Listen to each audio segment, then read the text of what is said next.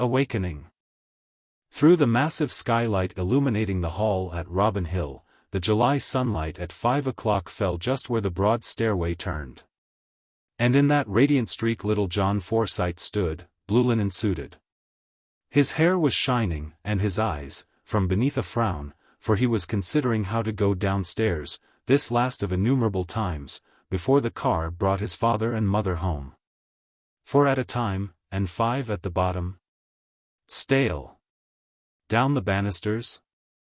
But in which fashion? On his face, feet foremost? Very stale.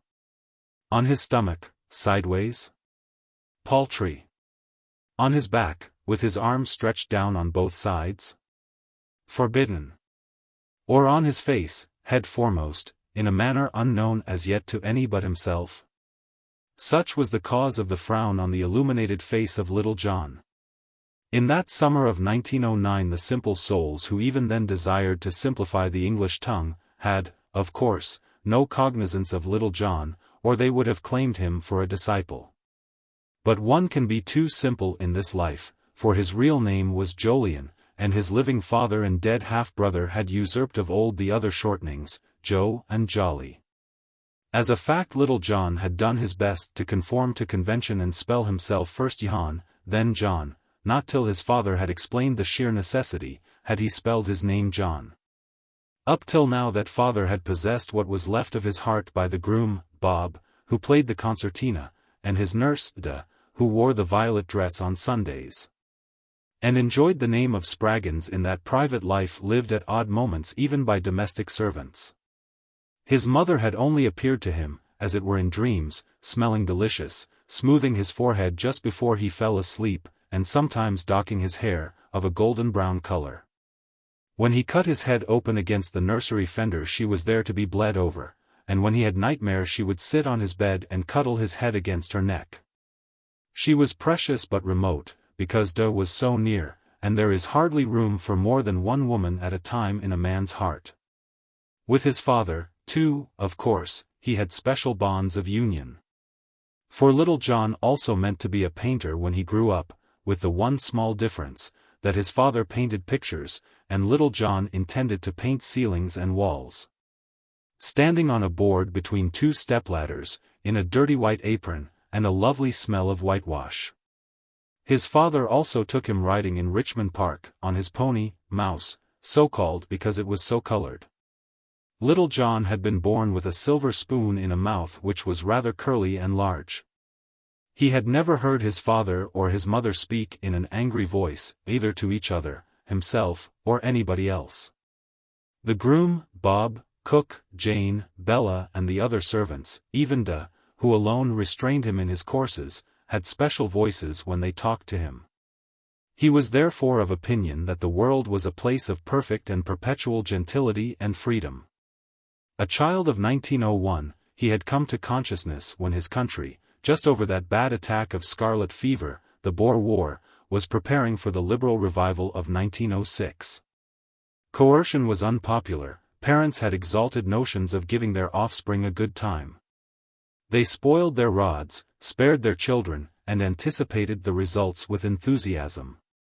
In choosing, moreover, for his father an amiable man of 52, who had already lost an only son, and for his mother a woman of 38, whose first and only child he was. Little John had done well and wisely. What had saved him from becoming a cross between a lap dog and a little prig, had been his father's adoration of his mother, for even little John could see that she was not merely just his mother.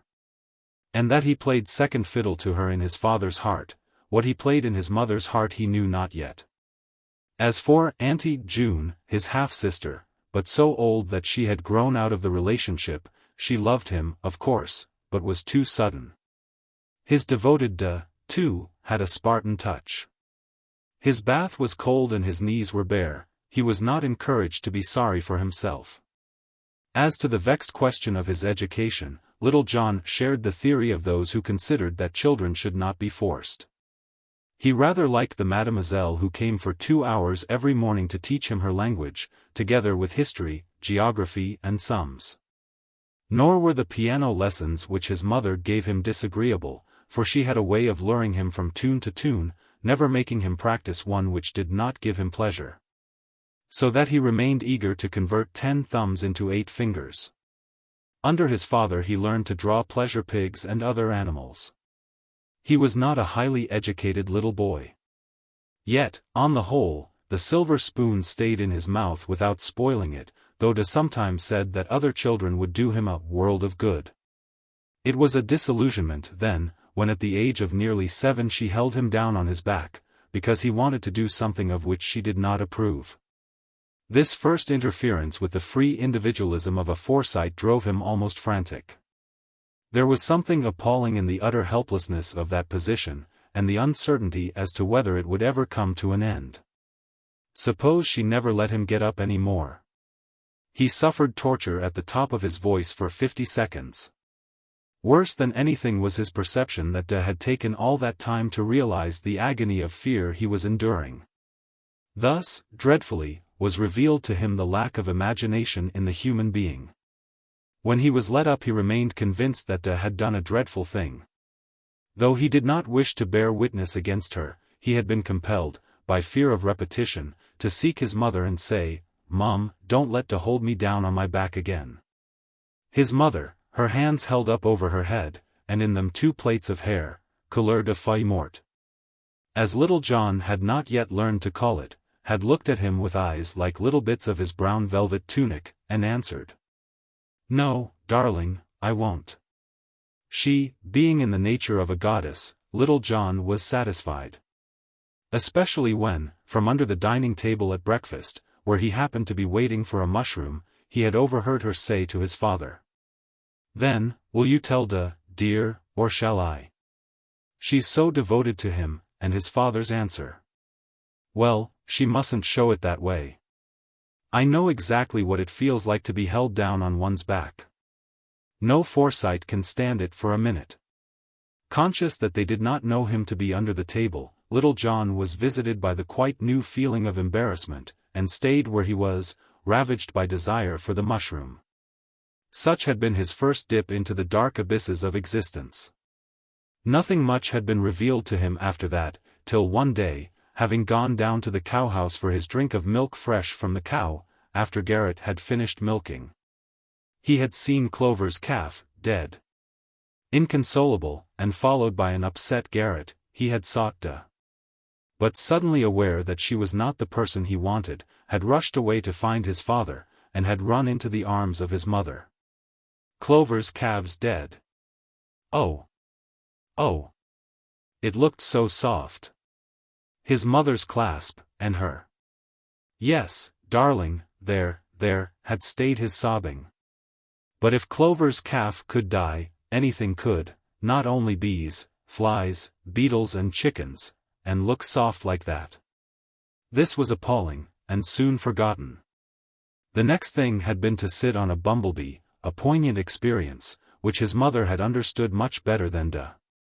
And nothing of vital importance had happened after that till the year turned. When, following a day of utter wretchedness, he had enjoyed a disease composed of little spots, bed, honey in a spoon, and many tangerine oranges. It was then that the world had flowered. To Auntie June he owed that flowering, for no sooner was he a little lame duck than she came rushing down from London, bringing with her the books which had nurtured her own berserker spirit. Born in the noted year of 1869. Aged, and of many colors, they were stored with the most formidable happenings. Of these she read to little John, till he was allowed to read to himself. Whereupon she whisked back to London and left them with him in a heap. Those books cooked his fancy, till he thought and dreamed of nothing but midshipmen in dhows, pirates, rafts, sandalwood traders, iron horses, sharks, battles, Tartars, Red Indians, balloons, North Poles and other extravagant delights. The moment he was suffered to get up, he rigged his bed fore and aft, and set out from it in a narrow bath across green seas of carpet, to a rock, which he climbed by means of its mahogany drawer knobs, to sweep the horizon with his drinking tumbler screwed to his eye, in search of rescuing sails. He made a daily raft out of the towel stand, the tea tray, and his pillows. He saved the juice from his French plums, bottled it in an empty medicine bottle, and provisioned the raft with the rum that it became. Also with pemmican made out of little saved-up bits of chicken sat on and dried at the fire, and with lime juice against scurvy, extracted from the peel of his oranges and a little economized juice.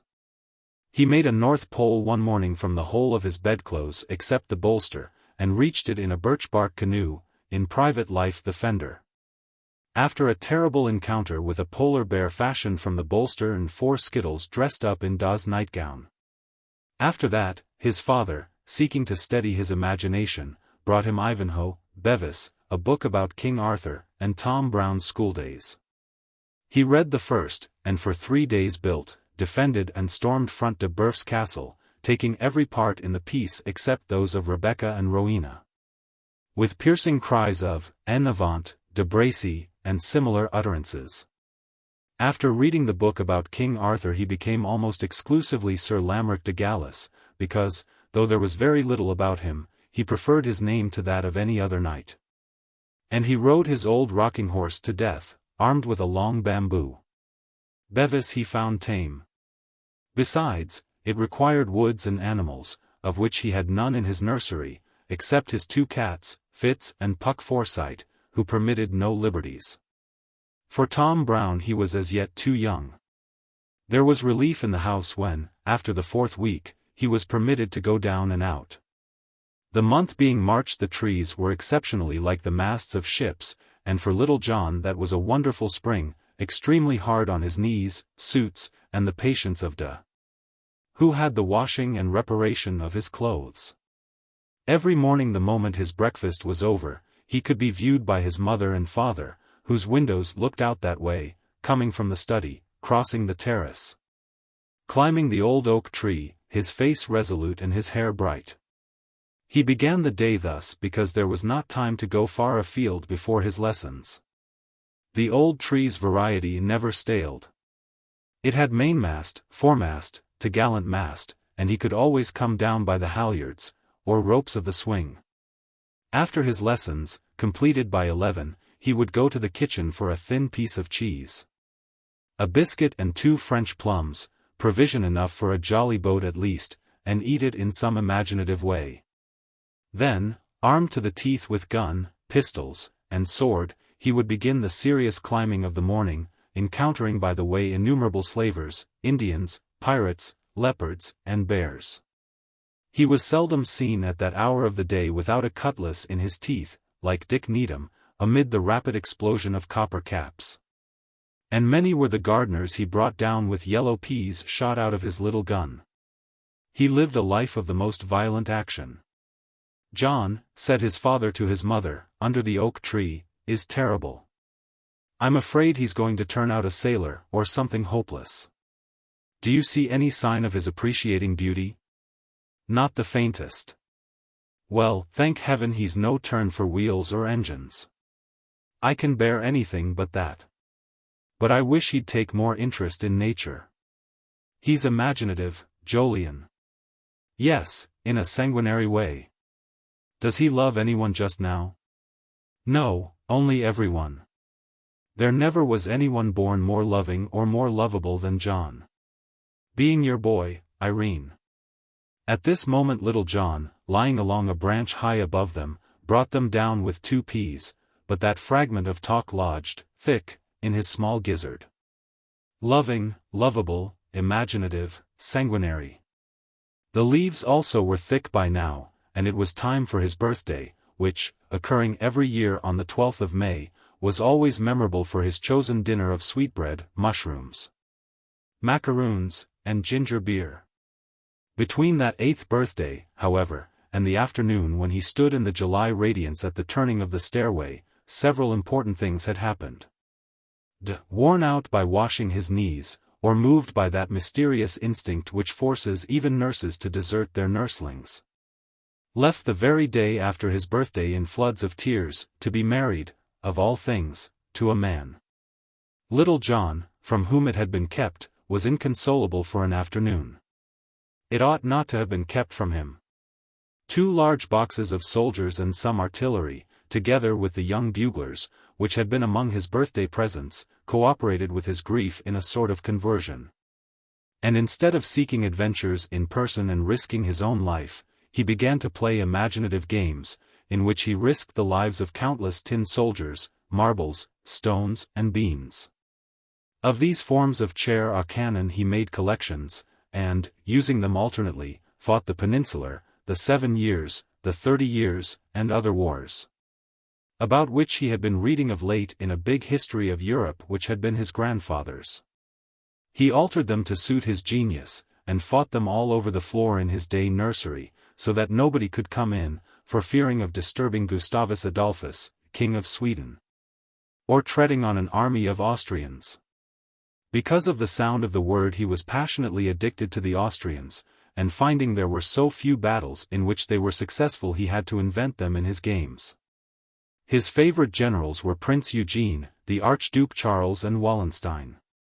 Tilly and Mac, music hall turns, he heard his father call them one day, whatever that might mean, one really could not love very much, Austrian though they were.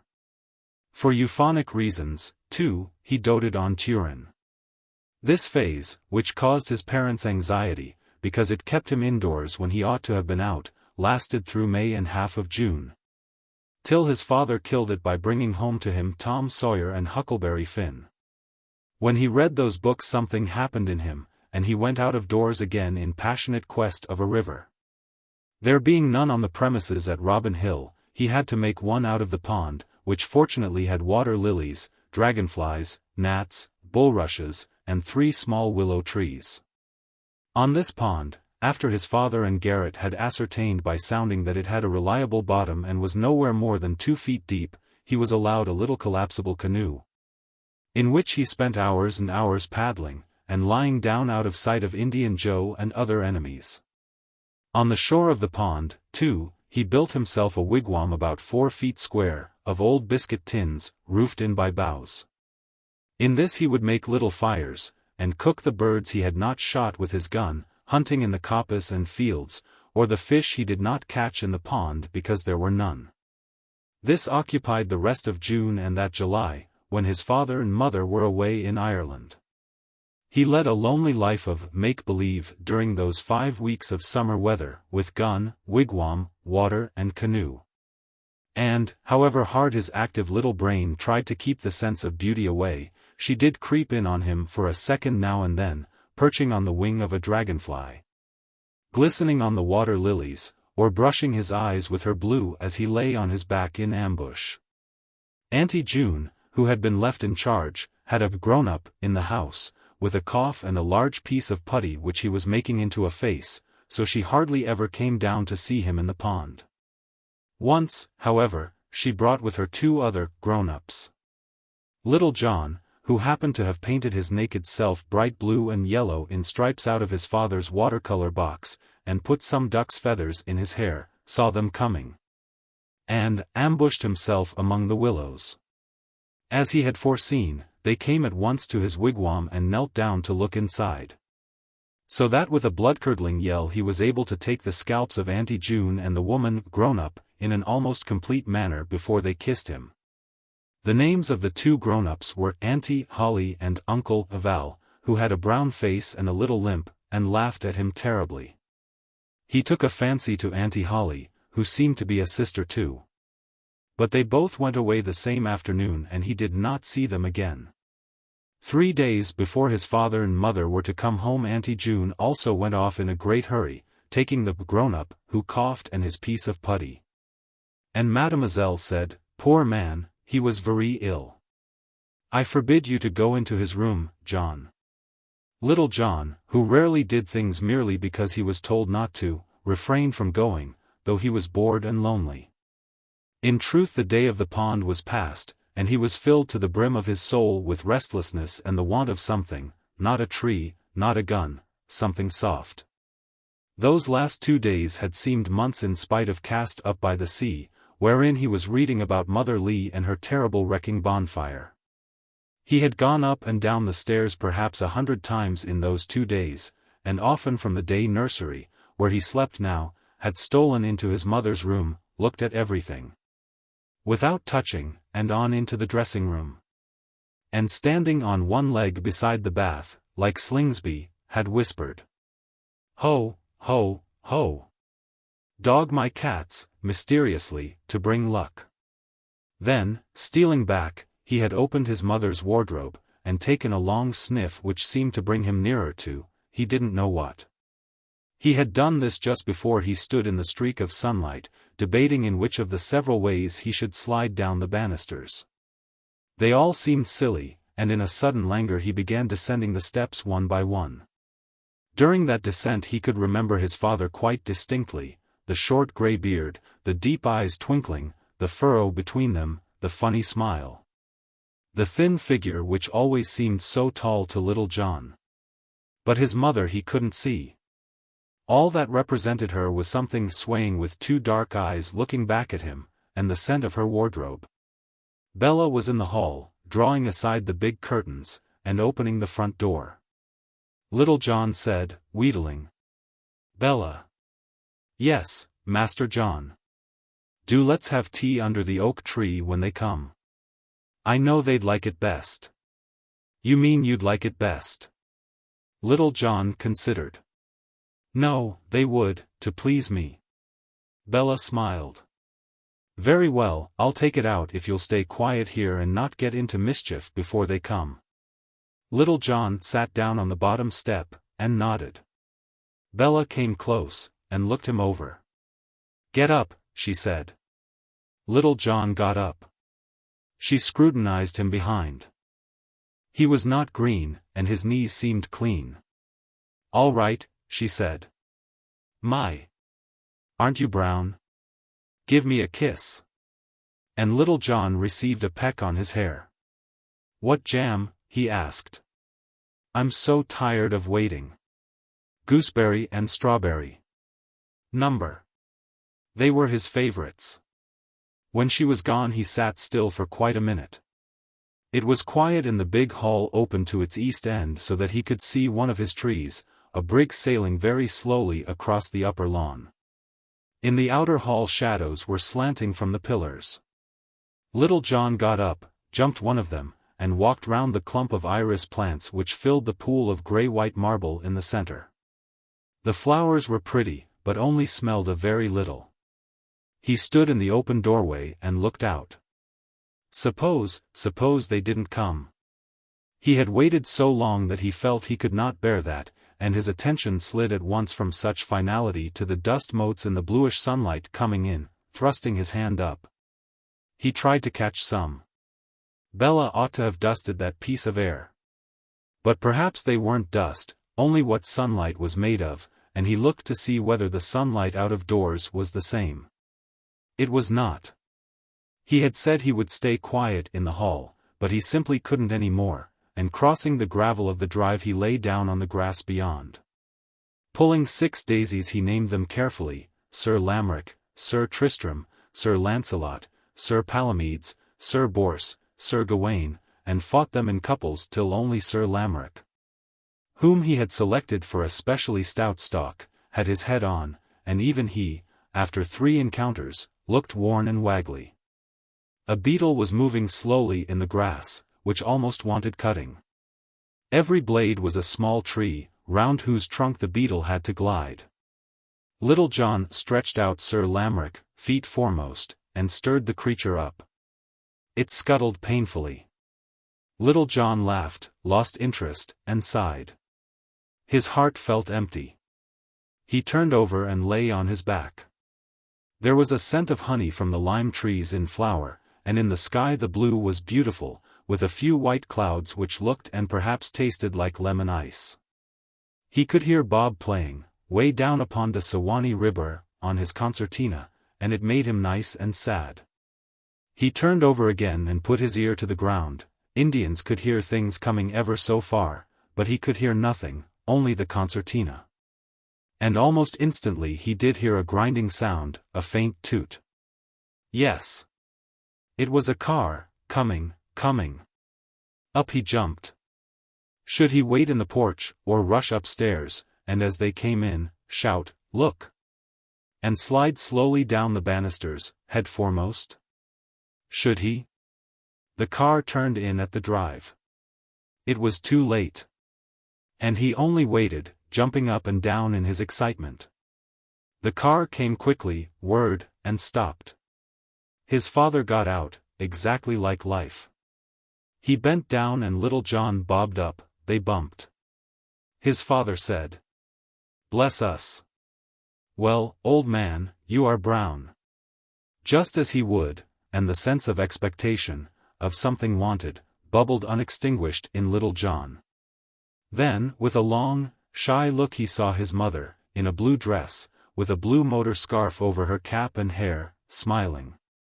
He jumped as high as ever he could, twined his legs behind her back, and hugged. He heard her gasp, and felt her hugging back. His eyes, very dark blue just then, looked into hers, very dark brown, till her lips closed on his eyebrow, and, squeezing with all his might, he heard her creak and laugh, and say, "You are strong, John." He slid down at that, and rushed into the hall, dragging her by the hand. While he was eating his jam beneath the oak tree, he noticed things about his mother that he had never seemed to see before. Her cheeks, for instance, were creamy. There were silver threads in her dark goldy hair, her throat had no knob in it like Bella's, and she went in and out softly. He noticed, too, some little lines running away from the corners of her eyes, and a nice darkness under them. She was ever so beautiful, more beautiful than or Mademoiselle, or Auntie June or even Auntie Holly, to whom he had taken a fancy. Even more beautiful than Bella, who had pink cheeks and came out too suddenly in places. This new beautifulness of his mother had a kind of particular importance, and he ate less than he had expected to. When tea was over his father wanted him to walk round the gardens. He had a long conversation with his father about things in general, avoiding his private life, Sir Lamrick, the Austrians, and the emptiness he had felt these last 3 days. Now so suddenly filled up. His father told him of a place called Glensiffantrim, where he and his mother had been, and of the little people who came out of the ground there when it was very quiet. Little John came to a halt, with his heels apart. "Do you really believe they do, Daddy?" "No, John, but I thought you might." "Why?" "You're younger than I, and they're fairies." Little John squared the dimple in his chin. "I don't believe in fairies. I never see any." "Huh," said his father. "Does Mum?"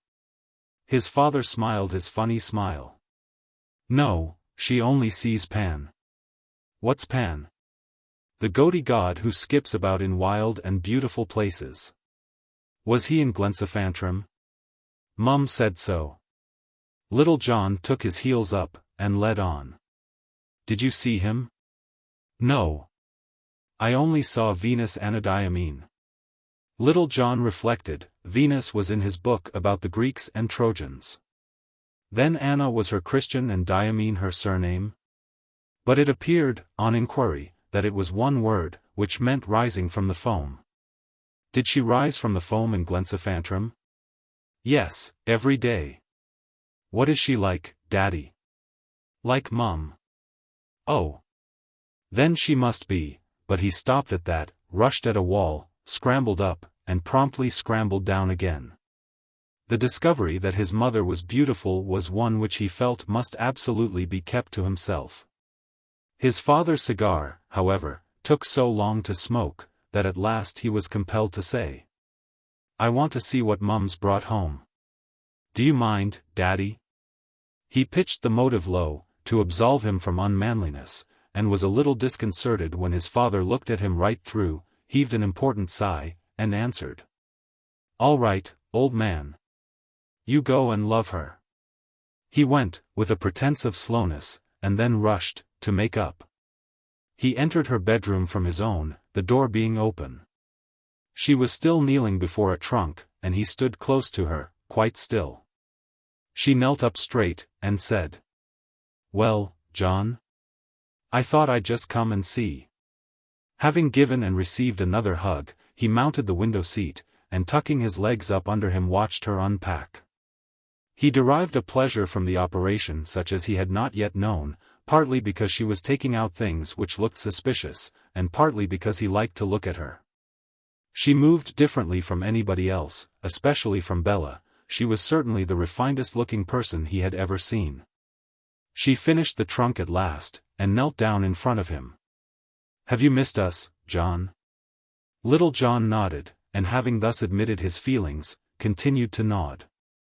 "But you had Auntie June?" "Oh." "She had a man with a cough." His mother's face changed, and looked almost angry. He added hastily. "He was a poor man, Mum, he coughed awfully. I liked him." His mother put her hands behind his waist. "You like everybody, John?" Little John considered. "Up to a point," he said. "Auntie June took me to church one Sunday." "To church?" "Oh. She wanted to see how it would affect me." "And did it?" "Yes. I came over all funny, so she took me home again very quick. I wasn't sick after all. I went to bed and had hot brandy and water, and read The Boys of Beechwood. It was scrumptious." His mother bit her lip. "When was that?" "Oh. About a long time ago. I wanted her to take me again, but she wouldn't." "You and Daddy never go to church, do you?" "No, we don't." "Why don't you?" His mother smiled. "Well, dear, we both of us went when we were little. Perhaps we went when we were too little." "I see," said Little John, "it's dangerous. You shall judge for yourself about all those things as you grow up." Little John replied in a calculating manner. "I don't want to grow up, much. I don't want to go to school." A sudden overwhelming desire to say something more, to say what he really felt, turned him red. I want to stay with you, and be your lover, Mum." Then with an instinct to improve the situation, he added quickly, "I don't want to go to bed tonight, either. I'm simply tired of going to bed, every night." "Have you had any more nightmares?" "Only about one." "May I leave the door open into your room tonight, Mum?" "Yes, just a little." Little John heaved a sigh of satisfaction. "What did you see in Glensaphantrum?" "Nothing but beauty, darling." "What exactly is beauty?" "What exactly is, oh. John, that's a poser." "Can I see it, for instance?" His mother got up, and sat beside him. "You do, every day. The sky is beautiful, the stars, and moonlit nights, and then the birds, the flowers, the trees, they're all beautiful. Look out of the window, there's beauty for you, John." "Oh. Yes, that's the view." "Is that all?" "All? No. The sea is wonderfully beautiful, and the waves, with their foam flying back. Did you rise from it every day, Mum?" His mother smiled. "Well, we bathed." Little John suddenly reached out and caught her neck in his hands. "I know," he said mysteriously, "you're it, really, and all the rest is make-believe." She sighed, laughed, said, "Oh. John." Little John said critically. "Do you think Bella beautiful, for instance?" "I hardly do. Bella is young, that's something. But you look younger, Mum. If you bump against Bella she hurts. I don't believe Da was beautiful, when I come to think of it, and Mademoiselle's almost ugly. Mademoiselle has a very nice face." "Oh. Yes, nice. I love your little rays, Mum." "Rays?" Little John put his finger to the outer corner of her eye. "Oh. Those? But they're a sign of age. They come when you smile. But they usen't to." "Oh. Well, I like them. Do you love me, Mum?" I do love you, darling. Ever so? Ever so. More than I thought you did. Much, much more. Well, so do I, so that makes it even." Conscious that he had never in his life so given himself away, he felt a sudden reaction to the manliness of Sir Lamrick, Dick Needham, Huck Finn, and other heroes. "Shall I show you a thing or two?" he said, and slipping out of her arms, he stood on his head. Then, fired by her obvious admiration, he mounted the bed, and threw himself head foremost from his feet onto his back, without touching anything with his hands. He did this several times. That evening, having inspected what they had brought, he stayed up to dinner, sitting between them at the little round table they used when they were alone. He was extremely excited. His mother wore a French grey dress, with creamy lace made out of little scriggly roses, round her neck, which was browner than the lace. He kept looking at her, till at last his father's funny smile made him suddenly attentive to his slice of pineapple. It was later than he had ever stayed up, when he went to bed. His mother went up with him, and he undressed very slowly so as to keep her there. When at last he had nothing on but his pajamas, he said, "Promise you won't go while I say my prayers." "I promise." Kneeling down and plunging his face into the bed, little John hurried up, under his breath, opening one eye now and then, to see her standing perfectly still with a smile on her face.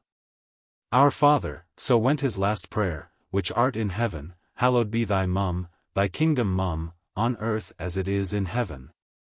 Give us this day our daily and forgive us our trespasses on earth as it is in heaven, and trespass against us, for thine is the evil, the power and the glory forever and ever. Amen. Look out." He sprang, and for a long minute remained in her arms. Once in bed, he continued to hold her hand. "You won't shut the door any more than that, will you? Are you going to be long, Mum? I must go down and play to Daddy." "Oh. Well, I shall hear you." "I hope not, you must go to sleep." "I can sleep any night." "Well, this is just a night like any other." "Oh. No, it's extra special. On extra special nights one always sleeps soundest." "But if I go to sleep, Mum, I shan't hear you come up." "Well, when I do, I'll come in and give you a kiss, then if you're awake you'll know, and if you're not you'll still know you've had one." Little John sighed. "All right," he said, "I suppose I must put up with that." "Mum?" "Yes?" "What was her name that Daddy believes in?" "Venus Anadyomede." "Oh.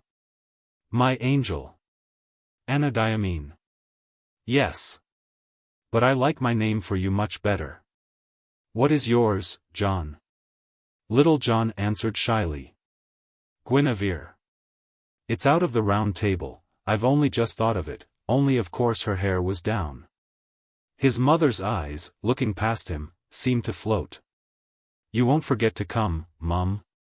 "Not if you'll go to sleep." "That's a bargain, then." And little John screwed up his eyes. He felt her lips on his forehead, heard her footsteps, opened his eyes to see her gliding through the doorway, and, sighing, screwed them up again. Then time began. For some 10 minutes of it he tried loyally to sleep, counting a great number of thistles in a row, Dawes' old recipe for bringing slumber. He seemed to have been hours counting. It must, he thought, be nearly time for her to come up now. He threw the bedclothes back. "I'm hot," he said, and his voice sounded funny in the darkness, like someone else's. "Why didn't she come?" He sat up. He must look. He got out of bed, went to the window and pulled the curtain a slice aside.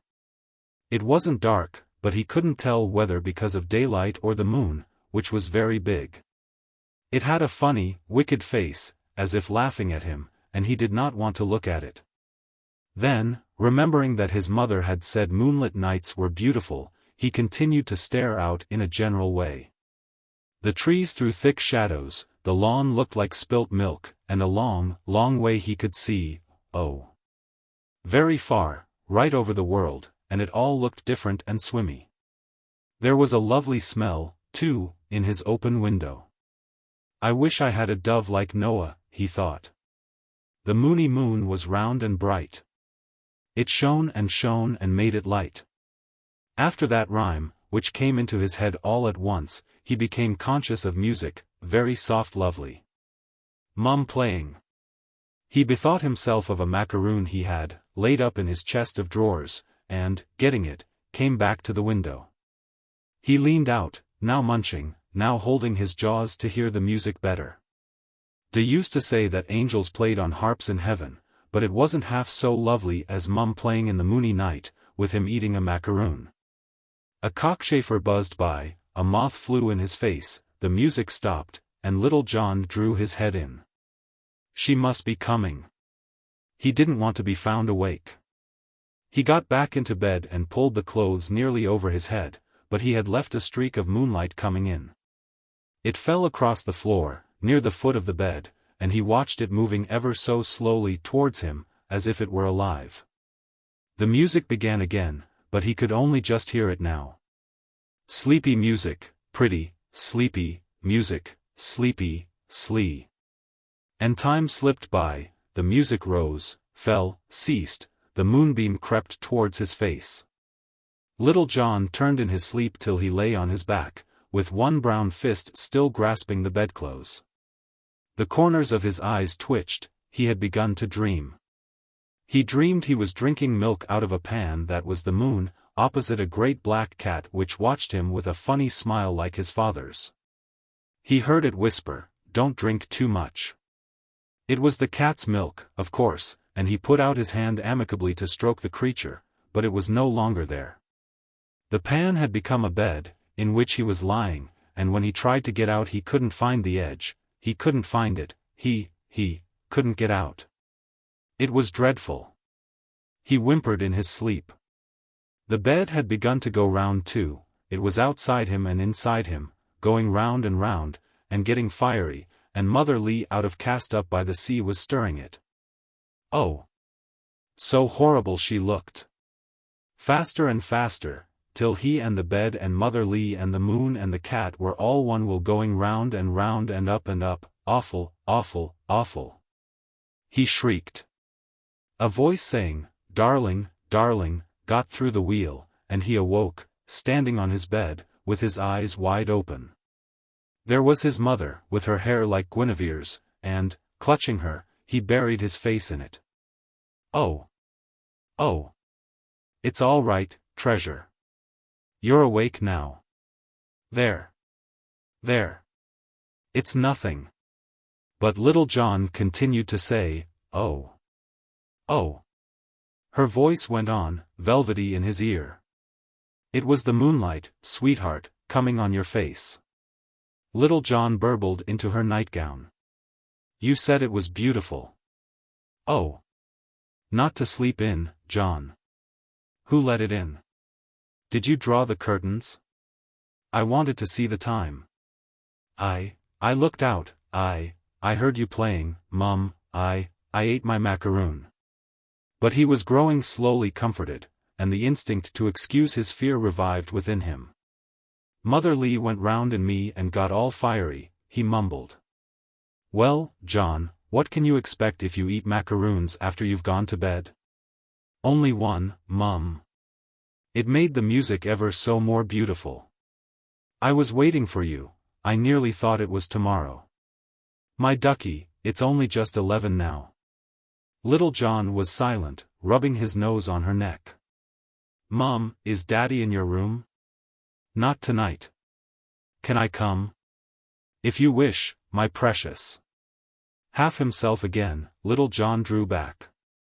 "You look different, Mum, ever so younger." "It's my hair, darling." Little John laid hold of it, thick, dark gold, with a few silver threads. "I like it," he said, "I like you best of all like this." Taking her hand, he had begun dragging her towards the door. He shut it as they passed, with a sigh of relief. "Which side of the bed do you like, Mum?" "The left side." "All right." Wasting no time, giving her no chance to change her mind, little John got into the bed, which seemed much softer than his own. He heaved another sigh, screwed his head into the pillow and lay examining the battle of chariots and swords and spears which always went on outside blankets, where the little hairs stood up against the light. "It wasn't anything, really, was it?" he said. From before her glass his mother answered. Nothing but the moon and your imagination heated up. You mustn't get so excited, John. But, still not quite in possession of his nerves, little John answered boastfully. I wasn't afraid, really, of course. And again he lay watching the spears and chariots. It all seemed very long. Oh. Mum, do hurry up. Darling, I have to plait my hair. Oh. Not tonight. You'll only have to unplait it again tomorrow. I'm sleepy now. If you don't come, I shan't be sleepy soon. His mother stood up white and flowy before the winged mirror. He could see 3 of her, with her neck turned and her hair bright under the light, and her dark eyes smiling. It was unnecessary, and he said, Do come, Mum, I'm waiting. Very well, my love, I'll come. Little John closed his eyes. Everything was turning out most satisfactory, only she must hurry up. He felt the bed shake, she was getting in. And, still with his eyes closed, he said sleepily, It's nice, isn't it? He heard her voice say something, felt her lips touching his nose, and, snuggling up beside her who lay awake and loved him with her thoughts, he fell into the dreamless sleep, which rounded off his past. Book. Chapter 3. To Let. From out the fatal loins of those 2 foes, a pair of star-crossed lovers take their life. Romeo and Juliet. Part. Chapter 1. Chapter 1. Encounter. Soames Forsyte emerged from the Knightsbridge Hotel, where he was staying, in the afternoon of the 12th of May 1920. With the intention of visiting a collection of pictures in a gallery off Cork Street, and looking into the future. He walked. Since the war he never took a cab if he could help it.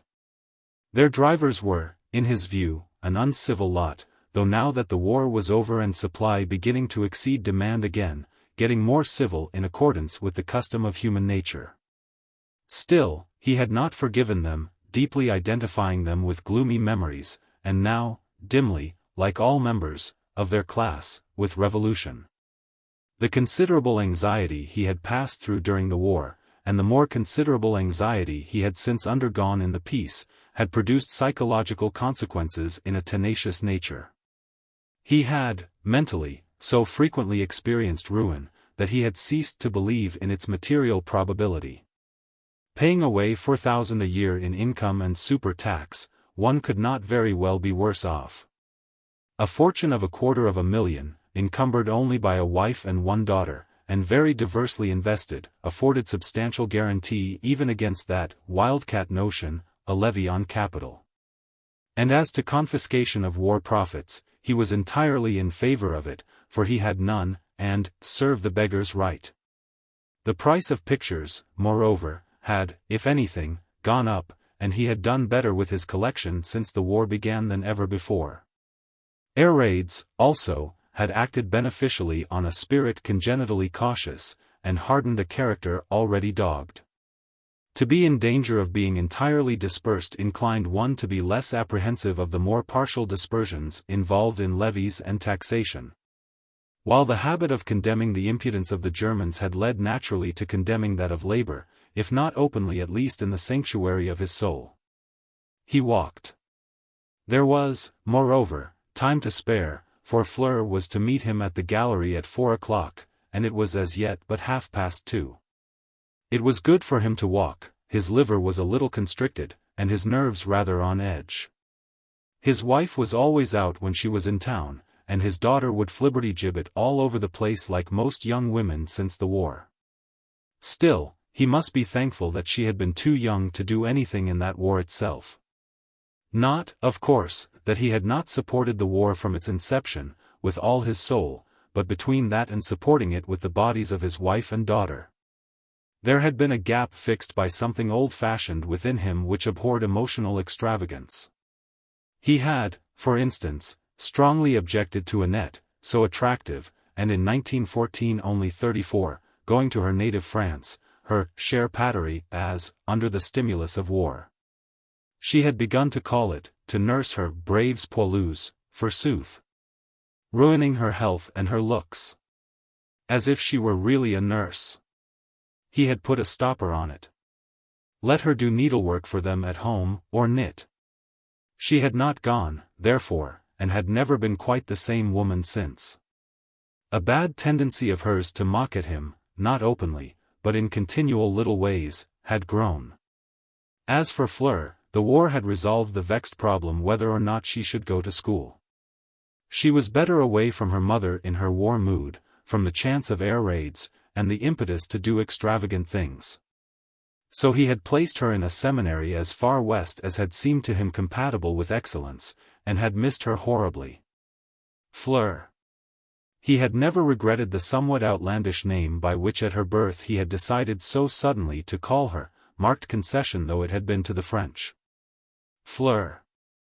A pretty name, a pretty child. But restless, too restless, and willful. Knowing her power too over her father. Soames often reflected on the mistake it was to dote on his daughter. To get old and dote. 65. He was getting on, but he didn't feel it, for, fortunately perhaps, considering Annette's youth and good looks, his second marriage had turned out a cool affair. He had known but one real passion in his life, for that first wife of his, Irene. Yes, and that fellow, his cousin Jolyon, who had gone off with her, was looking very shaky, they said. No wonder, at 72, after 20 years of a third marriage. Soames paused a moment in his march to lean over the railings of the Row. A suitable spot for reminiscence, halfway between that house in Park Lane which had seen his birth and his parents' deaths, and the little house in Montpellier Square where 35 years ago he had enjoyed his first edition of Matrimony. Now, after 20 years of his second edition, that old tragedy seemed to him like a previous existence, which had ended when Fleur was born in place of the son he had hoped for. For many years he had ceased regretting, even vaguely, the son who had not been born. Fleur filled the bill in his heart. After all, she bore his name. And he was not looking forward at all to the time when she would change it. Indeed, if he ever thought of such a calamity, it was seasoned by the vague feeling that he could make her rich enough to purchase perhaps and extinguish the name of the fellow who married her. Why not, since, as it seemed, women were equal to men nowadays? And Soames, secretly convinced that they were not, passed his curved hand over his face vigorously, till it reached the comfort of his chin. Thanks to abstemious habits, he had not grown fat and gabby, his nose was pale and thin, his grey mustache close-clipped, his eyesight unimpaired. A slight stoop closed and corrected the expansion given to his face by the heightening of his forehead in the recession of his grey hair. Little change had time wrought in the warmest of the young Forsytes, as the last of the old Forsytes, Timothy, now in his 101st year, would have phrased it. The shade from the plane trees fell on his neat Homburg hat. He had given up top hats. It was no use attracting attention to wealth in days like these. Plane trees. His thoughts traveled sharply to Madrid, the Easter before the war, when, having to make up his mind about that Goya picture, he had taken a voyage of discovery to study the painter on his spot. The fellow had impressed him, great range, real genius. Highly as the chap ranked, he would rank even higher before they had finished with him. The second Goya craze would be greater even than the first, oh, yes. And he had bought. On that visit he had, as never before, commissioned a copy of a fresco painting called La Vendimia, wherein was the figure of a girl with an arm akimbo, who had reminded him of his daughter. He had it now in the gallery at Mapledurham, and rather poor it was. You couldn't copy Goya.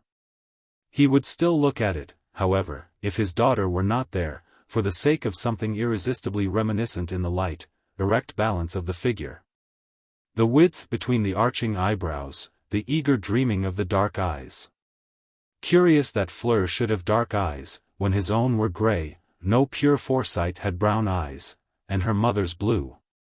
But of course her grandmother Lamotte's eyes were dark as treacle. He began to walk on again toward Hyde Park Corner. No greater change in all England than in the Row. Born almost within hail of it, he could remember it from 1860 on. Brought there as a child between the crinolines to stare at tight-trousered dandies in whiskers, riding with a cavalry seat, to watch the doffing of curly-brimmed and white top hats.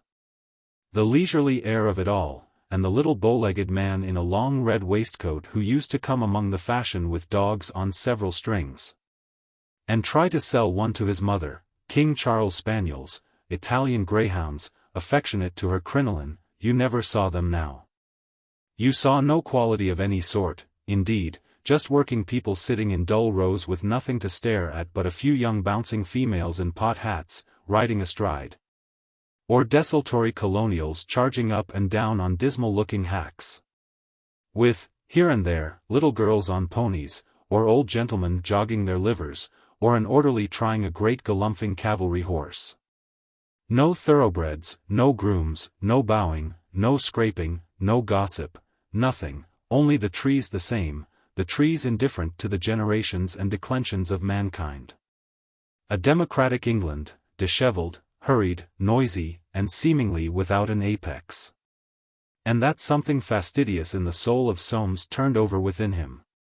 Gone forever, the close burrow of rank and polish. Wealth there was, oh, yes. Wealth, he himself was a richer man than his father had ever been. But manners, flavor, quality, all gone, engulfed in one vast, ugly, shoulder-rubbing, petrol-smelling Cheerio.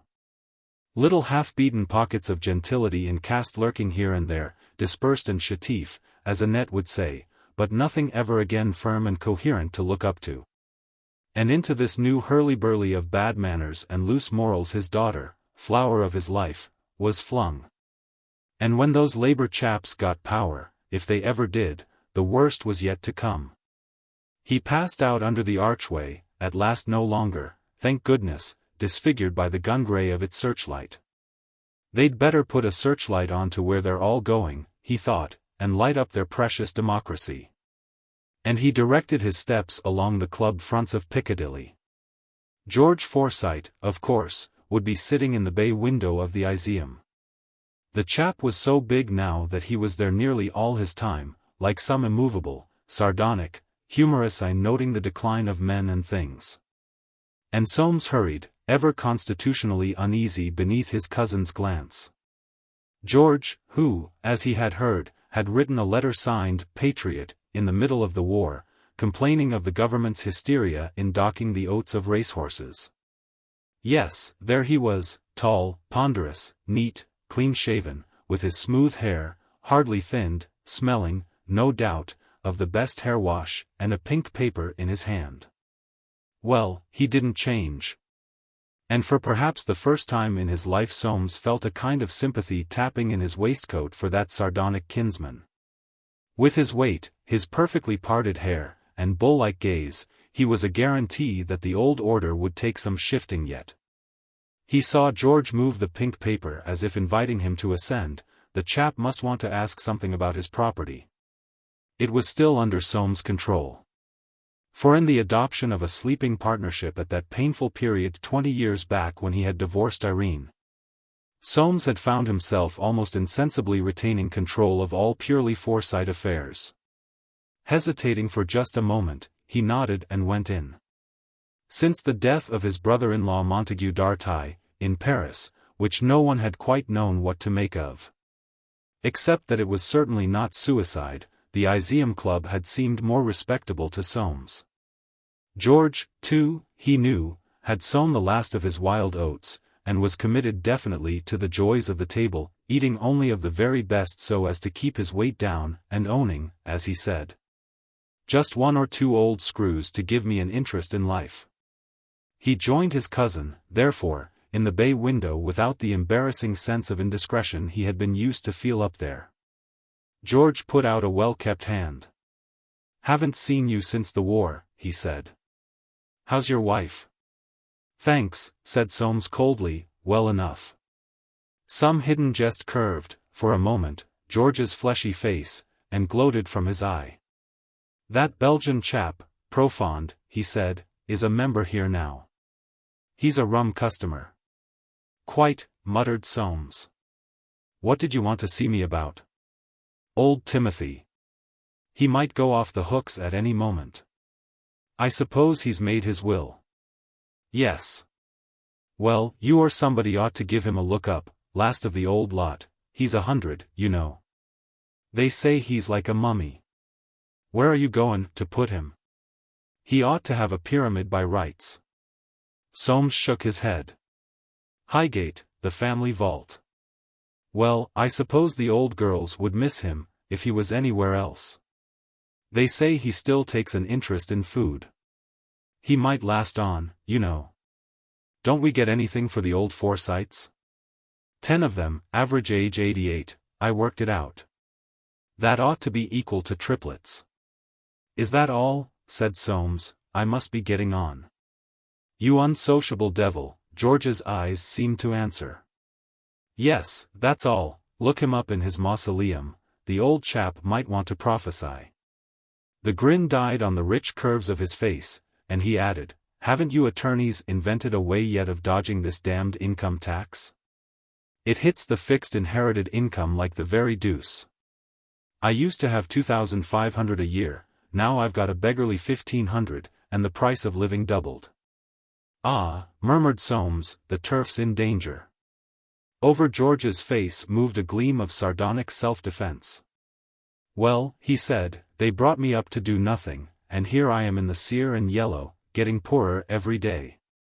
These labor chaps mean to have the lot before they've done. What are you going to do for a living when it comes? I shall work a 6-hour day teaching politicians how to see a joke. Take my tip, Soames, go into Parliament, make sure of your 400, and employ me. And, as Soames retired, he resumed his seat in the bay window. Soames moved along Piccadilly deep in reflections excited by his cousin's words. He himself had always been a worker and a saver, George always a drone and a spender. And yet, if confiscation once began, it was he, the worker and the saver, who would be looted. That was the negation of all virtue, the overturning of all Forsyte principles. Could civilization be built on any other? He did not think so. Well, they wouldn't confiscate his pictures, for they wouldn't know their worth. But what would they be worth, if these maniacs once began to milk capital? A drug on the market. I don't care about myself, he thought. I could live on 500 a year, and never know the difference, at my age. But Fleur. This fortune, so widely invested, these treasures so carefully chosen and amassed, were all for her. And if it should turn out that he couldn't give or leave them to her, well, life had no meaning, and what was the use of going in to look at this crazy, futuristic stuff with the view of seeing whether it had any future? Arriving at the gallery off Cork Street, however, he paid his shilling, picked up a catalogue, and entered. Some 10 persons were prowling round. Soames took steps and came on what looked to him like a lamppost bent by collision with a motor omnibus. It was advanced some 3 paces from the wall, and was described in his catalogue as Jupiter. He examined it with curiosity, having recently turned some of his attention to sculpture. If that's Jupiter, he thought, I wonder what Juno's like. And suddenly he saw her, opposite. She appeared to him like nothing so much as a pump with 2 handles, lightly clad in snow. He was still gazing at her, when 2 of the prowlers halted on his left. Epitant, he heard one say. Jargon, growled Soames to himself. The other's boyish voice replied. Missed it, old bean. He's pulling your leg. When Jove and Juno created he them, he was saying, I'll see how much these fools will swallow. And they've lapped up the lot. You young duffer. Vospovich is an innovator. Don't you see that he's brought satire into sculpture? The future of plastic art, of music, painting, and even architecture, has set in satiric. It was bound to. People are tired, the bottom's tumbled out of sentiment. Well, I'm quite equal to taking a little interest in beauty. I was through the war. You've dropped your handkerchief, sir. Soames saw a handkerchief held out in front of him. He took it with some natural suspicion, and approached it to his nose. It had the right scent, of distant eau de cologne, and his initials in a corner. Slightly reassured, he raised his eyes to the young man's face. It had rather fawn-like ears, a laughing mouth, with half a toothbrush growing out of it on each side, and small lively eyes, above a normally dressed appearance. "Thank you," he said. And moved by a sort of irritation, added, "Glad to hear you like beauty, that's rare, nowadays." "I dote on it," said the young man, "but you and I are the last of the old guard, sir." Soames smiled. "If you really care for pictures," he said, "here's my card. I can show you some quite good ones any Sunday, if you're down the river and care to look in." "Awfully nice of you, sir. I'll drop in like a bird. My name's Montmichael." And he took off his hat. Soames, already regretting his impulse, raised his own slightly in response, with a downward look at the young man's companion, who had a purple tie, dreadful little slug-like whiskers, and a scornful look, as if he were a poet. It was the first indiscretion he had committed for so long that he went and sat down in an alcove. What had possessed him to give his card to a rackety young fellow, who went about with a thing like that? And Fleur, always at the back of his thoughts, started out like a filigree figure from a clock when the hour strikes. On the screen opposite the alcove was a large canvas with a great many square tomato-colored blobs on it, and nothing else, so far as Soames could see from where he sat. He looked at his catalogue, number 32, The Future Town, Paul Post. "I suppose that's satiric too," he thought. "What a thing!" But his second impulse was more cautious. It did not do to condemn hurriedly. There had been those stripy, streaky creations of Monet's, which had turned out such trumps, and then the stippled school, and Gauguin. Why, even since the post-impressionists there had been one or two painters not to be sneezed at. During the 38 years of his connoisseur's life, indeed, he had marked so many movements, seen the tides of taste and technique so ebb and flow, that there was really no telling anything except that there was money to be made out of every change of fashion. This too might quite well be a case where one must subdue primordial instinct, or lose the market. He got up and stood before the picture, trying hard to see it with the eyes of other people. Above the tomato blobs was what he took to be a sunset, till someone passing said, "He's got the airplanes wonderfully, don't you think?" Below the tomato blobs was a band of white with vertical black stripes, to which he could assign no meaning whatever, till someone else came by, murmuring, "What expression he gets with his foreground." Expression? Of what? Soames went back to his seat. The thing was rich, as his father would have said, and he wouldn't give a damn for it. Expression. Ah.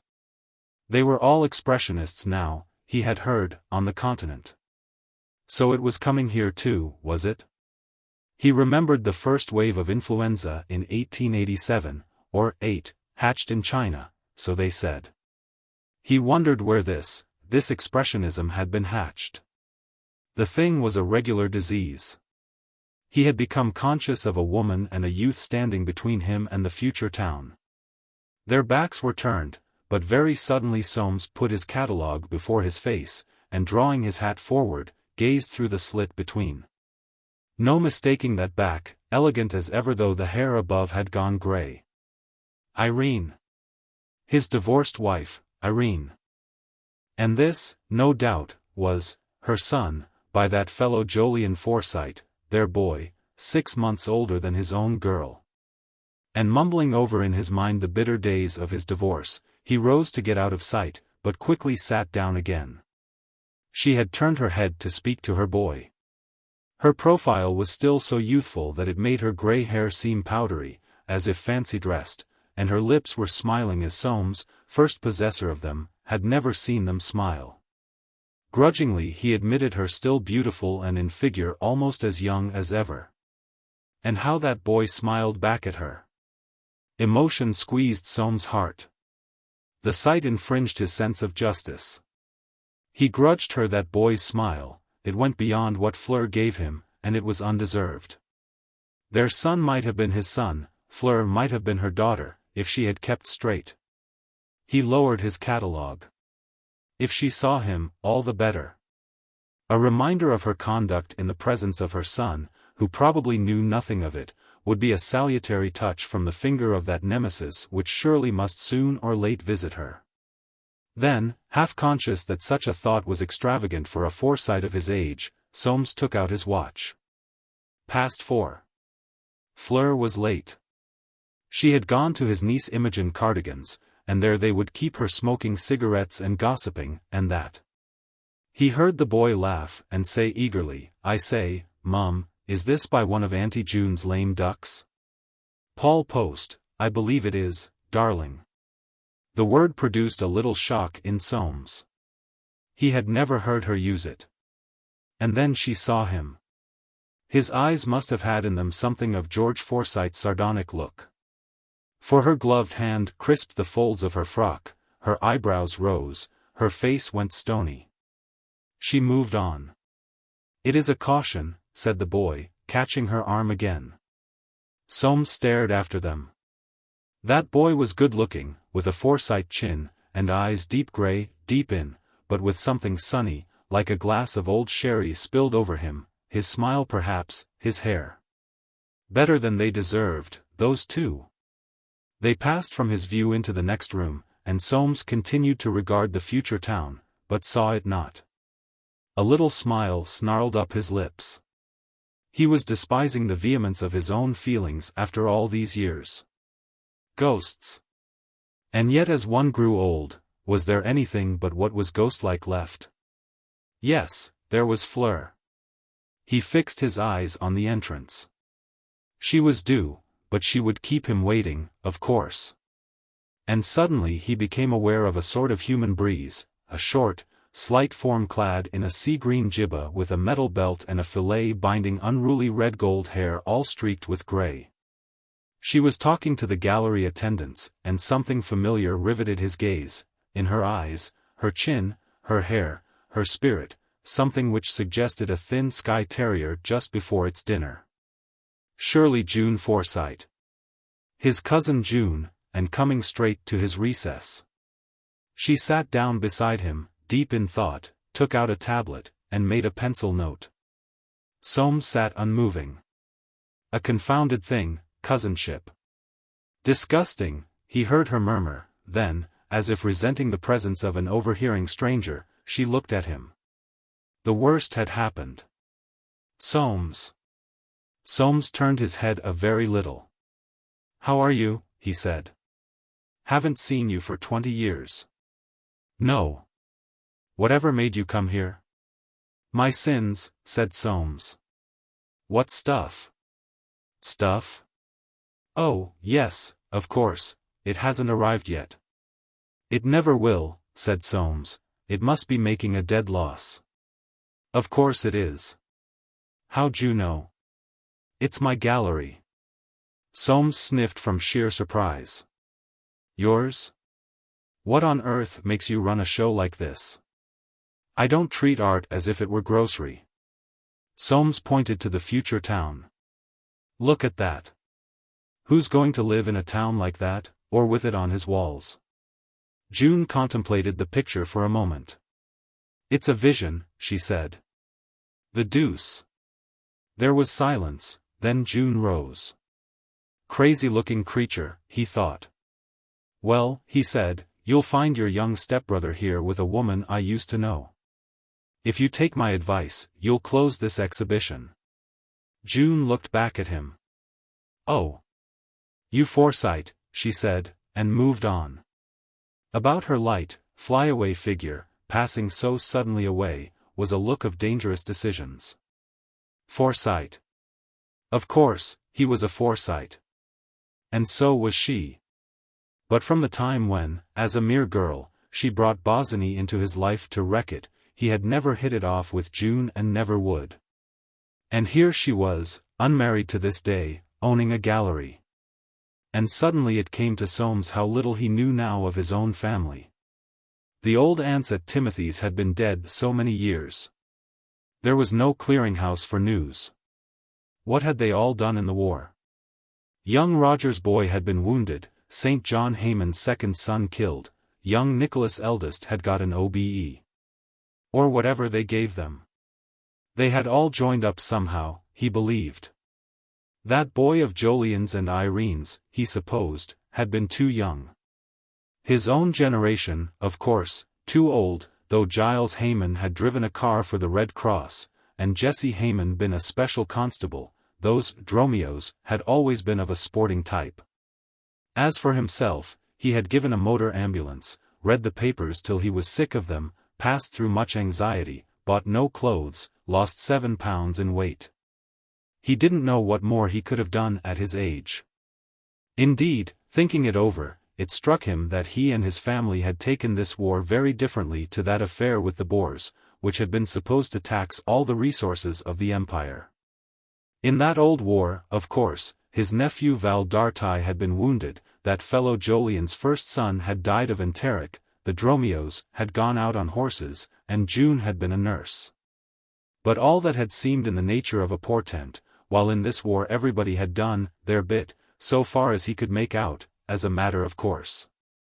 It seemed to show the growth of something or other, or perhaps the decline of something else. Had the Forsytes become less individual, or more imperial, or less provincial? Or was it simply that one hated Germans? Why didn't Fleur come, so that he could get away? He saw those three return together from the other room and pass back along the far side of the screen. The boy was standing before the Juno now. And, suddenly, on the other side of her, Soames saw his daughter, with eyebrows raised, as well they might be. He could see her eyes glint sideways at the boy, and the boy look back at her. Then Irene slipped her hand through his arm, and drew him on. Soames saw him glancing round, and Fleur looking after them as the three went out. A voice said cheerfully, "Bit thick, isn't it, sir?" The young man who had handed him his handkerchief was again passing. Soames nodded. "I don't know what we're coming to." "Oh. That's all right, sir," answered the young man cheerfully. "They don't either." Fleur's voice said, "Hello, father. Here you are," precisely as if he had been keeping her waiting. The young man, snatching off his hat, passed on. "Well," said Soames, looking her up and down, "you're a punctual sort of young woman." This treasured possession of his life was of medium height and color, with short, dark chestnut hair. Her wide-apart brown eyes were set in whites so clear that they glinted when they moved, and yet in repose were almost dreamy under very white, black-lashed lids, held over them in a sort of suspense. She had a charming profile, and nothing of her father in her face save a decided chin. Aware that his expression was softening as he looked at her, Soames frowned to preserve the unemotionalism proper to a Forsyte. He knew she was only too inclined to take advantage of his weakness. Slipping her hand under his arm, she said, "Who was that?" "He picked up my handkerchief. We talked about the pictures." "You're not going to buy that, father?" "No," said Soames grimly. "Nor that Juno you've been looking at." Fleur dragged at his arm. "Oh. Let's go. It's a ghastly show." In the doorway they passed the young man called Mont and his partner. But Soames had hung out a board marked, "Trespassers will be prosecuted," and he barely acknowledged the young fellow's salute. "Well," he said in the street, "whom did you meet at Imogen's?" "Aunt Winifred, and that Monsieur Profond." "Oh," muttered Soames, "that chap. What does your aunt see in him?" "I don't know. He looks pretty deep. Mother says she likes him." Soames grunted. Cousin Val and his wife were there, too. "What?" said Soames. "I thought they were back in South Africa." "Oh, no. They've sold their farm. Cousin Val is going to train racehorses on the Sussex Downs. They've got a jolly old manor house. They asked me down there." Soames coughed. The news was distasteful to him. "What's his wife like now?" "Very quiet, but nice, I think." Soames coughed again. "He's a rackety chap, your cousin Val." "Oh. No, father, they're awfully devoted. I promised to go, Saturday to Wednesday next. Training racehorses, said Soames. It was extravagant, but not the reason for his distaste. Why the deuce couldn't his nephew have stayed out in South Africa? His own divorce had been bad enough, without his nephew's marriage to the daughter of the correspondent. A half-sister too of June, and of that boy whom Fleur had just been looking at from under the pump handle. If he didn't look out, she would come to know all about that old disgrace. Unpleasant things.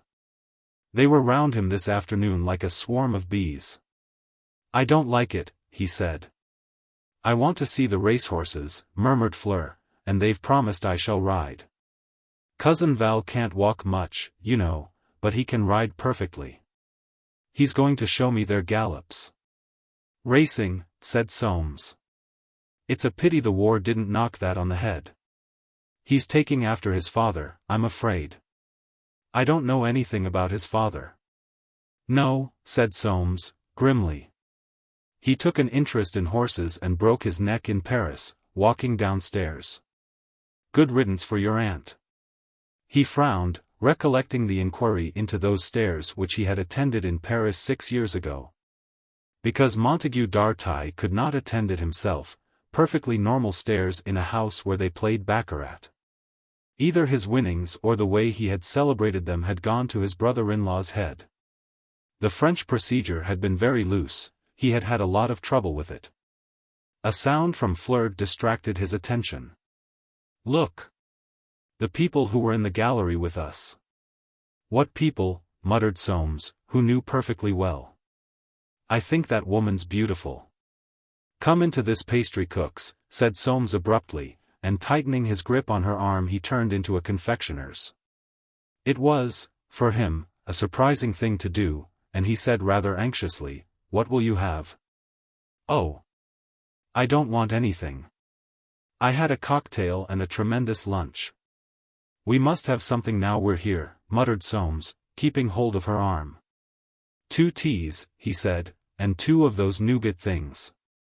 But no sooner was his body seated than his soul sprang up. Those three were coming in. He heard Irene say something to her boy, and his answer. "Oh. No, Mum, this place is all right. My stunt." And the 3 sat down. At that moment, most awkward of his existence, crowded with ghosts and shadows from his past. In presence of the only 2 women he had ever loved, his divorced wife and his daughter by her successor, Soames was not so much afraid of them as of his cousin June. She might make a scene, she might introduce those 2 children, she was capable of anything. He bit too hastily at the nougat, and it stuck to his plate. Working at it with his finger, he glanced at Fleur. She was masticating dreamily, but her eyes were on the boy. The Forsyte in him said, "Think, feel, and you're done for." And he wiggled his finger desperately. Plate. Did Jolyon wear a plate? Did that woman wear a plate? Time had been when he had seen her wearing nothing. That was something, anyway, which had never been stolen from him. And she knew it, though she might sit there calm and self-possessed, as if she had never been his wife. An acid humor stirred in his Forsyte blood, a subtle pain divided by hair's breadth from pleasure. If only June did not suddenly bring her hornets about his ears. The boy was talking. Of course, Auntie June, so he called his half-sister Auntie, did he? Well, she must be 50, if she was a day, it's jolly good of you to encourage them. Only, hang it all. Soames stole a glance. Irene's startled eyes were bent watchfully on her boy. She had these devotions, for Bosinney, for that boy's father, for this boy. He touched Fleur's arm, and said, "Well, have you had enough? One more, father, please." She would be sick. He went to the counter to pay. When he turned round again he saw Fleur standing near the door, holding a handkerchief which the boy had evidently just handed to her. "F," he heard her say. "Fleur Forsyte, it's mine all right. Thank you ever so." Good God! She had caught the trick from what he'd told her in the gallery, monkey. Forsyte? Why, that's my name too. Perhaps we're cousins. Really? We must be. There aren't any others. I live at Mapledurham, where do you? Robin Hill. Question and answer had been so rapid that all was over before he could lift a finger. He saw Irene's face alive with startled feeling, gave the slightest shake of his head, and slipped his arm through Fleur's. Come along, he said. She did not move. Didn't you hear, father? Isn't it queer, our name's the same. Are we cousins? What's that? He said. Forsyte? Distant, perhaps. My name's Jolyon, sir. John, for short. Oh. Ah, said Soames. Yes. Distant. How are you? Very good of you. Goodbye. He moved on. Thanks awfully, Fleur was saying. Au revoir. Au revoir, he heard the boy reply. Chapter 2. Fine Fleur Forsyte. Emerging from the pastry cook's, Soames' first impulse was to vent his nerves by saying to his daughter, dropping your handkerchief. To which her reply might well be, I picked that up from you. His second impulse therefore was to let sleeping dogs lie. But she would surely question him. He gave her a sidelong look, and found she was giving him the same. She said softly. Why don't you like those cousins, father? Soames lifted the corner of his lip. What made you think that? Cela s'y voit. That sees itself. What a way of putting it. After 20 years of a French wife, Soames had still little sympathy with her language. A theatrical affair and connected in his mind with all the refinements of domestic irony. How? He asked. You must know them, and you didn't make a sign. I saw them looking at you. I've never seen the boy in my life, replied Soames with perfect truth. No, but you've seen the others, dear. Soames gave her another look. What had she picked up? Had her Aunt Winifred, or Imogen, or Val Dartai and his wife, been talking? Every breath of the old scandal had been carefully kept from her at home, and Winifred warned many times that he wouldn't have a whisper of it reach her for the world. So far as she ought to know, he had never been married before. But her dark eyes, whose southern glint and clearness often almost frightened him, met his with perfect innocence. Well, he said, your grandfather and his brother had a quarrel. The two families don't know each other. How romantic. Now, what does she mean by that, he thought. The word was to him extravagant and dangerous, it was as if she had said, how jolly. And they'll continue not to know each other, he added, but instantly regretted the challenge in those words. Fleur was smiling. In this age, when young people prided themselves on going their own ways and paying no attention to any sort of decent prejudice, he had said the very thing to excite her willfulness. Then, recollecting the expression on Irene's face, he breathed again. What sort of a quarrel? He heard Fleur say. About a house. It's ancient history for you. Your grandfather died the day you were born. He was 90. 90? Are there many Forsytes besides those in the Red Book? I don't know, said Soames. They're all dispersed now. The old ones are dead, except Timothy. Fleur clasped her hands. Timothy? Isn't that delicious? Not at all, said Soames. It offended him that she should think Timothy delicious, a kind of insult to his breed. This new generation mocked at anything solid and tenacious. You go and see the old boy. He might want to prophesy. Ah! If Timothy could see the disquiet England of his great-nephews and great-nieces, he would certainly give tongue. And involuntarily he glanced up at the Iseum. Yes, George was still in the window, with the same pink paper in his hand. Where is Robin Hill, father? Robin Hill. Robin Hill, round which all that tragedy had centered. What did she want to know for? In Surrey, he muttered, not far from Richmond. Why? Is the house there? What house? That they quarreled about. Yes. But what's all that to do with you? We're going home tomorrow, you'd better be thinking about your frocks. Bless you. They're all thought about. A family feud? It's like the Bible, or Mark Twain, awfully exciting. What did you do in the feud, father? Never you mind. Oh.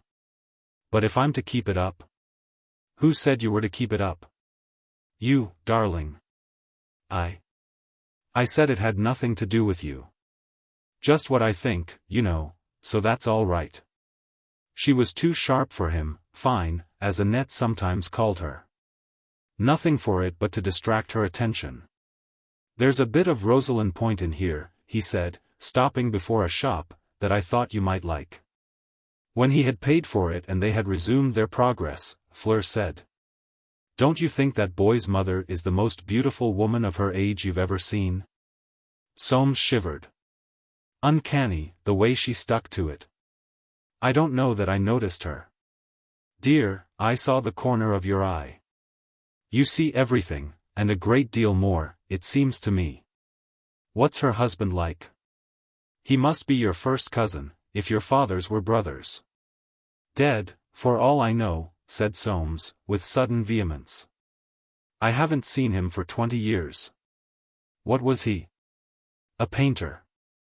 That's quite jolly.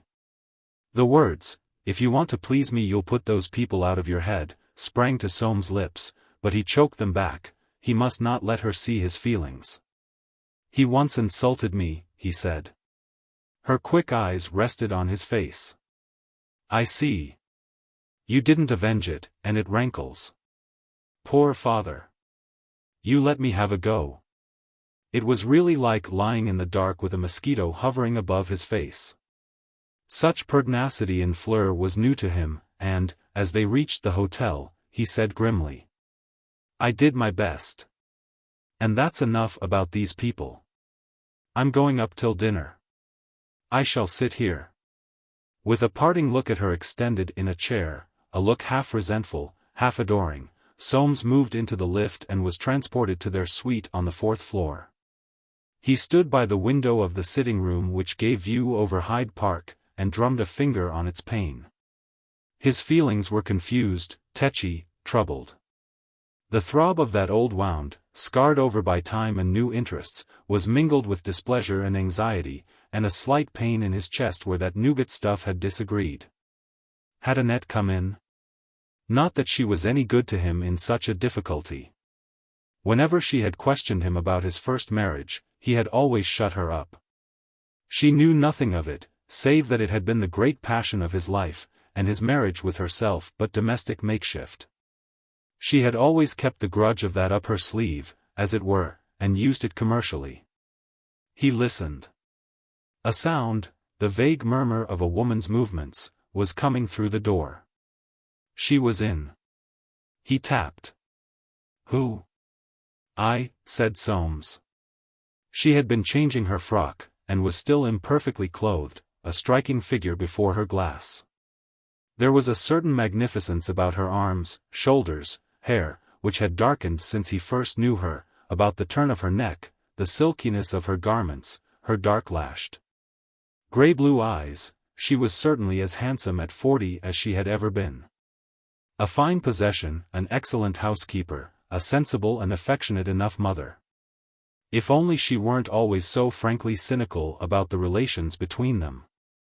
Soames, who had no more real affection for her than she had for him, suffered from a kind of English grievance in that she had never dropped even the thinnest veil of sentiment over their partnership. Like most of his countrymen and women, he held the view that marriage should be based on mutual love, but that when from a marriage love had disappeared, or been found never to have really existed, so that it was manifestly not based on love, you must not admit it. There it was, and the love was not, but there you were, and must continue to be. Thus you had it both ways, and were not tarred with cynicism, realism, and immorality like the French. Moreover, it was necessary in the interests of property. He knew that she knew that they both knew there was no love between them, but he still expected her not to admit in words or conduct such a thing. And he could never understand what she meant when she talked of the hypocrisy of the English.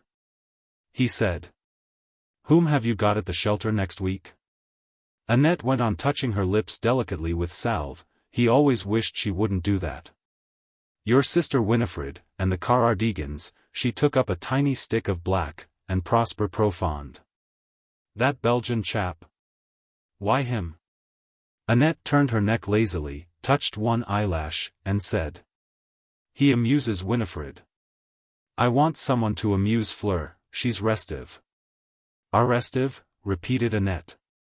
"Is it the first time you see that, my friend? She was born restive, as you call it. Would she never get that affected roll out of her R's?"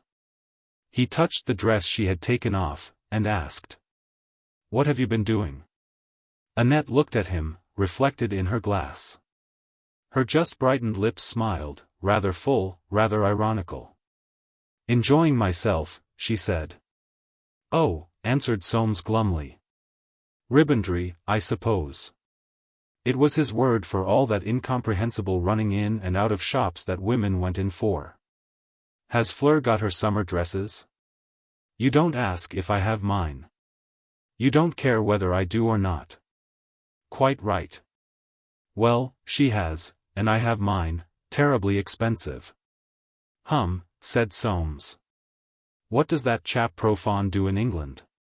Annette raised the eyebrows she had just finished. "He yachts." "Ah," said Soames, "he's a sleepy chap."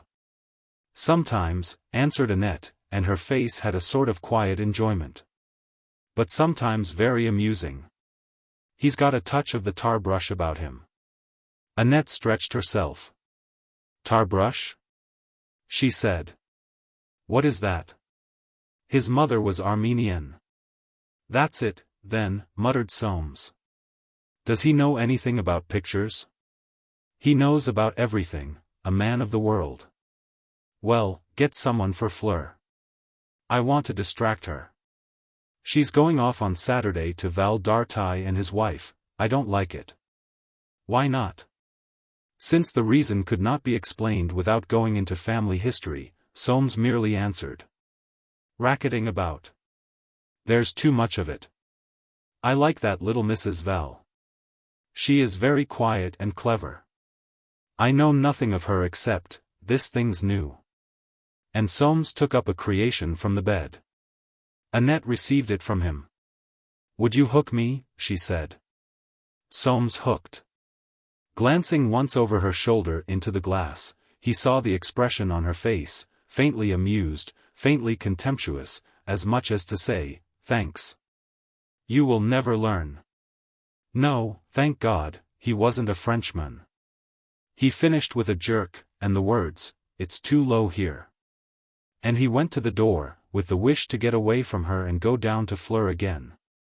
Annette stayed a powder puff, and said with startling suddenness, "Q2es grossier." He knew the expression, he had reason to. The first time she had used it he had thought it meant, "What a grocer you are," and had not known whether to be relieved or not when better informed. He resented the word, he was not coarse. If he was coarse, what was that chap in the room beyond his, who made those horrible noises in the morning when he cleared his throat? Or those people in the lounge who thought it well-bred to say nothing but what the whole world could hear at the top of their voices, quacking inanity. Coarse, because he had said her dress was low. Well, so it was. He went out without reply. Coming into the lounge from the far end, he at once saw Fleur where he had left her. She sat with crossed knees, slowly balancing a foot in silk stocking and grey shoe, sure sign that she was dreaming. Her eyes showed it too, they went off like that sometimes. And then, in a moment, she would come to life, and be as quick and restless as a monkey. And she knew so much, so self-assured, and not yet 19. What was that odious word? Flapper. Dreadful young creatures, squealing and squawking and showing their legs. The worst of them bad dreams, the best of them powdered angels. Fleur was not a flapper, not one of those slangy, ill-bred young females. And yet she was frighteningly self-willed, and full of life, and determined to enjoy it. Enjoy. The word brought no Puritan terror to Soames, but it brought the terror suited to his temperament. He had always been afraid to enjoy today for fear he might not enjoy tomorrow so much. And it was terrifying to feel that his daughter was divested of that safeguard. The very way she sat in that chair showed it, lost in her dream. He had never been lost in a dream himself, there was nothing to be had out of it, and where she got it from he did not know. Certainly not from Annette. And yet Annette, as a young girl, when he was hanging about her, had once had a flowery look. Well, she had lost it now. Fleur rose from her chair, swiftly, restlessly, and flung herself down at a writing table. Seizing ink and writing paper, she began to write as if she had not time to breathe before she got her letter written. And suddenly she saw him. The air of desperate absorption vanished, she smiled, waved a kiss, made a pretty face as if she were a little puzzled and a little bored. Ah! She was fine, fine. Chapter 3. At Robin Hill. Jolyon Forsyte had spent his boy's 19th birthday at Robin Hill, quietly going into his affairs. He did everything quietly now, because his heart was in a poor way, and, like all his family, he disliked the idea of dying. He had never realized how much till one day, 2 years ago, he had gone to his doctor about certain symptoms, and been told. At any moment, on any overstrain. He had taken it with a smile, the natural Forsyte reaction against an unpleasant truth. But with an increase of symptoms in the train on the way home, he had realized to the full the sentence hanging over him. To leave Irene, his boy, his home, his work, though he did little enough work now. To leave them for unknown darkness, for the unimaginable state, for such nothingness that he would not even be conscious of wind stirring leaves above his grave, nor of the scent of earth and grass. Of such nothingness that, however hard he might try to conceive it, he never could, and must still hover on the hope that he might see again those he loved. To realize this was to endure very poignant spiritual anguish. Before he reached home that day he had determined to keep it from Irene. He would have to be more careful than man had ever been, for the least thing would give it away and make her as wretched as himself, almost. His doctor had passed him sound in other respects, and 70 was nothing of an age, he would last a long time yet, if he could. Such a conclusion, followed out for nearly 2 years, develops to the full the subtler side of character. Naturally not abrupt, except when nervously excited, Jolyon had become control incarnate. The sad patience of old people who cannot exert themselves was masked by a smile which his lips preserved even in private. He devised continually all manner of cover to conceal his enforced lack of exertion. Mocking himself for so doing, he counterfeited conversion to the simple life. Gave up wine and cigars, drank a special kind of coffee with no coffee in it. In short, he made himself as safe as a Forsyte in his condition could, under the rose of his mild irony. Secure from discovery, since his wife and son had gone up to town, he had spent the fine May day quietly arranging his papers, that he might die tomorrow without inconveniencing anyone. Giving in fact a final polish to his terrestrial state. Having docketed and enclosed it in his father's old Chinese cabinet, he put the key into an envelope, wrote the words outside, "Key of the Chinese cabinet. Wherein will be found the exact state of me, J.F., and put it in his breast pocket, where it would be always about him, in case of accident." Then, ringing for tea, he went out to have it under the old oak tree. All are under sentence of death. Jolyon, whose sentence was but a little more precise and pressing, had become so used to it that he thought habitually, like other people, of other things. He thought of his son now. John was 19 that day, and John had come of late to a decision. Educated neither at Eton like his father, nor at Heron, like his dead half-brother, but at one of those establishments which, designed to avoid the evil and contain the good of the public school system, may or may not contain the evil and avoid the good, John had left in April perfectly ignorant of what he wanted to become.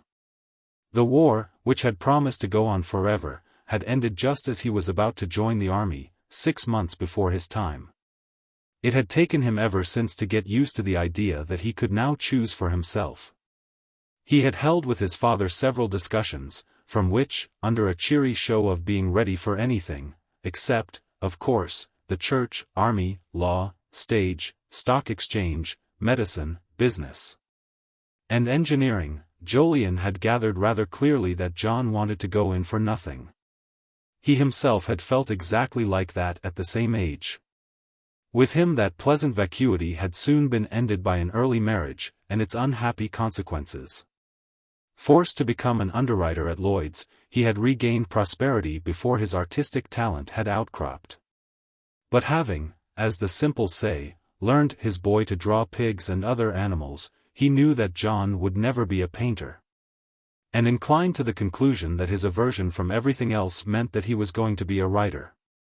Holding, however, the view that experience was necessary even for that profession, there seemed to Jolyon nothing in the meantime, for John, but university, travel, and perhaps the eating of dinners for the bar.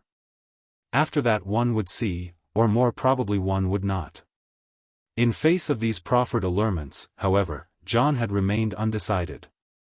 Such discussions with his son had confirmed in Jolyon a doubt whether the world had really changed. People said that it was a new age. With the profundity of one not too long for any age, Jolyon perceived that under slightly different surfaces the era was precisely what it had been.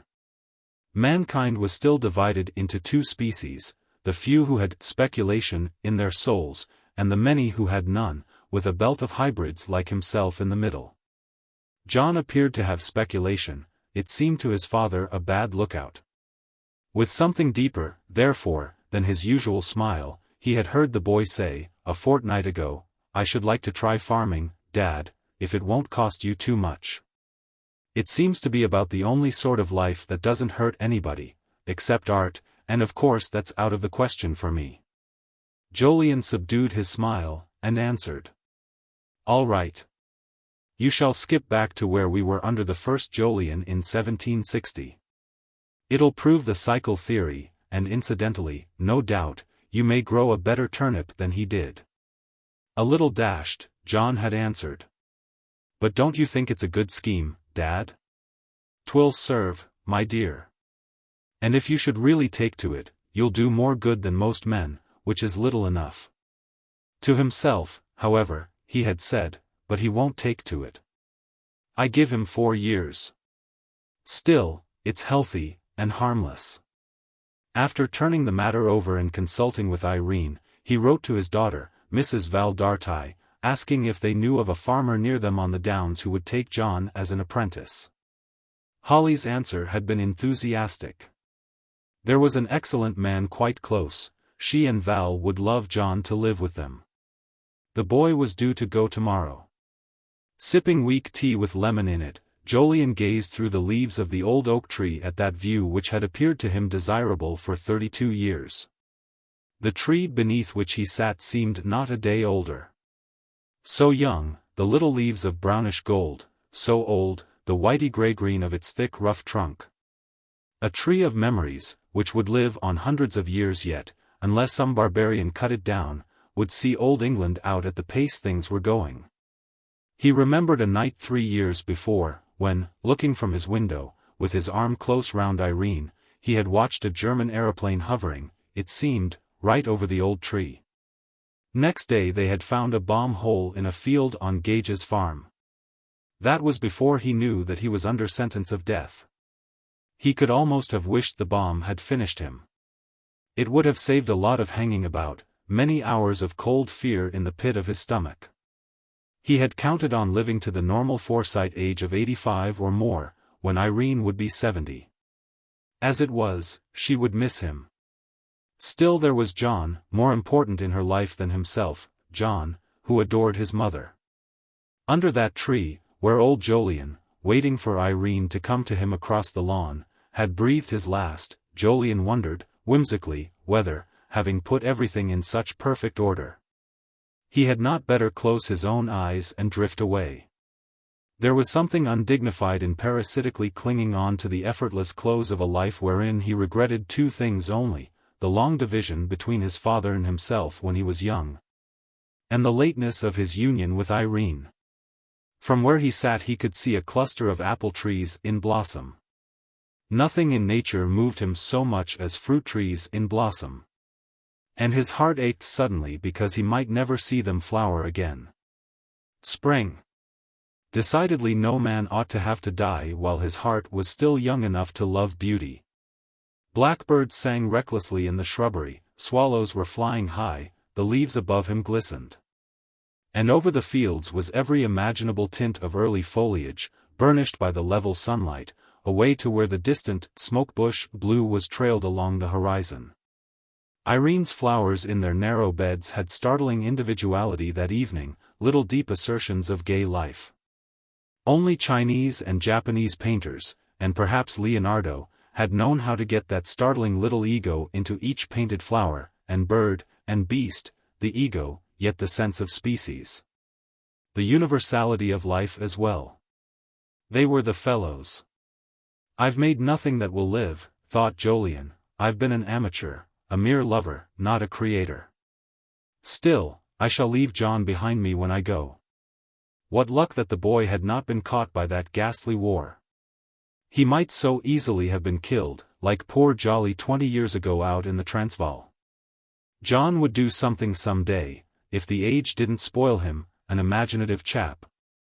His whim to take up farming was but a bit of sentiment, and about as likely to last. And just then he saw them coming up the field, Irene and the boy, walking from the station, with their arms linked. And getting up, he strolled down through the new rose garden to meet them. Irene came into his room that night and sat down by the window. She sat there without speaking till he said, "What is it, my love? We had an encounter today." "With whom?" "Soames." Soames. He had kept that name out of his thoughts these last 2 years, conscious that it was bad for him. And, now, his heart moved in a disconcerting manner, as if it had side-slipped within his chest. Irene went on quietly. "He and his daughter were in the gallery, and afterward at the confectioner's where we had tea." Jolyon went over and put his hand on her shoulder. "How did he look?" "Grey, but otherwise much the same." "And the daughter?" "Pretty. At least, John thought so." Jolyon's heart side-slipped again. His wife's face had a strained and puzzled look. "You didn't?" he began. "No, but John knows their name." The girl dropped her handkerchief and he picked it up. Jolyon sat down on his bed. "An evil chance. June was with you. Did she put her foot into it?" "No, but it was all very queer and strained, and John could see it was." Jolyon drew a long breath, and said, "I've often wondered whether we've been right to keep it from him. He'll find out some day. The later the better, Jolyon, the young have such cheap, hard judgment. When you were 19 what would you have thought of your mother if she had done what I have?" Yes. There it was. John worshipped his mother. And knew nothing of the tragedies, the inexorable necessities of life, nothing of the prisoned grief in an unhappy marriage, nothing of jealousy or passion, knew nothing at all, as yet. "What have you told him?" he said at last. "That they were relations, but we didn't know them, that you had never cared much for your family, or they for you. I expect he will be asking you." Jolyon smiled. "This promises to take the place of air raids," he said. "After all, one misses them." Irene looked up at him. "We've known it would come some day." He answered her with sudden energy. "I could never stand seeing John blame you. He shan't do that, even in thought. He has imagination, and he'll understand if it's put to him properly. I think I had better tell him before he gets to know otherwise." "Not yet, Jolyon." That was like her, she had no foresight, and never went to meet trouble.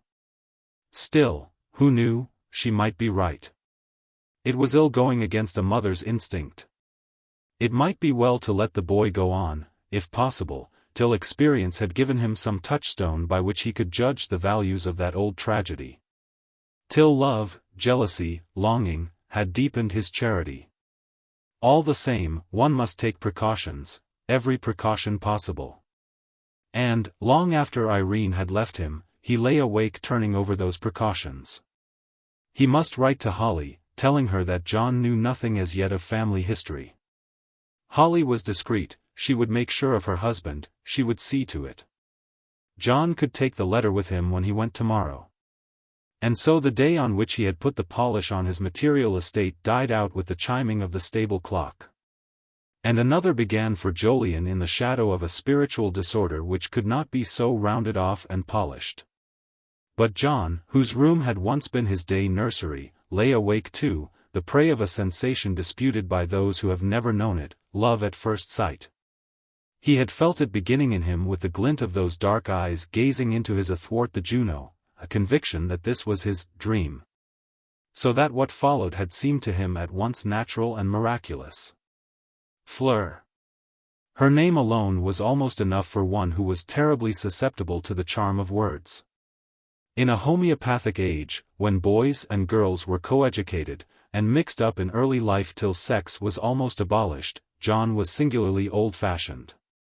His modern school took boys only, and his holidays had been spent at Robin Hill with boy friends, or his parents alone. He had never, therefore, been inoculated against the germs of love by small doses of the poison. And now in the dark his temperature was mounting fast.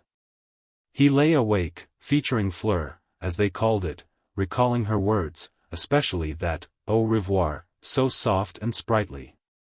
He was still so wide awake at dawn that he got up, slipped on tennis shoes, trousers, and a sweater, and in silence crept downstairs and out through the study window. It was just light. There was a smell of grass. Fleur, he thought, Fleur.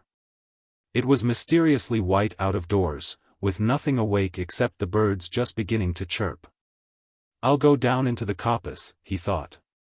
He ran down through the fields, reached the pond just as the sun rose, and passed into the coppice.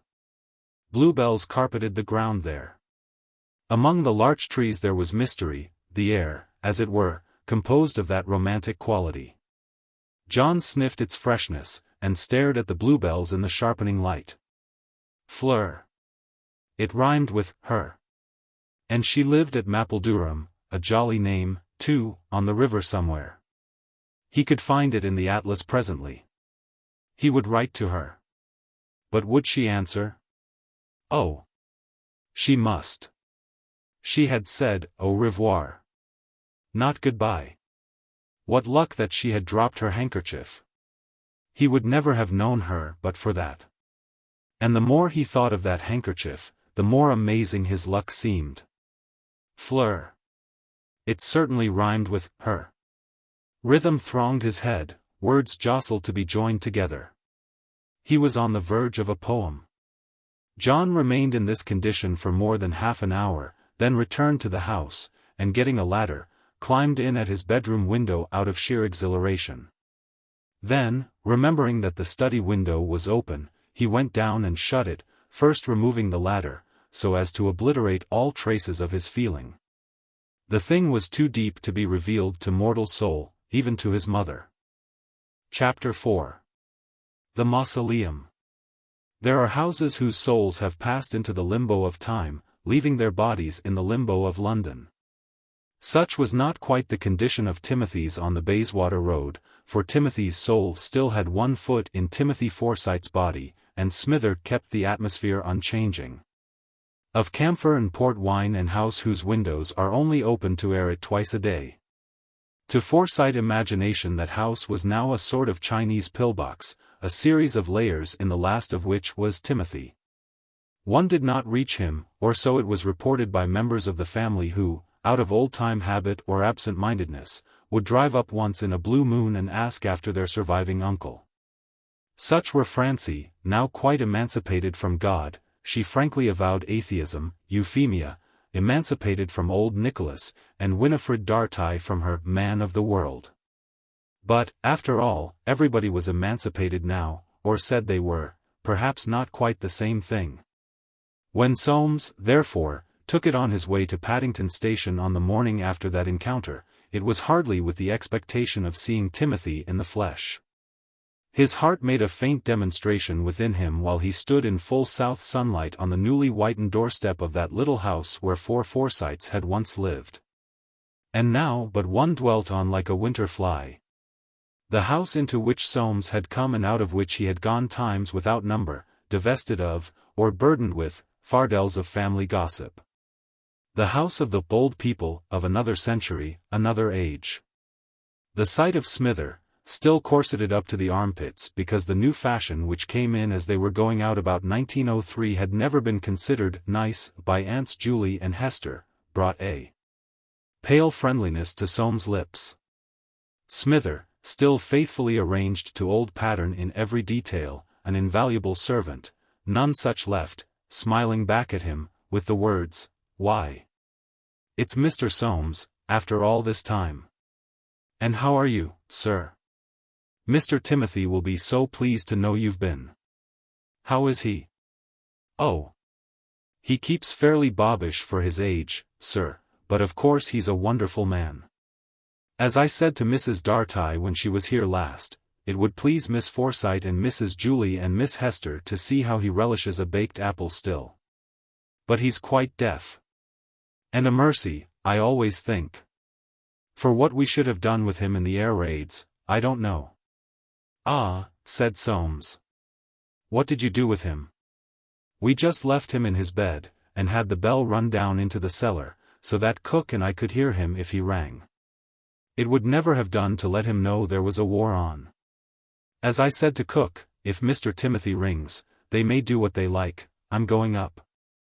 My dear mistresses would have a fit if they could see him ringing and nobody going to him. But he slept through them all beautiful. And the one in the daytime he was having his bath. It was a mercy, because he might have noticed the people in the street all looking up, he often looks out of the window." "Quite," murmured Soames. Smither was getting garrulous. "I just want to look round and see if there's anything to be done." "Yes, sir. I don't think there's anything except a smell of mice in the dining room that we don't know how to get rid of. It's funny they should be there, and not a crumb, since Mr. Timothy took to not coming down, just before the war. But they're nasty little things, you never know where they'll take you next." "Does he leave his bed?" "Oh, yes, sir, he takes nice exercise between his bed and the window in the morning, not to risk a change of air. And he's quite comfortable in himself. Has his will out every day regular. It's a great consolation to him, that. Well, Smither, I want to see him, if I can, in case he has anything to say to me." Smither colored up above her corsets. "It will be an occasion," she said. "Shall I take you round the house, sir, while I send cook to break it to him?" "No, you go to him," said Soames. "I can go round the house by myself." One could not confess to sentiment before another, and Soames felt that he was going to be sentimental nosing round those rooms so saturated with the past. When Smither, creaking with excitement, had left him, Soames entered the dining room and sniffed. In his opinion it wasn't mice, but incipient woodrot, and he examined the paneling. Whether it was worth a coat of paint, at Timothy's age, he was not sure.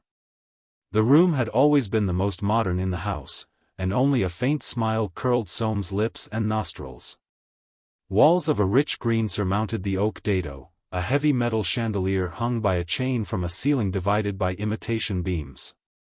The pictures had been bought by Timothy, a bargain, one day at Jobson's 60 years ago, 3 Snyder still lives, 2 faintly colored drawings of a boy and a girl, rather charming, which bore the initials, J.R. Timothy had always believed they might turn out to be Joshua Reynolds, but Soames, who admired them, had discovered that they were only John Robinson. And a doubtful moorland of a white pony being shod. Deep red plush curtains, 10 high-backed dark mahogany chairs with deep red plush seats, a turkey carpet, and a mahogany dining table as large as the room was small. Such was an apartment which Soames could remember unchanged in soul or body since he was 4 years old. He looked especially at the 2 drawings, and thought, I shall buy those at the sale. From the dining room he passed into Timothy's study. He did not remember ever having been in that room. It was lined from floor to ceiling with volumes, and he looked at them with curiosity. One wall seemed devoted to educational books, which Timothy's firm had published 2 generations back, sometimes as many as 20 copies of one book. Soames read their titles and shuddered. The middle wall had precisely the same books as used to be in the library at his own father's in Park Lane. From which he deduced the fancy that James and his youngest brother had gone out together one day and bought a brace of small libraries. The third wall he approached with more excitement. Here, surely, Timothy's own taste would be found. It was. The books were dummies.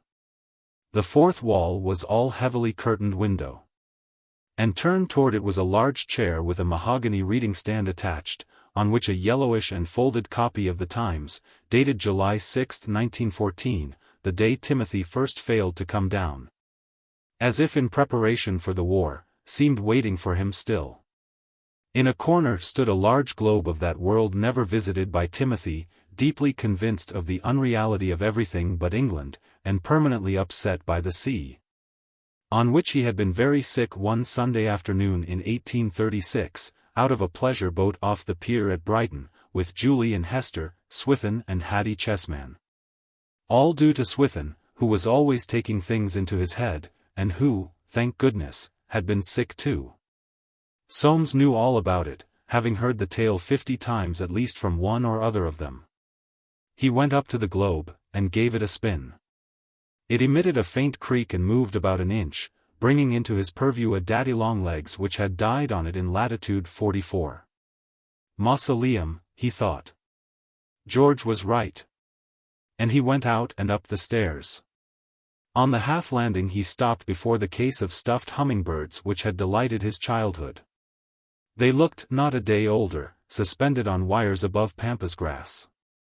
If the case were opened the birds would not begin to hum, but the whole thing would crumble, he suspected. It wouldn't be worth putting that into the sale. And suddenly he was caught by a memory of Aunt Anne, dear old Aunt Anne, holding him by the hand in front of that case and saying, "Look, Soamey. Aren't they bright and pretty, dear little hummingbirds?" Soames remembered his own answer, "They don't hum, Auntie." He must have been 6, in a black velveteen suit with a light blue collar. He remembered that suit well. Aunt Anne with her ringlets, and her spidery kind hands, and her grave old aquiline smile, a fine old lady, Aunt Anne. He moved on up to the drawing-room door. There on each side of it were the groups of miniatures. Those he would certainly buy in. The miniatures of his 4 aunts, one of his Uncle Swithin adolescent, and one of his Uncle Nicholas as a boy.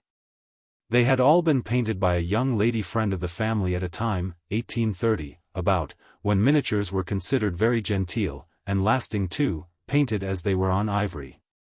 Many a time had he heard the tale of that young lady, very talented, my dear. She had quite a weakness for Swithin, and very soon after she went into a consumption and died, so like Keats, we often spoke of it. Well, there they were.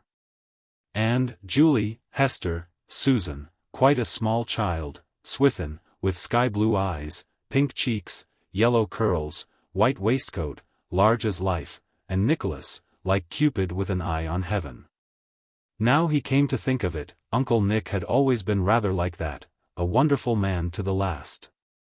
Yes, she must have had talent, and miniatures always had a certain backwatered cachet of their own, little subject to the currents of competition on aesthetic change. Soames opened the drawing-room door. The room was dusted, the furniture uncovered, the curtains drawn back, precisely as if his aunts still dwelt there patiently waiting. And a thought came to him, when Timothy died, why not? Would it not be almost a duty to preserve this house, like Carlyle's, and put up a tablet, and show it?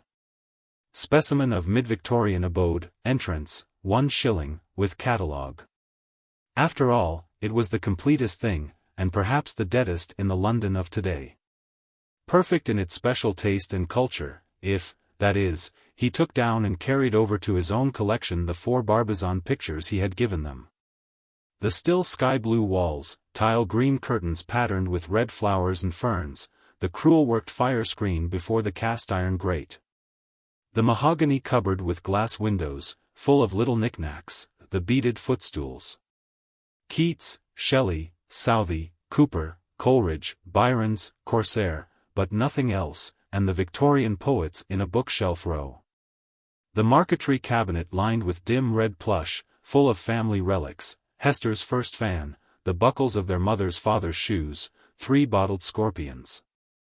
And 1 very yellow elephant's tusk, sent home from India by great-uncle Edgar Forsyte, who had been in jute, a yellow bit of paper propped up, with spidery writing on it, recording God knew what. And the pictures crowding on the walls, all watercolors save those 4 Barbizons looking like the foreigners they were, and doubtful customers at that, pictures bright and illustrative. Telling the bees, hey for the fairy. And 2 in the style of Frith, all thimble-rig and crinolines, given them by Swithin. Oh! Many, many pictures at which Soames had gazed 1,000 times in supercilious fascination. A marvelous collection of bright, smooth gilt frames. And the boudoir grand piano, beautifully dusted, hermetically sealed as ever, and Aunt Julie's album of pressed seaweed on it. And the gilt-legged chairs, stronger than they looked. And on one side of the fireplace the sofa of crimson silk, where Aunt Anne, and after her Aunt Julie, had been wont to sit, facing the light and bolt upright. And on the other side of the fire the one really easy chair, back to the light, for Aunt Hester. Soames screwed up his eyes, he seemed to see them sitting there. Ah! And the atmosphere, even now, of too many stuffs and washed lace curtains, lavender in bags, and dried bees' wings. No, he thought, there's nothing like it left, it ought to be preserved. And, by George, they might laugh at it, but for a standard of gentle life never departed from, for fastidiousness of skin and eye and nose and feeling. It beat today hollow, today with its tubes and cars, its perpetual smoking, its cross-legged, bare-necked girls visible up to the knees and down to the waist if you took the trouble, agreeable to the satyr within each Forsyte but hardly his idea of a lady, with their feet, too, screwed round the legs of their chairs while they ate, and their so-longs, and their old beans. And their laughter, girls who gave him the shudders whenever he thought of Fleur in contact with them. And the hard-eyed, capable, older women who managed life and gave him the shudders too. No. His old aunts, if they never opened their minds, their eyes, or very much their windows, at least had manners, and a standard, and reverence for past and future. With rather a choky feeling he closed the door and went tiptoeing upstairs. He looked in at a place on the way, in perfect order of the 80s, with a sort of yellow oilskin paper on the walls. At the top of the stairs he hesitated between 4 doors. Which of them was Timothy's? And he listened. A sound, as of a child slowly dragging a hobby-horse about, came to his ears. That must be Timothy. He tapped, and a door was opened by Smither, very red in the face. Mr. Timothy was taking his walk, and she had not been able to get him to attend. If Mr. Soames would come into the back room, he could see him through the door. Soames went into the back room and stood watching. The last of the old Forsytes was on his feet, moving with the most impressive slowness, and an air of perfect concentration on his own affairs. Backward and forward between the foot of his bed and the window, a distance of some 12 feet. The lower part of his square face, no longer clean-shaven, was covered with snowy beard clipped as short as it could be, and his chin looked as broad as his brow where the hair was also quite white, while nose and cheeks and brow were a good yellow. One hand held a stout stick, and the other grasped the skirt of his Jaeger dressing-gown, from under which could be seen his bed-socked ankles and feet thrust into Jaeger slippers. The expression on his face was that of a cross child, intent on something that he has not got. Each time he turned he stumped the stick, and then dragged it, as if to show that he could do without it. "He still looks strong," said Soames under his breath. "Oh. Yes, sir. You should see him take his bath, it's wonderful, he does enjoy it so." Those quite loud words gave Soames an insight. Timothy had resumed his babyhood. "Does he take any interest in things generally?" he said, also loud. "Oh. Yes, sir, his food and his will. It's quite a sight to see him turn it over and over, not to read it, of course. And every now and then he asks the price of consols, and I write it on a slate for him, very large. Of course, I always write the same, what they were when he last took notice, in 1914. We got the doctor to forbid him to read the paper when the war broke out." "Oh. He did take on about that at first. But he soon came round, because he knew it tired him. And he's a wonder to conserve energy, as he used to call it when my dear mistresses were alive, bless their hearts. How he did go on at them about that. They were always so active, if you remember, Mr. Soames." "What would happen if I were to go in?" asked Soames. "Would he remember me?" "I made his will, you know, after Miss Hester died in 1907. "Oh. That, sir," replied Smither doubtfully, "I couldn't take on me to say. I think he might, he really is a wonderful man for his age." Soames moved into the doorway, and waiting for Timothy to turn, said in a loud voice, "Uncle Timothy." Timothy trailed back halfway, and halted. He said. "Soames," cried Soames at the top of his voice, holding out his hand, "Soames Forsyte." "No," said Timothy, and stumping his stick loudly on the floor, he continued his walk. "It doesn't seem to work," said Soames. "No, sir," replied Smither, rather crestfallen, "you see, he hasn't finished his walk. It always was one thing at a time with him. I expect he'll ask me this afternoon if you came about the gas, and a pretty job I shall have to make him understand. Do you think he ought to have a man about him?" Smither held up her hands. "A man? Oh. No. Cook and me can manage perfectly. A strange man about would send him crazy in no time. And my mistresses wouldn't like the idea of a man in the house. Besides, we're so proud of him. I suppose the doctor comes every morning. He makes special terms for such a quantity, and Mr. Timothy's so used, he doesn't take a bit of notice, except to put out his tongue." "Well," said Soames, turning away, "it's rather sad and painful to me." "Oh. Sir," returned Smither anxiously, "you mustn't think that. Now that he can't worry about things, he quite enjoys his life, really he does. As I say to Cook, Mr. Timothy is more of a man than he ever was. You see, when he's not walkin', or talkin' his bath, he's eatin', and when he's not eatin', he's sleepin', and there it is. There isn't an ache or a care about him anywhere."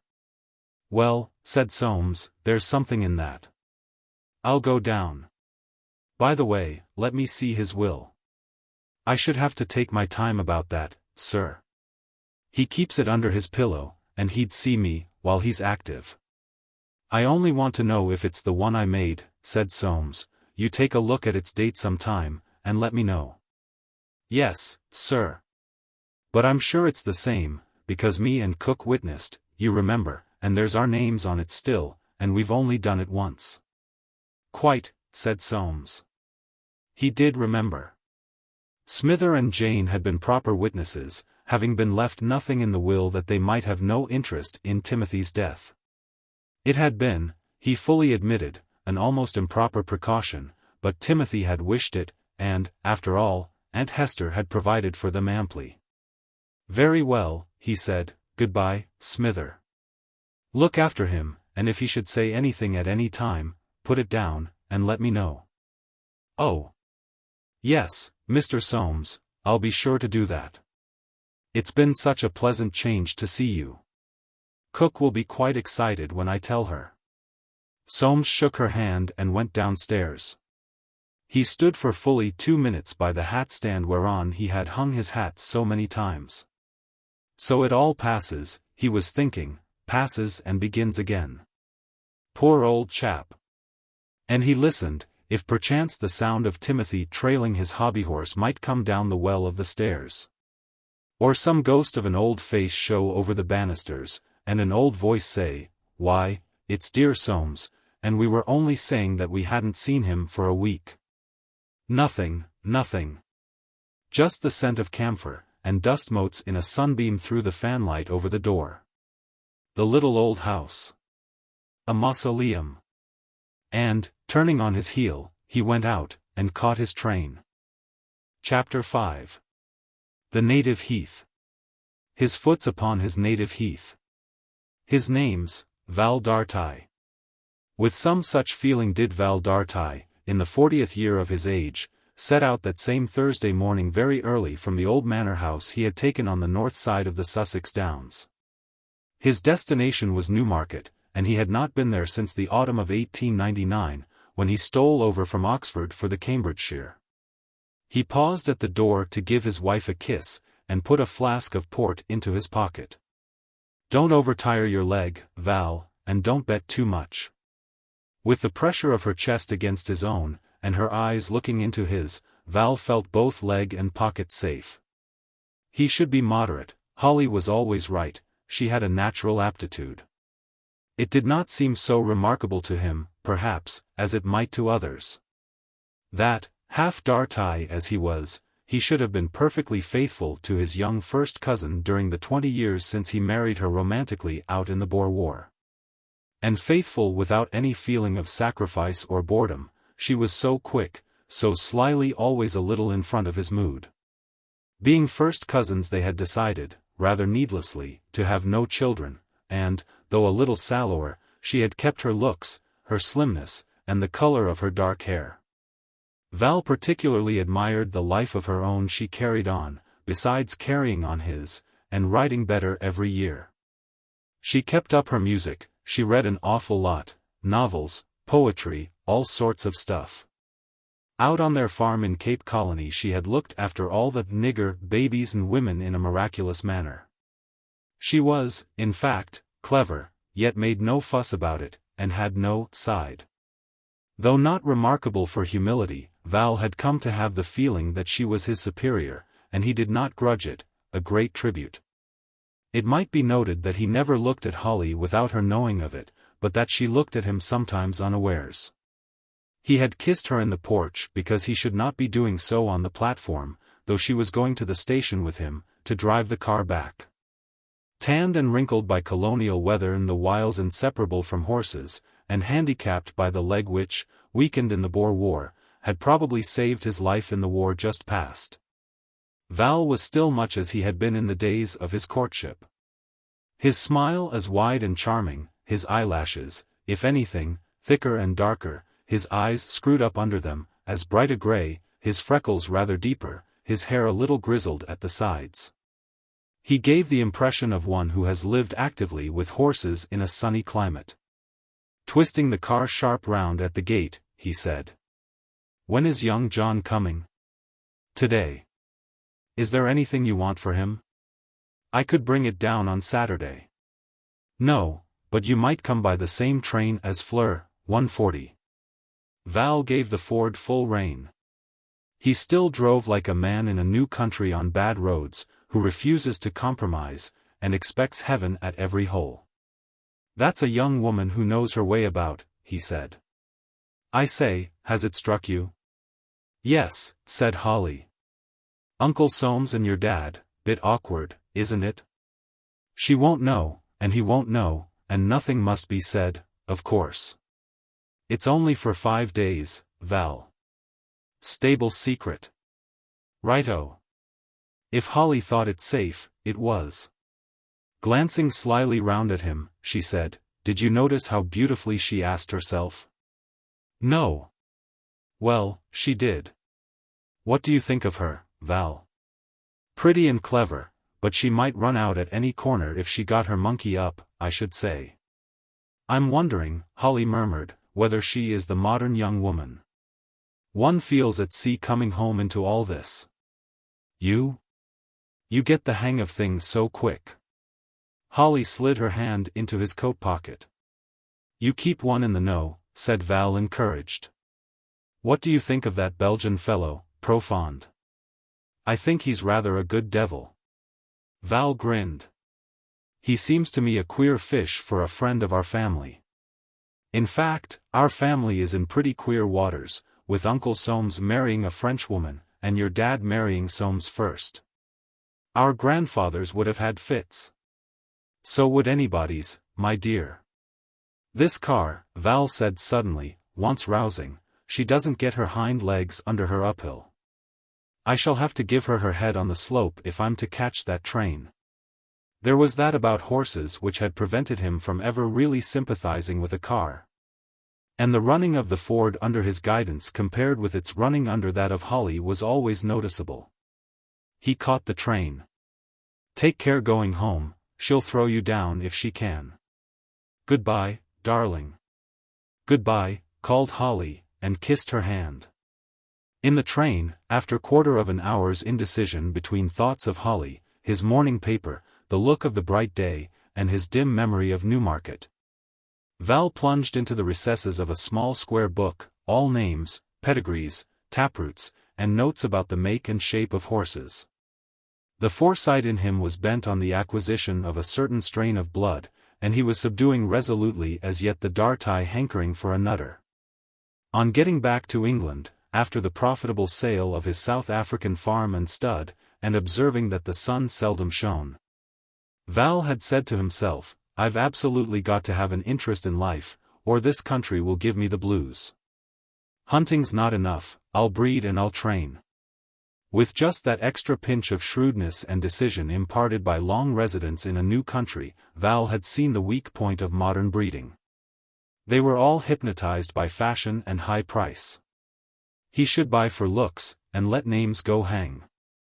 And here he was already, hypnotized by the prestige of a certain strain of blood.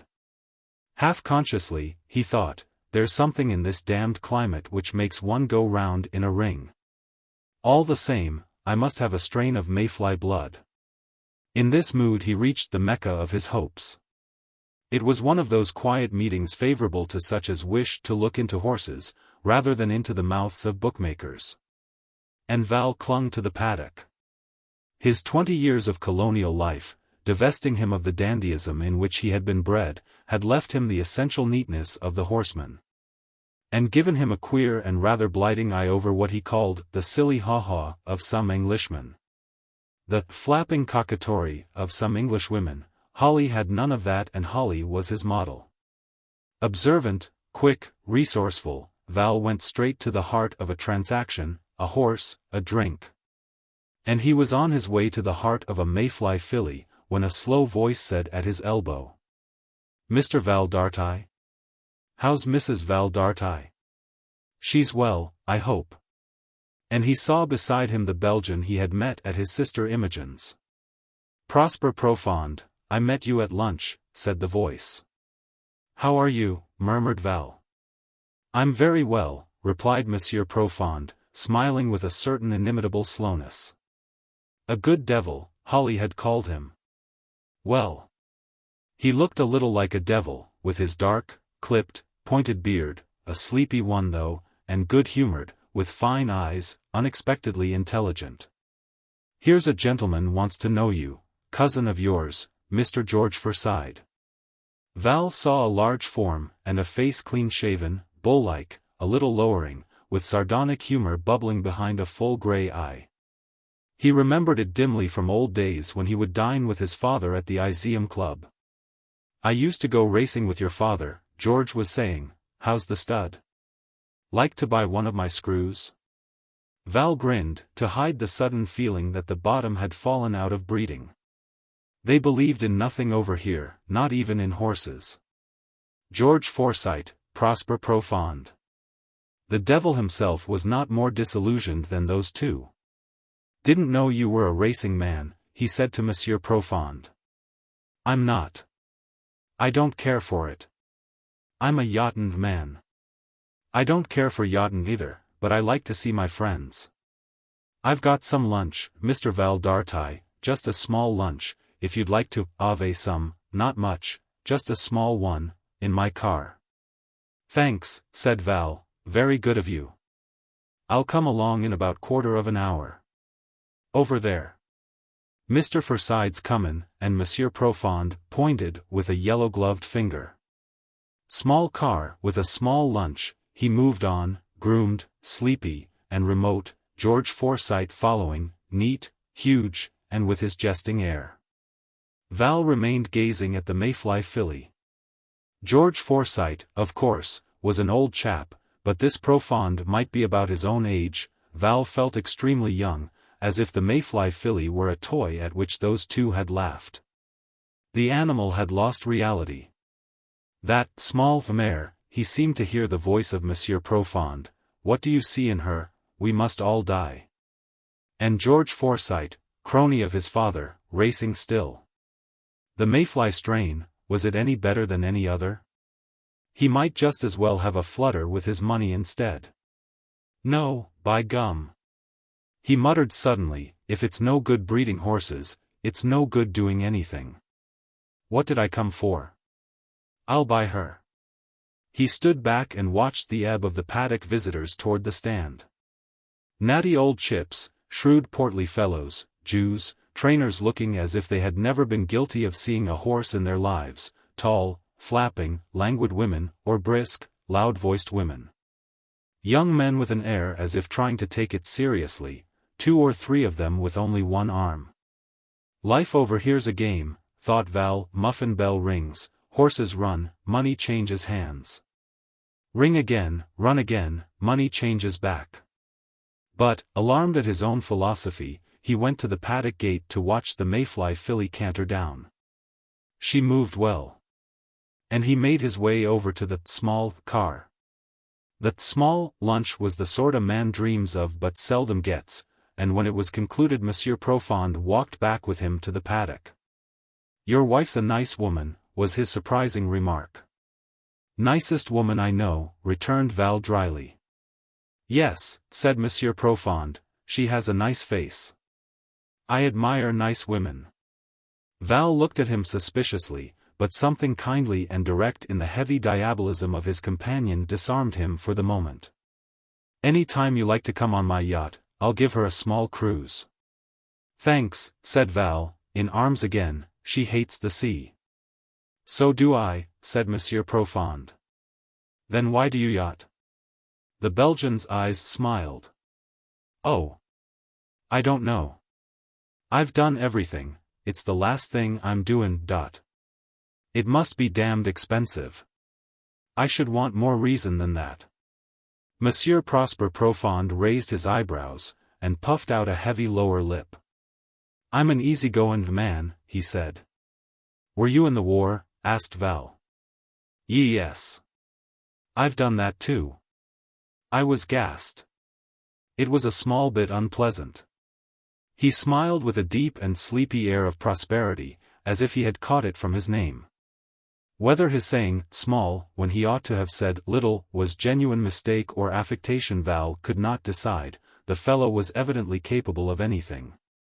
Among the ring of buyers round the mayfly filly who had won her race, Monsieur Profond said. You goin' to bid? Val nodded. With this sleepy Satan at his elbow, he felt in need of faith. Though placed above the ultimate blows of Providence by the forethought of a grandfather who had tied him up 1,000 a year, to which was added the 1,000 a year tied up for Holly by her grandfather, Val was not flush of capital that he could touch, having spent most of what he had realized from his South African farm on his establishment in Sussex. And very soon he was thinking, dash it. She's going beyond me. His limit, 600, was exceeded. He dropped out of the bidding. The mayfly filly passed under the hammer at 750 guineas. He was turning away vexed, and the slow voice of Monsieur Profond said in his ear. Well, I've bought that small filly, but I don't want her. You take her and give her to your wife. Val looked at the fellow with renewed suspicion, but the good humor in his eyes was such that he really could not take offense. "I made a small lot of money in the war," began Monsieur Profond in answer to that look. "I add armament shares. I like to give it away. I'm always making money. I want very small lot myself. I like my friends to have it. I'll buy her of you at the price you gave," said Val with sudden resolution. "No," said Monsieur Profond. "You take her. I don't want her. Hang it. One doesn't." "Why not?" smiled Monsieur Profond. "I'm a friend of your family." 750 guineas is not a box of cigars," said Val impatiently. "All right. You keep her for me till I want her, and do what you like with her." "So long as she's yours," said Val, "I don't mind that." "That's all right," murmured Monsieur Profond, and moved away. Val watched. He might be a good devil, but then again he might not. He saw him rejoin George Forsyte, and thereafter saw him no more. He spent those nights after racing at his mother's house in Green Street. Winifred Dartie at 62 was marvellously preserved, considering the 33 years during which she had put up with Montague Dartie, till almost happily released by a French staircase. It was to her a vehement satisfaction to have her favorite son back from South Africa after all this time, to feel him so little changed, and to have taken a fancy to his wife. Winifred, who in the late 70s, before her marriage, had been in the vanguard of freedom, pleasure, and fashion, confessed her youth outclassed by the donzellas of the day. They seemed, for instance, to regard marriage as an incident, and Winifred sometimes regretted that she had not done the same. A second, third, fourth incident might have secured her a partner of less dazzling inebriety. Though, after all, he had left her Val, Imogen, Maud, Benedict, almost a colonel and unharmed by the war, none of whom had been divorced as yet. The steadiness of her children often amazed one who remembered their father. But, as she was fond of believing, they were really all Forsytes, favoring herself, with the exception, perhaps, of Imogen. Her brother's little girl, Fleur, frankly puzzled Winifred. The child was as restless as any of these modern young women. "She's a small flame in a draught," Prosper Profond had said one day after dinner, but she did not flap, or talk at the top of her voice. The steady Forsytism in Winifred's own character instinctively resented the feeling in the air, the modern girl's habits and her motto, "All's much of a muchness. Spend, tomorrow we shall be poor." She found it a saving grace in Fleur that, having set her heart on a thing, she had no change of heart until she got it, though, what happened after, Fleur was, of course, too young to have made evident. The child was a very pretty little thing, too, and quite a credit to take about, with her mother's French taste and gift for wearing clothes. Everybody turned to look at Fleur, great consideration to Winifred, a lover of the style and distinction which had so cruelly deceived her in the case of Montague Dartie. In discussing her with Val, at breakfast on Saturday morning, Winifred dwelt on the family skeleton. "That little affair of your father-in-law and your Aunt Irene, Val, it's old as the hills, of course, Fleur need know nothing about it, making a fuss. Your Uncle Soames is very particular about that. So you'll be careful." "Yes. But it's dashed awkward. Holly's young half-brother is coming to live with us while he learns farming. He's there already." "Oh," said Winifred. "That is a gaffe. What is he like?" "Only saw him once, at Robin Hill, when we were home in 1909. He was naked and painted blue and yellow in stripes, a jolly little chap." Winifred thought that rather nice, and added comfortably, "Well, Holly's sensible, she'll know how to deal with it. I shan't tell your uncle. It'll only bother him. It's a great comfort to have you back, my dear boy, now that I'm getting on." "Getting on? Why? You're as young as ever. That chap Profond, mother, is he all right?" "Prosper Profond? Oh. The most amusing man I know." Val grunted, and recounted the story of the Mayfly filly. "That's so like him," murmured Winifred. "He does all sorts of things." "Well," said Val shrewdly, "our family haven't been too lucky with that kind of cattle, they're too light-hearted for us." It was true, and Winifred's blue study lasted a full minute before she answered. "Oh. Well. He's a foreigner, Val, one must make allowances. All right, I'll use his filly and make it up to him, somehow." And soon after he gave her his blessing, received a kiss, and left her for his bookmakers, the Iseeum Club, and Victoria Station. Chapter 6. John. Mrs. Val Dartai, after 20 years of South Africa, had fallen deeply in love, fortunately with something of her own, for the object of her passion was the prospect in front of her windows. The cool clear light on the green downs. It was England again, at last. England more beautiful than she had dreamed. Chance had, in fact, guided the Val Dartys to a spot where the South Downs had real charm when the sun shone. Holly had enough of her father's eye to apprehend the rare quality of their outlines and chalky radiance. To go up there by the ravine-like lane and wander along toward Chanctonbury or Amberley, was still a delight which she hardly attempted to share with Val, whose admiration of nature was confused by a Forsyte's instinct for getting something out of it, such as the condition of the turf for his horse's exercise. Driving the Ford home with a certain humoring smoothness, she promised herself that the first use she would make of John would be to take him up there and show him the view under this May-Day sky. She was looking forward to her young half-brother with a motherliness not exhausted by Val. A 3-day visit to Robin Hill, soon after their arrival home, had yielded no sight of him, he was still at school. So that her recollection, like Val's, was of a little sunny-haired boy, striped blue and yellow, down by the pond. Those 3 days at Robin Hill had been exciting, sad, embarrassing. Memories of her dead brother, memories of Val's courtship. The aging of her father, not seen for 20 years, something funereal in his ironic gentleness which did not escape one who had much subtle instinct.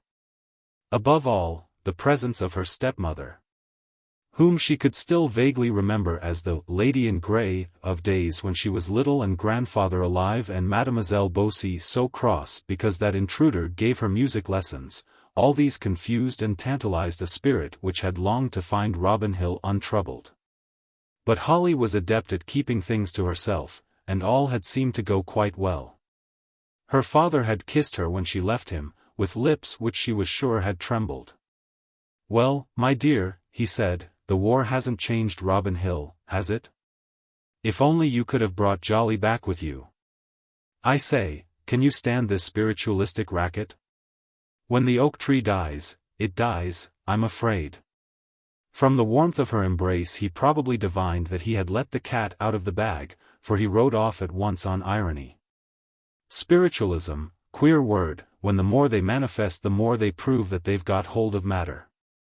"How?" said Holly. "Why? Look at their photographs of auric presences. You must have something material for light and shade to fall on before you can take a photograph. No, it'll end in our calling all matter spirit, or all spirit matter, I don't know which. But don't you believe in survival, Dad?" Jolyon had looked at her, and the sad whimsicality of his face impressed her deeply. "Well, my dear, I should like to get something out of death. I've been looking into it a bit. But for the life of me I can't find anything that telepathy, subconsciousness, and emanation from the storehouse of this world can't account for just as well. Wish I could. Wishes father thought, but they don't breed evidence." Holly had pressed her lips again to his forehead with the feeling that it confirmed his theory that all matter was becoming spirit. His brow felt, somehow, so insubstantial.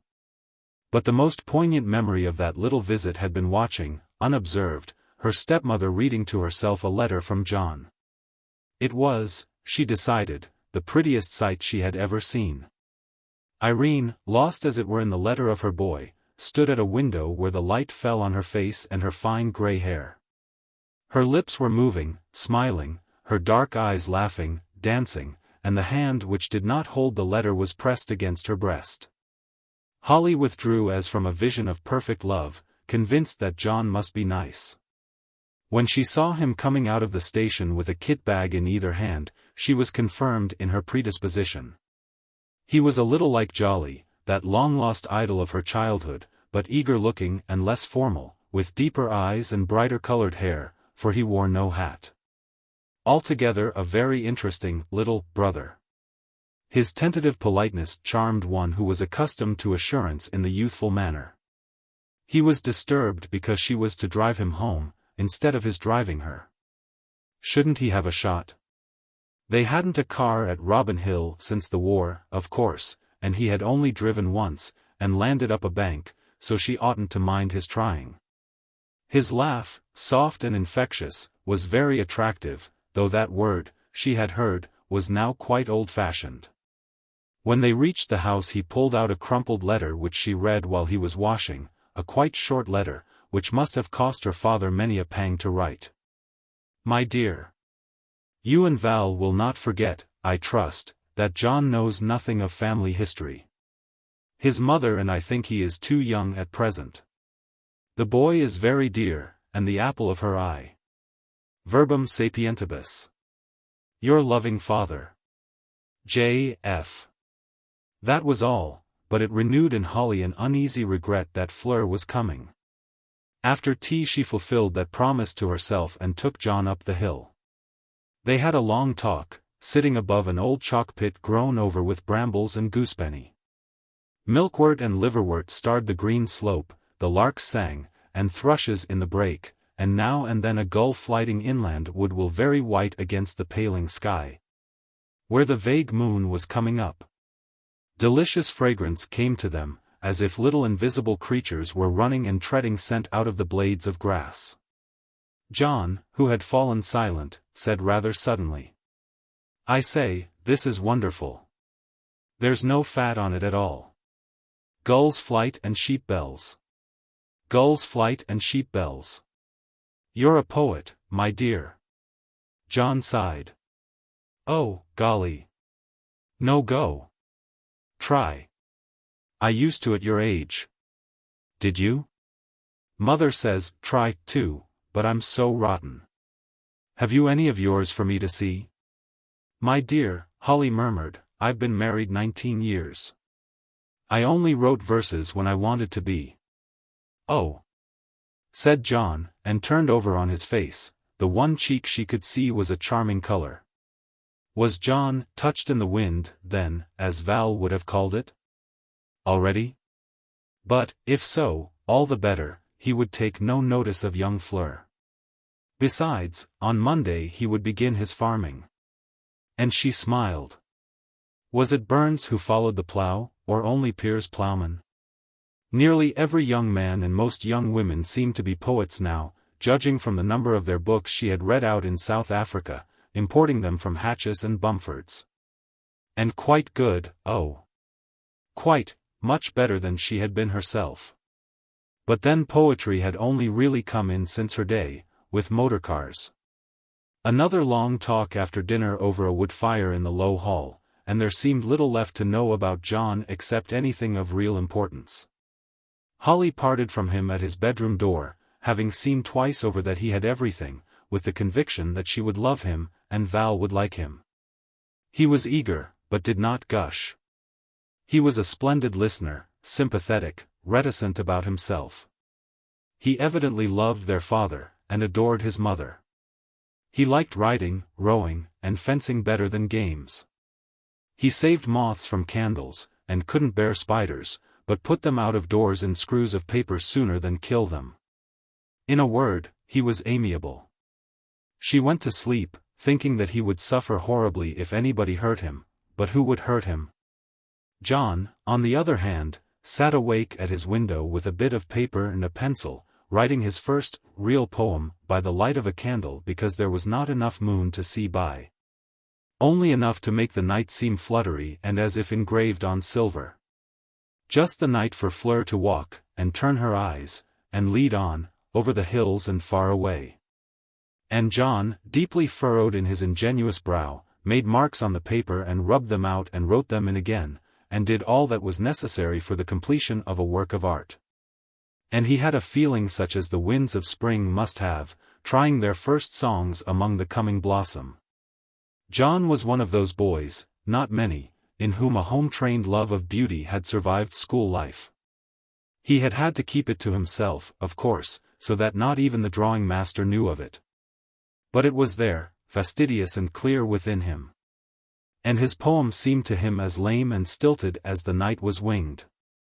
But he kept it, all the same. It was a beast, but better than nothing as an expression of the inexpressible. And he thought with a sort of discomfiture, I shan't be able to show it to mother. He slept terribly well, when he did sleep, overwhelmed by novelty. Chapter 7. Fleur. To avoid the awkwardness of questions which could not be answered, all that had been told John was, "There's a girl coming down with Val for the weekend." For the same reason, all that had been told Fleur was, "We've got a youngster staying with us." The two yearlings, as Val called them in his thoughts, met therefore in a manner which for unpreparedness left nothing to be desired. They were thus introduced by Holly. "This is John, my little brother. Fleur's a cousin of ours, John." John, who was coming in through a French window out of strong sunlight, was so confounded by the providential nature of this miracle, that he had time to hear Fleur say calmly, "Oh, how do you do?" as if he had never seen her, and to understand dimly from the quickest imaginable little movement of her head that he never had seen her. He bowed therefore over her hand in an intoxicated manner, and became more silent than the grave. He knew better than to speak. Once in his early life, surprised reading by a night light, he had said fatuously, "I was just turning over the leaves, Mum," and his mother had replied, "John, never tell stories. Because of your face nobody will ever believe them."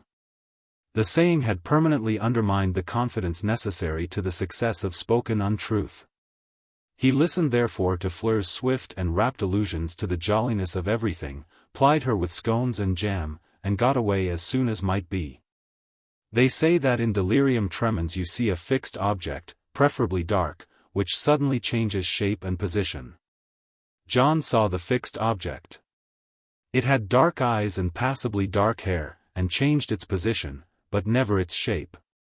The knowledge that between him and that object there was already a secret understanding, however impossible to understand, thrilled him so that he waited feverishly, and began to copy out his poem, which of course he would never dare to show her, till the sound of horses' hoofs roused him, and, leaning from his window, he saw her riding forth with Val.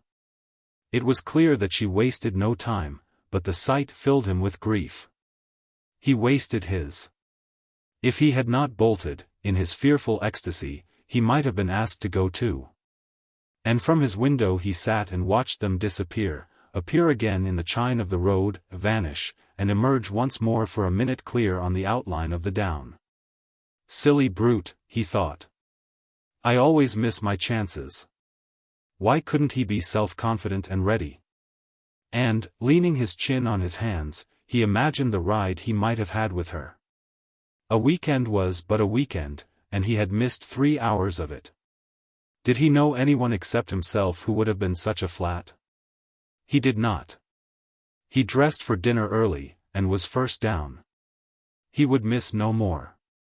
But he missed Fleur, who came down last.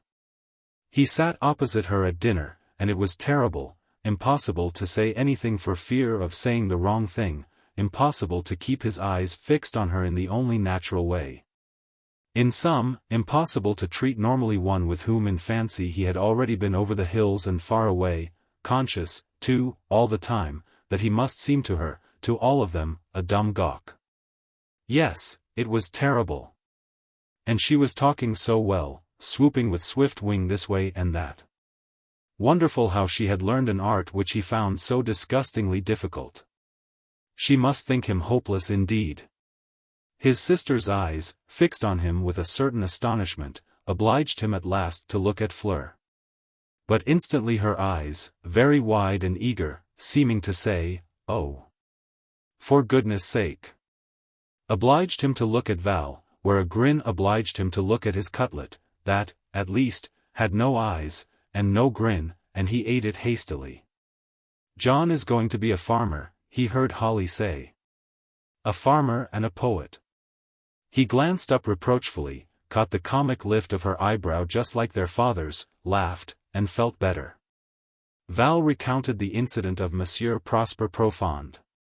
Nothing could have been more favorable, for, in relating it, he regarded Holly, who in turn regarded him, while Fleur seemed to be regarding with a slight frown some thought of her own. And John was really free to look at her at last. She had on a white frock, very simple and well made, her arms were bare, and her hair had a white rose in it. In just that swift moment of free vision, after such intense discomfort, John saw her sublimated, as one sees in the dark a slender white fruit tree.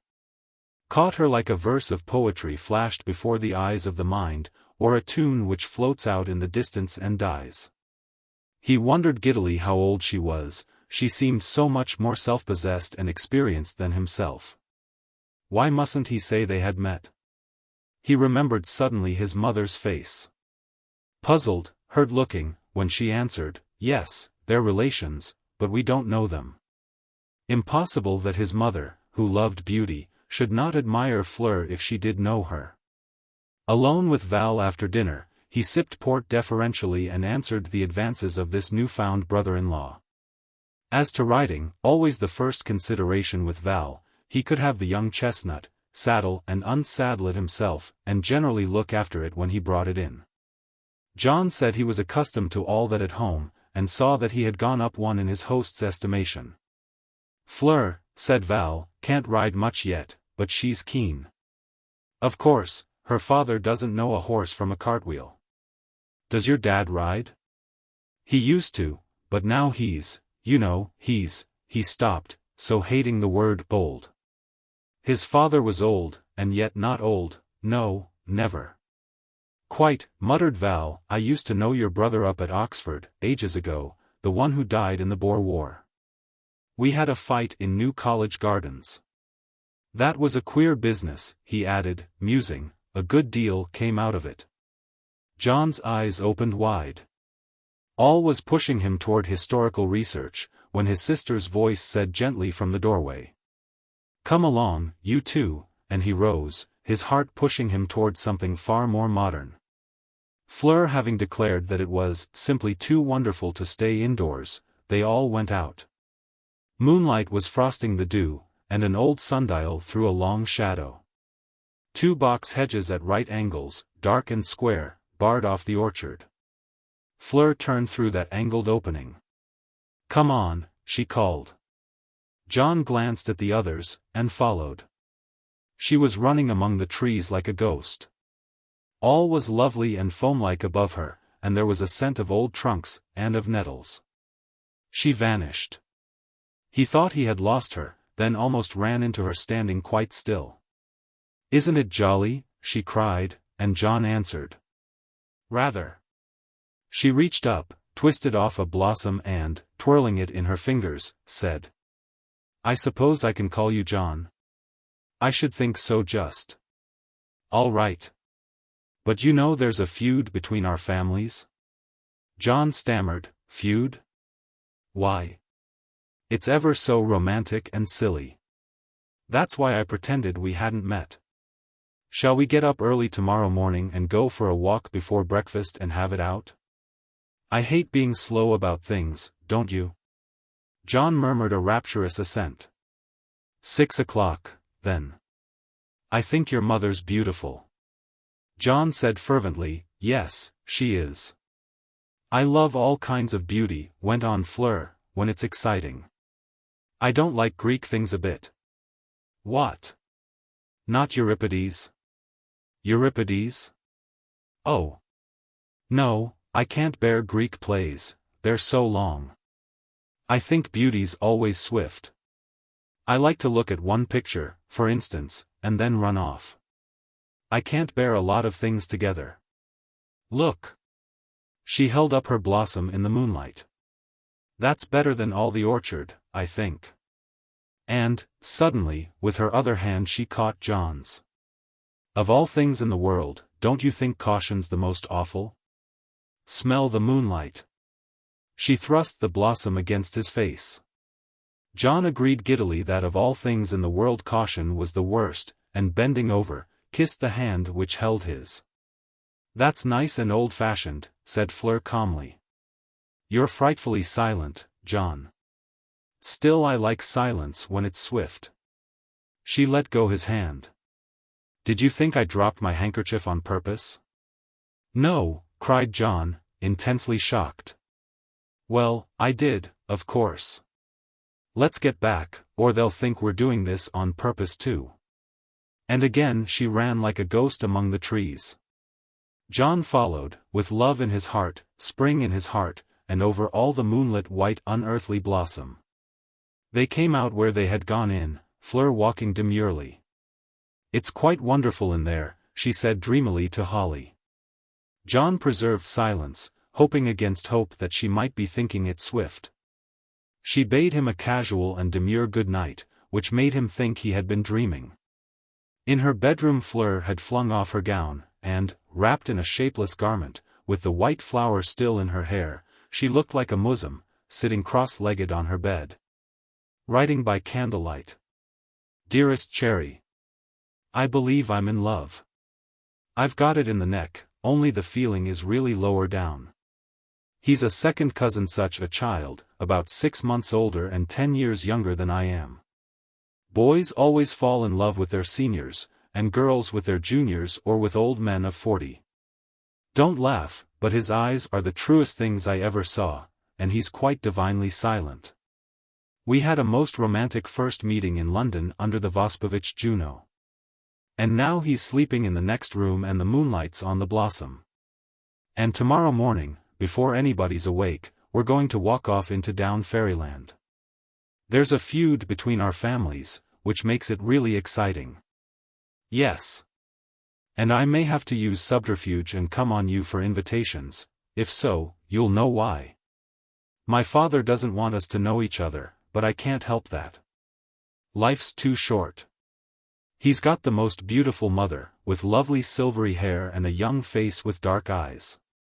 I'm staying with his sister, who married my cousin. It's all mixed up, but I mean to pump her tomorrow.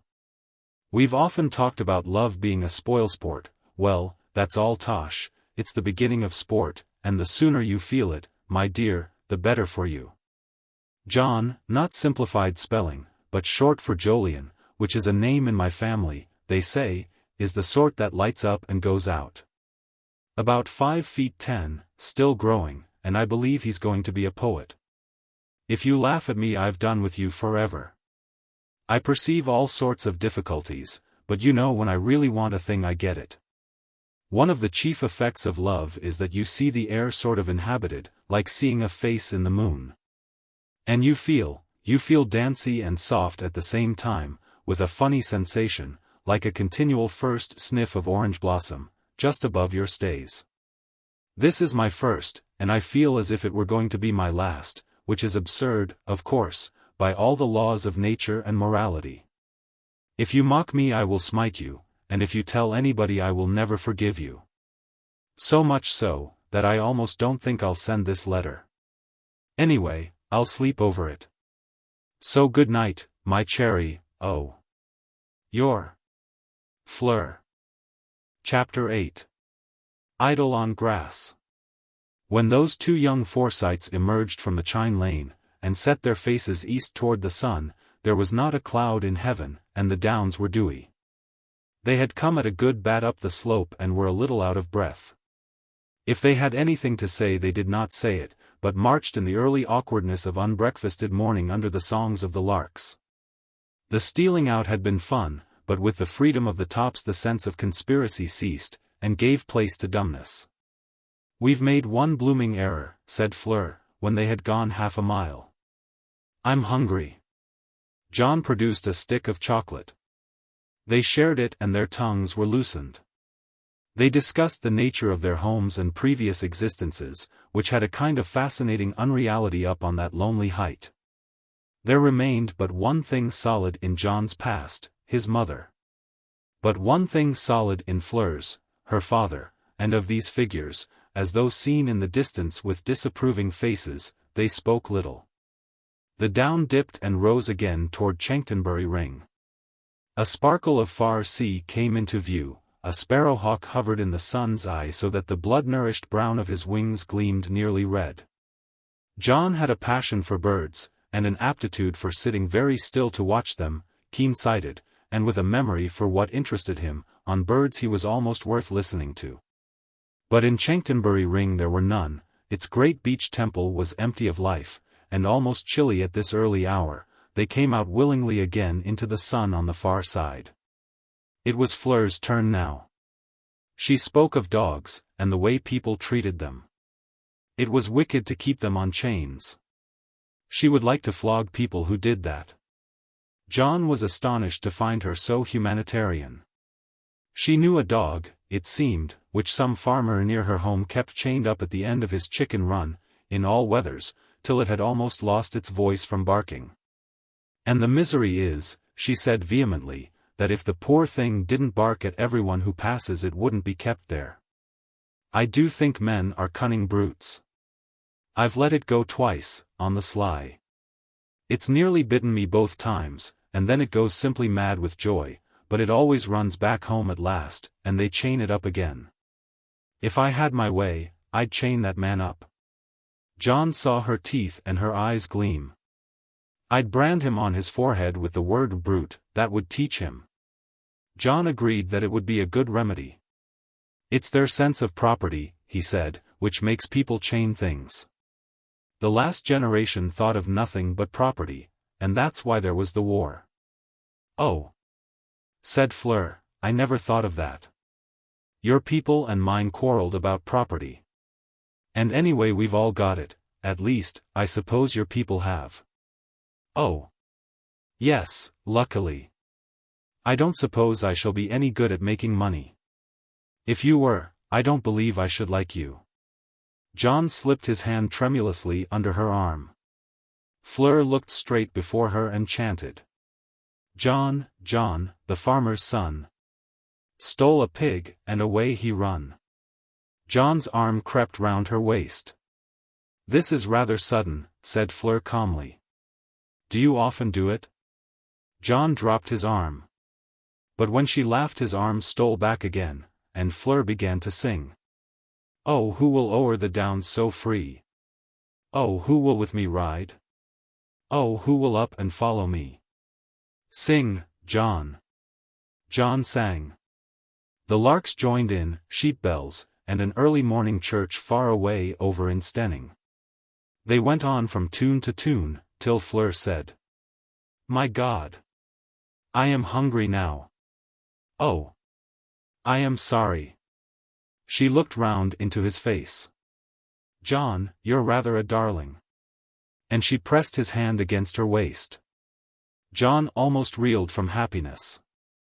A yellow and white dog coursing a hare startled them apart. They watched the two vanish down the slope, till Fleur said with a sigh, He'll never catch it, thank goodness. What's the time? Mine's stopped. I never wound it. John looked at his watch. By Jove, he said, mine's stopped, too. They walked on again, but only hand in hand. If the grass is dry, said Fleur, let's sit down for half a minute. John took off his coat, and they shared it. Smell. Actually wild time. With his arm round her waist again, they sat some minutes in silence. We are goats, cried Fleur, jumping up. We shall be most fearfully late, and look so silly, and put them on their guard. Look here, John. We only came out to get an appetite for breakfast, and lost our way. See? Yes, said John. It's serious, there'll be a stopper put on us. Are you a good liar? I believe not very, but I can try. Fleur frowned. You know, she said, I realize that they don't mean us to be friends. Why not? I told you why. But that's silly. Yes, but you don't know my father. I suppose he's fearfully fond of you. You see, I'm an only child. And so are you, of your mother. Isn't it a bore? There's so much expected of one. By the time they've done expecting, one's as good as dead. Yes, muttered John, life's beastly short. One wants to live forever, and know everything. And love everybody? No, cried John, I only want to love once, you. Indeed. You're coming on. Oh. Look. There's the chalk pit. We can't be very far now. Let's run. John followed, wondering fearfully if he had offended her. The chalk pit was full of sunshine and the murmuration of bees. Fleur flung back her hair. Well, she said, in case of accidents, you may give me one kiss, John, and she pushed her cheek forward. With ecstasy he kissed that hot soft cheek. Now, remember. We lost our way. And leave it to me as much as you can. I'm going to be rather beastly to you, it's safer, try and be beastly to me. John shook his head. That's impossible. Just to please me. Till 5 o'clock, at all events. Anybody will be able to see through it, said John gloomily. Well, do your best. Look. There they are. Wave your hat. Oh. You haven't got one. Well, I'll cooee. Get a little away from me, and look sulky. 5 minutes later, entering the house and doing his utmost to look sulky, John heard her clear voice in the dining room. Oh. I'm simply ravenous. He's going to be a farmer, and he loses his way. The boy's an idiot. Chapter 9. Goya. Lunch was over and Soames mounted to the picture gallery in his house near Mausoleum. He had what Annette called a grief. Fleur was not yet home. She had been expected on Wednesday, had wired that it would be Friday, and again on Friday that it would be Sunday afternoon. And here were her aunt, and her cousins the Cardigans, and this fellow Profond, and everything flat as a pancake for the want of her. He stood before his Gauguin, sorest point of his collection. He had bought the ugly great thing with 2 early Matisses before the war, because there was such a fuss about those post-impressionist chaps. He was wondering whether Profond would take them off his hands. The fellow seemed not to know what to do with his money, when he heard his sister's voice say, I think that's a horrid thing, Soames. And saw that Winifred had followed him up. Oh. You do? He said dryly, I gave 500 for it. Fancy. Women aren't made like that even if they are black. Soames uttered a glum laugh. You didn't come up to tell me that. No.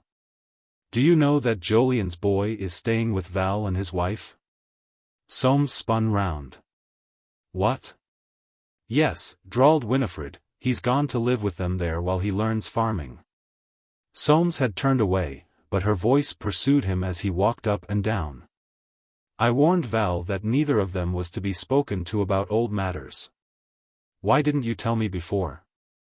Winifred shrugged her substantial shoulders. Fleur does what she likes. You've always spoiled her. Besides, my dear boy, what's the harm? The harm, muttered Soames. Why, he checked himself. The Juno, the handkerchief, Fleur's eyes, her questions, and now this delay in her return, the symptoms seemed to him so sinister that, faithful to his nature, he could not part with them. I think you take too much care, said Winifred. If I were you, I should tell her of that old matter. It's no good thinking that girls in these days are as they used to be. Where they pick up their knowledge I can't tell, but they seem to know everything. Over Soames' face, closely composed, passed a sort of spasm, and Winifred added hastily. If you don't like to speak of it, I could for you. Soames shook his head. Unless there was absolute necessity, the thought that his adored daughter should learn of that old scandal hurt his pride too much. No, he said, not yet. Never if I can help it. Nonsense, my dear. Think what people are. 20 years is a long time, muttered Soames. Outside our family, who's likely to remember? Winifred was silenced. She inclined more and more to that peace and quietness of which Montague Dartai had deprived her in her youth. And, since pictures always depressed her, she soon went down again. Soames passed into the corner where, side by side, hung his real Goya and the copy of the fresco La Vendimia. His acquisition of the real Goya rather beautifully illustrated the cobweb of vested interests and passions which meshed the bright-winged fly of human life. The real Goya's noble owner's ancestor had come into possession of it during some Spanish war. It was in a word loot. The noble owner had remained in ignorance of its value until in the 90s an enterprising critic discovered that a Spanish painter named Goya was a genius. It was only a fair Goya, but almost unique in England, and the noble owner became a marked man. Having many possessions and that aristocratic culture which, independent of mere sensuous enjoyment, is founded on the sounder principle that one must know everything and be fearfully interested in life, he had fully intended to keep an article which contributed to his reputation while he was alive, and to leave it to the nation after he was dead. Fortunately for Soames, the House of Lords was violently attacked in 1909, and the noble owner became alarmed and angry.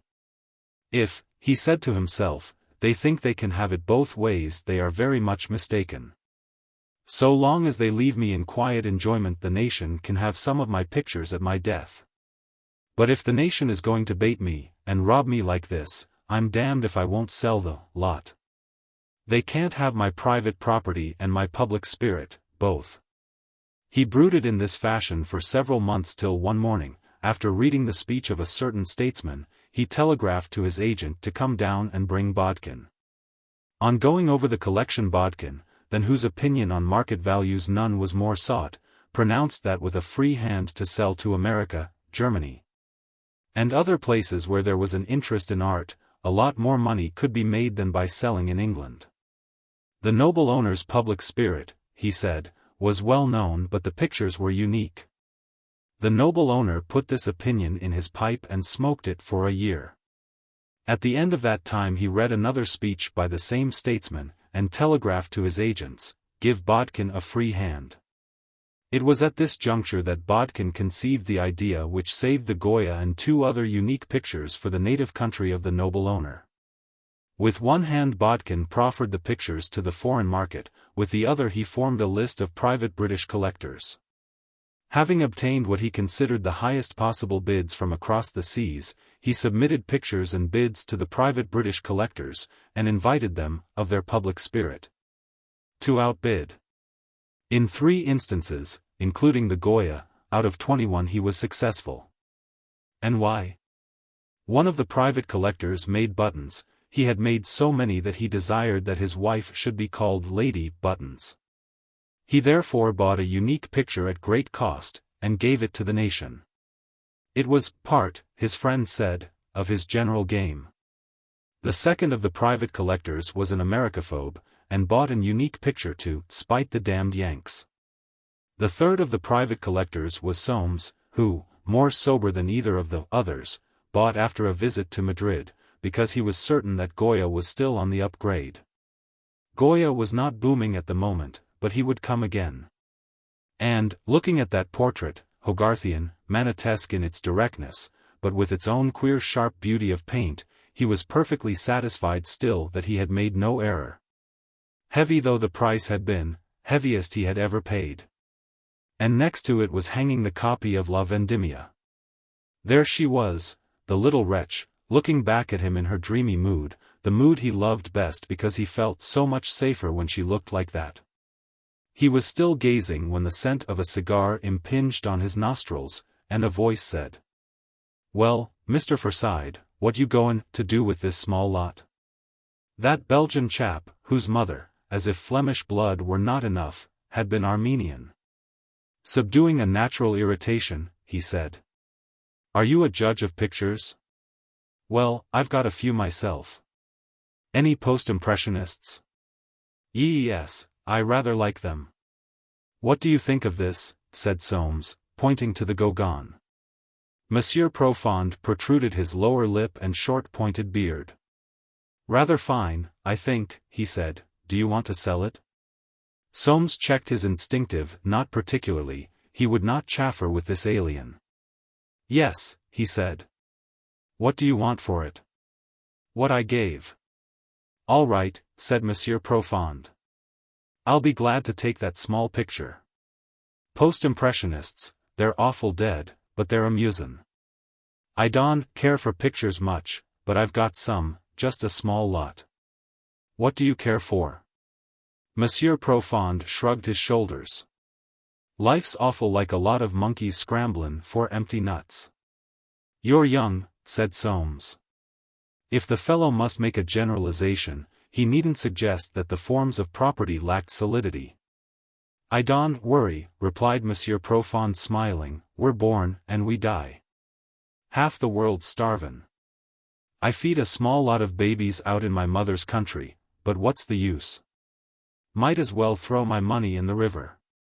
Soames looked at him, and turned back toward his Goya. He didn't know what the fellow wanted. "What shall I make my check for?" pursued Monsieur Profond. 500, said Soames shortly, "but I don't want you to take it if you don't care for it more than that." "That's all right," said Monsieur Profond. "I'll be happy to have that picture." He wrote a check with a fountain pen heavily chased with gold. Soames watched the process uneasily. How on earth had the fellow known that he wanted to sell that picture? Monsieur Profond held out the check. "The English are awful funny about pictures," he said. "So are the French, so are my people. They're all awful funny." "I don't understand you," said Soames stiffly. "It's like hats," said Monsieur Profond enigmatically, "small or large, tenon up or down, just the fashion. Awful funny." And, smiling, he drifted out of the gallery again, blue and solid like the smoke of his excellent cigar. Soames had taken the check, feeling as if the intrinsic value of ownership had been called in question. He's a cosmopolitan, he thought, watching Profond emerge from under the veranda with a net, and saunter down the lawn toward the river. What his wife saw in the fellow he didn't know, unless it was that he could speak her language. And there passed in Soames what Monsieur Profond would have called a small doubt, whether Annette was not too handsome to be walking with anyone so cosmopolitan. Even at that distance he could see the blue fumes from Profond's cigar wreath out in the quiet sunlight, and his grey buckskin shoes, and his grey hat. The fellow was a dandy. And he could see the quick turn of his wife's head, so very straight on her desirable neck and shoulders. That turn of her neck always seemed to him a little too showy, and in the "queen of all I survey" manner, not quite distinguished. He watched them walk along the path at the bottom of the garden. A young man in flannels joined them down there, a Sunday caller no doubt, from up the river. He went back to his Goya. He was still staring at that replica of Fleur, and worrying over Winifred's news, when his wife's voice said, "Mr. Michael Mont, Soames. You invited him to see your pictures." There was the cheerful young man of the gallery off Cork Street. "Turned up, you see, sir, I live only 4 miles from Pangbourne. Jolly day, isn't it?" Confronted with the results of his expansiveness, Soames scrutinized his visitor. The young man's mouth was excessively large and curly, he seemed always grinning. Why didn't he grow the rest of those idiotic little mustaches, which made him look like a music-hall buffoon? What on earth were young men about, deliberately lowering their class with these toothbrushes, or little slug whiskers? Ugh! Affected young idiots. In other respects he was presentable, and his flannels very clean. "Happy to see you," he said. The young man, who had been turning his head from side to side, became transfixed. "I say," he said, "some picture." Soames saw, with mixed sensations, that he had addressed the remark to the Goya copy. "Yes," he said dryly, "that's not a Goya. It's a copy. I had it painted because it reminded me of my daughter." "By Jove! I thought I knew the face, sir. Is she here?" The frankness of his interest almost disarmed Soames. "She'll be in after tea," he said. "Shall we go round the pictures?" And Soames began that round which never tired him. He had not anticipated much intelligence from one who had mistaken a copy for an original, but as they passed from section to section, period to period, he was startled by the young man's frank and relevant remarks. Natively shrewd himself, and even sensuous beneath his mask, Soames had not spent 38 years over his one hobby without knowing something more about pictures than their market values. He was, as it were, the missing link between the artist and the commercial public. Art for art's sake and all that, of course, was cant. But aesthetics and good taste were necessary. The appreciation of enough persons of good taste was what gave a work of art its permanent market value, or in other words made it a work of art. There was no real cleavage. And he was sufficiently accustomed to sheep-like and unseeing visitors, to be intrigued by one who did not hesitate to say of Mauve, good old haystacks. Or of James Maris, didn't he just paint and paper, M. Matthew was the real swell, sir, you could dig into his surfaces. It was after the young man had whistled before a whistler, with the words, "'D'you think he ever really saw a naked woman, sir?" that Soames remarked. "What are you, Mr. Mont, if I may ask?" "I, sir? I was going to be a painter, but the war knocked that. Then in the trenches, you know, I used to dream of the Stock Exchange, snug and warm and just noisy enough. But the peace knocked that, shares seem off, don't they? I've only been demobbed about a year. What do you recommend, sir? Have you got money?" "Well," answered the young man, "I've got a father. I kept him alive during the war, so he's bound to keep me alive now. Though, of course, there's the question whether he ought to be allowed to hang on to his property. What do you think about that, sir?" Soames, pale and defensive, smiled. "The old man has fits when I tell him he may have to work yet. He's got land, you know, it's a fatal disease." "This is my real Goya," said Soames dryly. "By George! He was a swell. I saw a Goya in Munich once that bowled me middle stump. A most evil-looking old woman in the most gorgeous lace. He made no compromise with the public taste. That old boy was some explosive. He must have smashed up a lot of convention in his day. Couldn't he just paint? He makes Velázquez stiff, don't you think?" "I have no Velázquez," said Soames. The young man stared. "No," he said, "only nations or profiteers can afford him, I suppose. I say, why shouldn't all the bankrupt nations sell their Velázquez and Titians and other swells to the profiteers by force? And then pass a law that anyone who holds a picture by an old master, see schedule, must hang it in a public gallery? There seems something in that." "Shall we go down to tea?" said Soames. The young man's ears seemed to droop on his skull. "He's not dense," thought Soames, following him off the premises.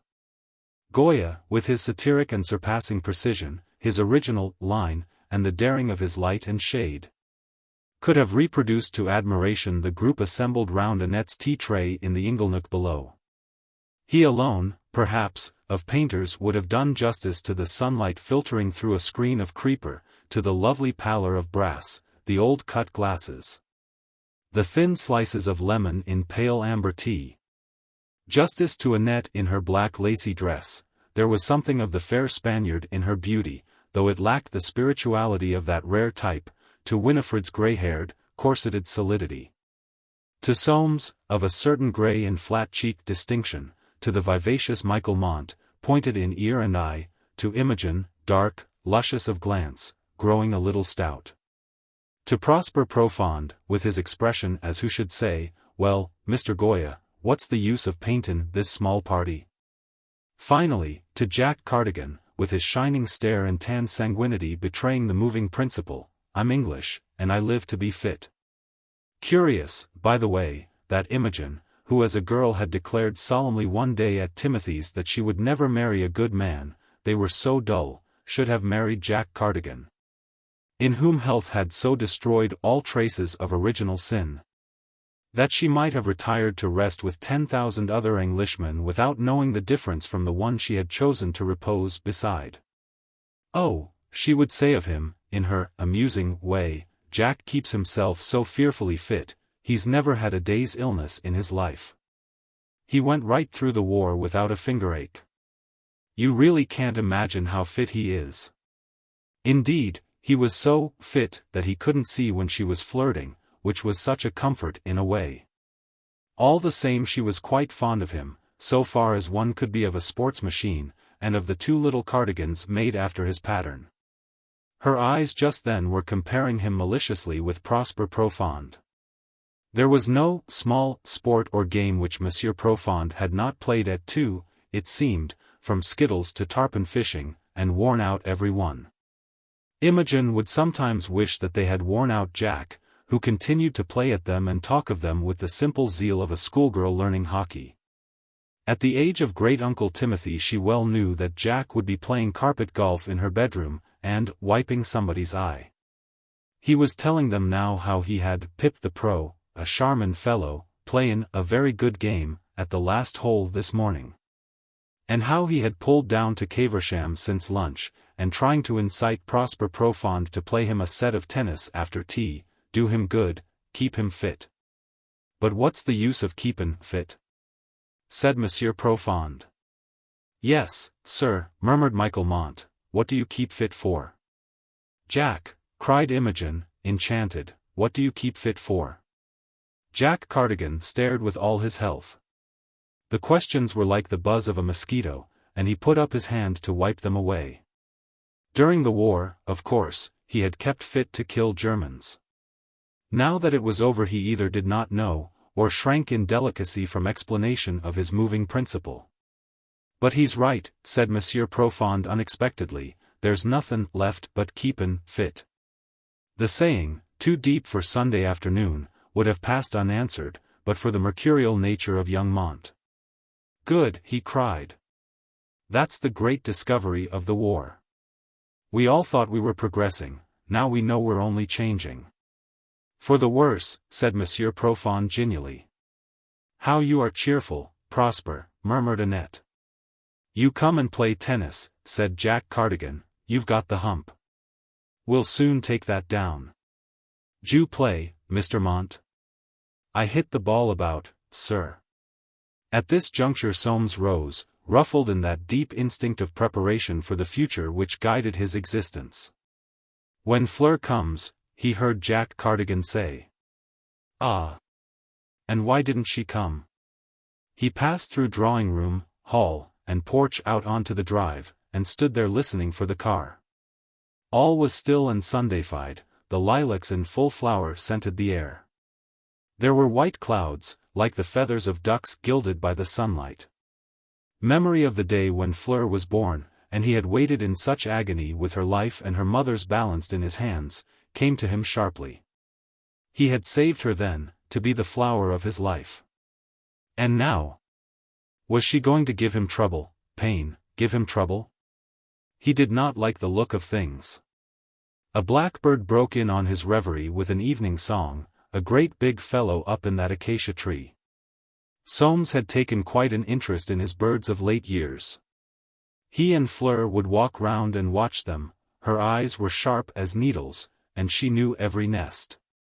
He saw her dog, a retriever, lying on the drive in a patch of sunlight, and called to him.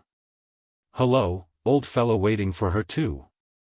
The dog came slowly with a grudging tail, and Soames mechanically laid a pat on his head.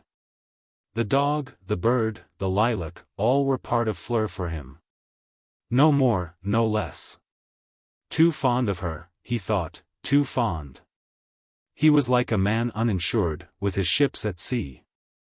Uninsured again, as in that other time, so long ago, when he would wander dumb and jealous in the wilderness of London, longing for that woman, his first wife, the mother of this infernal boy. Ah! There was the car at last. It drew up, it had luggage, but no Fleur. Miss Fleur is walking up, sir, by the towing path. Walking all those miles? Soames stared. The man's face had the beginning of a smile on it. What was he grinning at? And very quickly he turned, saying, "All right, Sims," and went into the house. He mounted to the picture gallery once more. He had from there a view of the river bank, and stood with his eyes fixed on it, oblivious of the fact that it would be an hour at least before her figure showed there. Walking up. And that fellow's grin. The boy. He turned abruptly from the window. He couldn't spy on her. If she wanted to keep things from him, she must. He could not spy on her. His heart felt empty, and bitterness mounted from it into his very mouth. The staccato shouts of Jack Cardigan pursuing the ball, the laugh of young Mont rose in the stillness and came in. He hoped they were making that chap Profond run. And the girl in La Vendimia stood with her arm akimbo and her dreamy eyes looking past him. I've done all I could for you, he thought, since you were no higher than my knee. You aren't going to hurt me, are you? But the Goya copy answered not, brilliant in color just beginning to tone down. There's no real life in it, thought Soames. Why doesn't she come? Chapter 10. Trio. Among those 4 Forsytes of the third, and, as one might say, 4th generation, at Wansdon under the Downs. A weekend prolonged unto the 9th day had stretched the crossing threads of tenacity almost to snapping point. Never had Fleur been so fine, Holly so watchful, Val so stable secretive, John so silent and disturbed. What he learned of farming in that week might have been balanced on the point of a penknife and puffed off. He, whose nature was essentially averse from intrigue, and whose adoration of Fleur disposed him to think that any need for concealing it was skittles, chafed and fretted, yet obeyed. Taking what relief he could in the few moments when they were alone.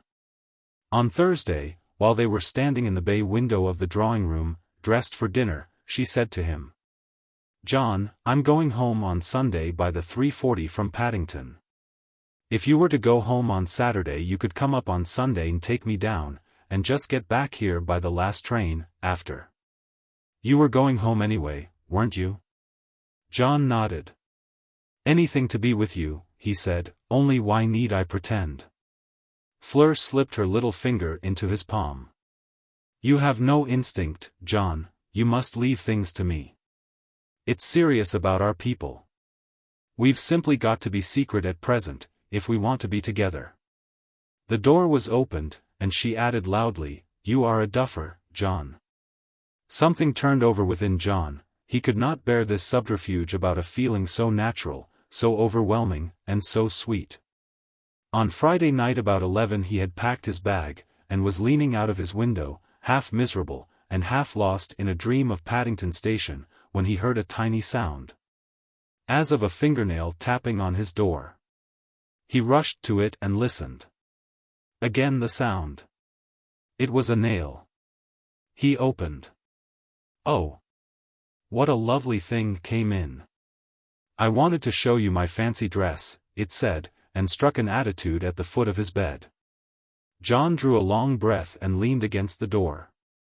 The apparition wore white muslin on its head, a fichu round its bare neck over a wine-colored dress, fulled out below its slender waist.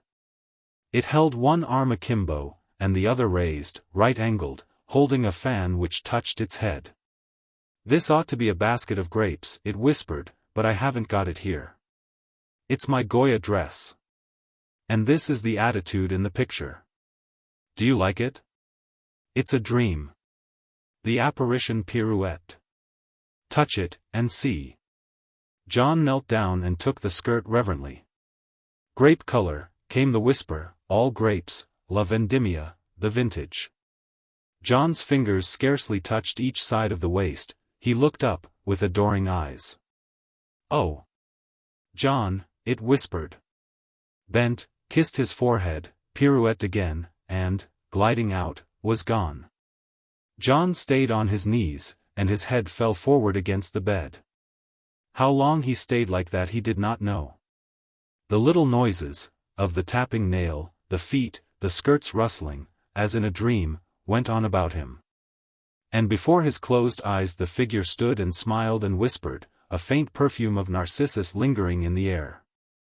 And his forehead where it had been kissed had a little cool place between the brows, like the imprint of a flower. Love filled his soul, that love of boy for girl which knows so little, hopes so much, would not brush the down off for the world. And must become in time a fragrant memory, a searing passion, a humdrum mateship, or, once in many times, vintage full and sweet with sunset color on the grapes. Enough has been said about John Forsyte here and in another place to show what long marches lay between him and his great-great-grandfather, the first Jolyon, in Dorset down by the sea. John was sensitive as a girl, more sensitive than 9 out of 10 girls of the day, imaginative as one of his half-sister June's lame duck painters. Affectionate as a son of his father and his mother naturally would be. And yet, in his inner tissue, there was something of the old founder of his family, a secret tenacity of soul, a dread of showing his feelings, a determination not to know when he was beaten. Sensitive, imaginative, affectionate boys get a bad time at school, but John had instinctively kept his nature dark, and been but normally unhappy there. Only with his mother had he, up till then, been absolutely frank and natural. And when he went home to Robin Hill that Saturday his heart was heavy because Fleur had said that he must not be frank and natural with her from whom he had never yet kept anything. Must not even tell her that they had met again, unless he found that she knew already.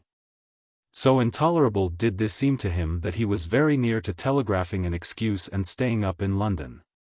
And the first thing his mother said to him was, "So you've had our little friend of the confectioner's there, John. What is she like on second thoughts?"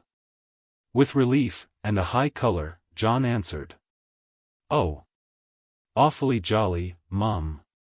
Her arm pressed his. John had never loved her so much as in that minute which seemed to falsify Fleur's fears and to release his soul. He turned to look at her, but something in her smiling face, something which only he perhaps would have caught, stopped the words bubbling up in him. Could fear go with a smile? If so, there was fear in her face. And out of John tumbled quite other words, about farming, Holly, and the Downs. Talking fast, he waited for her to come back to Fleur. But she did not. Nor did his father mention her, though of course he, too, must know. What deprivation and killing of reality was in his silence about Fleur, when he was so full of her. When his mother was so full of John, and his father so full of his mother. And so the trio spent the evening of that Saturday. After dinner his mother played. She seemed to play all the things he liked best, and he sat with one knee clasped, and his hair standing up where his fingers had run through it. He gazed at his mother while she played, but he saw Fleur, Fleur in the moonlit orchard, Fleur in the sunlit gravel pit, Fleur in that fancy dress, swaying, whispering, stooping, kissing his forehead. Once, while he listened, he forgot himself and glanced at his father in that other easy chair. What was Dad looking like that for? The expression on his face was so sad and puzzling. It filled him with a sort of remorse, so that he got up and went and sat on the arm of his father's chair. From there he could not see his face. And again he saw Fleur, in his mother's hands, slim and white on the keys, in the profile of her face and her powdery hair. And down the long room in the open window where the May night walked outside. When he went up to bed his mother came into his room. She stood at the window, and said, "Those cypresses your grandfather planted down there have done wonderfully. I always think they look beautiful under a dropping moon. I wish you had known your grandfather, John." "Were you married to father when he was alive?" asked John suddenly. "No, dear, he died in '92, very old, 85, I think." "Is father like him?" "A little, but more subtle, and not quite so solid." "I know, from grandfather's portrait. Who painted that?" "One of June's lame ducks. But it's quite good." John slipped his hand through his mother's arm. "Tell me about the family quarrel, Mum." He felt her arm quivering. "No, dear, that's for your father some day, if he thinks fit." "Then it was serious," said John, with a catch in his breath. "Yes." And there was a silence, during which neither knew whether the arm or the hand within it were quivering most. "Some people," said Irene softly, think the moon on her back is evil, to me she's always lovely. Look at those cypress shadows. John, father says we may go to Italy, you and I, for 2 months. Would you like? John took his hand from under her arm, his sensation was so sharp and so confused. Italy with his mother. A fortnight ago it would have been perfection. Now it filled him with dismay, he felt that the sudden suggestion had to do with Fleur. He stammered out. Oh. Yes, only, I don't know. Ought I, now I've just begun? I'd like to think it over. Her voice answered, cool and gentle. Yes, dear, think it over. But better now than when you've begun farming seriously. Italy with you. It would be nice. John put his arm round her waist, still slim and firm as a girl's. Do you think you ought to leave father? He said feebly, feeling very mean. Father suggested it. He thinks you ought to see Italy at least before you settle down to anything. The sense of meanness died in John. He knew, yes, he knew, that his father and his mother were not speaking frankly, no more than he himself. They wanted to keep him from Fleur. His heart hardened. And, as if she felt that process going on, his mother said, "Good night, darling. Have a good sleep and think it over. But it would be lovely." She pressed him to her so quickly that he did not see her face. John stood feeling exactly as he used to when he was a naughty little boy. Sore because he was not loving, and because he was justified in his own eyes. But Irene, after she had stood a moment in her own room, passed through the dressing room between it and her husband's. Well? He will think it over, Jolyon. Watching her lips that wore a little drawn smile, Jolyon said quietly. You had better let me tell him, and have done with it. After all, John has the instincts of a gentleman. He has only to understand. Only. He can't understand, that's impossible. I believe I could have at his age. Irene caught his hand. You were always more of a realist than John, and never so innocent. That's true, said Jolyon. It's queer, isn't it? You and I would tell our stories to the world without a particle of shame. But our own boy stumps us. We've never cared whether the world approves or not. John would not disapprove of us. Oh. Jolyon, yes. He's in love, I feel he's in love. And he'd say, my mother once married without love. How could she have? It'll seem to him a crime. And so it was. Jolyon took her hand, and said with a wry smile. Ah. Why on earth are we born young? Now, if only we were born old and grew younger year by year, we should understand how things happen, and drop all our cursed intolerance. But you know, if the boy is really in love, he won't forget, even if he goes to Italy. We're a tenacious breed, and he'll know by instinct why he's being sent. Nothing will really cure him but the shock of being told. Let me try, anyway. Jolyon stood a moment without speaking. Between this devil and this deep sea, the pain of a dreaded disclosure and the grief of losing his wife for 2 months, he secretly hoped for the devil. Yet if she wished for the deep sea he must put up with it. After all, it would be training for that departure from which there would be no return. And, taking her in his arms, he kissed her eyes, and said, As you will, my love. Chapter 11. Duet. That small emotion, love, grows amazingly when threatened with extinction. John reached Paddington Station half an hour before his time and a full week after, as it seemed to him. He stood at the appointed bookstall, amid a crowd of Sunday travellers, in a Harris tweed suit exhaling, as it were, the emotion of his thumping heart. He read the names of the novels on the bookstall, and bought one at last, to avoid being regarded with suspicion by the bookstall clerk. It was called The Heart of the Trail. Which must mean something, though it did not seem to. He also bought The Lady's Mirror and The Landsman. Every minute was an hour long, and full of horrid imaginings. After 19 had passed, he saw her with a bag and a porter wheeling her luggage. She came swiftly, she came cool. She greeted him as if he were a brother. "First class," she said to the porter, "corner seats, opposite." John admired her frightful self-possession. "Can't we get a carriage to ourselves?" he whispered. "No good, it's a stopping train. After Maidenhead perhaps." "Look natural, John." John screwed his features into a scowl. They got in, with 2 other beasts. Oh, heaven! He tipped the porter unnaturally, in his confusion. The brute deserved nothing for putting them in there, and looking as if he knew all about it into the bargain. Fleur hid herself behind the lady's mirror. John imitated her behind the landsman. The train started. Fleur let the lady's mirror fall and leaned forward. "Well," she said.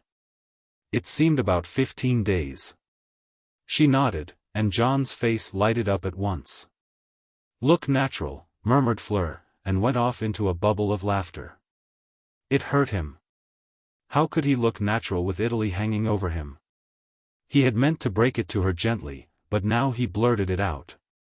"They want me to go to Italy with mother for 2 months. Fleur drooped her eyelids, turned a little pale, and bit her lips.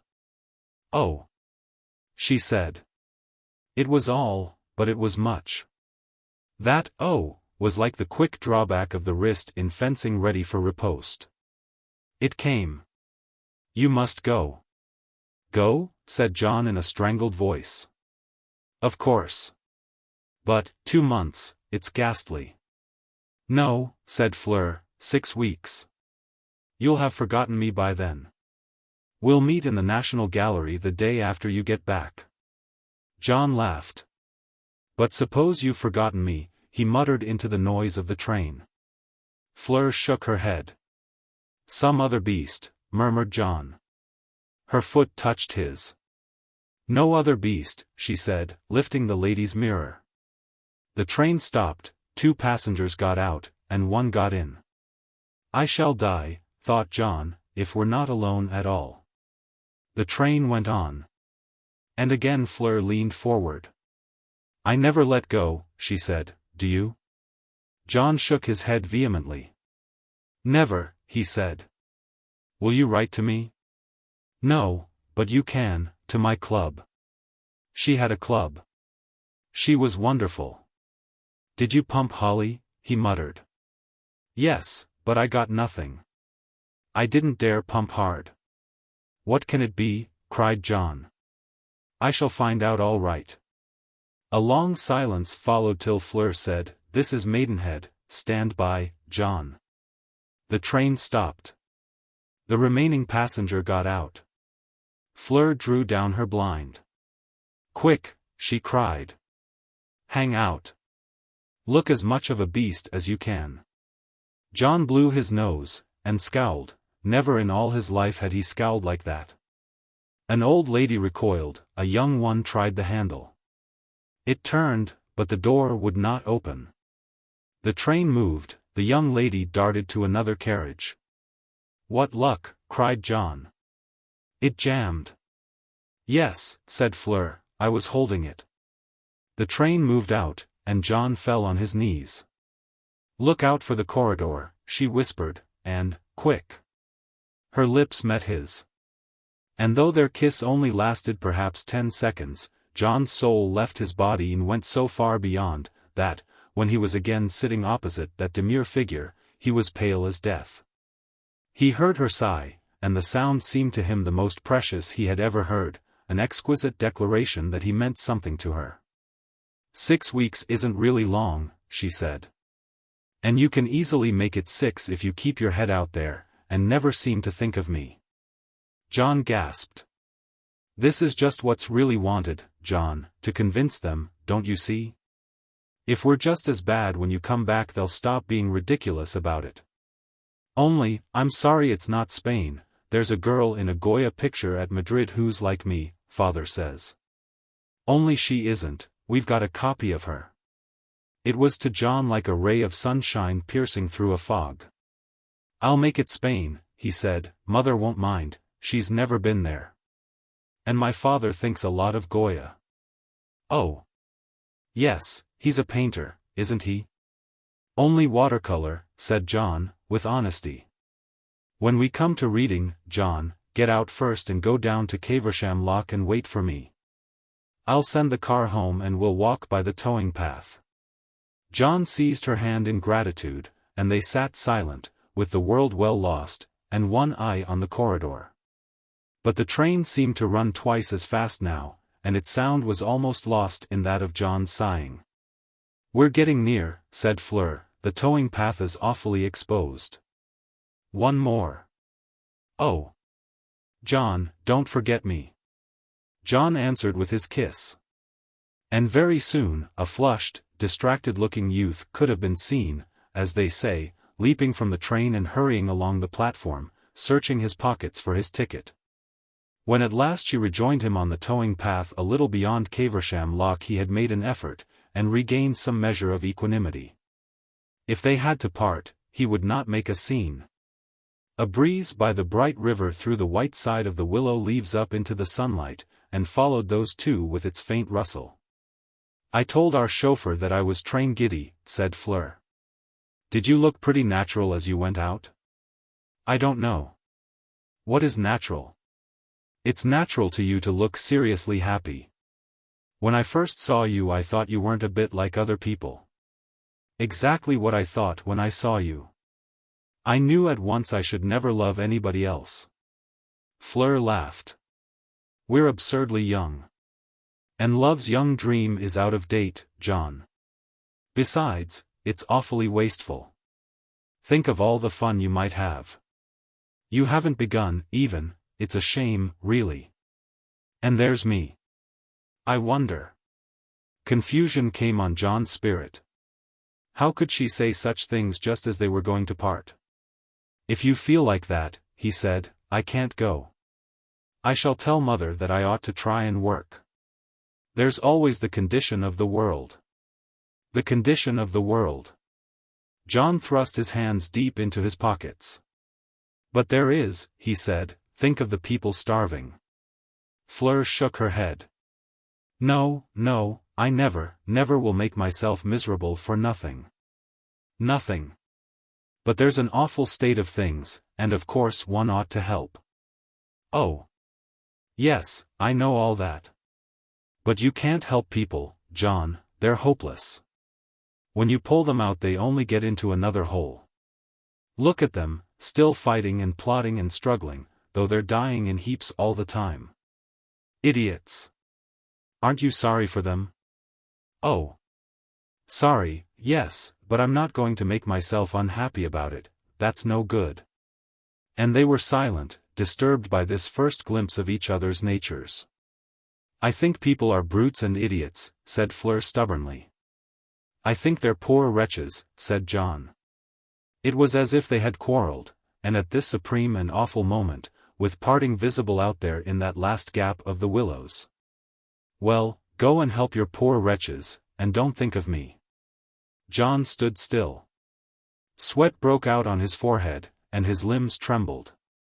Fleur too had stopped, and was frowning at the river. "I must believe in things," said John with a sort of agony. "We're all meant to enjoy life." Fleur laughed. "Yes, and that's what you won't do, if you don't take care.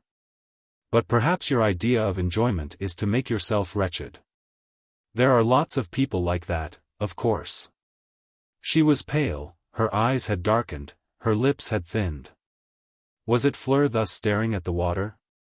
John had an unreal feeling as if he were passing through the scene in a book where the lover has to choose between love and duty.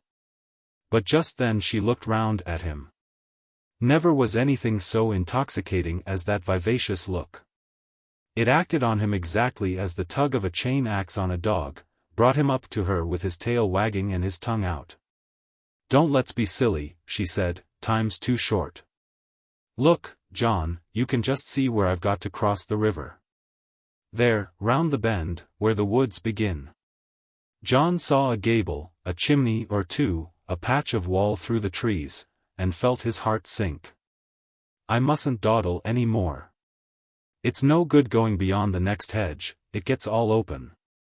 Let's get on to it and say goodbye. They went side by side, hand in hand, silently toward the hedge, where the Mayflower, both pink and white, was in full bloom. My club's the Talisman, Stratton Street, Piccadilly. Letters there will be quite safe, and I'm almost always up once a week. John nodded. His face had become extremely set, his eyes stared straight before him. Today's the 23rd of May, said Fleur. On the 9th of July I shall be in front of the Bacchus and Ariadne at 3 o'clock, will you? I will. If you feel as bad as I, it's all right. Let those people pass. A man and woman airing their children went by strung out in Sunday fashion. The last of them passed the wicket gate. Domesticity, said Fleur, and blotted herself against the hawthorn hedge. The blossom sprayed out above her head, and one pink cluster brushed her cheek. John put up his hand jealously to keep it off. Goodbye, John. For a second they stood with hands hard clasped. Then their lips met for the third time, and when they parted Fleur broke away and fled through the wicket gate. John stood where she had left him, with his forehead against that pink cluster. Gone. For an eternity, for 7 weeks all but 2 days. And here he was, wasting the last sight of her. He rushed to the gate. She was walking swiftly on the heels of the straggling children. She turned her head, he saw her hand make a little flitting gesture, then she sped on, and the trailing family blotted her out from his view. The words of a comic song. Paddington groan, worst ever known. He gave a sepulchral Paddington groan. Came into his head, and he sped incontinently back to Reading Station. All the way up to London and down to Wansdon he sat with the heart of the trail open on his knee, knitting in his head a poem so full of feeling that it would not rhyme. Chapter 12. Caprice. Fleur sped on. She had need of rapid motion, she was late, and wanted all her wits about her when she got in. She passed the islands, the station, and hotel, and was about to take the ferry, when she saw a skiff with a young man standing up in it, and holding to the bushes. Miss Forsyte, he said. Let me put you across. I've come on purpose. She looked at him in blank amazement. It's all right, I've been having tea with your people. I thought I'd save you the last bit. It's on my way, I'm just off back to Pangbourne. My name's Montana. I saw you at the picture gallery, you remember, when your father invited me to see his pictures. Oh, said Fleur. Yes, the handkerchief. To this young man she owed John, and, taking his hand, she stepped down into the skiff. Still emotional, and a little out of breath, she sat silent, not so the young man. She had never heard anyone say so much in so short a time. He told her his age, 24, his weight, 10 stone 11, his place of residence, not far away. Described his sensations under fire, and what it felt like to be gassed, criticized the Juno, mentioned his own conception of that goddess. Commented on the Goya copy, said Fleur was not too awfully like it, sketched in rapidly the condition of England, spoke of Monsieur Profond, or whatever his name was, as an awful sport. Thought her father had some ripping pictures and some rather dug up, hoped he might row down again and take her on the river because he was quite trustworthy. Inquired her opinion of Chekhov, gave her his own, wished they could go to the Russian ballet together some time, considered the name Fleur Forsyte simply topping. Cursed his people for giving him the name of Michael on the top of Mont, outlined his father, and said that if she wanted a good book she should read Job. His father was rather like Job while Job still had land. But Job didn't have land, Fleur murmured, he only had flocks and herds and moved on. Ah!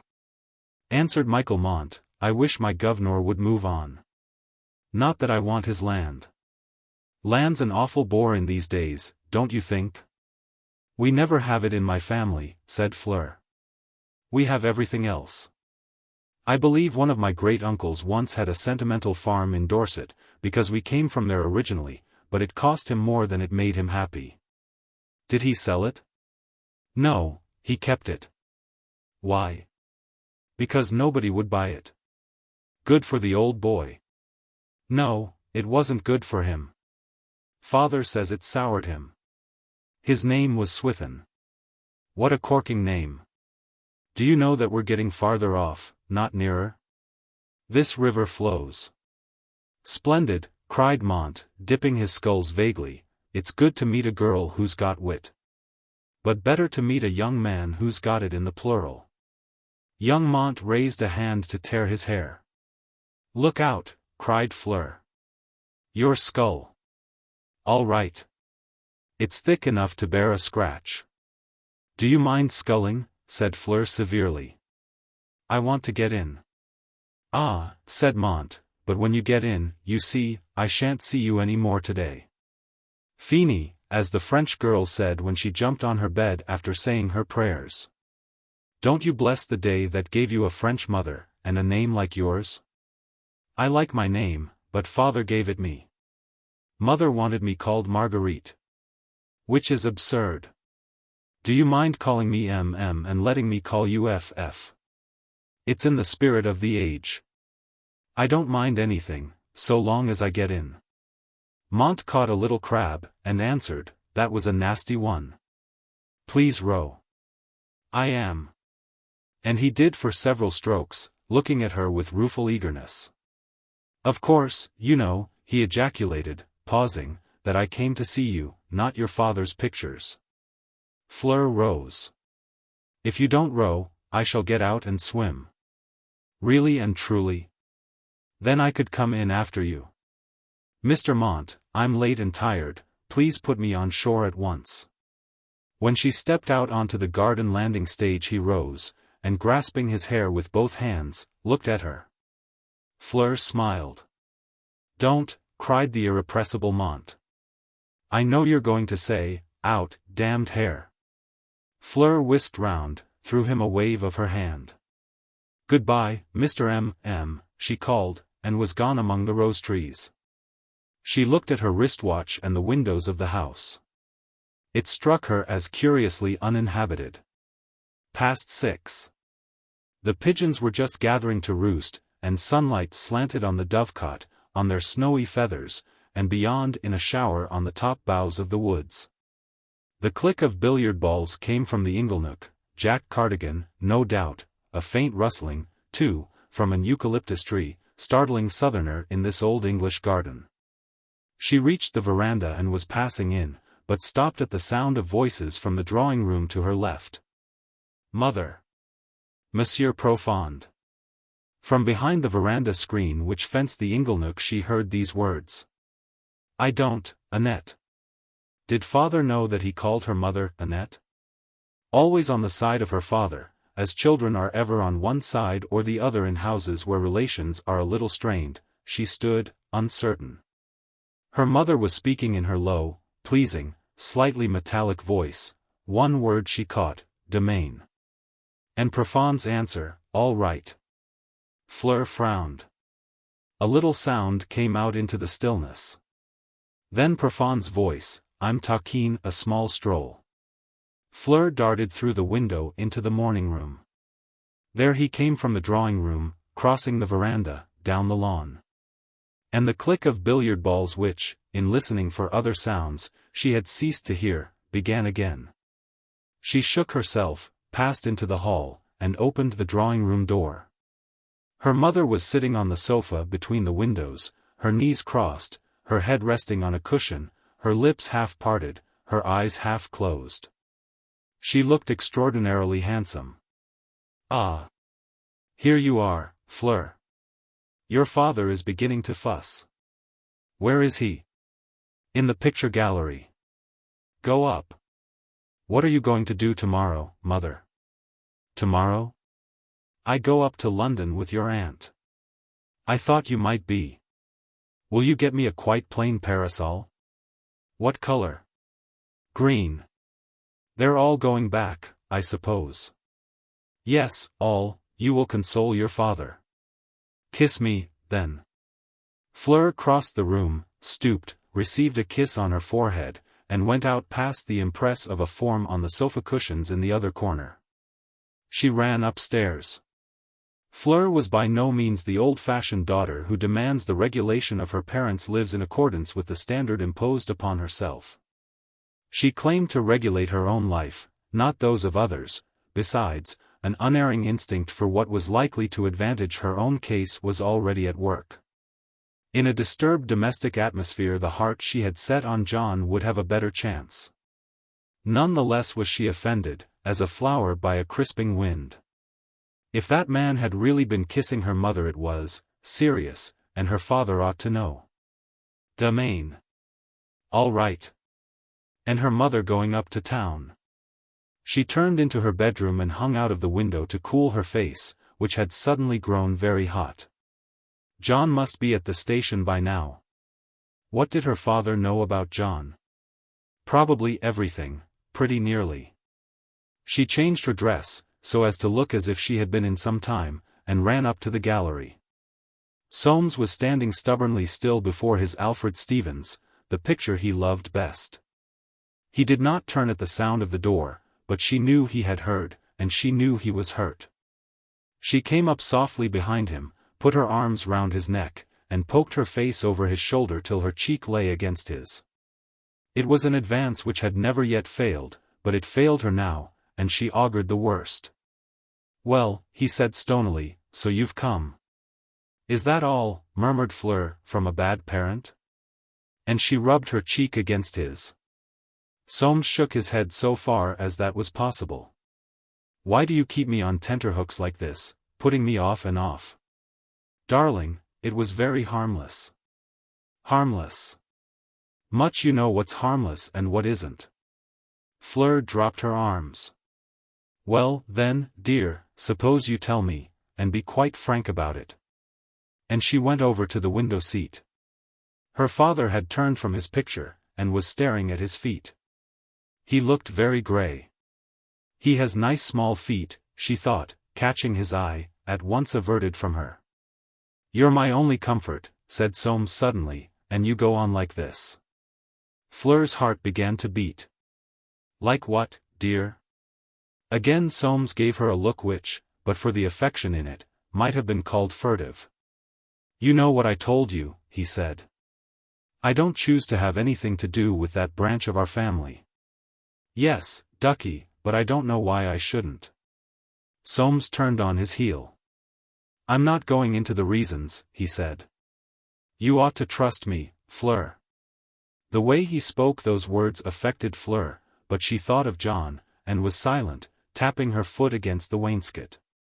Unconsciously she had assumed a modern attitude, with one leg twisted in and out of the other, with her chin on one bent wrist, her other arm across her chest, and its hand hugging her elbow.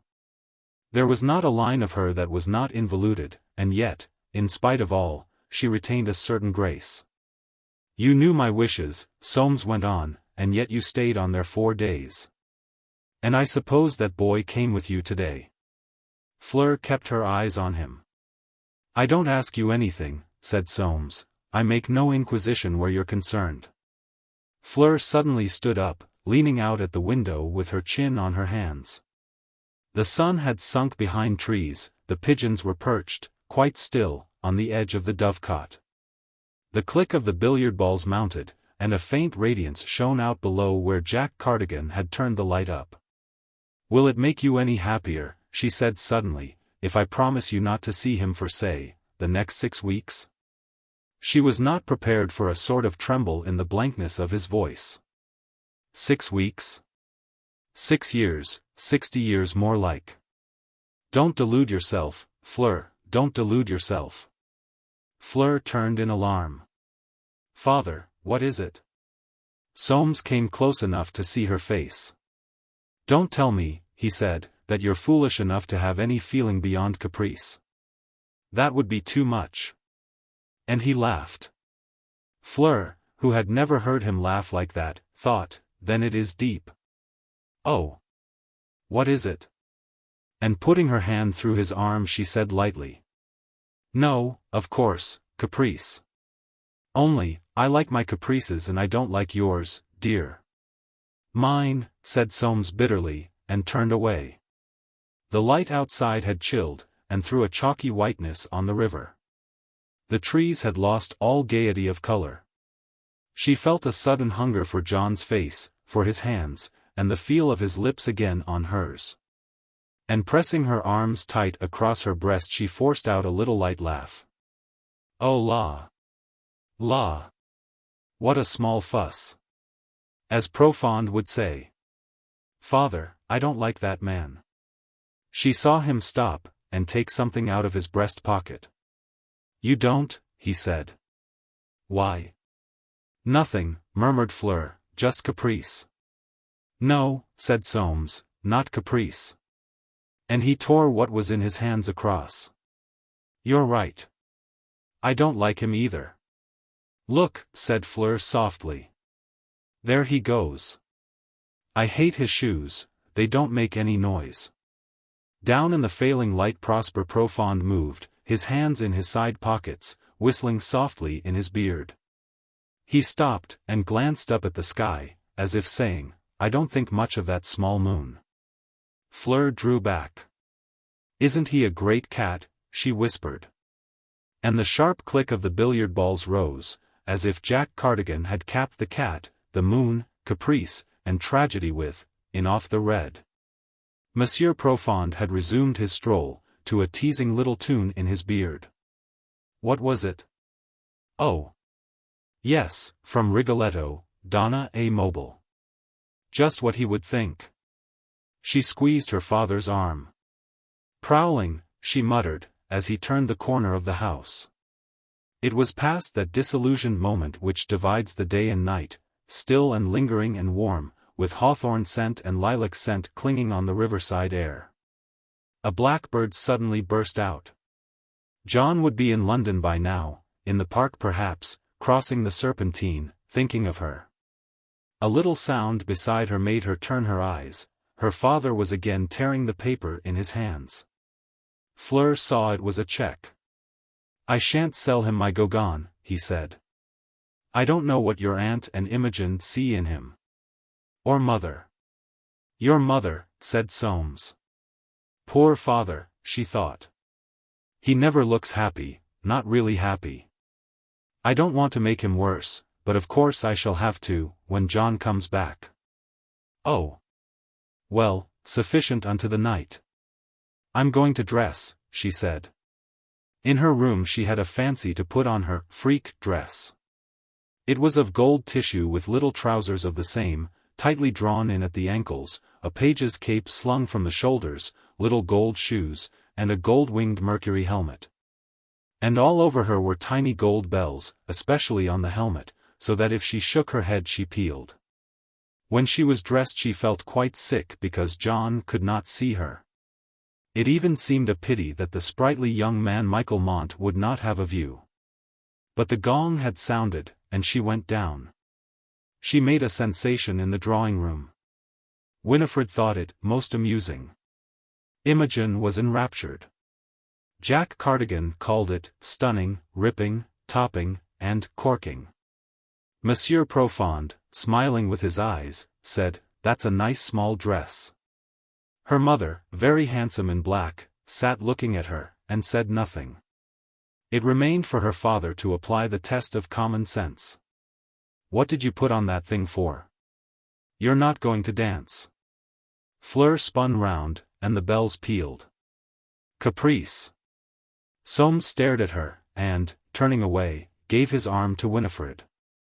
Jack Cardigan took her mother. Prosper Profond took Imogen. Fleur went in by herself, with her bells jingling.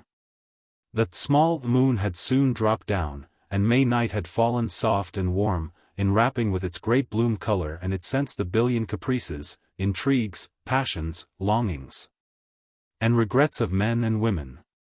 Happy was Jack Cardigan who snored into Imogen's white shoulder, fit as a flea, or Timothy in his Mausoleum, too old for anything but baby's slumber.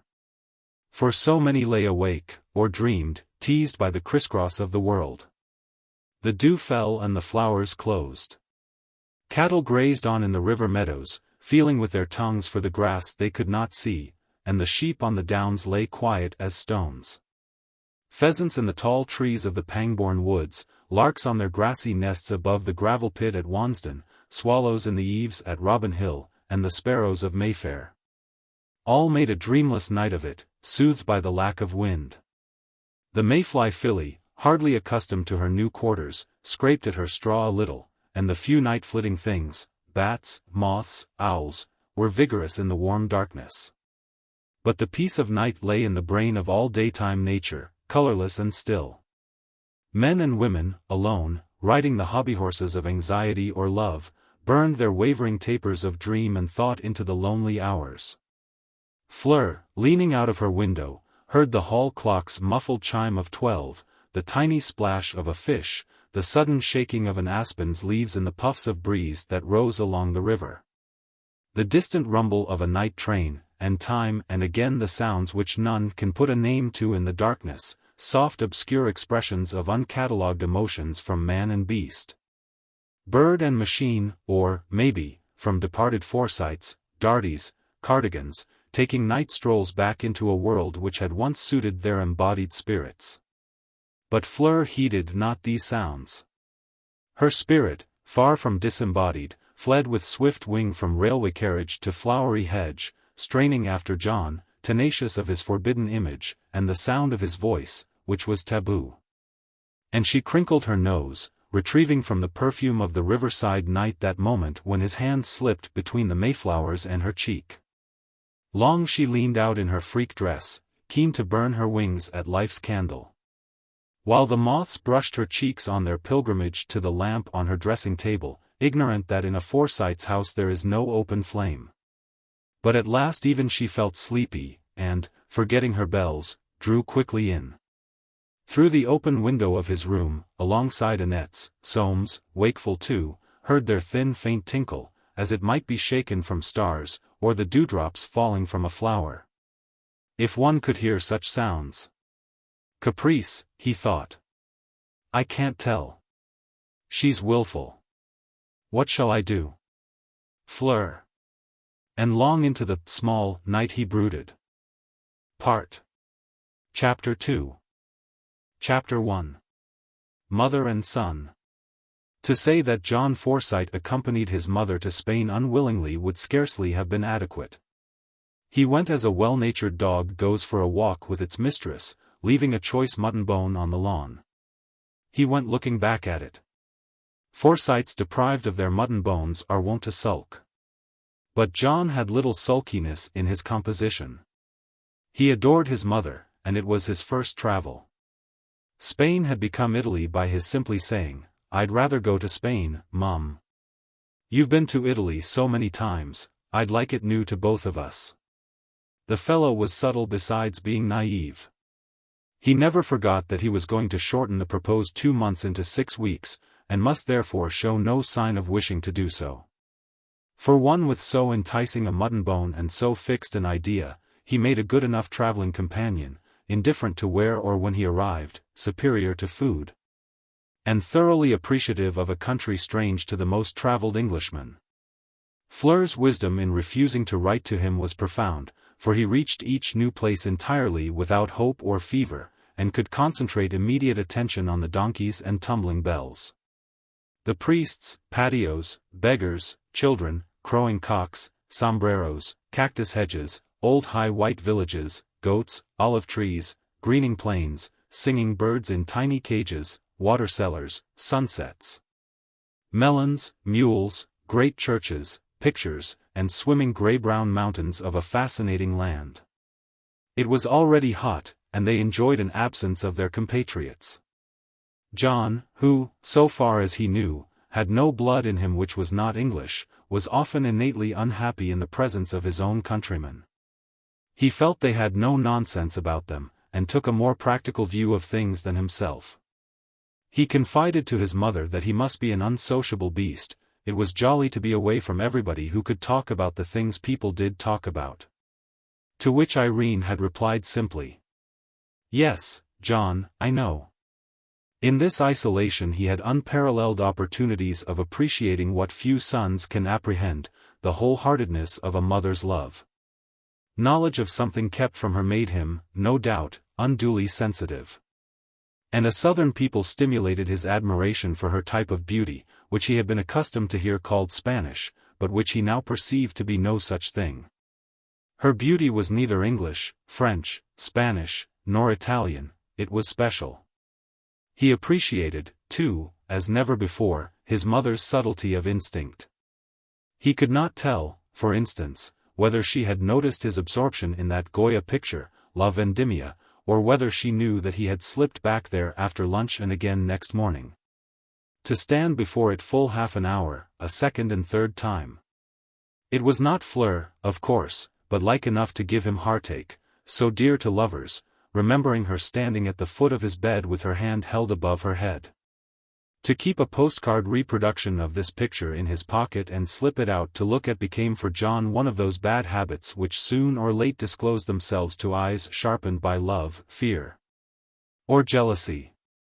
And his mother's were sharpened by all three. In Granada he was fairly caught, sitting on a sun-warmed stone bench in a little battlement garden on the Alhambra hill, whence he ought to have been looking at the view. His mother, he had thought, was examining the potted stalks between the polled acacias, when her voice said, "Is that your favorite Goya, John?" He checked, too late, a movement such as he might have made at school to conceal some surreptitious document, and answered, "Yes. It certainly is most charming, but I think I prefer the Quitosol. Your father would go crazy about Goya. I don't believe he saw them when he was in Spain in '92. In '92, 9 years before he had been born. What had been the previous existences of his father and his mother? If they had a right to share in his future, surely he had a right to share in their pasts. He looked up at her. But something in her face, a look of life hard-lived, the mysterious impress of emotions, experience, and suffering, seemed, with its incalculable depth, its purchased sanctity, to make curiosity impertinent. His mother must have had a wonderfully interesting life, she was so beautiful, and so, but he could not frame what he felt about her. He got up, and stood gazing down at the town, at the plain all green with crops, and the ring of mountains glamorous in sinking sunlight. Her life was like the past of this old Moorish city, full, deep, remote, his own life as yet such a baby of a thing, hopelessly ignorant and innocent. They said that in those mountains to the west, which rose sheer from the blue-green plain, as if out of a sea, Phoenicians had dwelt, a dark, strange, secret race, above the land. His mother's life was as unknown to him, as secret, as that Phoenician past was to the town down there, whose cocks crowed and whose children played and clamored so gaily, day in, day out. He felt aggrieved that she should know all about him and he nothing about her except that she loved him and his father, and was beautiful. His callow ignorance, he had not even had the advantage of the war, like nearly everybody else, made him small in his own eyes. That night, from the balcony of his bedroom, he gazed down on the roof of the town, as if inlaid with honeycomb of jet, ivory, and gold. And, long after, he lay awake, listening to the cry of the sentry as the hours struck, and forming in his head these lines. Voice in the night crying. Down in the old sleeping. Spanish city darkened under her white stars. What says the voice, its clear, lingering anguish? Just the watchman, telling his dateless tale of safety? Just a roadman, flinging to the moon his song? No. 'Tis one deprived, whose lover's heart is weeping. Just his cry, how long? The word deprived seemed to him cold and unsatisfactory, but bereaved was too final, and no other word of 2 syllables short-long came to him, which would enable him to keep whose lover's heart is weeping. It was past 2 by the time he had finished it, and past 3 before he went to sleep, having said it over to himself at least 24 times.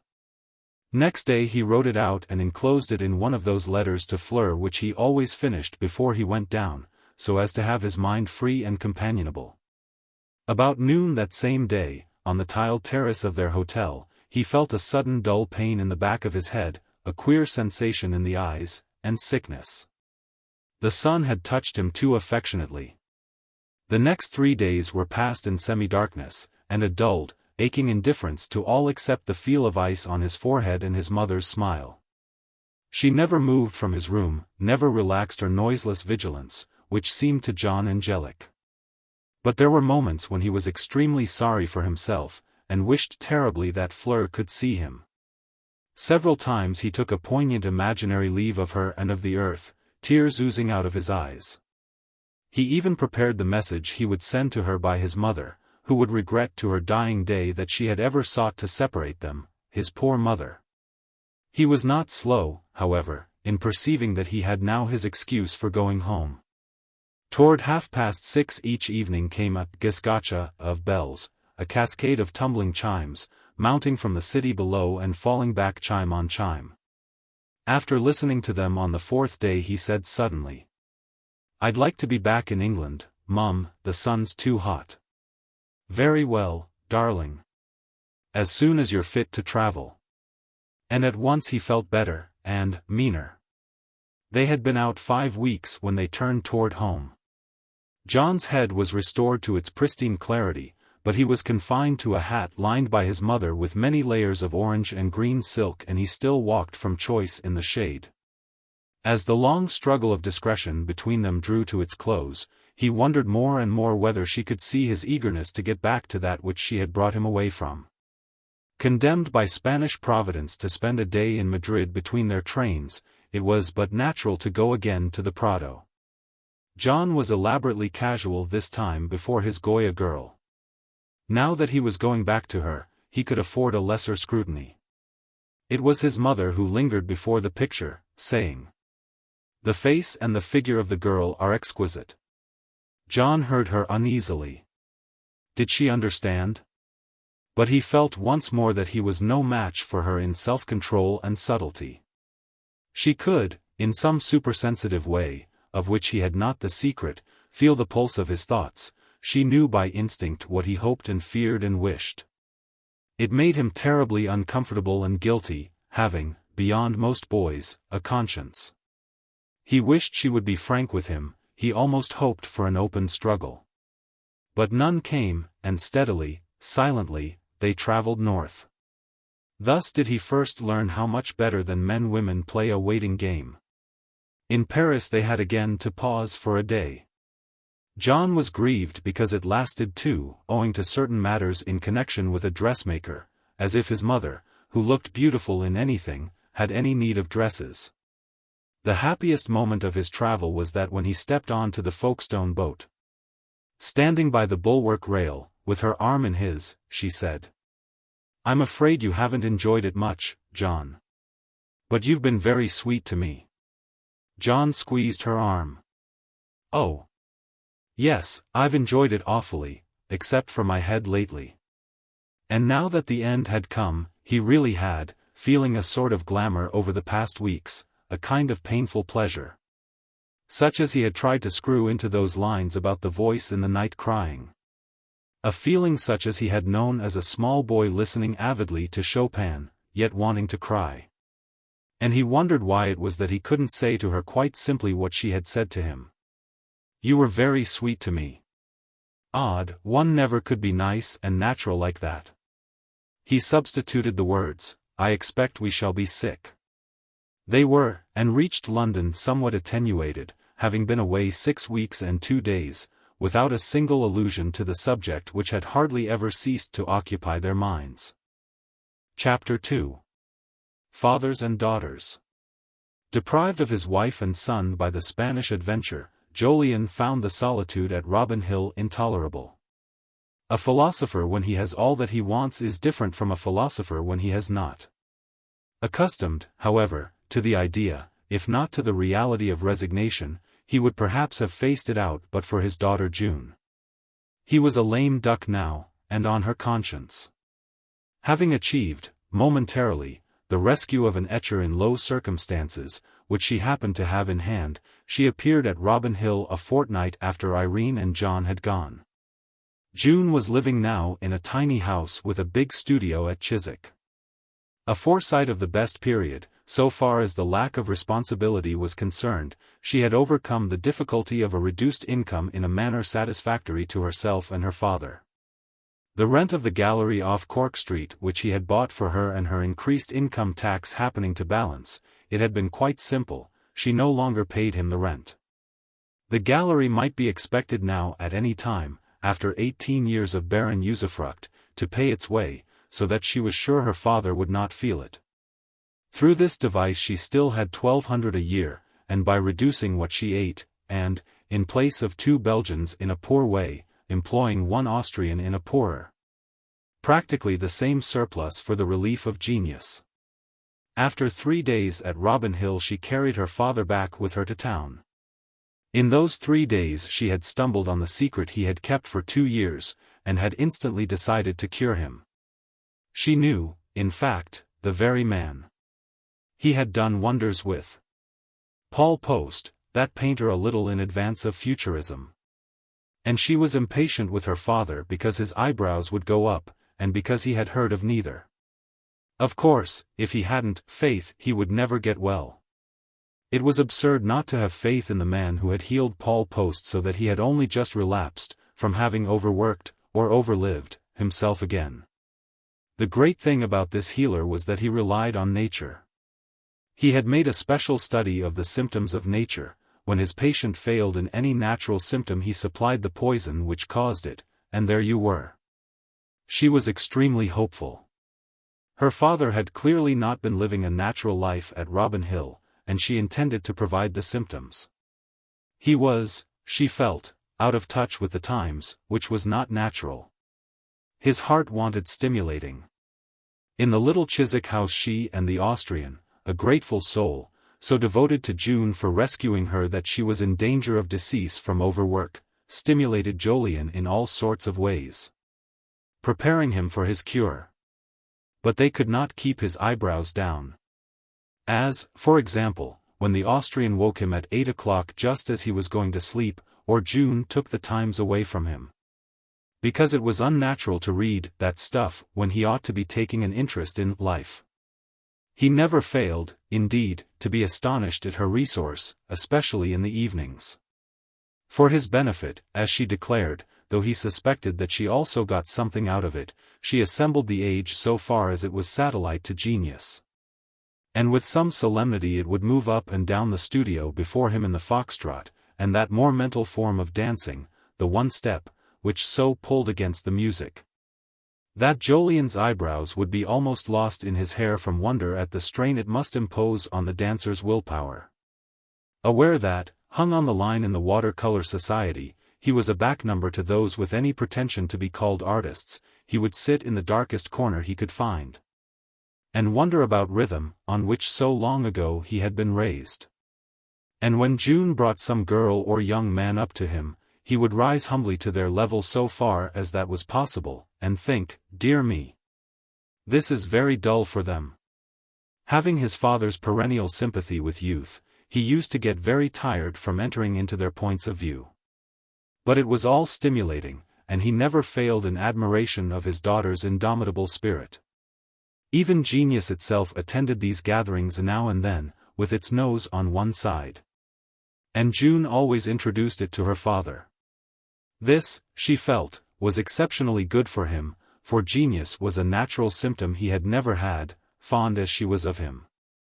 Certain as a man can be that she was his own daughter, he often wondered whence she got herself, her red gold hair, now grayed into a special color. Her direct, spirited face, so different from his own rather folded and subtilized countenance, her little lithe figure, when he and most of the Forsytes were tall. And he would dwell on the origin of species, and debate whether she might be Danish or Celtic. Celtic, he thought, from her pugnacity, and her taste in fillets and jibbas. It was not too much to say that he preferred her to the age with which she was surrounded, youthful though, for the greater part, it was. She took, however, too much interest in his teeth, for he still had some of those natural symptoms. Her dentist at once found Staphylococcus aureus present in pure culture, which might cause boils, of course. and wanted to take out all the teeth he had and supply him with 2 complete sets of unnatural symptoms. Jolyon's native tenacity was roused, and in the studio that evening he developed his objections. He had never had any boils, and his own teeth would last his time. Of course, June admitted, they would last his time if he didn't have them out. But if he had more teeth he would have a better heart and his time would be longer. His recalcitrance, she said, was a symptom of his whole attitude, he was taking it lying down. He ought to be fighting. When was he going to see the man who had cured Paul Post? Jolyon was very sorry, but the fact was he was not going to see him. June chafed. Pondridge, she said, the healer, was such a fine man, and he had such difficulty in making 2 ends meet, and getting his theories recognized. It was just such indifference and prejudice as her father manifested which was keeping him back. It would be so splendid for both of them. I perceive, said Jolyon, that you are trying to kill 2 birds with 1 stone. To cure, you mean, cried June. My dear, it's the same thing. June protested. It was unfair to say that without a trial. Jolyon thought he might not have the chance of saying it after. Dad, cried June, you're hopeless. That, said Jolyon, is a fact, but I wish to remain hopeless as long as possible. I shall let sleeping dogs lie, my child. They are quiet at present. That's not giving science a chance, cried June. You've no idea how devoted Pondridge is. He puts his science before everything. Just, replied Jolyon, puffing the mild cigarette to which he was reduced, as Mr. Paul Post puts his art, Art for art's sake, science for the sake of science. I know those enthusiastic egomaniac gentry. They vivisect you without blinking. I'm enough of a Forsyte to give them the go-by, June. Dad, said June, if you only knew how old-fashioned that sounds. Nobody can afford to be half-hearted nowadays. I'm afraid, murmured Jolyon, with his smile, that's the only natural symptom with which Mr. Pondridge need not supply me. We are born to be extreme or to be moderate, my dear. Though, if you'll forgive my saying so, half the people nowadays who believe they're extreme are really very moderate. I'm getting on as well as I can expect, and I must leave it at that. June was silent, having experienced in her time the inexorable character of her father's amiable obstinacy so far as his own freedom of action was concerned. How he came to let her know why Irene had taken John to Spain puzzled Jolyon, for he had little confidence in her discretion. After she had brooded on the news, it brought a rather sharp discussion, during which he perceived to the full the fundamental opposition between her active temperament and his wife's passivity. He even gathered that a little soreness still remained from that generation-old struggle between them over the body of Philip Bosany, in which the passive had so signally triumphed over the active principle. According to June, it was foolish and even cowardly to hide the past from John. Sheer opportunism, she called it. Which, Jolyon put in mildly, is the working principle of real life, my dear. Oh, cried June, you don't really defend her for not telling John, Dad. If it were left to you, you would. I might, but simply because I know he must find out, which will be worse than if we told him. Then why don't you tell him? It's just sleeping dogs again. My dear, said Jolyon, I wouldn't for the world go against Irene's instinct. He's her boy. Yours too, cried June. What is a man's instinct compared with a mother's? Well, I think it's very weak of you. I dare say, said Jolyon, I dare say. And that was all she got from him, but the matter rankled in her brain. She could not bear sleeping dogs. And there stirred in her a tortuous impulse to push the matter toward decision. John ought to be told, so that either his feeling might be nipped in the bud, or, flowering in spite of the past, come to fruition. And she determined to see Fleur, and judge for herself. When June determined on anything, delicacy became a somewhat minor consideration. After all, she was Soames' cousin, and they were both interested in pictures.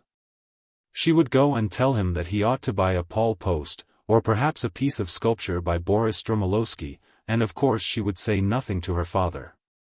She went on the following Sunday, looking so determined that she had some difficulty in getting a cab at Reading Station. The river country was lovely in those days of her own month, and June ached at its loveliness. She who had passed through this life without knowing what union was had a love of natural beauty which was almost madness. And when she came to that choice spot where Soames had pitched his tent, she dismissed her cab, because, business over, she wanted to revel in the bright water and the woods. She appeared at his front door, therefore, as a mere pedestrian, and sent in her card. It was in June's character to know that when her nerves were fluttering she was doing something worth while. If one's nerves did not flutter, she was taking the line of least resistance, and knew that nobleness was not obliging her. She was conducted to a drawing-room, which, though not in her style, showed every mark of fastidious elegance. Thinking, too much taste, too many knickknacks, she saw in an old lacquer-framed mirror the figure of a girl coming in from the veranda. Clothed in white, and holding some white roses in her hand, she had, reflected in that silvery-grey pool of glass, a vision-like appearance, as if a pretty ghost had come out of the green garden. "How do you do?" said June, turning round. "I'm a cousin of your father's." "Oh, yes, I saw you in that confectioner's. With my young stepbrother. Is your father in?" "He will be directly. He's only gone for a little walk." June slightly narrowed her blue eyes, and lifted her decided chin. "Your name's Fleur, isn't it? I've heard of you from Holly. What do you think of John?" The girl lifted the roses in her hand, looked at them, and answered calmly. "He's quite a nice boy. Not a bit like Holly or me, is he?" "Not a bit." "She's cool," thought June. And suddenly the girl said, "I wish you'd tell me why our families don't get on."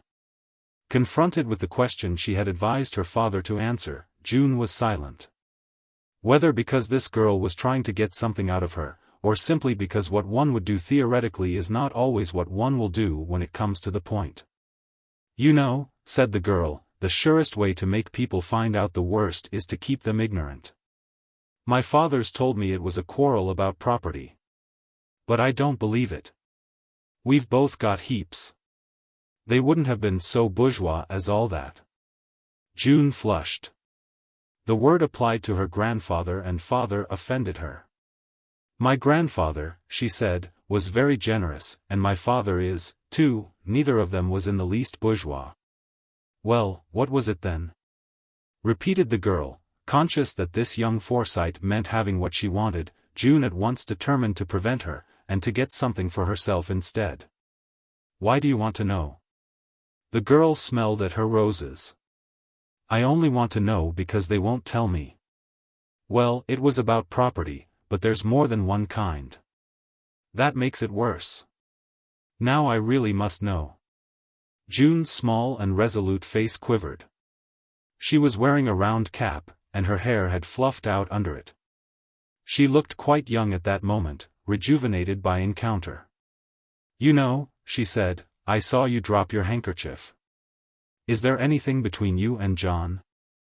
Because, if so, you'd better drop that too." The girl grew paler, but she smiled. "If there were, that isn't the way to make me." At the gallantry of that reply, June held out her hand. "I like you, but I don't like your father, I never have. We may as well be frank. Did you come down to tell him that?" June laughed. "No, I came down to see you." "How delightful of you." This girl could fence. "I'm 2.5 times your age," said June, "but I quite sympathize. It's horrid not to have one's own way." The girl smiled again. "I really think you might tell me." How the child stuck to her point. "It's not my secret. But I'll see what I can do, because I think both you and John ought to be told. And now I'll say goodbye. Won't you wait and see father?" June shook her head. "How can I get over to the other side?" "I'll row you across." "Look," said June impulsively, "next time you're in London, come and see me. This is where I live. I generally have young people in the evening. But I shouldn't tell your father that you're coming." The girl nodded. Watching her scull the skiff across, June thought, "She's awfully pretty and well made. I never thought Soames would have a daughter as pretty as this. She and John would make a lovely couple." The instinct to couple, starved within herself, was always at work in June. She stood watching Fleur row back. The girl took her hand off a scull to wave farewell, and June walked languidly on between the meadows and the river, with an ache in her heart. Youth to youth, like the dragonflies chasing each other, and love like the sun warming them through and through. Her youth. So long ago, when Phil and she, and since. Nothing, no one had been quite what she had wanted. And so she had missed it all. But what a coil was round those two young things, if they really were in love, as Holly would have it, as her father, and Irene, and Soames himself seemed to dread. What a coil, and what a barrier. And the itch for the future, the contempt, as it were, for what was overpast, which forms the active principle, moved in the heart of one who ever believed that what one wanted was more important than what other people did not want. From the bank, awhile, in the warm summer stillness, she watched the water-lily plants and willow leaves, the fishes rising. Sniffed the scent of grass and meadow-sweet, wondering how she could force everybody to be happy. John and Fleur. Two little lame ducks, charming callow yellow little ducks. A great pity. Surely something could be done. One must not take such situations lying down. She walked on, and reached a station, hot and cross. That evening, faithful to the impulse toward direct action, which made many people avoid her, she said to her father, "Dad, I've been down to see young Fleur. I think she's very attractive. It's no good hiding our heads under our wings, is it?" The startled Jolyon set down his barley water, and began crumbling his bread. "It's what you appear to be doing," he said. "Do you realize whose daughter she is? Can't the dead past bury its dead?" Jolyon rose. "Certain things can never be buried." "I disagree," said June. "It's that which stands in the way of all happiness and progress. You don't understand the age, Dad. It's got no use for outgrown things. Why do you think it matters so terribly that John should know about his mother? Who pays any attention to that sort of thing now? The marriage laws are just as they were when Soames and Irene couldn't get a divorce, and you had to come in. We've moved, and they haven't. So nobody cares. Marriage without a decent chance of relief is only a sort of slave-owning. People oughtn't to own each other. Everybody sees that now. If Irene broke such laws, what does it matter?" "It's not for me to disagree there," said Jolyon, "but that's all quite beside the mark. This is a matter of human feeling." "Of course it is," cried June, "the human feeling of those two young things." "My dear," said Jolyon with gentle exasperation, "you're talking nonsense." "I'm not. If they prove to be really fond of each other, why should they be made unhappy because of the past? You haven't lived that past. I have, through the feelings of my wife. Through my own nerves and my imagination, as only one who is devoted can." June, too, rose, and began to wander restlessly. "If," she said suddenly, "she were the daughter of Philip Bosinney, I could understand you better. Irene loved him, she never loved Soames." Jolyon uttered a deep sound, the sort of noise an Italian peasant woman utters to her mule. His heart had begun beating furiously, but he paid no attention to it, quite carried away by his feelings. "That shows how little you understand. Neither I nor John, if I know him, would mind a love past. It's the brutality of a union without love. This girl is the daughter of the man who once owned John's mother as a Negro slave was owned. You can't lay that ghost, don't try to, June. It's asking us to see John joined to the flesh and blood of the man who possessed John's mother against her will. It's no good mincing words, I want it clear once for all. And now I mustn't talk any more, or I shall have to sit up with this all night. And, putting his hand over his heart, Jolyon turned his back on his daughter and stood looking at the River Thames. June, who by nature never saw a hornet's nest until she had put her head into it, was seriously alarmed. She came and slipped her arm through his. Not convinced that he was right, and she herself wrong, because that was not natural to her, she was yet profoundly impressed by the obvious fact that the subject was very bad for him. She rubbed her cheek against his shoulder, and said nothing. After taking her elderly cousin across, Fleur did not land at once, but pulled in among the reeds, into the sunshine. The peaceful beauty of the afternoon seduced for a little one not much given to the vague and poetic. In the field beyond the bank where her skiff lay up, a machine drawn by a grey horse was turning an early field of hay. She watched the grass cascading over and behind the light wheels with fascination, it looked so cool and fresh. The click and swish blended with the rustle of the willows and the poplars, and the cooing of a wood pigeon, in a true river song. Alongside, in the deep green water, weeds, like yellow snakes, were writhing and nosing with the current. Pied cattle on the farther side stood in the shade lazily swishing their tails. It was an afternoon to dream. And she took out John's letters, not flowery effusions, but haunted in their recital of things seen and done by a longing very agreeable to her, and all ending, "Your devoted J." Fleur was not sentimental, her desires were ever concrete and concentrated. But what poetry there was in the daughter of Soames and Annette had certainly in those weeks of waiting gathered round her memories of John. They all belonged to grass and blossom, flowers and running water. She enjoyed him in the sense absorbed by her crinkling nose. The stars could persuade her that she was standing beside him in the center of the map of Spain. And of an early morning the dewy cobwebs, the hazy sparkle and promise of the day down in the garden, were John personified to her. 2 white swans came majestically by, while she was reading his letters, followed by their brood of 6 young swans in a line, with just so much water between each tail and head. A flotilla of grey destroyers. Fleur thrust her letters back, got out her sculls, and pulled up to the landing stage. Crossing the lawn, she wondered whether she should tell her father of June's visit. If he learned of it from the butler, he might think it odd if she did not. It gave her, too, another chance to startle out of him the reason of the feud. She went, therefore, up the road to meet him. Soames had gone to look at a patch of ground on which the local authorities were proposing to erect a sanatorium for people with weak lungs. Faithful to his native individualism, he took no part in local affairs, content to pay the rates which were always going up. He could not, however, remain indifferent to this new and dangerous scheme. The site was not half a mile from his own house. He was quite of opinion that the country should stamp out tuberculosis. But this was not the place. It should be done farther away.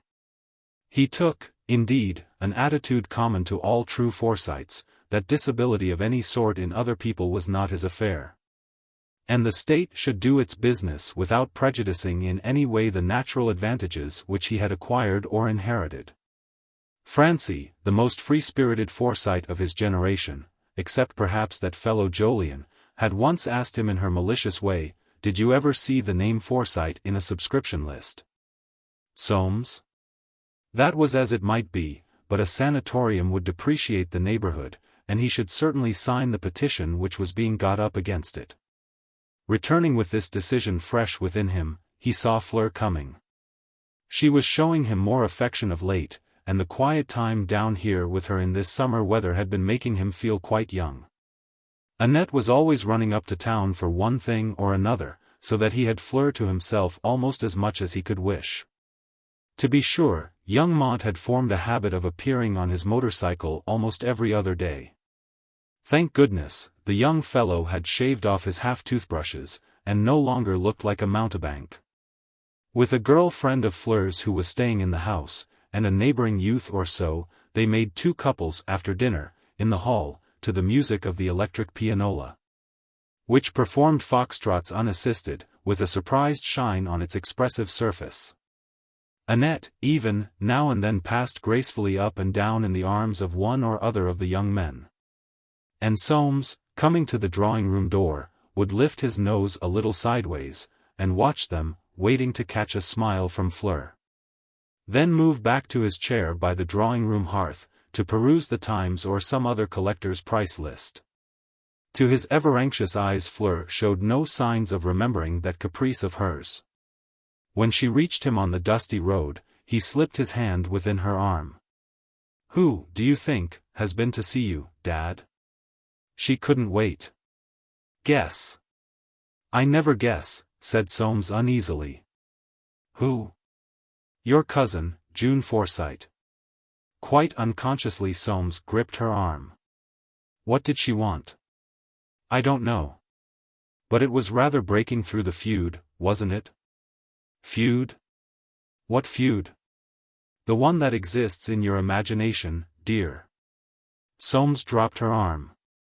Was she mocking, or trying to draw him on? "I suppose she wanted me to buy a picture," he said at last. "I don't think so. Perhaps it was just family affection."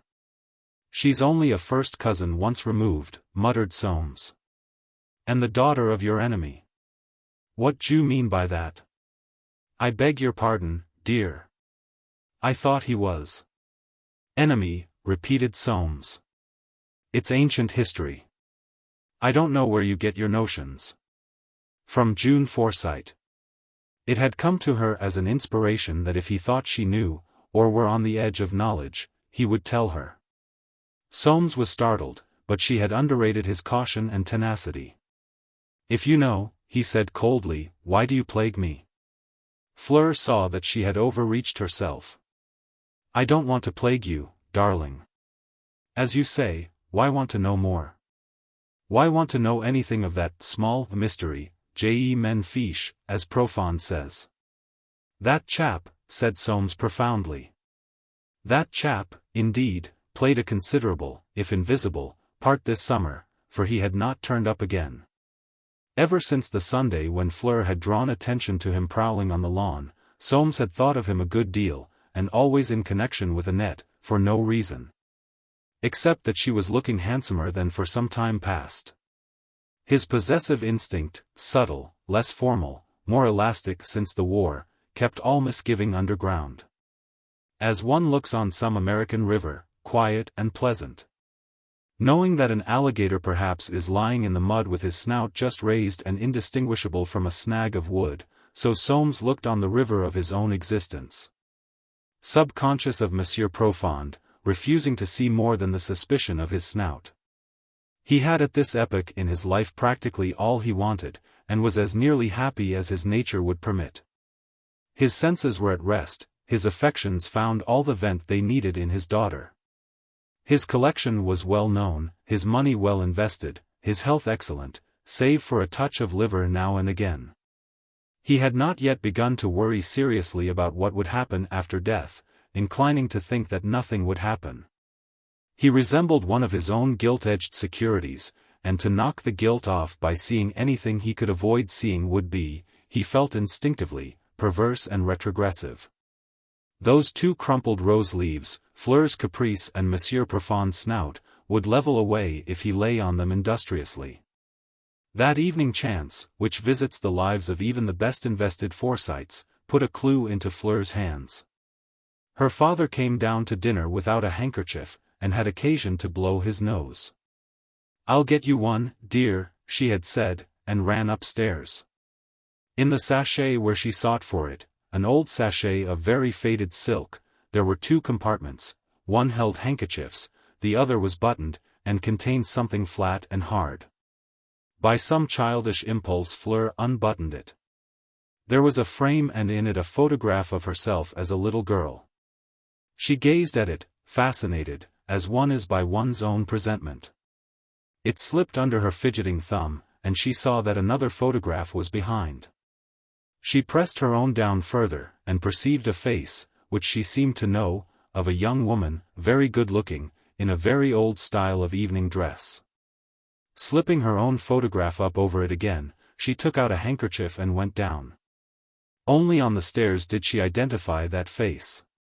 Surely John's mother. The conviction came as a shock. And she stood still in a flurry of thought. Why, of course. John's father had married the woman her father had wanted to marry, had cheated him out of her, perhaps. Then, afraid of showing by her manner that she had lighted on his secret, she refused to think further, and, shaking out the silk handkerchief, entered the dining room. "I chose the softest, father." Said Soames, "I only use those after a cold." "Never mind." That evening passed for Fleur in putting two and two together. Recalling the look on her father's face in the confectioner's shop, a look strange and coldly intimate, a queer look. He must have loved that woman very much to have kept her photograph all this time, in spite of having lost her. Unsparing and matter-of-fact, her mind darted to his relations with her own mother. Had he ever really loved her? She thought not. John was the son of the woman he had really loved. Surely, then, he ought not to mind his daughter loving him, it only wanted getting used to. And a sigh of sheer relief was caught in the folds of her nightgown slipping over her head. Chapter 3. Meetings. Youth only recognizes age by fits and starts. John, for one, had never really seen his father's age till he came back from Spain. The face of the fourth Jolyon, worn by waiting, gave him quite a shock, it looked so wan and old. His father's mask had been forced awry by the emotion of the meeting, so that the boy suddenly realized how much he must have felt their absence. He summoned to his aid the thought, well, I didn't want to go. It was out of date for youth to defer to age. But John was by no means typically modern. His father had always been so jolly to him, and to feel that one meant to begin again at once the conduct which his father had suffered 6 weeks' loneliness to cure was not agreeable. At the question, well, old man, how did the great Goya strike you, his conscience pricked him badly. The great Goya only existed because he had created a face which resembled Fleur's. On the night of their return, he went to bed full of compunction, but awoke full of anticipation. It was only the 5th of July, and no meeting was fixed with Fleur until the 9th. He was to have 3 days at home before going back to farm. Somehow he must contrive to see her. In the lives of men an inexorable rhythm, caused by the need for trousers, not even the fondest parents can deny.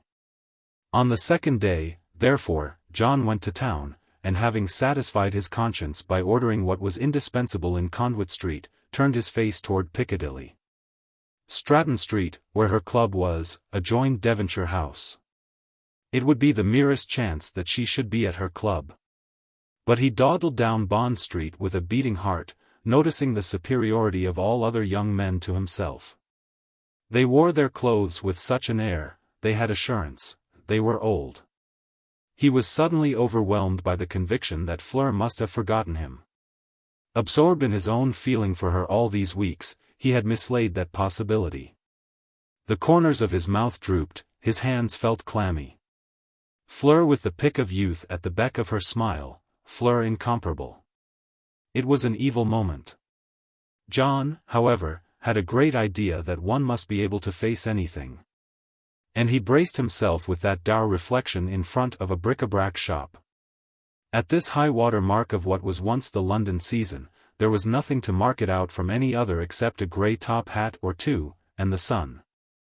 John moved on, and turning the corner into Piccadilly, ran into Val d'Artaille moving toward the Iseeum Club, to which he had just been elected. "Hullo, young man. Where are you off to?" John gushed. "I've just been to my tailor's." Val looked him up and down. "That's good. I'm going in here to order some cigarettes, then come and have some lunch." John thanked him. He might get news of her from Val. The condition of England, that nightmare of its press and public men, was seen in different perspective within the tobacconists which they now entered. "Yes, sir, precisely the cigarette I used to supply your father with. Bless me. Mr. Montague d'Artaille was a customer here from let me see, the year Melton won the Derby. One of my very best customers he was. A faint smile illumined the tobacconist's face. Many's the tip he's given me, to be sure. I suppose he took a couple of hundred of these every week, year in, year out, and never changed his cigarette. Very affable gentleman, brought me a lot of custom. I was sorry he met with that accident. One misses an old customer like him. Val smiled. His father's decease had closed an account which had been running longer, probably, than any other. And in a ring of smoke puffed out from that time-honored cigarette he seemed to see again his father's face, dark, good-looking, mustachioed, a little puffy, in the only halo it had earned. His father had his fame here, anyway, a man who smoked 200 cigarettes a week, who could give tips, and run accounts forever. To his tobacconist a hero. Even that was some distinction to inherit. I pay cash, he said, how much? To his son, sir, and cash, 10 and 6. I shall never forget Mr. Montague Darty. I've known him stand talkin' to me half an hour. We don't get many like him now, with everybody in such a hurry. The war was bad for manners, sir, it was bad for manners. You were in it, I see. No, said Val, tapping his knee, I got this in the war before. Saved my life, I expect. Do you want any cigarettes, John? Rather ashamed, John murmured, I don't smoke, you know, and saw the tobacconist's lips twisted, as if uncertain whether to say, good God, or, now's your chance, sir. That's right, said Val. Keep off it while you can. You'll want it when you take a knock. This is really the same tobacco, then? Identical, sir, a little dearer, that's all. Wonderful staying power, the British Empire, I always say. Send me down 100 a week to this address, and invoice it monthly. Come on, John.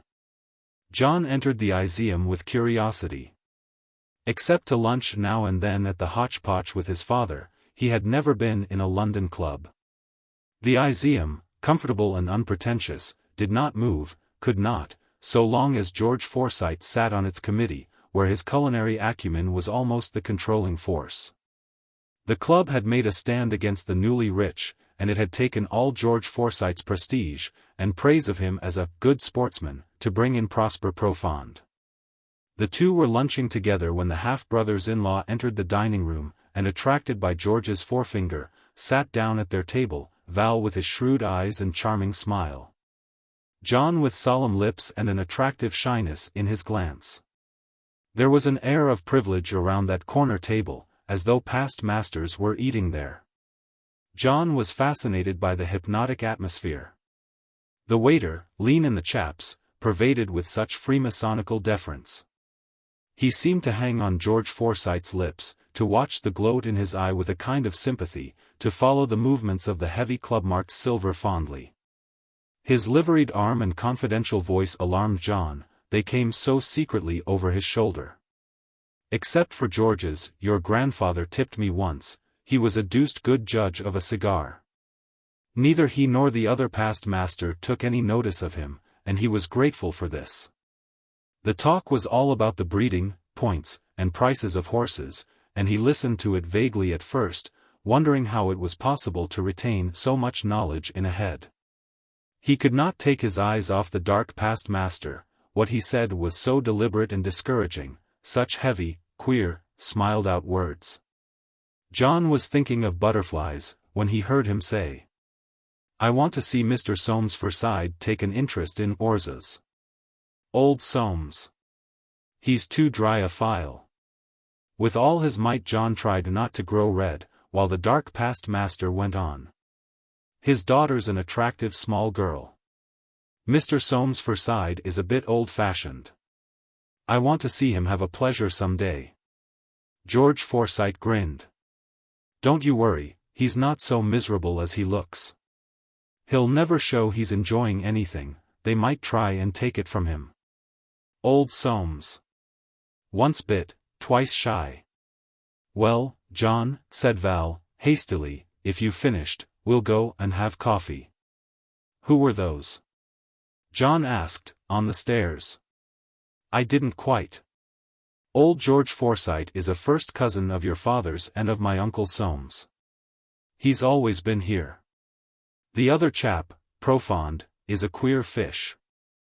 I think he's hanging round Soames' wife, if you ask me. John looked at him, startled. But that's awful, he said, I mean, for Fleur. Don't suppose Fleur cares very much, she's very up to date. Her mother. You're very green, John. John grew red. Mothers, he stammered angrily, are different. You're right, said Val suddenly, but things aren't what they were when I was your age. There's a tomorrow we die feeling. That's what old George meant about my Uncle Soames. He doesn't mean to die tomorrow. John said, quickly, what's the matter between him and my father? Stable secret, John. Take my advice, and bottle up. You'll do no good by knowing. Have a liqueur? John shook his head. I hate the way people keep things from one, he muttered, and then sneer at one for being green. Well, you can ask Holly. If she won't tell you, you'll believe it's for your own good, I suppose. John got up. I must go now, thanks awfully for the lunch. Val smiled up at him half sorry, and yet amused. The boy looked so upset. All right. See you on Friday. I don't know, murmured John. And he did not. This conspiracy of silence made him desperate. It was humiliating to be treated like a child. He retraced his moody steps to Stratton Street. But he would go to her club now, and find out the worst. To his inquiry the reply was that Miss Forsyte was not in the club. She might be in perhaps later. She was often in on Monday, they could not say. John said he would call again, and, crossing into the Green Park, flung himself down under a tree. The sun was bright, and a breeze fluttered the leaves of the young lime tree beneath which he lay, but his heart ached. Such darkness seemed gathered round his happiness. He heard Big Ben chime 3 above the traffic. The sound moved something in him, and, taking out a piece of paper, he began to scribble on it with a pencil. He had jotted a stanza, and was searching the grass for another verse, when something hard touched his shoulder, a green parasol. There above him stood Fleur.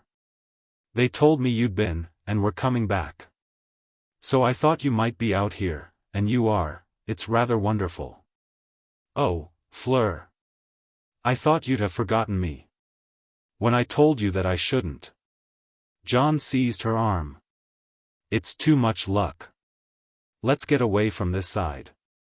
He almost dragged her on through that too thoughtfully regulated park, to find some cover where they could sit and hold each other's hands. Hasn't anybody cut in? He said, gazing round at her lashes, in suspense above her cheeks. There is a young idiot, but he doesn't count. John felt a twitch of compassion for the young idiot. You know I've had sunstroke, I didn't tell you. Really? Was it interesting? No. Mother was an angel. Has anything happened to you? Nothing. Except that I think I've found out what's wrong between our families, John. His heart began beating very fast. I believe my father wanted to marry your mother, and your father got her instead. Oh. I came on a photo of her, it was in a frame behind a photo of me. Of course, if he was very fond of her, that would have made him pretty mad, wouldn't it? John thought for a minute. Not if she loved my father best. But suppose they were engaged? If we were engaged, and you found you loved somebody better, I might go cracked, but I shouldn't grudge it you. I should. You mustn't ever do that with me, John. My God. Not much. I don't believe that he's ever really cared for my mother. John was silent. Val's words, the two past masters in the club. You see, we don't know, went on Fleur, it may have been a great shock. She may have behaved badly to him. People do. My mother wouldn't.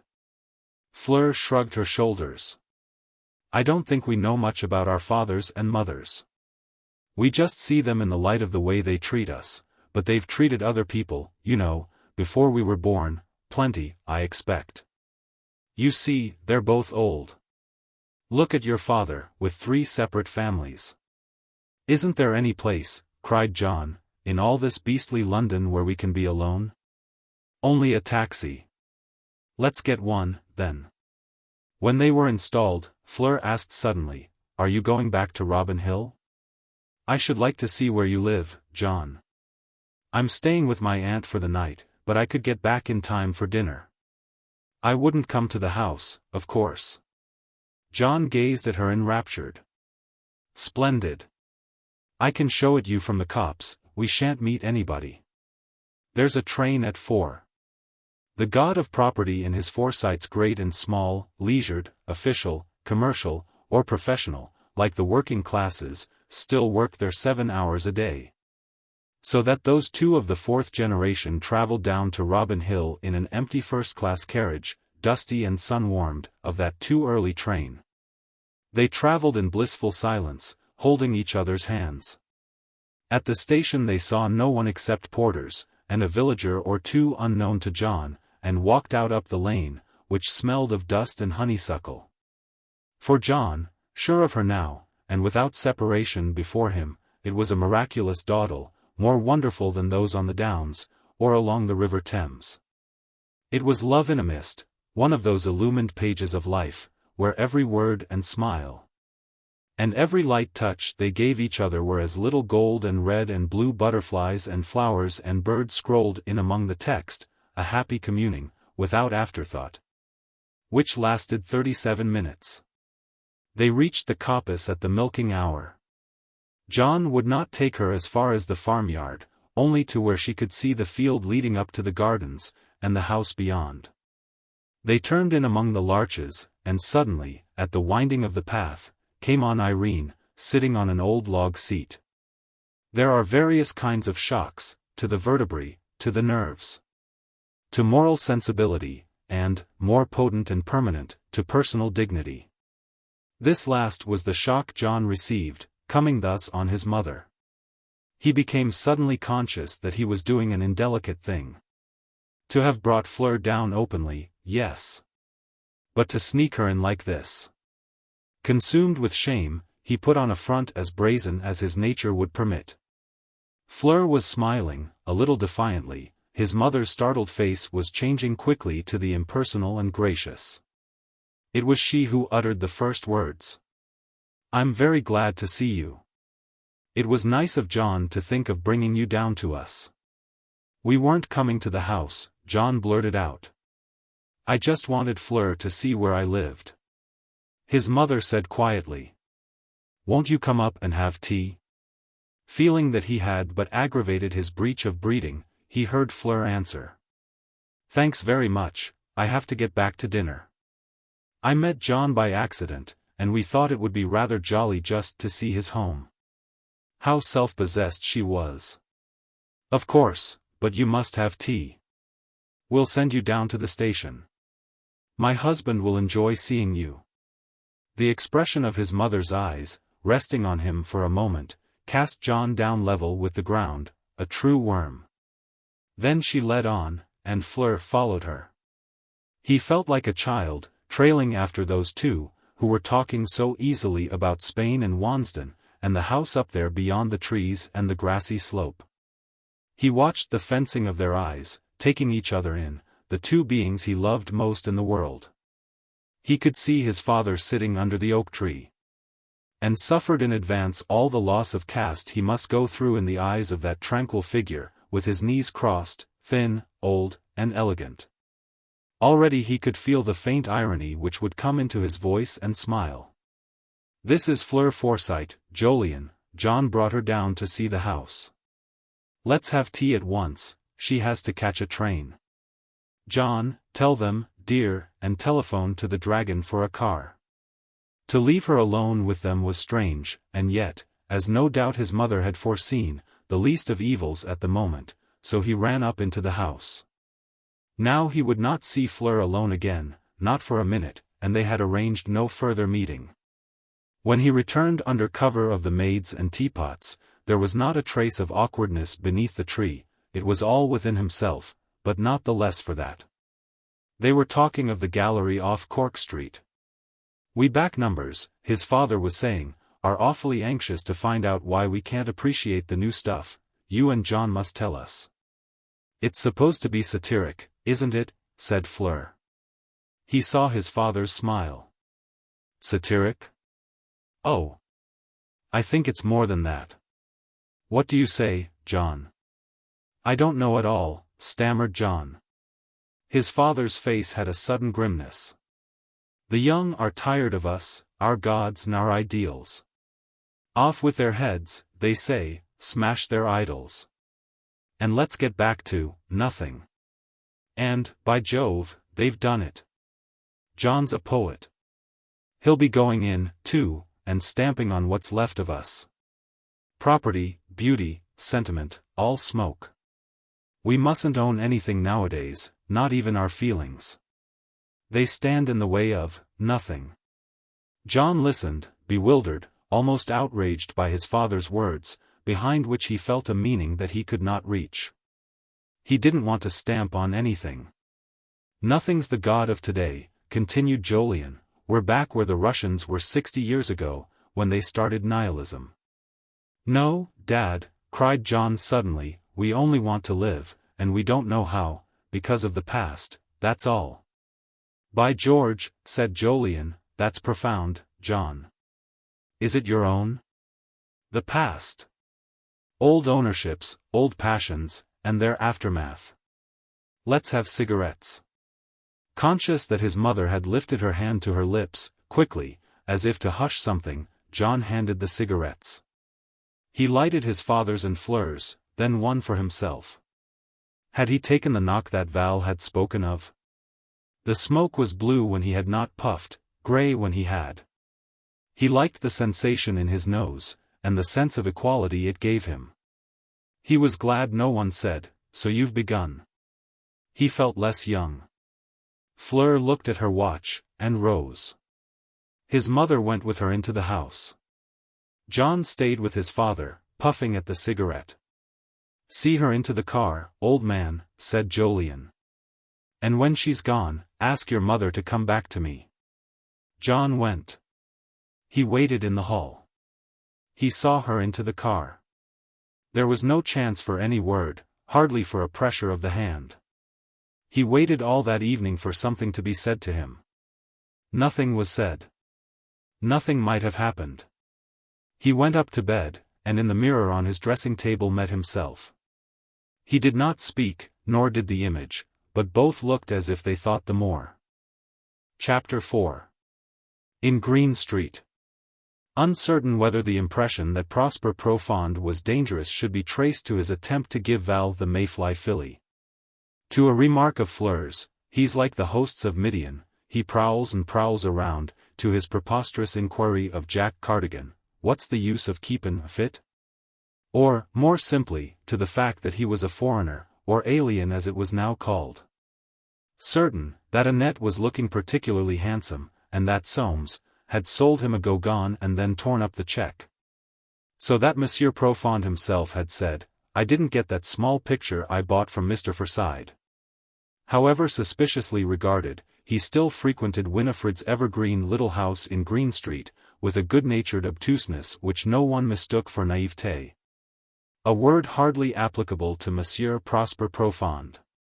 Winifred still found him amusing, and would write him little notes saying, "Come and have a jolly with us." It was breath of life to her to keep up with the phrases of the day. The mystery, with which all felt him to be surrounded, was due to his having done, seen, heard, and known everything, and found nothing in it, which was unnatural. The English type of disillusionment was familiar enough to Winifred, who had always moved in fashionable circles. It gave a certain cachet or distinction, so that one got something out of it. But to see nothing in anything, not as a pose, but because there was nothing in anything, was not English. And that which was not English one could not help secretly feeling dangerous, if not precisely bad form. It was like having the mood which the war had left, seated, dark, heavy, smiling, indifferent, in your empire chair. It was like listening to that mood talking through thick pink lips above a little diabolic beard. It was, as Jack Cardigan expressed it, for the English character at large, a bit too thick, for if nothing was really worth getting excited about, there were always games, and one could make it so. Even Winifred, ever a Forsyte at heart, felt that there was nothing to be had out of such a mood of disillusionment, so that it really ought not to be there. Monsieur Profond, in fact, made the mood too plain in a country which decently veiled such realities. When Fleur, after her hurried return from Robin Hill, came down to dinner that evening, the mood was standing at the window of Winifred's little drawing-room, looking out into Green Street, with an air of seeing nothing in it. And Fleur gazed promptly into the fireplace with an air of seeing a fire which was not there. Monsieur Profond came from the window. He was in full fig, with a white waistcoat and a white flower in his buttonhole. "Well, Miss Forsyte," he said, "I'm awful pleased to see you." "Mr. Forsyte well?" "I was sayin' today I want to see him have some pleasure. He worries." "You think so?" said Fleur shortly. "Worries," repeated Monsieur Profond, burring the R's. Fleur spun round. "Shall I tell you," she said, "what would give him pleasure?" But the words, "to hear that you had cleared out," died at the expression on his face. All his fine white teeth were showing. "I was hearin' at the club today about his old trouble." Fleur opened her eyes. "What do you mean?" Monsieur Profond moved his sleek head as if to minimize his statement. "Before you were born," he said, "that small business." Though conscious that he had cleverly diverted her from his own share in her father's worry, Fleur was unable to withstand a rush of nervous curiosity. "Tell me what you heard." "Why?" murmured Monsieur Profond, "you know all that." "I expect I do. But I should like to know that you haven't heard it all wrong." "His first wife," murmured Monsieur Profond. Choking back the words, "he was never married before," she said. "Well, what about her?" "Mr. George Forsyte was tellin' me about your father's first wife Maureen, his cousin Jolyon afterward. It was a small bit unpleasant, I should think. I saw their boy, nice boy." Fleur looked up. Monsieur Profond was swimming, heavily diabolical, before her. "That, the reason?" With the most heroic effort of her life so far, she managed to arrest that swimming figure. She could not tell whether he had noticed. And just then Winifred came in. "Oh! Here you both are already. Imogen and I have had the most amusing afternoon at the babies' bazaar."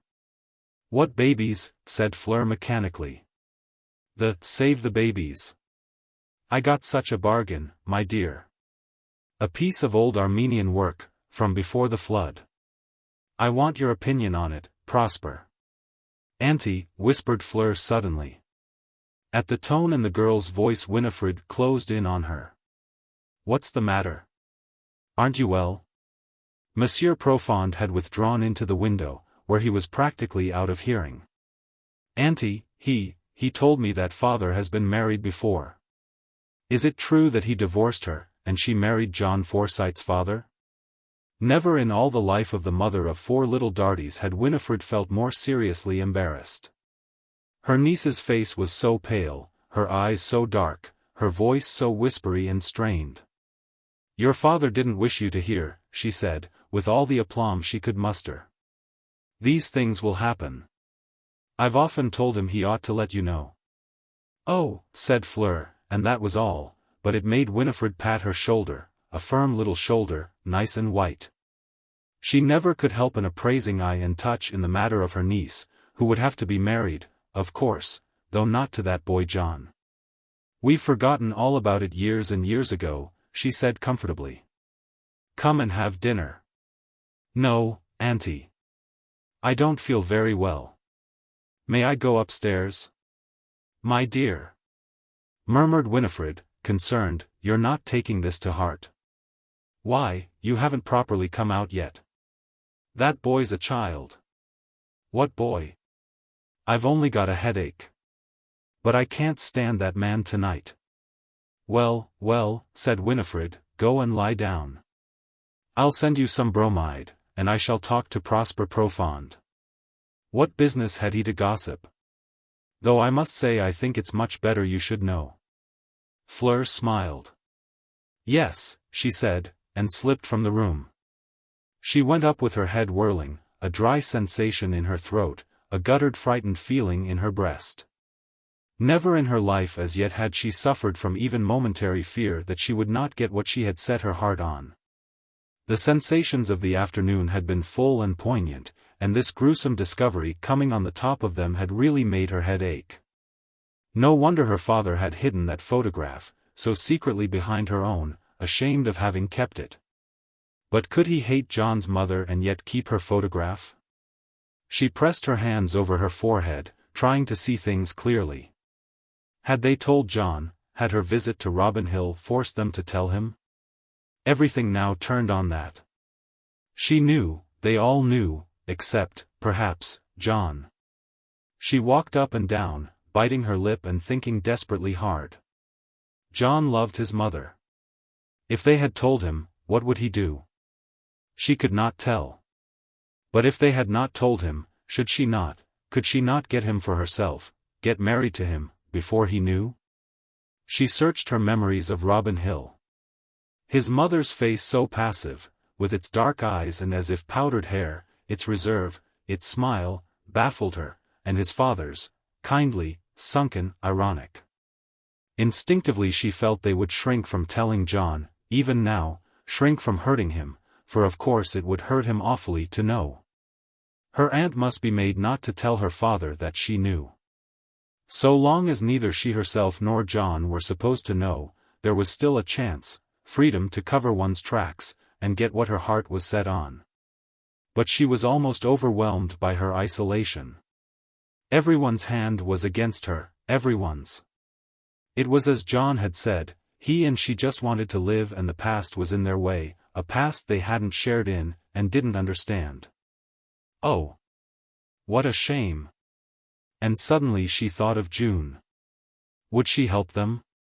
For somehow June had left on her the impression that she would be sympathetic with their love, impatient of obstacle.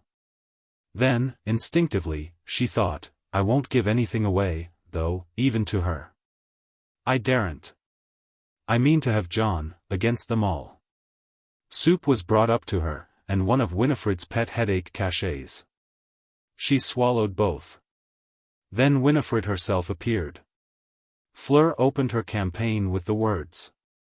You know, Auntie, I do wish people wouldn't think I'm in love with that boy. Why, I've hardly seen him. Winifred, though experienced, was not fine.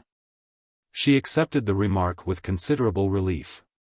Of course, it was not pleasant for the girl to hear of the family scandal, and she set herself to minimize the matter, a task for which she was eminently qualified. Raised fashionably under a comfortable mother and a father whose nerves might not be shaken, and for many years the wife of Montague Dartie. Her description was a masterpiece of understatement. Fleur's father's first wife had been very foolish. There had been a young man who had got run over, and she had left Fleur's father. Then, years after, when it might all have come right again, she had taken up with their cousin Jolyon, and, of course, her father had been obliged to have a divorce. Nobody remembered anything of it now, except just the family. And, perhaps, it had all turned out for the best, her father had Fleur. And Jolyon and Irene had been quite happy, they said, and their boy was a nice boy. Val having Holly, too, is a sort of plaster, don't you know? With these soothing words, Winifred patted her niece's shoulder, thought, she's a nice, plump little thing. And went back to Prosper Profond, who, in spite of his indiscretion, was very amusing this evening. For some minutes after her aunt had gone, Fleur remained under influence of bromide material and spiritual. But then reality came back. Her aunt had left out all that mattered, all the feeling, the hate, the love, the unforgivingness of passionate hearts. She, who knew so little of life, and had touched only the fringe of love, was yet aware by instinct that words have as little relation to fact and feeling as coin to the bread it buys. Poor father! She thought. Poor me! Poor John! But I don't care, I mean to have him. From the window of her darkened room she saw that man issue from the door below and prowl away. If he and her mother, how would that affect her chance? Surely it must make her father cling to her more closely, so that he would consent in the end to anything she wanted, or become reconciled the sooner to what she did without his knowledge. She took some earth from the flower box in the window, and with all her might flung it after that disappearing figure. It fell short, but the action did her good. And a little puff of air came up from Green Street, smelling of petrol, not sweet. Chapter 5. Purely Forsyte Affairs. Soames, coming up to the city, with the intention of calling in at Green Street at the end of his day and taking Fleur back home with him, suffered from rumination. Sleeping partner that he was, he seldom visited the city now, but he still had a room of his own at Cathcart, Kingston and Forsyte's. And one special clerk and a half assigned to the management of purely Forsyte affairs. They were somewhat in flux just now, an auspicious moment for the disposal of house property. And Soames was unloading the estates of his father and Uncle Roger, and to some extent of his Uncle Nicholas. His shrewd and matter-of-course probity in all money concerns had made him something of an autocrat in connection with these trusts. If Soames thought this or thought that, one had better save oneself the bother of thinking too. He guaranteed, as it were, irresponsibility to numerous Forsytes of the third and fourth generations. His fellow trustees, such as his cousins Roger or Nicholas, his cousins-in-law Tweedyman and Spender, or his sister Cicely's husband, all trusted him. He signed first, and where he signed first they signed after, and nobody was a penny the worse. Just now they were all a good many pennies the better, and Soames was beginning to see the close of certain trusts. Except for distribution of the income from securities as gilt-edged as was compatible with the period. Passing the more feverish parts of the city toward the most perfect backwater in London, he ruminated. Money was extraordinarily tight, and morality extraordinarily loose. The war had done it. Banks were not lending, people breaking contracts all over the place. There was a feeling in the air and a look on faces that he did not like.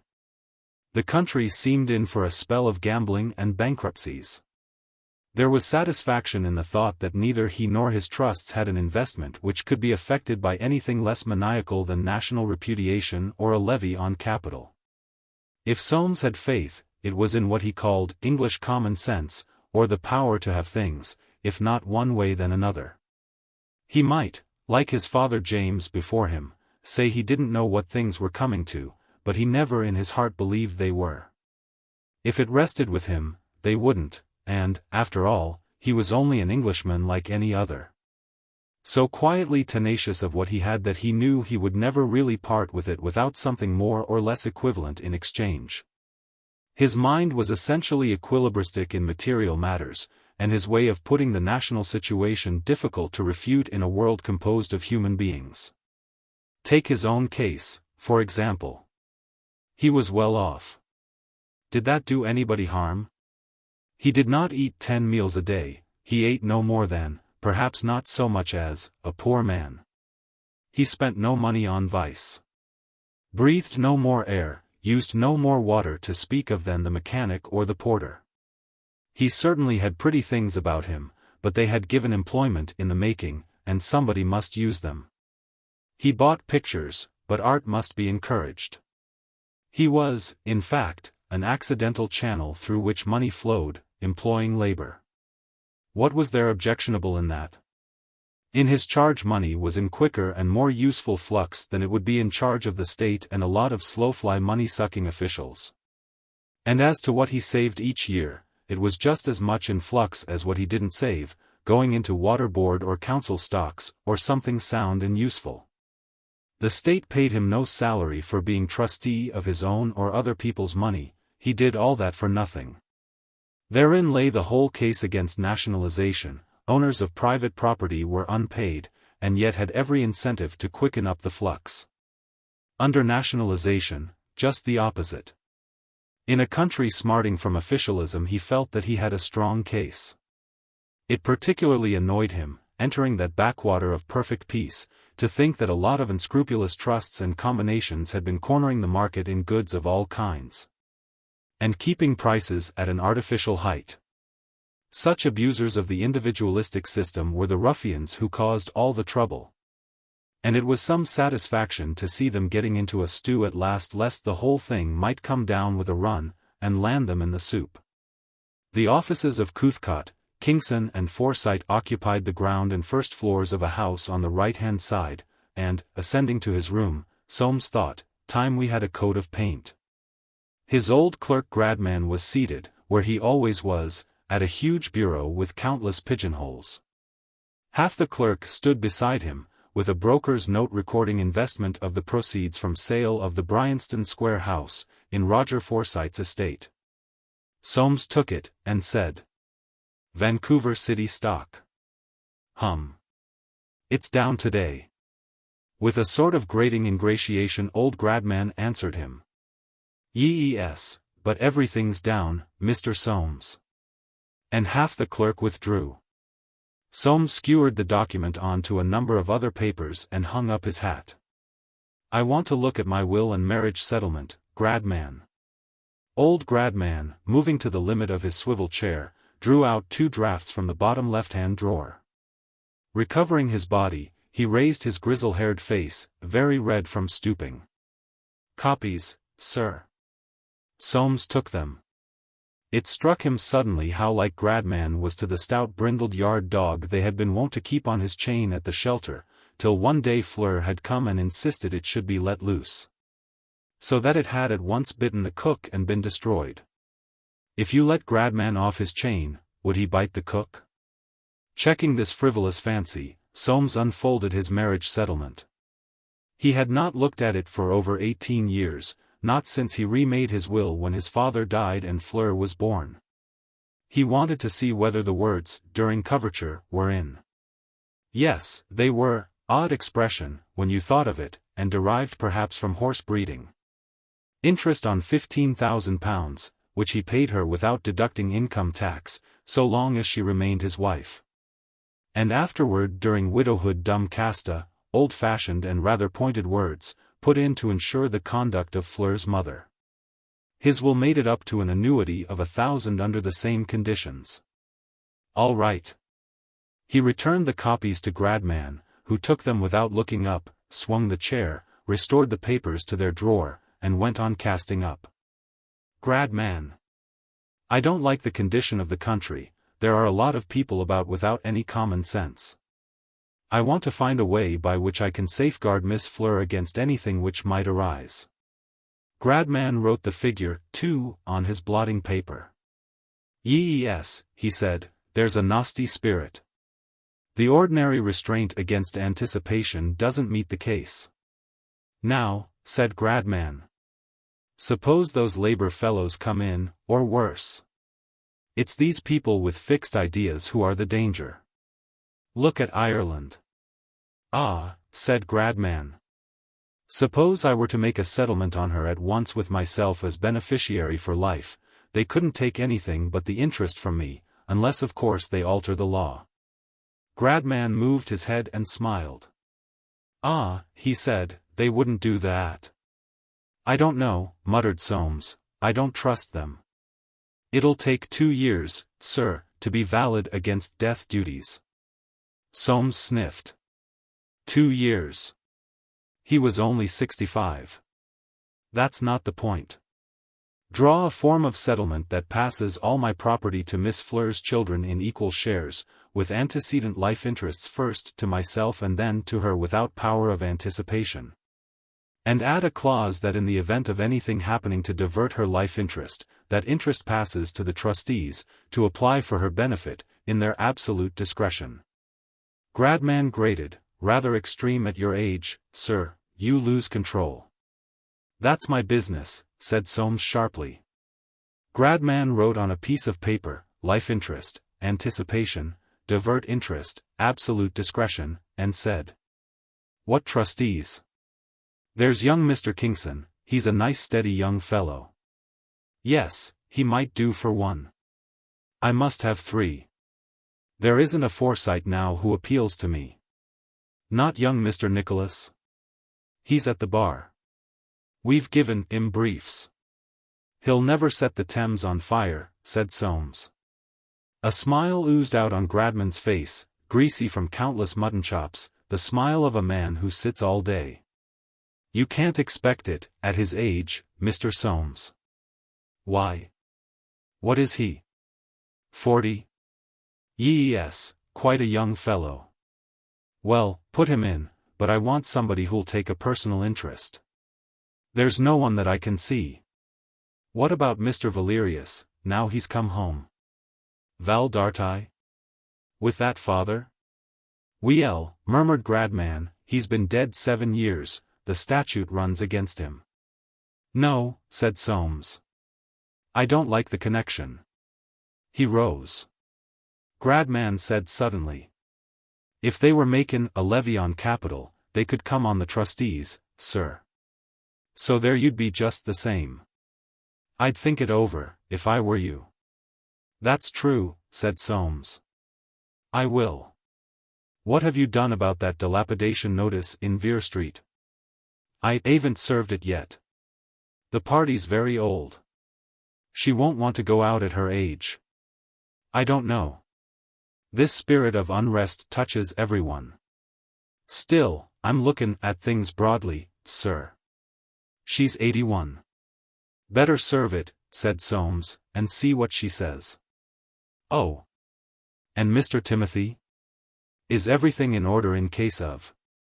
"I've got the inventory of his estate all ready, had the furniture and pictures valued so that we know what reserves to put on. I shall be sorry when he goes, though.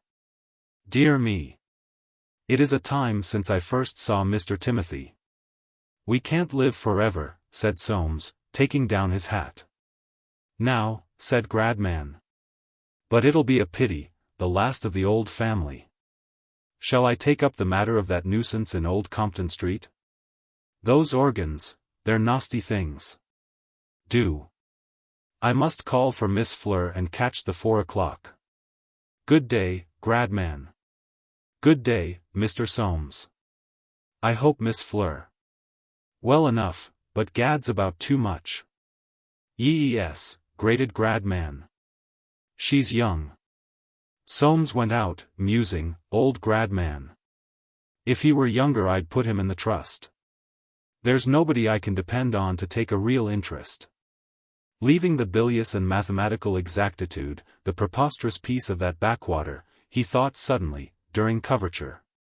Why can't they exclude fellows like Profond, instead of a lot of hard-working Germans, and was surprised at the depth of uneasiness which could provoke so unpatriotic a thought. But there it was. One never got a moment of real peace. There was always something at the back of everything. And he made his way toward Green Street. 2 hours later by his watch, Thomas Gradman, stirring in his swivel chair, closed the last drawer of his bureau. And putting into his waistcoat pocket a bunch of keys so fat that they gave him a protuberance on the liver side, brushed his old top hat round with his sleeve, took his umbrella, and descended. Thick, short, and buttoned closely into his old frock coat, he walked toward Covent Garden Market. He never missed that daily promenade to the Tube for Highgate, and seldom some critical transaction on the way in connection with vegetables and fruit. Generations might be born, and hats might change, wars be fought, and Forsytes fade away, but Thomas Gradman, faithful and grey, would take his daily walk and buy his daily vegetable. Times were not what they were, and his son had lost a leg, and they never gave him those nice little plated baskets to carry the stuff in now. And these tubes were convenient things, still he mustn't complain. His health was good considering his time of life, and after 54 years in the law he was getting around $800 a year and a little worried of late. Because it was mostly collector's commission on the rents, and with all this conversion of Forsyte property going on, it looked like drying up, and the price of living still so high. But it was no good worrying, the good God made us all, as he was in the habit of saying.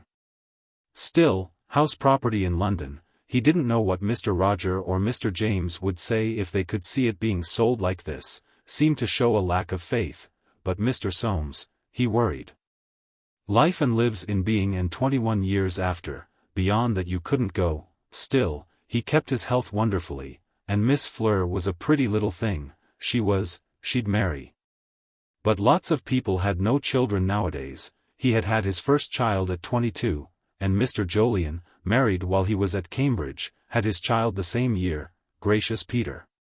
That was back in '69, a long time before old Mr. Jolyon, fine judge of property, had taken his will away from Mr. James, dear, yes. Those were the days when they were buy-in property right and left, and none of this khaki and fallon over one another to get out of things, and cucumbers at twopence. And a melon, the old melons, that made your mouth water. 50 years since he went into Mr. James' office, and Mr. James had said to him, "Now, Gradman, you're only a shaver, you pay attention, and you'll make your 500 a year before you've done." And he had, and feared God, and served the Forsytes, and kept a vegetable diet at night. And, buying a copy of John Bull, not that he approved of it, an extravagant affair, he entered the tube elevator with his mere brown paper parcel, and was borne down into the bowels of the earth. Chapter 6. Soames' Private Life. On his way to Green Street it occurred to Soames that he ought to go into Demetrius in Suffolk Street about the possibility of the Bull Derby Old Chrome. Almost worthwhile to have fought the war to have the Bull Derby Old Chrome, as it were, in flux. Old Bull Derby had died, his son and grandson had been killed, a cousin was coming into the estate, who meant to sell it, some said because of the condition of England. Others said because he had asthma. If Demetrius once got hold of it the price would become prohibitive. It was necessary for Soames to find out whether Demetrius had got it, before he tried to get it himself. He therefore confined himself to discussing with Demetrius whether Monticelli's would come again now that it was the fashion for a picture to be anything except a picture. And the future of John's, with a sideslip into Buxton Nights. It was only when leaving that he added, "So they're not selling the Bull Derby Old Chrome, after all?" In sheer pride of racial superiority, as he had calculated would be the case, Demetrius replied, "Oh, I shall get it, Mr. Forsyte, sir." The flutter of his eyelid fortified Soames in a resolution to write direct to the new Bull Derby, suggesting that the only dignified way of dealing with an old chrome was to avoid dealers. He therefore said, "Well, good day," and went, leaving Demetrius the wiser. At Green Street he found that Fleur was out and would be all the evening, she was staying one more night in London. He cabbed on dejectedly, and caught his train. He reached his house about 6 o'clock.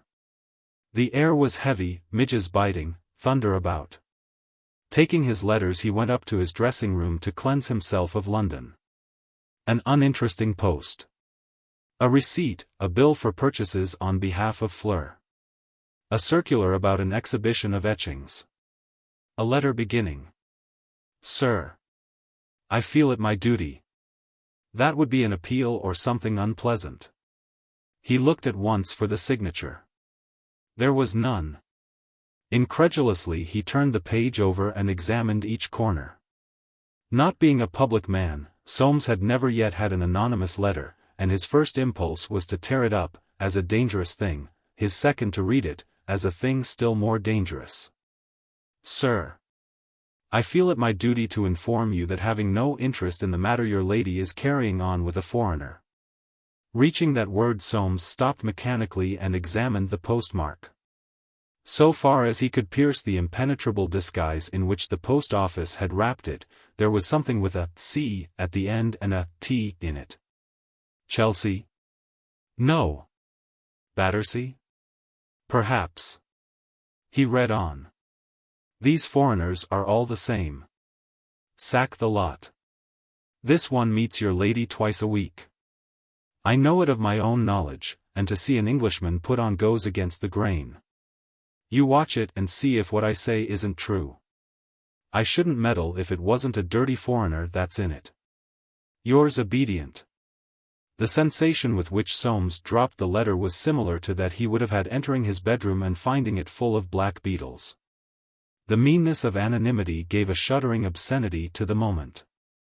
And the worst of it was that this shadow had been at the back of his mind ever since the Sunday evening when Fleur had pointed down at Prosper Profond strolling on the lawn, and said, "Prowling cat." Had he not in connection therewith, this very day, perused his will and marriage settlement? And now this anonymous ruffian, with nothing to gain, apparently, save the venting of his spite against foreigners, had wrenched it out of the obscurity in which he had hoped and wished it would remain. To have such knowledge forced on him, at his time of life, about Fleur's mother.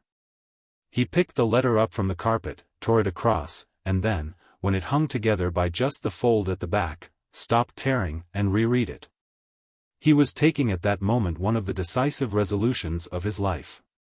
He would not be forced into another scandal. No.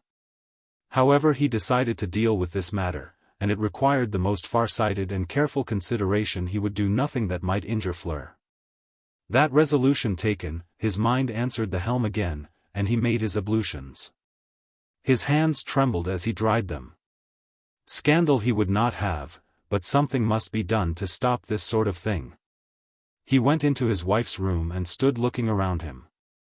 The idea of searching for anything which would incriminate, and entitle him to hold a menace over her, did not even come to him. There would be nothing, she was much too practical. The idea of having her watched had been dismissed before it came, too well he remembered his previous experience of that. No. He had nothing but this torn-up letter from some anonymous ruffian, whose impudent intrusion into his private life he so violently resented. It was repugnant to him to make use of it, but he might have to. What a mercy Fleur was not at home tonight. A tap on the door broke up his painful cogitations. "Mr. Michael Mont, sir, is in the drawing-room. Will you see him?" "No," said Soames. "Yes. I'll come down." Anything that would take his mind off for a few minutes. Michael Mont in flannels stood on the veranda smoking a cigarette. He threw it away as Soames came up, and ran his hand through his hair. Soames' feeling toward this young man was singular. He was no doubt a rackety, irresponsible young fellow according to old standards, yet somehow likable, with his extraordinarily cheerful way of blurting out his opinions. "Come in," he said. "Have you had tea?" Mont came in. "I thought Fleur would have been back, sir, but I'm glad she isn't. The fact is, I'm fearfully gone on her, so fearfully gone that I thought you'd better know. It's old-fashioned, of course, coming to father's first, but I thought you'd forgive that. I went to my own dad, and he says if I settle down he'll see me through. He rather cottons to the idea, in fact. I told him about your Goya." "Oh," said Soames, inexpressibly dry. "He rather cottons?" "Yes, sir, do you?" Soames smiled faintly. "You see," resumed Mont, twiddling his straw hat, while his hair, ears, eyebrows, all seemed to stand up from excitement, "when you've been through the war you can't help being in a hurry to get married, and unmarried afterward," said Soames slowly. "Not from Fleur, sir. Imagine, if you were me." Soames cleared his throat. That way of putting it was forcible enough. "Fleur's too young," he said. "Oh. No, sir. We're awfully old nowadays.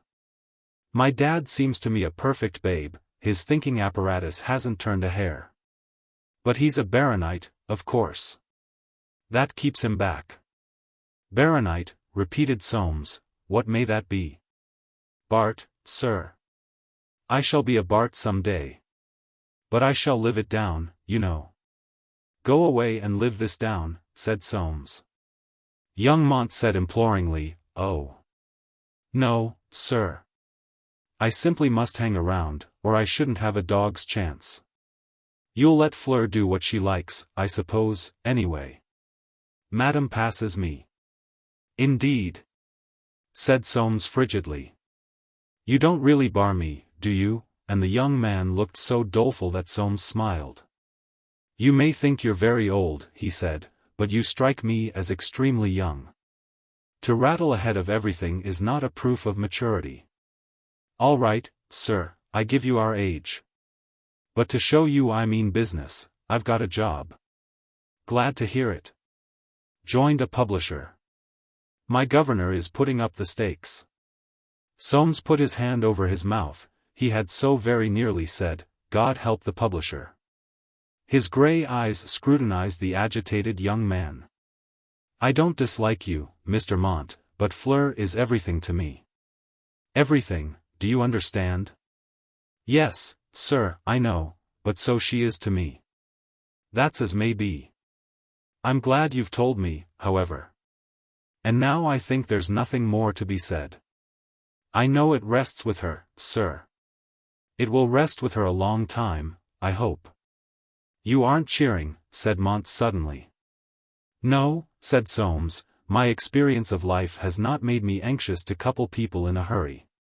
Good night, Mr. Montana. I shan't tell Fleur what you've said."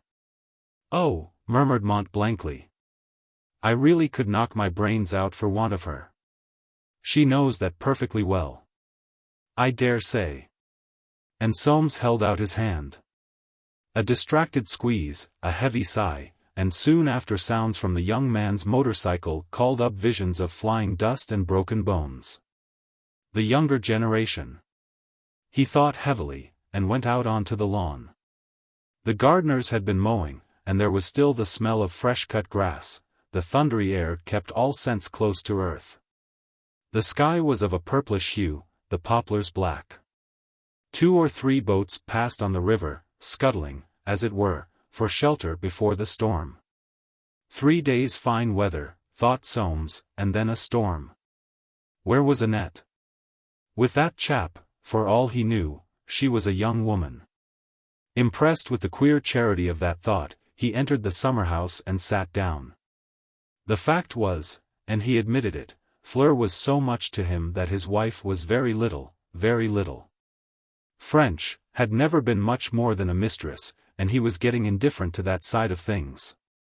It was odd how, with all this ingrained care for moderation and secure investment, Soames ever put his emotional eggs into one basket. First Irene, now Fleur. He was dimly conscious of it, sitting there, conscious of its odd dangerousness. It had brought him to wreck and scandal once, but now it should save him. He cared so much for Fleur that he would have no further scandal. If only he could get at that anonymous letter-writer, he would teach him not to meddle and stir up mud at the bottom of water which he wished should remain stagnant. A distant flash, a low rumble, and large drops of rain spattered on the thatch above him. He remained indifferent, tracing a pattern with his finger on the dusty surface of a little rustic table. Fleur's future. "I want fair sailing for her," he thought.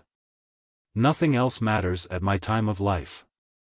A lonely business, life. What you had you never could keep to yourself. As you warned one off, you let another in. One could make sure of nothing." He reached up and pulled a red rambler rose from a cluster which blocked the window. Flowers grew and dropped, nature was a queer thing. The thunder rumbled and crashed, traveling east along a river, the paling flashes flicked his eyes. The poplar tops showed sharp and dense against the sky, a heavy shower rustled and rattled and veiled in the little house wherein he sat, indifferent, thinking. When the storm was over, he left his retreat and went down the wet path to the river bank. 2 swans had come, sheltering in among the reeds. He knew the birds well, and stood watching the dignity in the curve of those white necks and formidable snake-like heads. Not dignified, what I have to do, he thought. And yet it must be tackled, lest worse befell. Annette must be back by now from wherever she had gone, for it was nearly dinner-time, and as the moment for seeing her approached. The difficulty of knowing what to say and how to say it had increased. A new and scaring thought occurred to him. Suppose she wanted her liberty to marry this fellow? Well, if she did, she couldn't have it. He had not married her for that. The image of Prosper Profond dawdled before him reassuringly. Not a marrying man. No, no. Anger replaced that momentary scare.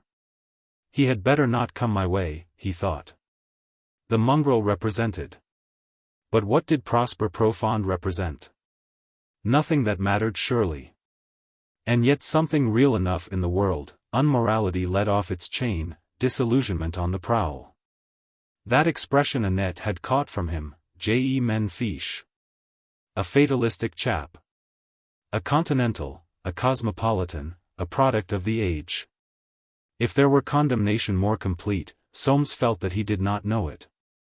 The swans had turned their heads, and were looking past him into some distance of their own. One of them uttered a little hiss, wagged its tail, turned as if answering to a rudder, and swam away. The other followed. Their white bodies, their stately necks, passed out of his sight, and he went toward the house. Annette was in the drawing-room, dressed for dinner, and he thought as he went upstairs, handsome is as handsome does. Handsome. Except for remarks about the curtains in the drawing-room, and the storm, there was practically no conversation during a meal distinguished by exactitude of quantity and perfection of quality. Soames drank nothing. He followed her into the drawing-room afterward, and found her smoking a cigarette on the sofa between the two French windows. She was leaning back, almost upright, in a low black frock, with her knees crossed and her blue eyes half closed. Grey-blue smoke issued from her red, rather full lips, a fillet bound her chestnut hair, she wore the thinnest silk stockings, and shoes with very high heels showing off her instep. A fine piece in any room. Soames, who held that torn letter in a hand thrust deep into the side pocket of his dinner jacket, said, "I'm going to shut the window, the damp's lifting in." He did so, and stood looking at a David Cox adorning the cream-panelled wall close by. What was she thinking of? He had never understood a woman in his life, except Fleur, and Fleur not always. His heart beat fast. But if he meant to do it, now was the moment. Turning from the David Cox, he took out the torn letter. "I've had this." Her eyes widened, stared at him, and hardened. Soames handed her the letter. "It's torn, but you can read it." And he turned back to the David Cox, a sea-piece, of good tone, but without movement enough. "I wonder what that chap's doing at this moment," he thought. "I'll astonish him yet." Out of the corner of his eye he saw Annette holding the letter rigidly. Her eyes moved from side to side under her darkened lashes and frowning darkened eyes. She dropped the letter, gave a little shiver, smiled, and said, "Dirty." "I quite agree," said Soames. "Degrading." "Is it true?" A tooth fastened on her red lower lip. And what if it were? She was brazen. "Is that all you have to say?" "No." "Well, speak out. What is the good of talking?" Soames said icily, "So you admit it?" "I admit nothing." "You are a fool to ask. A man like you should not ask. It is dangerous." Soames made a tour of the room, to subdue his rising anger. "Do you remember," he said, halting in front of her, "what you were when I married you? Working at accounts in a restaurant. Do you remember that I was not half your age?" Soames broke off the hard encounter of their eyes, and went back to the David Cox. "I am not going to bandy words. I require you to give up this friendship. I think of the matter entirely as it affects Fleur." "Ah, Fleur." "Yes," said Soames stubbornly, "Fleur. She is your child as well as mine. It is kind to admit that. Are you going to do what I say?" "I refuse to tell you." "Then I must make you." Annette smiled. "No, Soames," she said. "You are helpless. Do not say things that you will regret." Anger swelled the veins on his forehead. He opened his mouth to vent that emotion, and could not. Annette went on. "There shall be no more such letters, I promise you. That is enough." Soames writhed.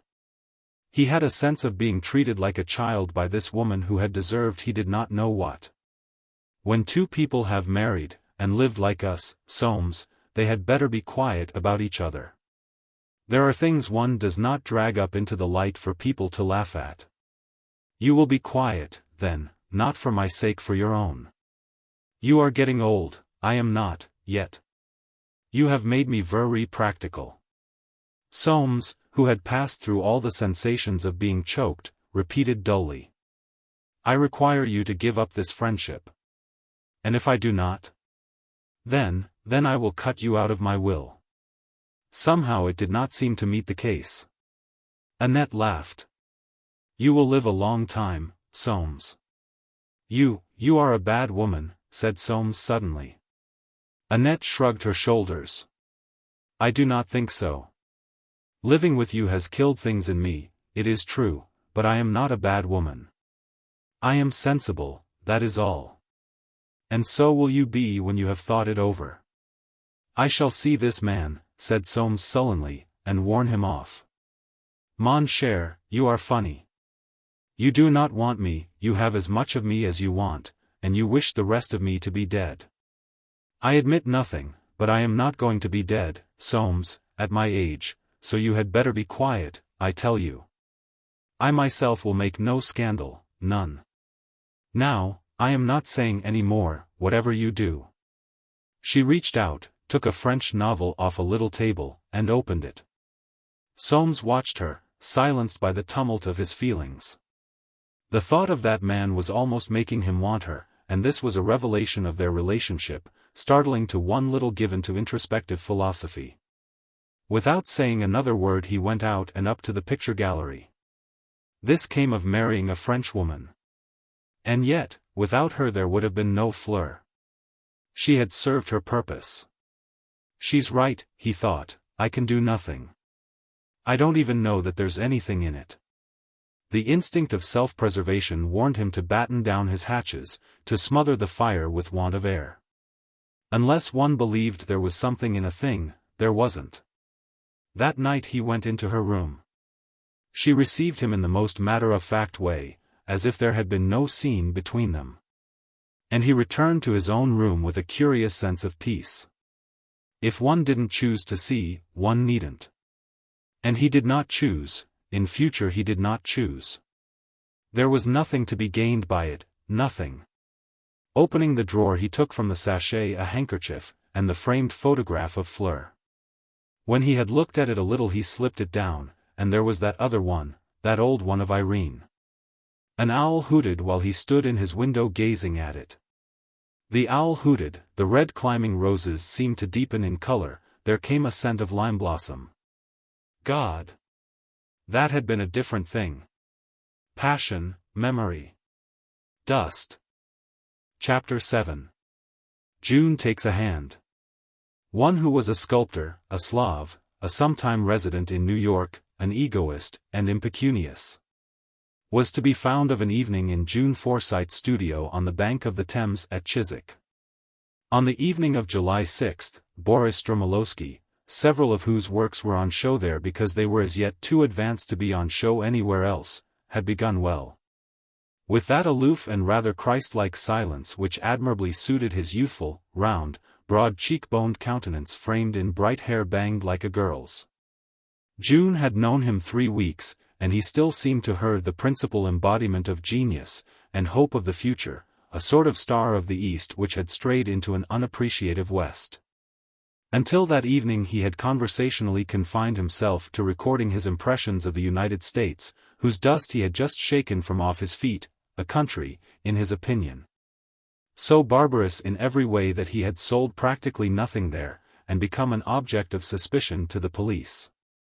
A country, as he said, without a race of its own, without liberty, equality, or fraternity, without principles, traditions, taste, without, in a word, a soul.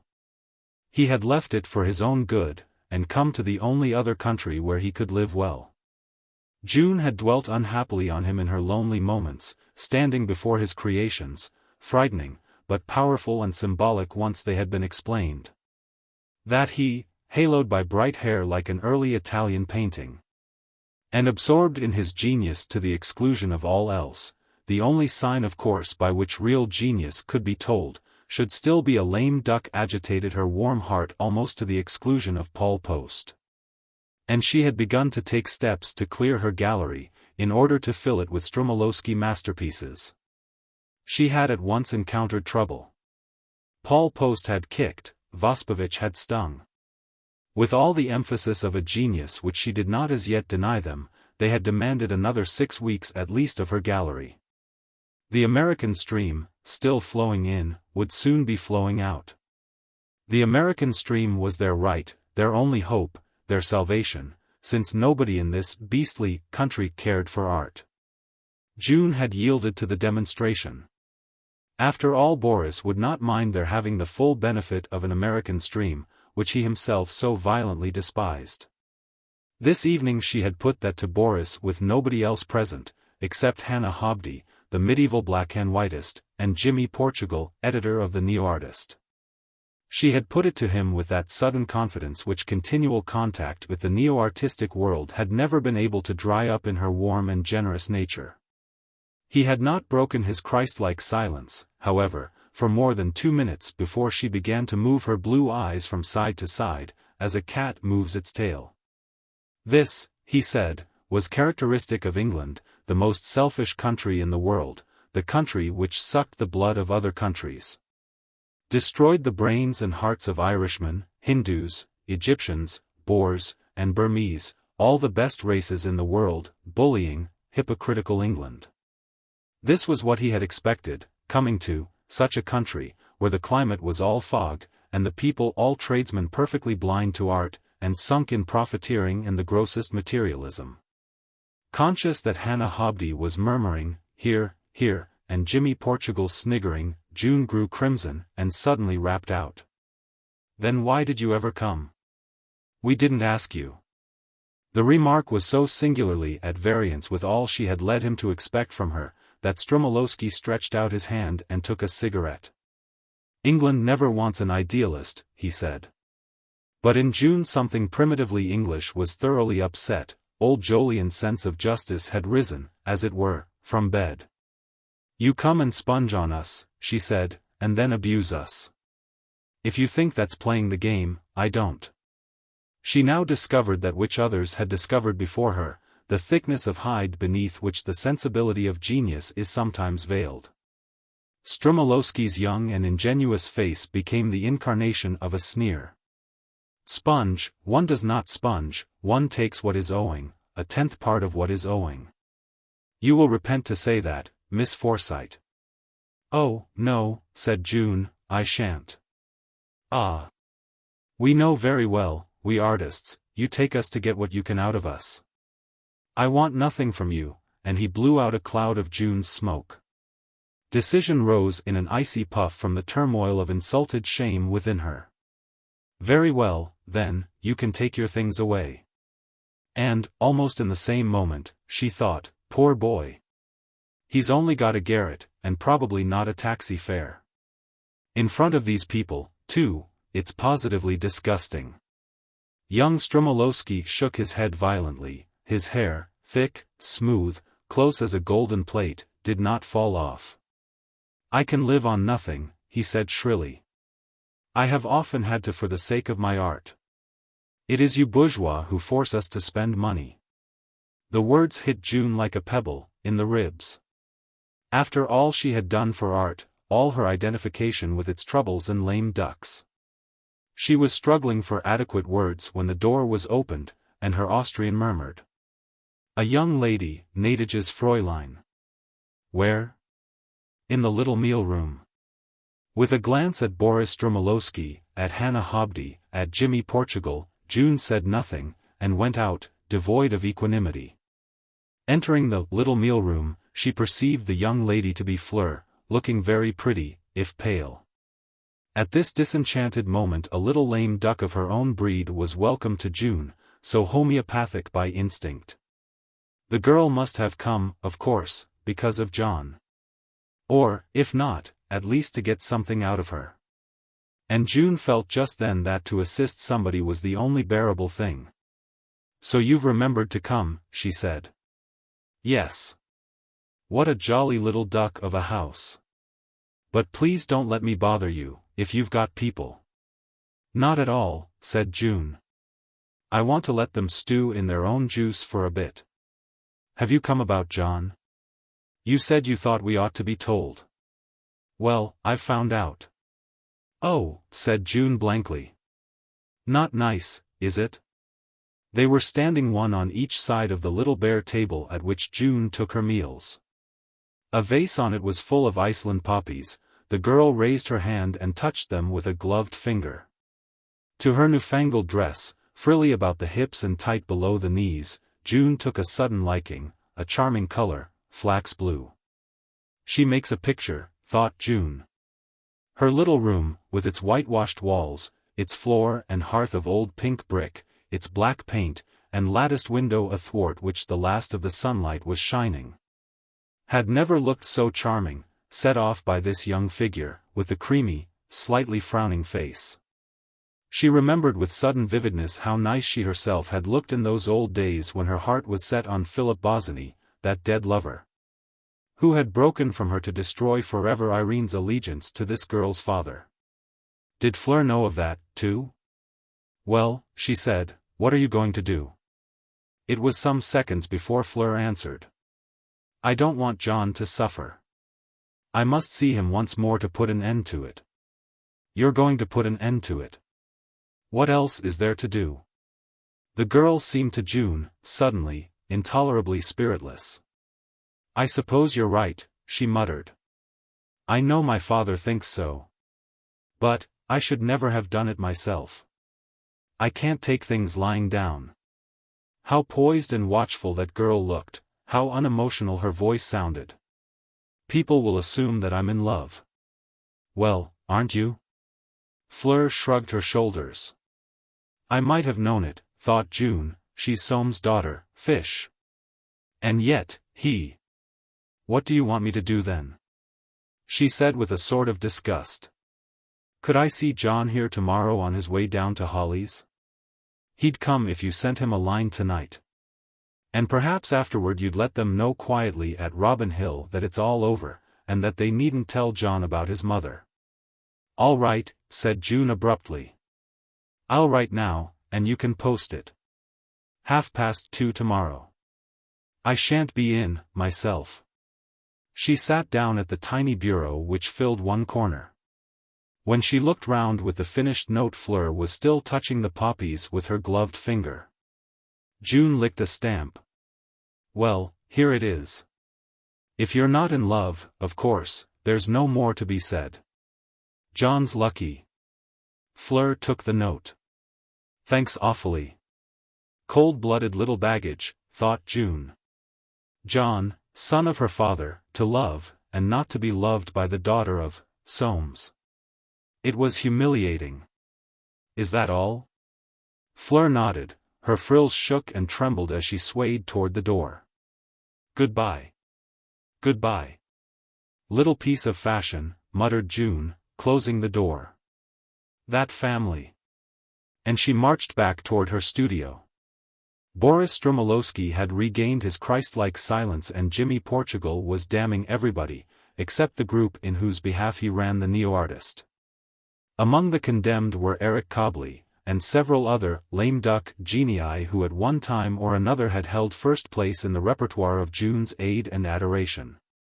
She experienced a sense of futility and disgust, and went to the window to let the river wind blow those squeaky words away. But when at length Jimmy Portugal had finished, and gone with Hannah Hobdy, she sat down and mothered young Stromolowski for half an hour, promising him a month, at least, of the American stream. So that he went away with his halo in perfect order. In spite of all, June thought, Boris is wonderful. Chapter 8. The bit between the teeth. To know that your hand is against everyone's is, for some natures, to experience a sense of moral release. Fleur felt no remorse when she left June's house. Reading condemnatory resentment in her little kinswoman's blue eyes, she was glad that she had fooled her, despising June because that elderly idealist had not seen what she was after. "End it," Forsooth. She would soon show them all that she was only just beginning. And she smiled to herself on the top of the bus which carried her back to Mayfair. But the smile died, squeezed out by spasms of anticipation and anxiety. Would she be able to manage John? She had taken the bit between her teeth, but could she make him take it too? She knew the truth and the real danger of delay, he knew neither, therein lay all the difference in the world. Suppose I tell him, she thought, wouldn't it really be safer? This hideous luck had no right to spoil their love, he must see that. They could not let it. People always accepted an accomplished fact in time. From that piece of philosophy, profound enough at her age, she passed to another consideration less philosophic. If she persuaded John to a quick and secret marriage, and he found out afterward that she had known the truth. What then? John hated subterfuge. Again, then, would it not be better to tell him? But the memory of his mother's face kept intruding on that impulse. Fleur was afraid. His mother had power over him, more power perhaps than she herself. Who could tell? It was too great a risk. Deep sunk in these instinctive calculations, she was carried on past Green Street as far as the Ritz Hotel. She got down there, and walked back on the Green Park side. The storm had washed every tree. They still dripped. Heavy drops fell onto her frills, and to avoid them she crossed over under the eyes of the Iseeum Club. Chancing to look up, she saw Monsieur Profond with a tall stout man in the bay window. Turning into Green Street, she heard her name called, and saw that prowler coming up. He took off his hat, a glossy bowler such as she particularly detested. "Good evenin', Miss Forsyte. Isn't there a small thing I can do for you?" "Yes, pass by on the other side." "I say. Why do you dislike me?" "Do I? It looks like it." "Well, then, because you make me feel life isn't worth living." Monsieur Profond smiled. "Look here, Miss Forsyte, don't worry. It'll be all right. Nothing lasts." "Things do last," cried Fleur, "with me anyhow, especially likes and dislikes." "Well, that makes me a bit unhappy. I should have thought nothing could ever make you happy or unhappy. I don't like to annoy other people. I'm goin' on my yacht." Fleur looked at him, startled. "Where?"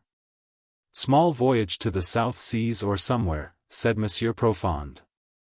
Fleur suffered relief and a sense of insult.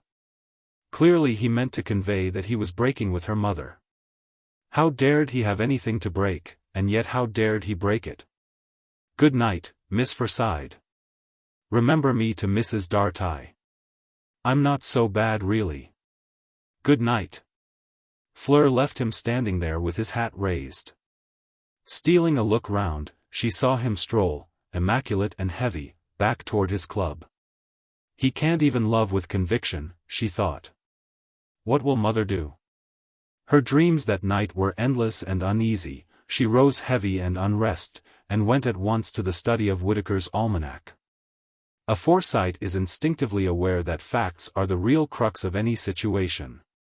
She might conquer John's prejudice, but without exact machinery to complete their desperate resolve, nothing would happen. From the invaluable tome she learned that they must each be 21. Or someone's consent would be necessary, which of course was unobtainable.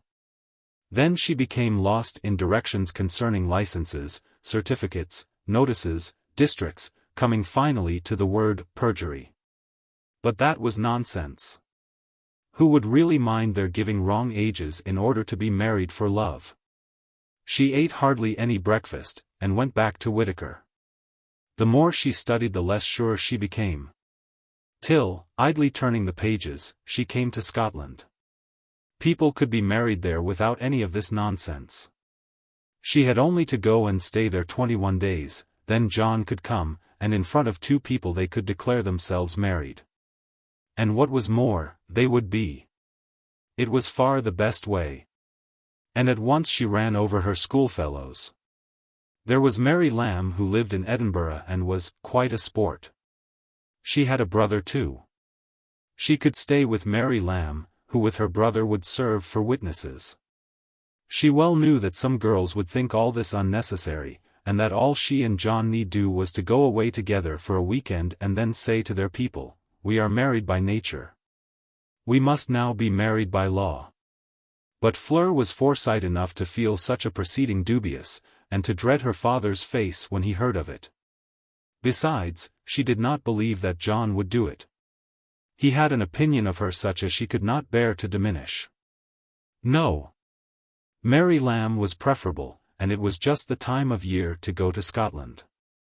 More at ease now, she packed, avoided her aunt, and took a bus to Chiswick.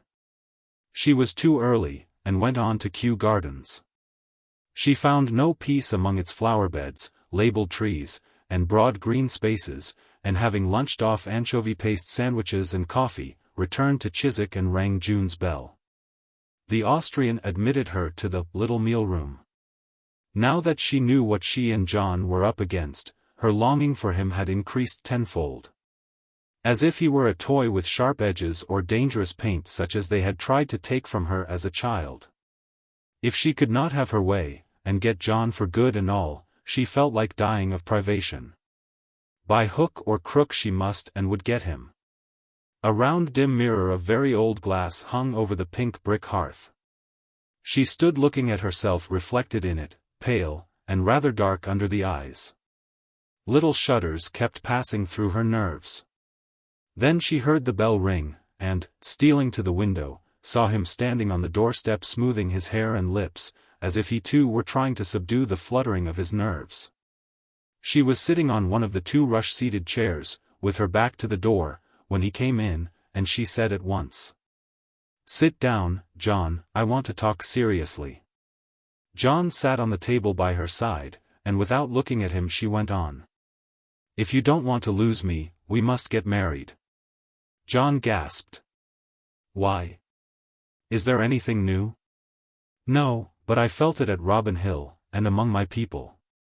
"But," stammered John, "at Robin Hill, it was all smooth, and they've said nothing to me." "But they mean to stop us." "Your mother's face was enough." "And my father's." "Have you seen him since?" Fleur nodded. What mattered a few supplementary lies? "But," said John eagerly, "I can't see how they can feel like that after all these years." Fleur looked up at him. "Perhaps you don't love me enough." "Not love you enough." "Why?" "Then make sure of me." "Without telling them?" "Not till after." John was silent. How much older he looked than on that day, barely 2 months ago, when she first saw him, quite 2 years older. "It would hurt Mother awfully," he said. Fleur drew her hand away. "You've got to choose." John slid off the table onto his knees. "But why not tell them?" "They can't really stop us, Fleur." "They can. I tell you, they can." "How?" "We're utterly dependent, by putting money pressure, and all sorts of other pressure." "I'm not patient, John." "But it's deceiving them." Fleur got up. "You can't really love me, or you wouldn't hesitate." "He either fears his fate too much." Lifting his hands to her waist, John forced her to sit down again. She hurried on. "I've planned it all out. We've only to go to Scotland. When we're married they'll soon come round. People always come round to facts. Don't you see, John? But to hurt them so awfully. So he would rather hurt her than those people of his." "All right, then, let me go." John got up and put his back against the door. "I expect you're right," he said slowly, "but I want to think it over." She could see that he was seething with feelings he wanted to express, but she did not mean to help him. She hated herself at this moment and almost hated him. Why had she to do all the work to secure their love? It wasn't fair. And then she saw his eyes, adoring and distressed. "Don't look like that. I only don't want to lose you, John." You can't lose me so long as you want me. Oh, yes, I can. John put his hands on her shoulders. Fleur, do you know anything you haven't told me? It was the point-blank question she had dreaded. She looked straight at him, and answered, no, she had burnt her boats, but what did it matter, if she got him? He would forgive her. And throwing her arms round his neck, she kissed him on the lips. She was winning. She felt it in the beating of his heart against her, in the closing of his eyes. I want to make sure. I want to make sure, she whispered. Promise. John did not answer. His face had the stillness of extreme trouble. At last he said. It's like hitting them. I must think a little, Fleur. I really must. Fleur slipped out of his arms. Oh. Very well. And suddenly she burst into tears of disappointment, shame, and overstrain. Followed 5 minutes of acute misery. John's remorse and tenderness knew no bounds, but he did not promise. Despite her will to cry, very well, then, if you don't love me enough, goodbye, she dared not. From birth accustomed to her own way, this check from one so young, so tender, so devoted, baffled and surprised her. She wanted to push him away from her, to try what anger and coldness would do, and again she dared not. The knowledge that she was scheming to rush him blindfold into the irrevocable weakened everything, weakened the sincerity of pique, and the sincerity of passion. Even her kisses had not the lure she wished for them. That stormy little meeting ended inconclusively. Will you some tea, gnädiges Fräulein? Pushing John from her, she cried out. No, no, thank you.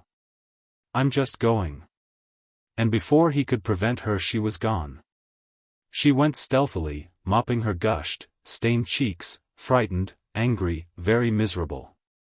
She had stirred John up so fearfully, yet nothing definite was promised or arranged.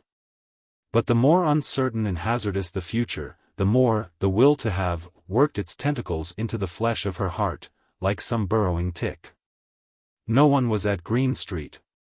Winifred had gone with Imogen to see a play which some said was allegorical, and others, very exciting, don't you know.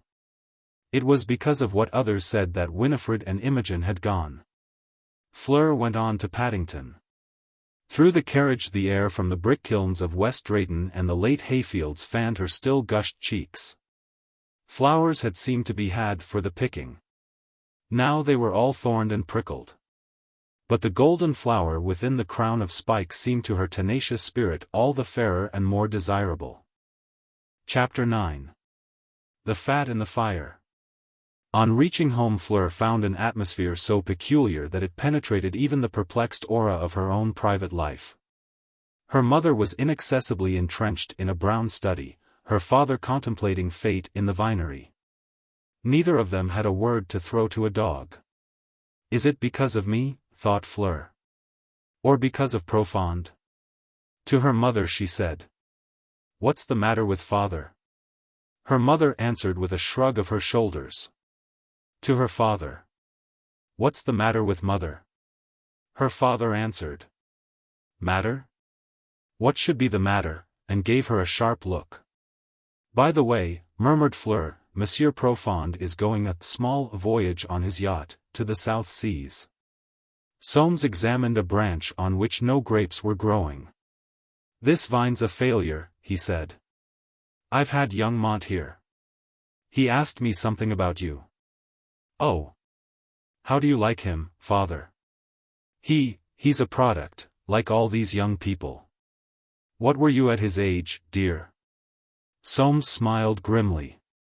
We went to work, and didn't play about, flying and motoring, and making love. Didn't you ever make love? She avoided looking at him while she said that, but she saw him well enough. His pale face had reddened, his eyebrows, where darkness was still mingled with the grey, had come close together. I had no time or inclination to philander. Perhaps you had a grand passion. Soames looked at her intently. Yes, if you want to know, and much good it did me. He moved away, along by the hot water pipes. Fleur tiptoed silently after him. "Tell me about it, father." Soames became very still. "What should you want to know about such things, at your age? Is she alive?" He nodded. "And married?" "Yes. It's John Forsyte's mother, isn't it? And she was your wife first." It was said in a flash of intuition. Surely his opposition came from his anxiety that she should not know of that old wound to his pride. But she was startled. To see someone so old and calm wince as if struck, to hear so sharp a note of pain in his voice. "Who told you that?" "If your aunt." "I can't bear the affair talked of." "But, darling," said Fleur, softly, "it's so long ago." "Long ago or not, Fleur stood stroking his arm. "I've tried to forget," he said suddenly, "I don't wish to be reminded." And then, as if venting some long and secret irritation, he added, "In these days people don't understand. Grand passion, indeed. No one knows what it is." "I do," said Fleur, almost in a whisper. Soames, who had turned his back on her, spun round. "What are you talking of, a child like you?" "Perhaps I've inherited it, father." "What?" "For her son, you see." He was pale as a sheet, and she knew that she was as bad. They stood staring at each other in the steamy heat, redolent of the mushy scent of earth, of potted geranium, and of vines coming along fast. "This is crazy," said Soames at last, between dry lips. Scarcely moving her own, she murmured, "Don't be angry, father. I can't help it." But she could see he wasn't angry, only scared, deeply scared. "I thought that foolishness," he stammered, "was all forgotten." "Oh, no. It's 10 times what it was." Soames kicked at the hot water pipe. The hapless movement touched her, who had no fear of her father, none. "Dearest," she said. "What must be, must, you know." "Must," repeated Soames. "You don't know what you're talking of. Has that boy been told?" The blood rushed into her cheeks. "Not yet." He had turned from her again, and, with one shoulder a little raised, stood staring fixedly at a joint in the pipes. "It's most distasteful to me," he said suddenly, "nothing could be more so. Son of that fellow. It's perverse." She had noted, almost unconsciously, that he did not say, "son of that woman," and again her intuition began working. Did the ghost of that grand passion linger in some corner of his heart? She slipped her hand under his arm. "John's father is quite ill and old, I saw him." "You?" "Yes, I went there with John, I saw them both." "Well, and what did they say to you?" "Nothing. They were very polite." "They would be." He resumed his contemplation of the pipe joint, and then said suddenly, "I must think this over, I'll speak to you again tonight." She knew this was final for the moment, and stole away, leaving him still looking at the pipe joint. She wandered into the fruit garden, among the raspberry and currant bushes, without impetus to pick and eat. 2 months ago, she was light-hearted. Even 2 days ago, light-hearted, before Prosper Profond told her. Now she felt tangled in a web, of passions, vested rights, oppressions and revolts, the ties of love and hate. At this dark moment of discouragement there seemed, even to her holdfast nature, no way out. How deal with it, how sway and bend things to her will, and get her heart's desire? And, suddenly, round the corner of the high box hedge, she came plump on her mother, walking swiftly, with an open letter in her hand. Her bosom was heaving, her eyes dilated, her cheeks flushed. Instantly Fleur thought, the yacht. Poor mother. Annette gave her a wide startled look, and said, "J'ai la migraine." "I'm awfully sorry, mother." "Oh, yes. You and your father, sorry." "But, mother, I am. I know what it feels like." Annette's startled eyes grew wide, till the whites showed above them. "Poor innocent," she said.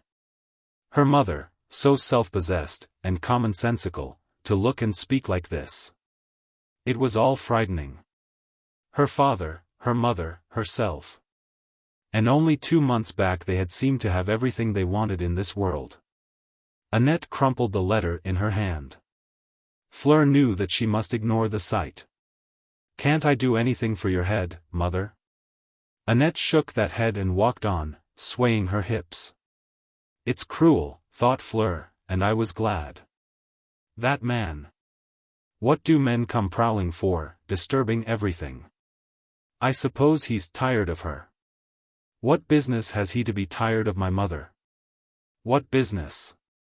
And at that thought, so natural and so peculiar, she uttered a little choked laugh.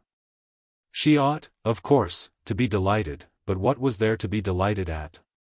Her father didn't really care. Her mother did, perhaps.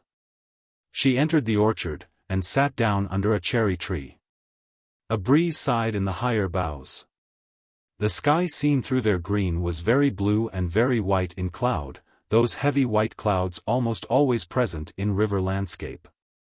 Bees, sheltering out of the wind, hummed softly, and over the lush grass fell the thick shade from those fruit trees planted by her father 25 years ago.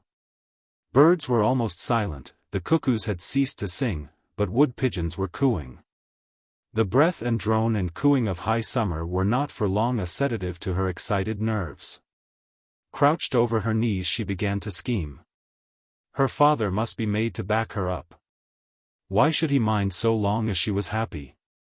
She had not lived for nearly 19 years without knowing that her future was all he really cared about.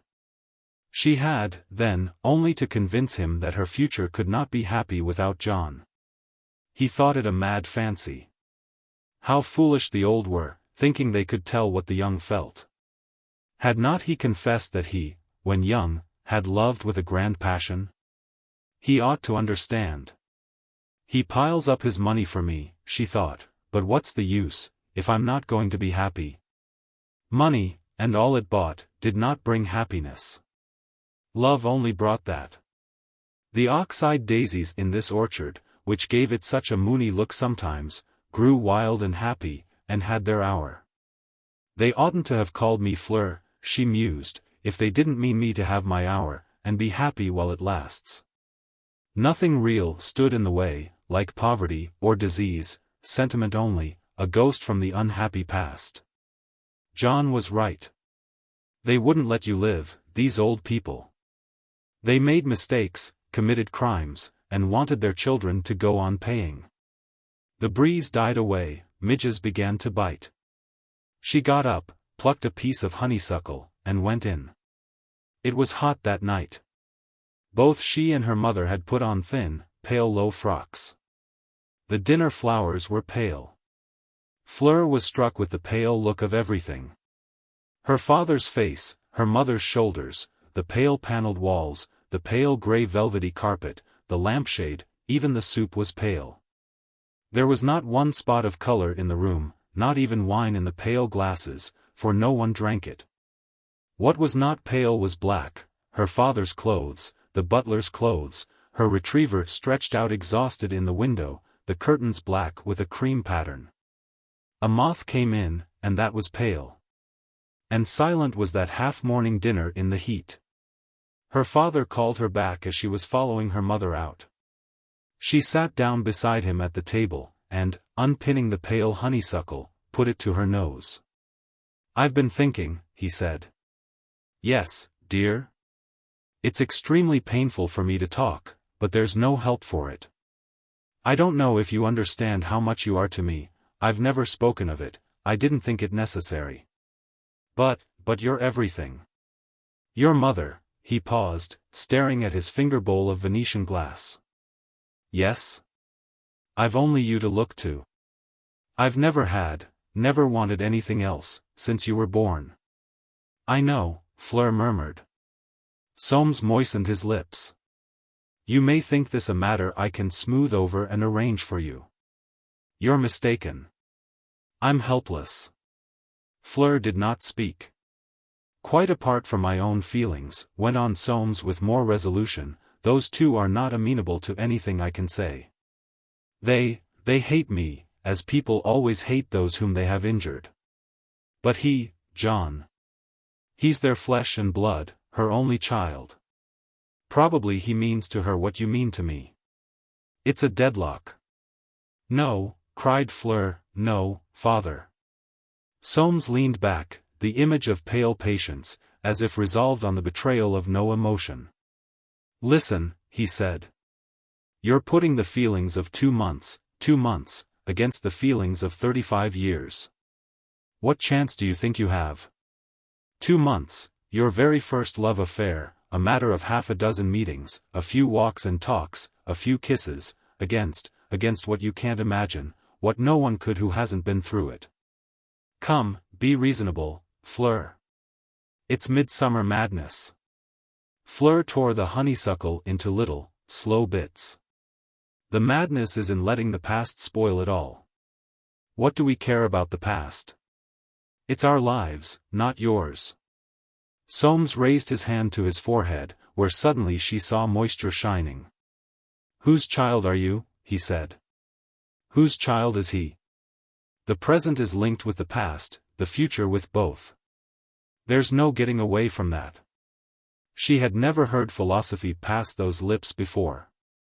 Impressed even in her agitation, she leaned her elbows on the table, her chin on her hands. But, father, consider it practically.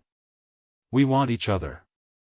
There's ever so much money, and nothing whatever in the way but sentiment. Let's bury the past, father. His answer was a sigh. Besides, said Fleur gently, you can't prevent us. I don't suppose, said Soames, that if left to myself I should try to prevent you. I must put up with things, I know, to keep your affection. But it's not I who control this matter. That's what I want you to realize before it's too late. If you go on thinking you can get your way and encourage this feeling, the blow will be much heavier when you find you can't. Oh! Cried Fleur, help me, father, you can help me, you know. Soames made a startled movement of negation. He said bitterly. Help? I am the impediment, the just cause and impediment, isn't that the jargon? You have my blood in your veins. He rose. Well, the fat's in the fire. If you persist in your willfulness you'll have yourself to blame. Come. Don't be foolish, my child, my only child. Fleur laid her forehead against his shoulder. All was in such turmoil within her. But no good to show it. No good at all. She broke away from him, and went out into the twilight, distraught, but unconvinced. All was indeterminate and vague within her, like the shapes and shadows in the garden, except her will to have. A poplar pierced up into the dark blue sky and touched a white star there. The dew wetted her shoes, and chilled her bare shoulders. She went down to the river bank, and stood gazing at a moonstreak on the darkening water. Suddenly she smelled tobacco smoke, and a white figure emerged as if created by the moon. It was young Mont in flannels, standing in his boat. She heard the tiny hiss of his cigarette extinguished in the water. Fleur, came his voice, don't be hard on a poor devil. I've been waiting hours. For what? Come in my boat. Not I. Why not? I'm not a water nymph. Haven't you any romance in you? Don't be modern, Fleur. He appeared on the path within a yard of her. Go away. Fleur, I love you. Fleur. Fleur uttered a short laugh. Come again, she said, when I haven't got my wish. What is your wish? Ask another. Fleur, said Mont, and his voice sounded strange, don't mock me. Even vivisected dogs are worth decent treatment before they're cut up for good. Fleur shook her head, but her lips were trembling. Well, you shouldn't make me jump. Give me a cigarette. Mont gave her one, lighted it, and another for himself. I don't want to talk rot, he said, but please imagine all the rot that all the lovers that ever were have talked, and all my special rot thrown in. Thank you, I have imagined it. Good night. They stood for a moment facing each other in the shadow of an acacia tree with very moonlit blossoms, and the smoke from their cigarettes mingled in the air between them. Also ran, Michael Montana. He said. Fleur turned abruptly toward the house. On the lawn she stopped to look back. Michael Mont was whirling his arms above him, she could see them dashing at his head. Then waving at the moonlit blossoms of the acacia. His voice just reached her. Jolly, jolly. Fleur shook herself. She couldn't help him, she had too much trouble of her own. On the veranda she stopped very suddenly again. Her mother was sitting in the drawing room at her writing bureau, quite alone. There was nothing remarkable in the expression of her face except its utter immobility. But she looked desolate. Fleur went upstairs. At the door of her room she paused. She could hear her father walking up and down the picture gallery. Yes, she thought, jolly. Oh, John. Chapter 10. Decision. When Fleur left him, John stared at the Austrian. She was a thin woman with a dark face and the concerned expression of one who has watched every little good that life once had slipped from her, one by one. No tea, she said.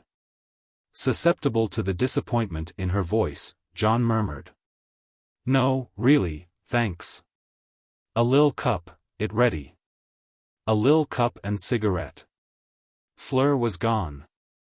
Hours of remorse and indecision lay before him. And with a heavy sense of disproportion he smiled, and said. Well, thank you. She brought in a little pot of tea with 2 little cups, and a silver box of cigarettes on a little tray. Sugar? Miss Forsyte has much sugar, she buy my sugar, my friend's sugar also. Miss Forsyte is a very kind lady. I am happy to serve her. You her brother? Yes, said John, beginning to puff the second cigarette of his life. Very young brother, said the Austrian, with a little anxious smile, which reminded him of the wag of a dog's tail. May I give you some? He said. And won't you sit down, please? The Austrian shook her head. Your father a very nice old man, the most nice old man I ever see. Miss Forsyte tell me all about him. Is he better? Her words fell on John like a reproach. Oh. Yes, I think he's all right. I like to see him again, said the Austrian, putting a hand on her heart, he have very kind heart. Yes, said John. And again her words seemed to him a reproach. He never give no trouble to no one, and smile so gentle. Yes, doesn't he? He look at Miss Forsyte so funny sometimes.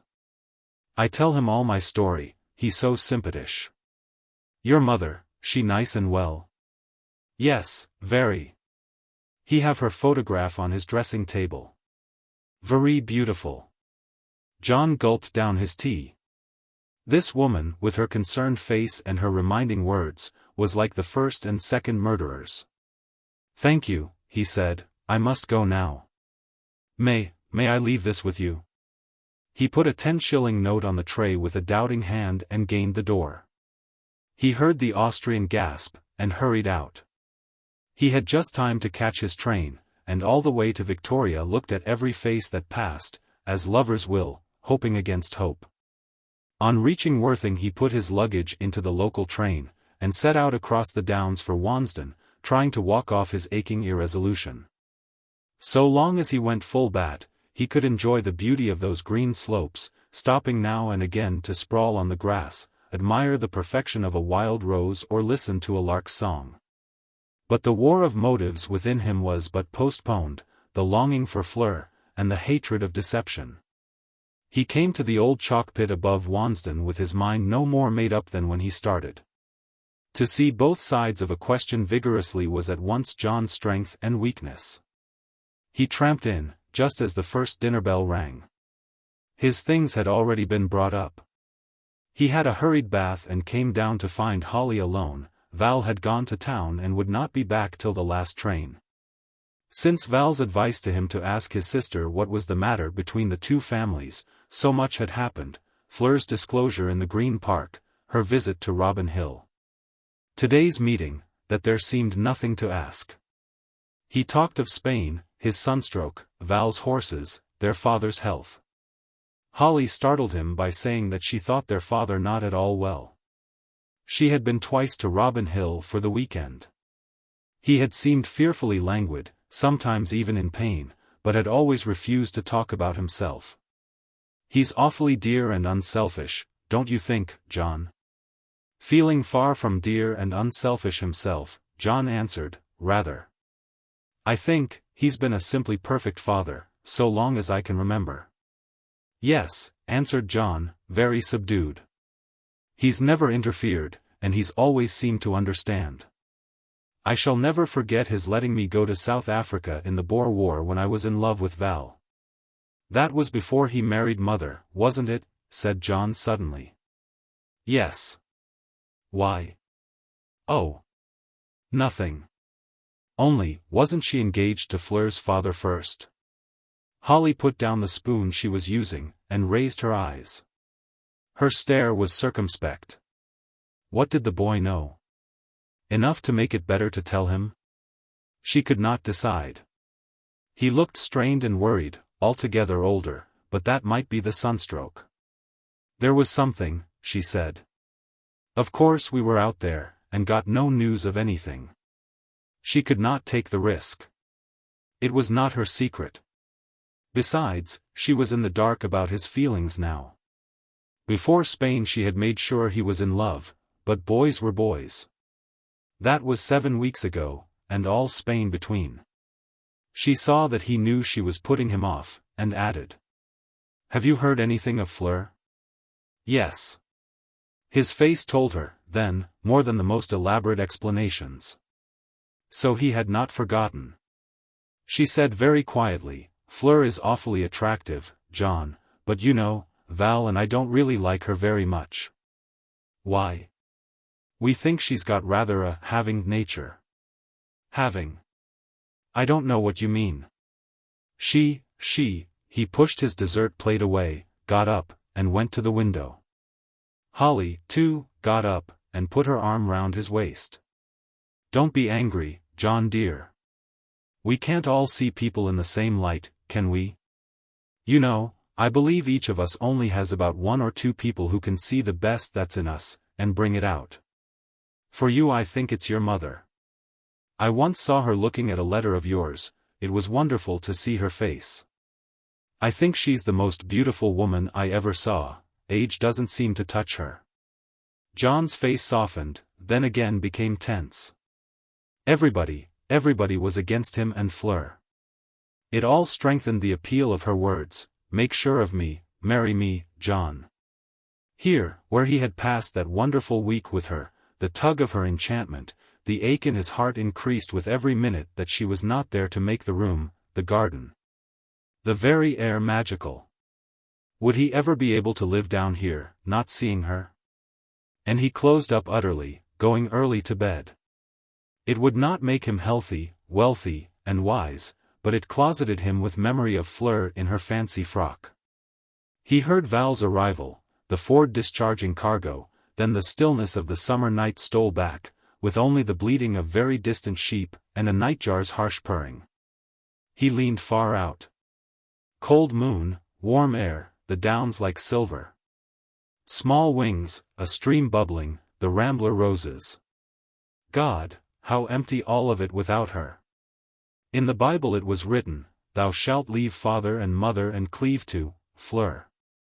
Let him have pluck, and go and tell them. They couldn't stop him marrying her, they wouldn't want to stop him when they knew how he felt. Yes. He would go. Bold and open, Fleur was wrong. The nightjar ceased, the sheep were silent. The only sound in the darkness was the bubbling of the stream.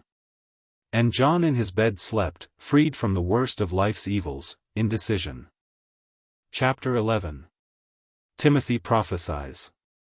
On the day of the cancelled meeting at the National Gallery began the 2nd anniversary of the resurrection of England's pride and glory, or, more shortly, the top hat. Lords, that festival which the war had driven from the field, raised its light and dark blue flags for the second time, displaying almost every feature of a glorious past. Here, in the luncheon interval, were all species of female and one species of male hat, protecting the multiple types of face associated with the classes. The observing Forsyte might discern in the free or unconsidered seats a certain number of the squash-hatted, but they hardly ventured on the grass. The old school, or schools, could still rejoice that the proletariat was not yet paying the necessary half-crown. Here was still a close borough, the only one left on a large scale, for the papers were about to estimate the attendance at 10,000. And the 10,000, all animated by one hope, were asking each other one question: where are you lunching? Something wonderfully uplifting and reassuring in that query and the sight of so many people like themselves voicing it. What reserve power in the British realm, enough pigeons, lobsters, lamb, salmon mayonnaise, strawberries, and bottles of champagne to feed the lot. No miracle in prospect, no case of 7 loaves and a few fishes, faith rested on surer foundations. 6,000 top hats, 4,000 parasols would be doffed and furled, 10,000 mouths all speaking the same English would be filled. There was life in the old dog yet. Tradition. And again tradition. How strong and how elastic. Wars might rage, taxation prey, trades unions take toll, and Europe perish of starvation, but the 10,000 would be fed. And, within their ring fence, stroll upon green turf, wear their top hats, and meet themselves. The heart was sound, the pulse still regular. Eton. Eton. How. Among the many Forsytes, present on a hunting ground theirs, by personal prescriptive right, or proxy, was Soames with his wife and daughter. He had not been at either school, he took no interest in cricket, but he wanted Fleur to show her frock, and he wanted to wear his top hat paraded again in peace and plenty among his peers. He walked sedately with Fleur between him and Annette. No women equaled them, so far as he could see. They could walk, and hold themselves up, there was substance in their good looks. The modern woman had no build, no chest, no anything. He remembered suddenly with what intoxication of pride he had walked round with Irene in the first years of his first marriage. And how they used to lunch on the drag which his mother would make his father have, because it was so chic, all drags and carriages in those days, not these lumbering great stands. And how consistently Montague Dartie had drunk too much. He supposed that people drank too much still, but there was not the scope for it there used to be.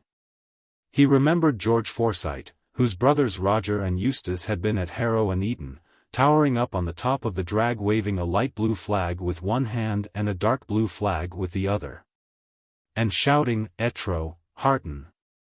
Just when everybody was silent, like the buffoon he had always been, and Eustace got up to the nines below, too dandified to wear any color or take any notice.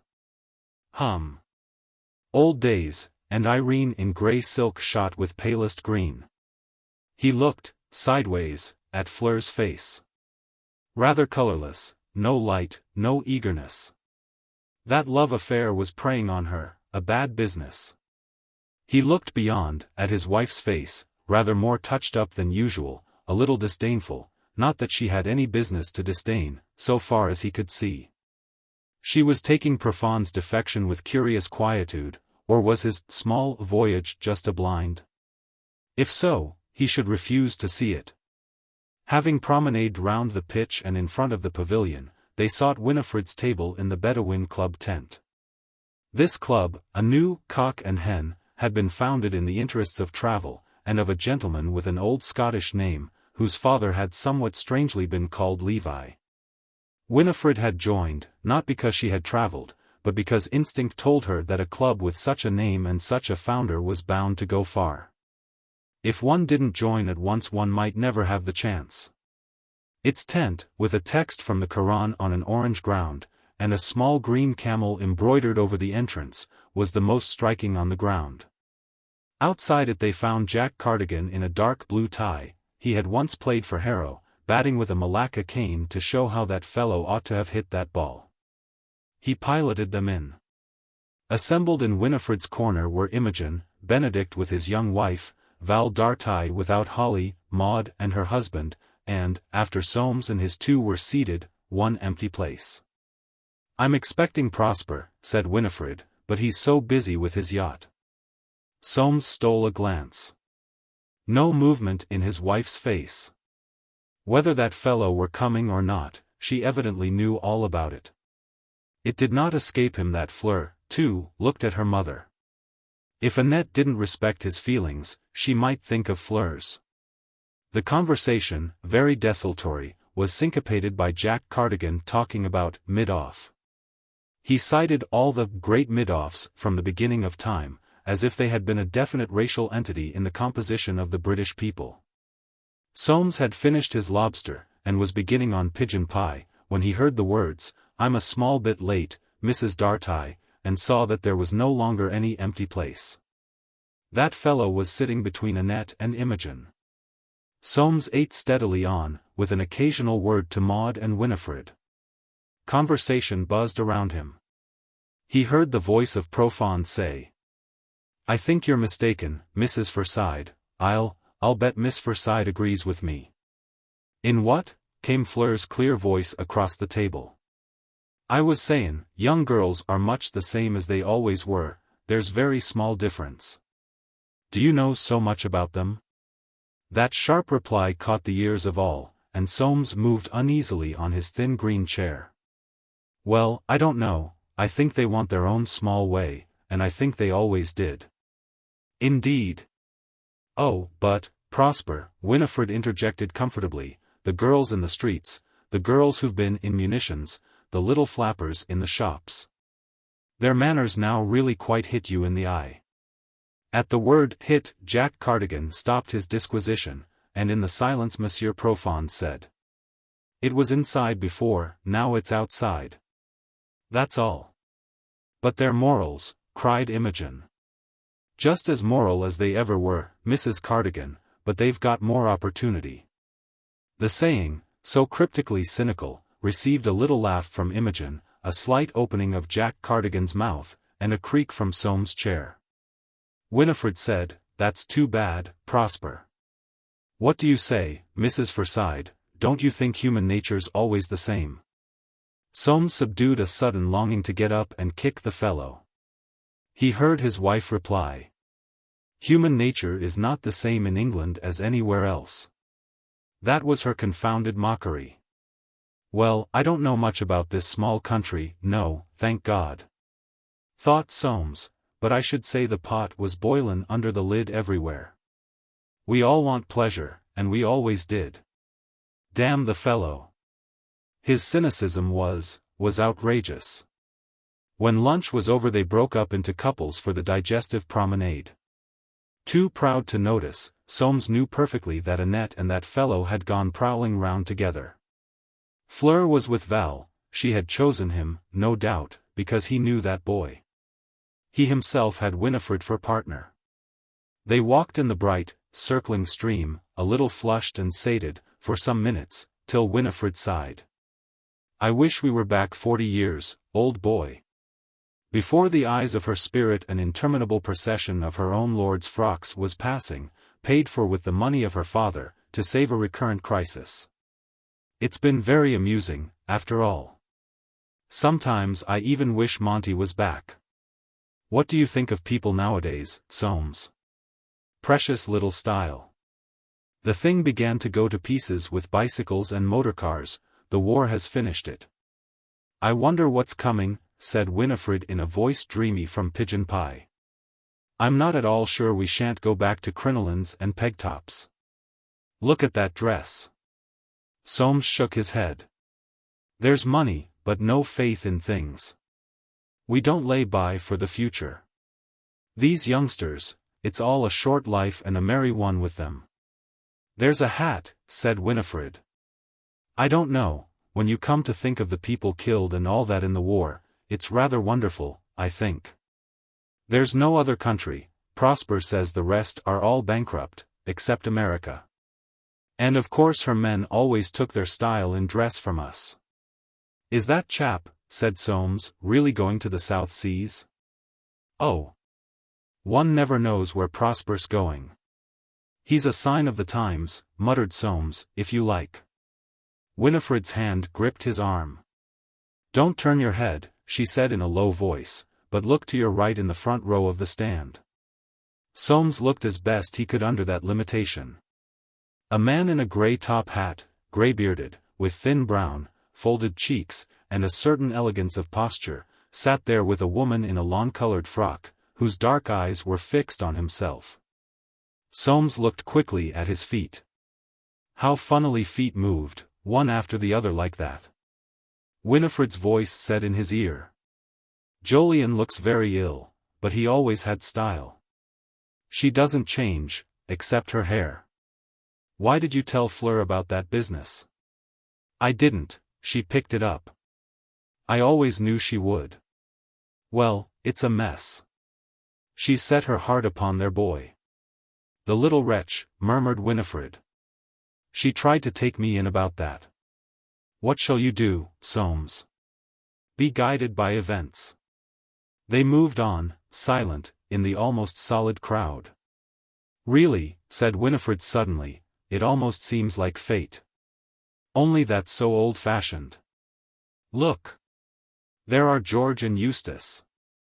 George Forsyte's lofty bulk had halted before them. Hello, Soames, he said. Just met Profond and your wife. You'll catch M if you put on pace. Did you ever go to see old Timothy? Soames nodded, and the streams forced them apart. I always liked old George, said Winifred. He's so droll. I never did, said Soames. Where's your seat? I shall go to mine. Fleur may be back there. Having seen Winifred to her seat, he regained his own, conscious of small, white, distant figures running, the click of the bat, the cheers and counter-cheers. No Fleur, and no Annette. You could expect nothing of women nowadays. They had the vote. They were emancipated, and much good it was doing them.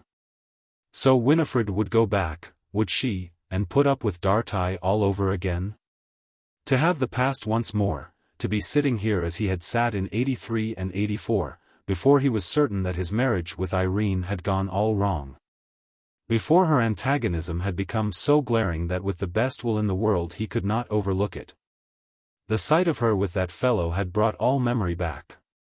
Even now he could not understand why she had been so impracticable. She could love other men, she had it in her. To himself, the one person she ought to have loved, she had chosen to refuse her heart. It seemed to him, fantastically, as he looked back, that all this modern relaxation of marriage, though its forms and laws were the same as when he married her, that all this modern looseness had come out of her revolt. It seemed to him, fantastically, that she had started it, till all decent ownership of anything had gone, or was on the point of going. All came from her. And now, a pretty state of things. Homes. How could you have them without mutual ownership? Not that he had ever had a real home. But had that been his fault? He had done his best. And his rewards were, those two sitting in that stand, and this affair of Fleur's. And overcome by loneliness he thought, shan't wait any longer. They must find their own way back to the hotel, if they mean to come. Hailing a cab outside the ground, he said. Drive me to the Bayswater Road. His old aunts had never failed him. To them he had meant an ever-welcome visitor. Though they were gone, there, still, was Timothy. Smither was standing in the open doorway. Mr. Soames. I was just taking the air. Cook will be so pleased. How is Mr. Timothy? Not himself at all these last few days, sir, he's been talking a great deal. Only this morning he was saying, my brother James, he's getting old. His mind wanders, Mr. Soames, and then he will talk of them. He troubles about their investments. The other day he said, there's my brother Jolyon won't look at consols, he seemed quite down about it. "Come in, Mr. Soames, come in. It's such a pleasant change." "Well," said Soames, "just for a few minutes." "No," murmured Smither in the hall, where the air had the singular freshness of the outside day, "we haven't been very satisfied with him, not all this week. He's always been one to leave a titbit to the end, but ever since Monday he's been eating it first. If you notice a dog, Mr. Soames, at its dinner, it eats the meat first. We've always thought it such a good sign of Mr. Timothy at his age to leave it to the last, but now he seems to have lost all his self-control, and, of course, it makes him leave the rest. The doctor doesn't make anything of it, but," Smither shook her head, "he seems to think he's got to eat it first, in case he shouldn't get to it. That and his talking makes us anxious." "Has he said anything important?" "I shouldn't like to say that, Mr. Soames, but he's turned against his will. He gets quite pettish, and after having had it out every morning for years, it does seem funny. He said the other day, 'They want my money.' It gave me such a turn, because, as I said to him, nobody wants his money, I'm sure. And it does seem a pity he should be thinking about money at his time of life. I took my courage in my hands. 'You know, Mr. Timothy,' I said, 'my dear mistress, that's Miss Forsyte, Mr. Soames, miss, and that trained me, she never thought about money,' I said, 'it was all character with her.' He looked at me, I can't tell you how funny, and he said quite dry, 'Nobody wants my character.' Think of his saying a thing like that. But sometimes he'll say something as sharp and sensible as anything." Soames, who had been staring at an old print by the hat rack, thinking, "That's got value," murmured, "I'll go up and see him, Smither." "Cook's with him," answered Smither above her corsets, "she will be pleased to see you." He mounted slowly, with the thought, "Shan't care to live to be that age." On the second floor, he paused, and tapped. The door was opened, and he saw the round homely face of a woman about 60. "Mr. Soames," she said, "why?" "Mr. Soames." Soames nodded. "All right, cook," and entered. Timothy was propped up in bed, with his hands joined before his chest, and his eyes fixed on the ceiling, where a fly was standing upside down. Soames stood at the foot of the bed, facing him. "Uncle Timothy," he said, raising his voice. "Uncle Timothy." Timothy's eyes left the fly, and leveled themselves on his visitor. Soames could see his pale tongue passing over his darkish lips. "Uncle Timothy," he said again, "is there anything I can do for you? Is there anything you'd like to say?" "Huh," said Timothy. "I've come to look you up and see that everything's all right." Timothy nodded. He seemed trying to get used to the apparition before him. "Have you got everything you want?" "No," said Timothy. "Can I get you anything?" "No," said Timothy. "I'm Soames, you know, your nephew, Soames Forsyte. Your brother James' son." Timothy nodded. "I shall be delighted to do anything I can for you." Timothy beckoned. Soames went close to him. "You," said Timothy in a voice which seemed to have outlived tone, "you tell them all from me, you tell them all," and his finger tapped on Soames' arm. "To hold on, consols are going up," and he nodded thrice. "All right," said Soames, "I will." "Yes," said Timothy, and, fixing his eyes again on the ceiling, he added, "that fly." Strangely moved, Soames looked at the cook's pleasant fattish face, all little puckers from staring at fires. "That'll do him a world of good, sir," she said. A mutter came from Timothy, but he was clearly speaking to himself, and Soames went out with the cook. "I wish I could make you a pink cream, Mr. Soames, like in old days, you did so relish them. Goodbye, sir, it has been a pleasure. Take care of him, cook, he is old." And, shaking her crumpled hand, he went downstairs. Smither was still taking the air in the doorway. "What do you think of him, Mr. Soames?" Soames murmured, "He's lost touch."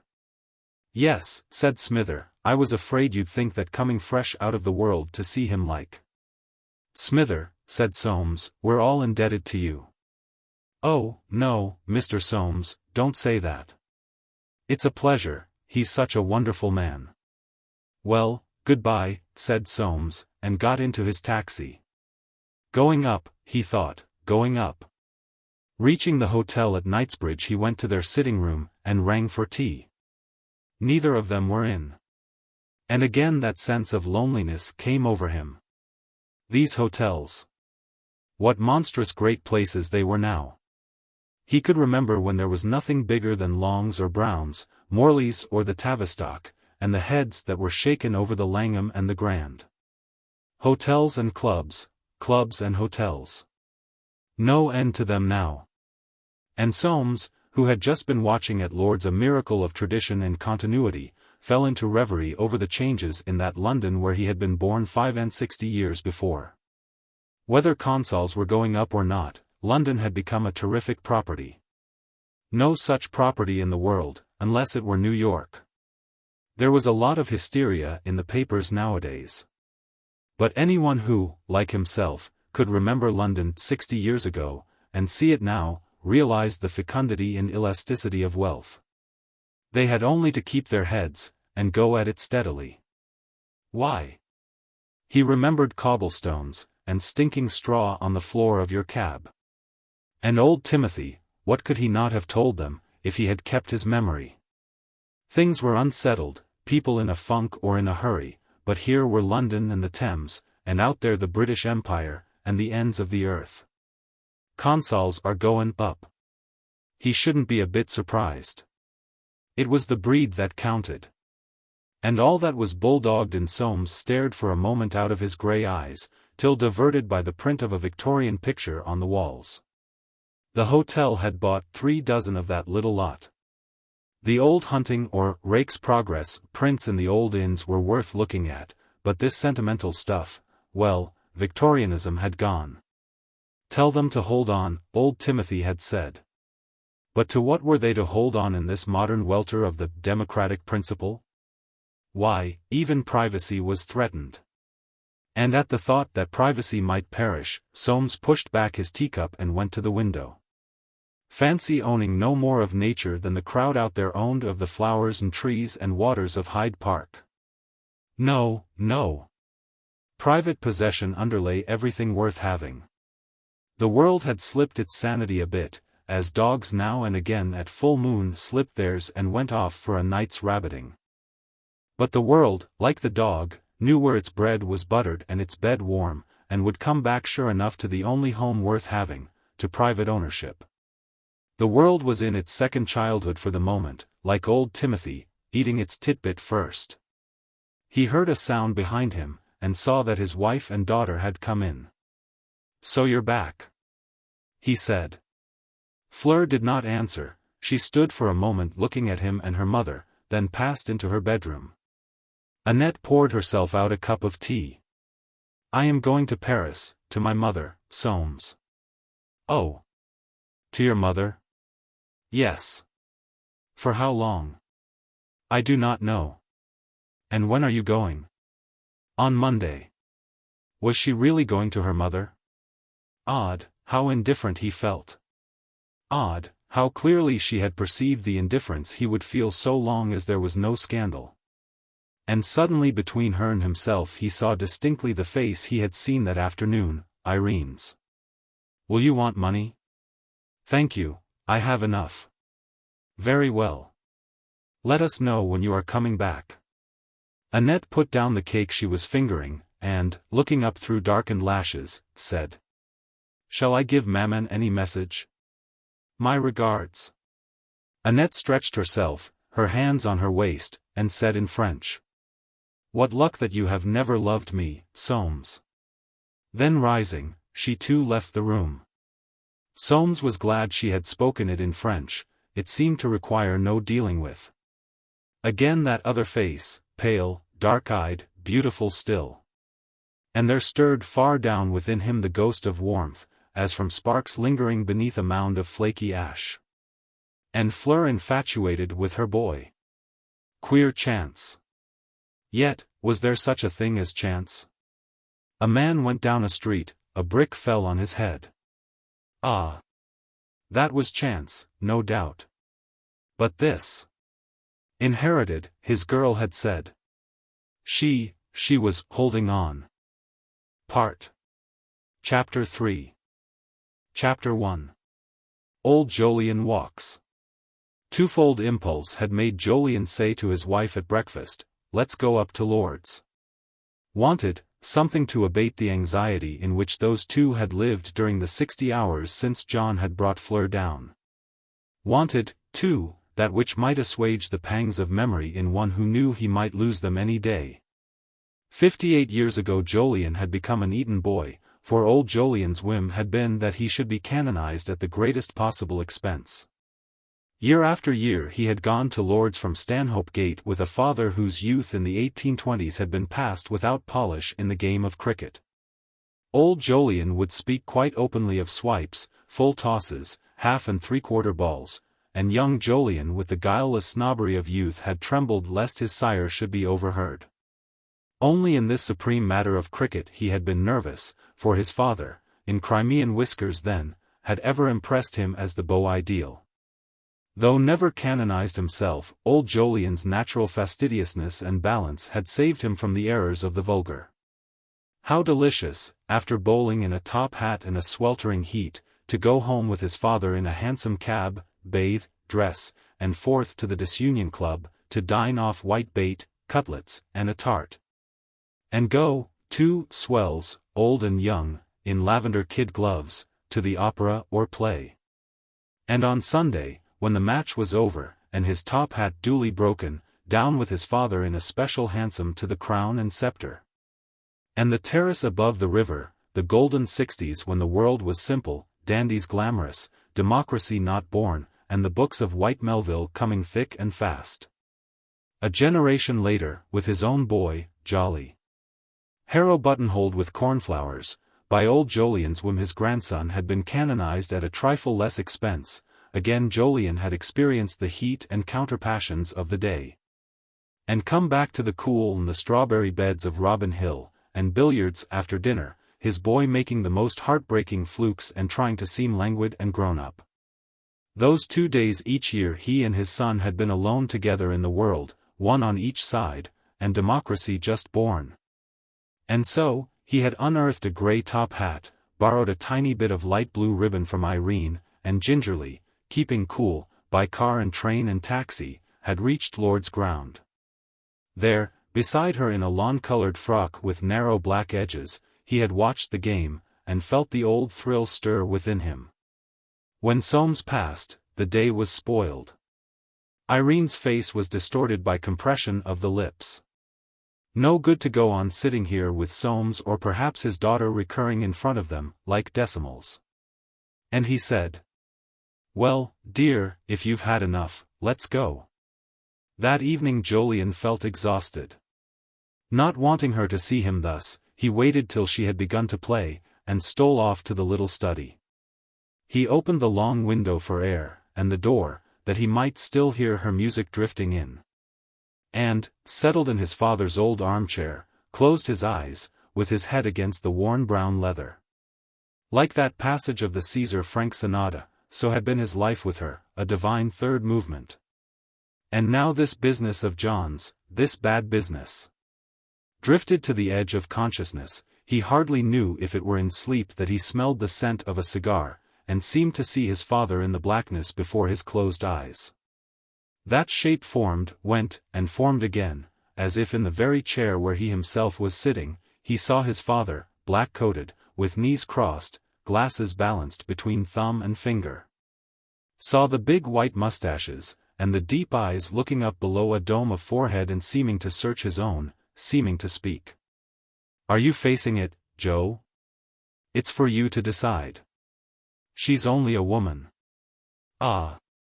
How well he knew his father in that phrase, how all the Victorian age came up with it.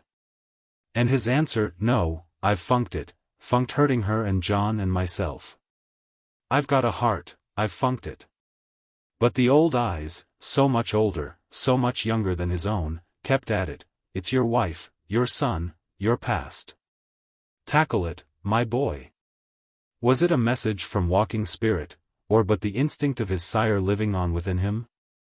And again came that scent of cigar smoke, from the old saturated leather. Well, he would tackle it, write to John, and put the whole thing down in black and white. And suddenly he breathed with difficulty, with a sense of suffocation, as if his heart were swollen. He got up and went out into the air. The stars were very bright. He passed along the terrace round the corner of the house, till, through the window of the music-room, he could see Irene at the piano, with lamplight falling on her powdery hair. Withdrawn into herself she seemed, her dark eyes staring straight before her, her hands idle. Jolyon saw her raise those hands and clasp them over her breast. It's John, with her, he thought. All John. I'm dying out of her, it's natural. And, careful not to be seen, he stole back. Next day, after a bad night, he sat down to his task. He wrote with difficulty and many erasures. My dearest boy. You are old enough to understand how very difficult it is for elders to give themselves away to their young. Especially when, like your mother and myself, though I shall never think of her as anything but young, their hearts are altogether set on him to whom they must confess. I cannot say we are conscious of having sinned exactly, people in real life very seldom are, I believe, but most persons would say we had, and at all events our conduct, righteous or not, has found us out. The truth is, my dear, we both have pasts, which it is now my task to make known to you, because they so grievously and deeply affect your future. Many, very many years ago, as far back indeed as 1883, when she was only 20, your mother had the great and lasting misfortune to make an unhappy marriage, no, not with me, John. Without money of her own, and with only a stepmother, closely related to Jezebel, she was very unhappy in her home life. It was Fleur's father that she married, my cousin Soames Forsyte. He had pursued her very tenaciously and to do him justice was deeply in love with her. Within a week she knew the fearful mistake she had made. It was not his fault. It was her error of judgment, her misfortune. So far Jolyon had kept some semblance of irony, but now his subject carried him away. John, I want to explain to you if I can, and it's very hard, how it is that an unhappy marriage such as this can so easily come about. You will of course say, if she didn't really love him how could she ever have married him? You would be right if it were not for one or two rather terrible considerations. From this initial mistake of hers all the subsequent trouble, sorrow, and tragedy have come, and so I must make it clear to you if I can. You see, John, in those days and even to this day, indeed, I don't see, for all the talk of enlightenment, how it can well be otherwise, most girls are married ignorant of the sexual side of life. Even if they know what it means they have not experienced it. That's the crux. It is this actual lack of experience, whatever verbal knowledge they have, which makes all the difference and all the trouble. In a vast number of marriages, and your mother's was one, girls are not and cannot be certain whether they love the man they marry or not. They do not know until after that act of union which makes the reality of marriage. Now, in many, perhaps in most doubtful cases, this act cements and strengthens the attachment, but in other cases, and your mother's was one, it is a revelation of mistake. A destruction of such attraction as there was. There is nothing more tragic in a woman's life than such a revelation, growing daily, nightly clearer. Coarse-grained and unthinking people are apt to laugh at such a mistake, and say, what a fuss about nothing. Narrow and self-righteous people, only capable of judging the lives of others by their own, are apt to condemn those who make this tragic error. To condemn them for life to the dungeons they have made for themselves. You know the expression, she has made her bed, she must lie on it. It is a hard-mouthed saying, quite unworthy of a gentleman or lady in the best sense of those words. And I can use no stronger condemnation. I have not been what is called a moral man, but I wish to use no words to you, my dear, which will make you think lightly of ties or contracts into which you enter. Heaven forbid. But with the experience of a life behind me, I do say that those who condemn the victims of these tragic mistakes, condemn them and hold out no hands to help them, are inhuman. Or rather they would be if they had the understanding to know what they are doing. But they haven't. Let them go. They are as much anathema to me as I, no doubt, am to them. I have had to say all this, because I am going to put you into a position to judge your mother, and you are very young, without experience of what life is. To go on with the story. After 3 years of effort to subdue her shrinking, I was going to say her loathing, and it's not too strong a word. For shrinking soon becomes loathing under such circumstances. 3 years of what to a sensitive, beauty-loving nature like your mother's, John, was torment. She met a young man who fell in love with her. He was the architect of this very house that we live in now. He was building it for her and Fleur's father to live in, a new prison to hold her, in place of the one she inhabited with him in London. Perhaps that fact played some part in what came of it. But in any case she, too, fell in love with him. I know it's not necessary to explain to you that one does not precisely choose with whom one will fall in love. It comes. Very well. It came. I can imagine, though she never said much to me about it, the struggle that then took place in her, because, John, she was brought up strictly and was not light in her ideas, not at all. However, this was an overwhelming feeling, and it came to pass that they loved in deed as well as in thought. Then came a fearful tragedy. I must tell you of it because if I don't you will never understand the real situation that you have now to face. The man whom she had married, Soames Forsyte, the father of Fleur, one night, at the height of her passion for this young man, forcibly reasserted his rights over her. The next day she met her lover and told him of it. Whether he committed suicide or whether he was accidentally run over in his distraction, we never knew, but so it was. Think of your mother as she was that evening when she heard of his death. I happened to see her. Your grandfather sent me to help her if I could. I only just saw her, before the door was shut against me by her husband. But I have never forgotten her face, I can see it now. I was not in love with her then, not for 12 years after, but I have never forgotten. My dear boy, it is not easy to write like this. But you see, I must. Your mother is wrapped up in you, utterly, devotedly. I don't wish to write harshly of Soames Forsyte. I don't think harshly of him. I have long been sorry for him, perhaps I was sorry even then. As the world judges, she was in error, he within his rights. He loved her, in his way. She was his property. That is the view he holds of life, of human feelings and hearts, property. It's not his fault, so was he born. To me it is a view that has always been abhorrent, so was I born. Knowing you as I do, I feel it cannot be otherwise than abhorrent to you. Let me go on with the story. Your mother fled from his house that night. For 12 years she lived quietly alone without companionship of any sort, until in 1899 her husband, you see, he was still her husband, for he did not attempt to divorce her. And she of course had no right to divorce him, became conscious, it seems, of the want of children, and commenced a long attempt to induce her to go back to him and give him a child. I was her trustee then, under your grandfather's will, and I watched this going on. While watching, I became attached to her, devotedly attached.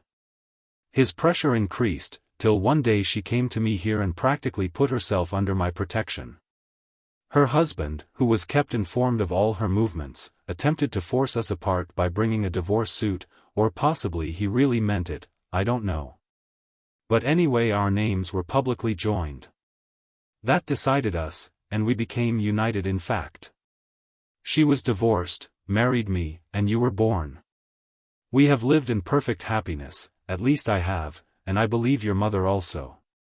Soames, soon after the divorce, married Fleur's mother, and she was born. That is the story, John.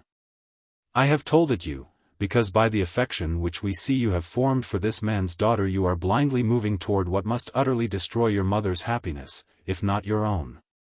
I don't wish to speak of myself, because at my age there's no use supposing I shall cumber the ground much longer. Besides, what I should suffer would be mainly on her account, and on yours. But what I want you to realize is that feelings of horror and aversion such as those can never be buried or forgotten. They are alive in her today. Only yesterday at Lord's we happened to see Soames Forsyte. Her face, if you had seen it, would have convinced you. The idea that you should marry his daughter is a nightmare to her, John. I have nothing to say against Fleur save that she is his daughter. But your children, if you married her, would be the grandchildren of Soames, as much as of your mother, of a man who once owned your mother as a man might own a slave. Think what that would mean. By such a marriage you enter the camp which held your mother prisoner and wherein she ate her heart out. You are just on the threshold of life, you have only known this girl 2 months, and however deeply you think you love her, I appeal to you to break it off at once. Don't give your mother this rankling pain and humiliation during the rest of her life. Young though she will always seem to me, she is 57. Except for us two she has no one in the world.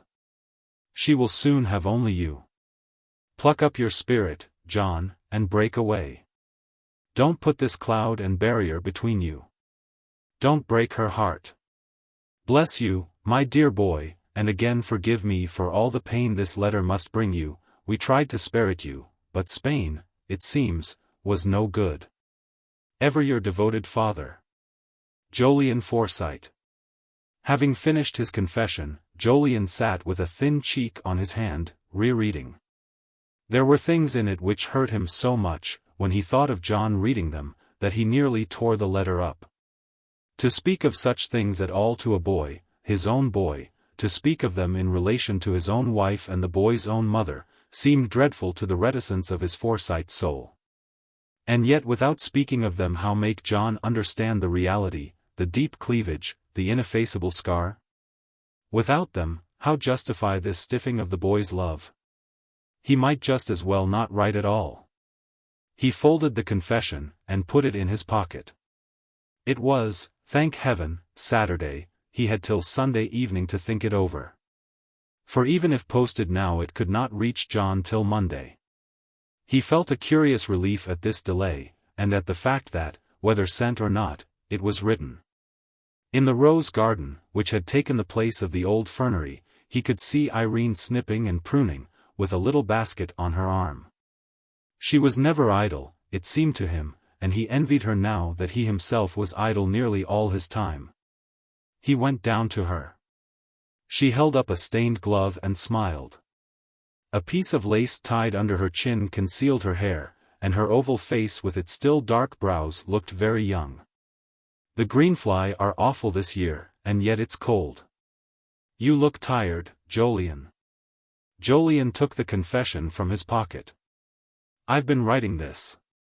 I think you ought to see it. To John. Her whole face had changed, in that instant, becoming almost haggard. Yes. The murder's out. He gave it to her, and walked away among the roses. Presently, seeing that she had finished reading and was standing quite still with the sheets of the letter against her skirt, he came back to her. Well? It's wonderfully put. I don't see how it could be put better. Thank you, dear. Is there anything you would like left out? She shook her head. No, he must know all, if he's to understand. That's what I thought, but, I hate it. He had the feeling that he hated it more than she. To him sex was so much easier to mention between man and woman than between man and man. And she had always been more natural and frank, not deeply secretive like his Forsyte self. I wonder if he will understand, even now, Jolyon? He's so young, and he shrinks from the physical. He gets that shrinking from my father. He was as fastidious as a girl in all such matters. Would it be better to rewrite the whole thing, and just say you hated Soames? Irene shook her head. Hate's only a word. It conveys nothing. No, better as it is. Very well. It shall go tomorrow. She raised her face to his, and in sight of the big house's many creepered windows, he kissed her. Chapter 2. Confession. Late that same afternoon, Jolyon had a nap in the old armchair. Face down on his knee was La Rôtisserie de la Refined Paddock, and just before he fell asleep he had been thinking, as a people shall we ever really like the French? Will they ever really like us? He himself had always liked the French, feeling at home with their wit, their taste, their cooking. Irene and he had paid many visits to France before the war, when John had been at his private school. His romance with her had begun in Paris, his last and most enduring romance. But the French, no Englishman could like them who could not see them in some sort with the detached aesthetic eye. And with that melancholy conclusion he had nodded off. When he woke he saw John standing between him and the window. The boy had evidently come in from the garden and was waiting for him to wake. Jolyon smiled, still half asleep. How nice the chap looked, sensitive, affectionate, straight. Then his heart gave a nasty jump, and a quaking sensation overcame him. John! That confession! He controlled himself with an effort. Why, John, where did you spring from? John bent over and kissed his forehead. Only then he noticed the look on the boy's face. I came home to tell you something, Dad. With all his might Jolyon tried to get the better of the jumping, gurgling sensations within his chest. Well, sit down, old man. Have you seen your mother? No. The boy's flushed look gave place to pallor. He sat down on the arm of the old chair, as, in old days, Jolyon himself used to sit beside his own father, installed in its recesses. Right up to the time of the rupture in their relations he had been wont to perch there. Had he now reached such a moment with his own son? All his life he had hated scenes like poison, avoided rows, gone on his own way quietly and let others go on theirs. But now, it seemed, at the very end of things, he had a scene before him more painful than any he had avoided. He drew a visor down over his emotion, and waited for his son to speak. Father, said John slowly, Fleur and I are engaged. Exactly, thought Jolyon, breathing with difficulty. I know that you and Mother don't like the idea. Fleur says that Mother was engaged to her father before you married her. Of course I don't know what happened, but it must be ages ago. I'm devoted to her, Dad, and she says she is to me. Jolyon uttered a queer sound, half laugh, half groan. You are 19, John, and I am 72. How are we to understand each other in a matter like this, eh? You love Mother, Dad. You must know what we feel. It isn't fair to us to let old things spoil our happiness, is it? Brought face to face with his confession, Jolyon resolved to do without it if by any means he could. He laid his hand on the boy's arm. Look, John. I might put you off with talk about your both being too young and not knowing your own minds, and all that, but you wouldn't listen. Besides, it doesn't meet the case. Youth, unfortunately, cures itself. You talk lightly about old things like that, knowing nothing, as you say truly, of what happened. Now, have I ever given you reason to doubt my love for you, or my word? At a less anxious moment he might have been amused by the conflict his words aroused, the boy's eager clasp, to reassure him on these points. The dread on his face of what that reassurance would bring forth. But he could only feel grateful for the squeeze. Very well, you can believe what I tell you. If you don't give up this love affair, you will make Mother wretched to the end of her days. Believe me, my dear, the past, whatever it was, can't be buried. It can't indeed. John got off the arm of the chair. The girl, thought Jolyon, there she goes, starting up before him, life itself, eager, pretty, loving. I can't, Father, how can I, just because you say that? Of course, I can't. John, if you knew the story you would give this up without hesitation, you would have to. Can't you believe me? How can you tell what I should think? Father, I love her better than anything in the world. Jolyon's face twitched, and he said with painful slowness. Better than your mother, John? From the boy's face, and his clenched fists. Jolyon realized the stress and struggle he was going through. "I don't know," he burst out, "I don't know.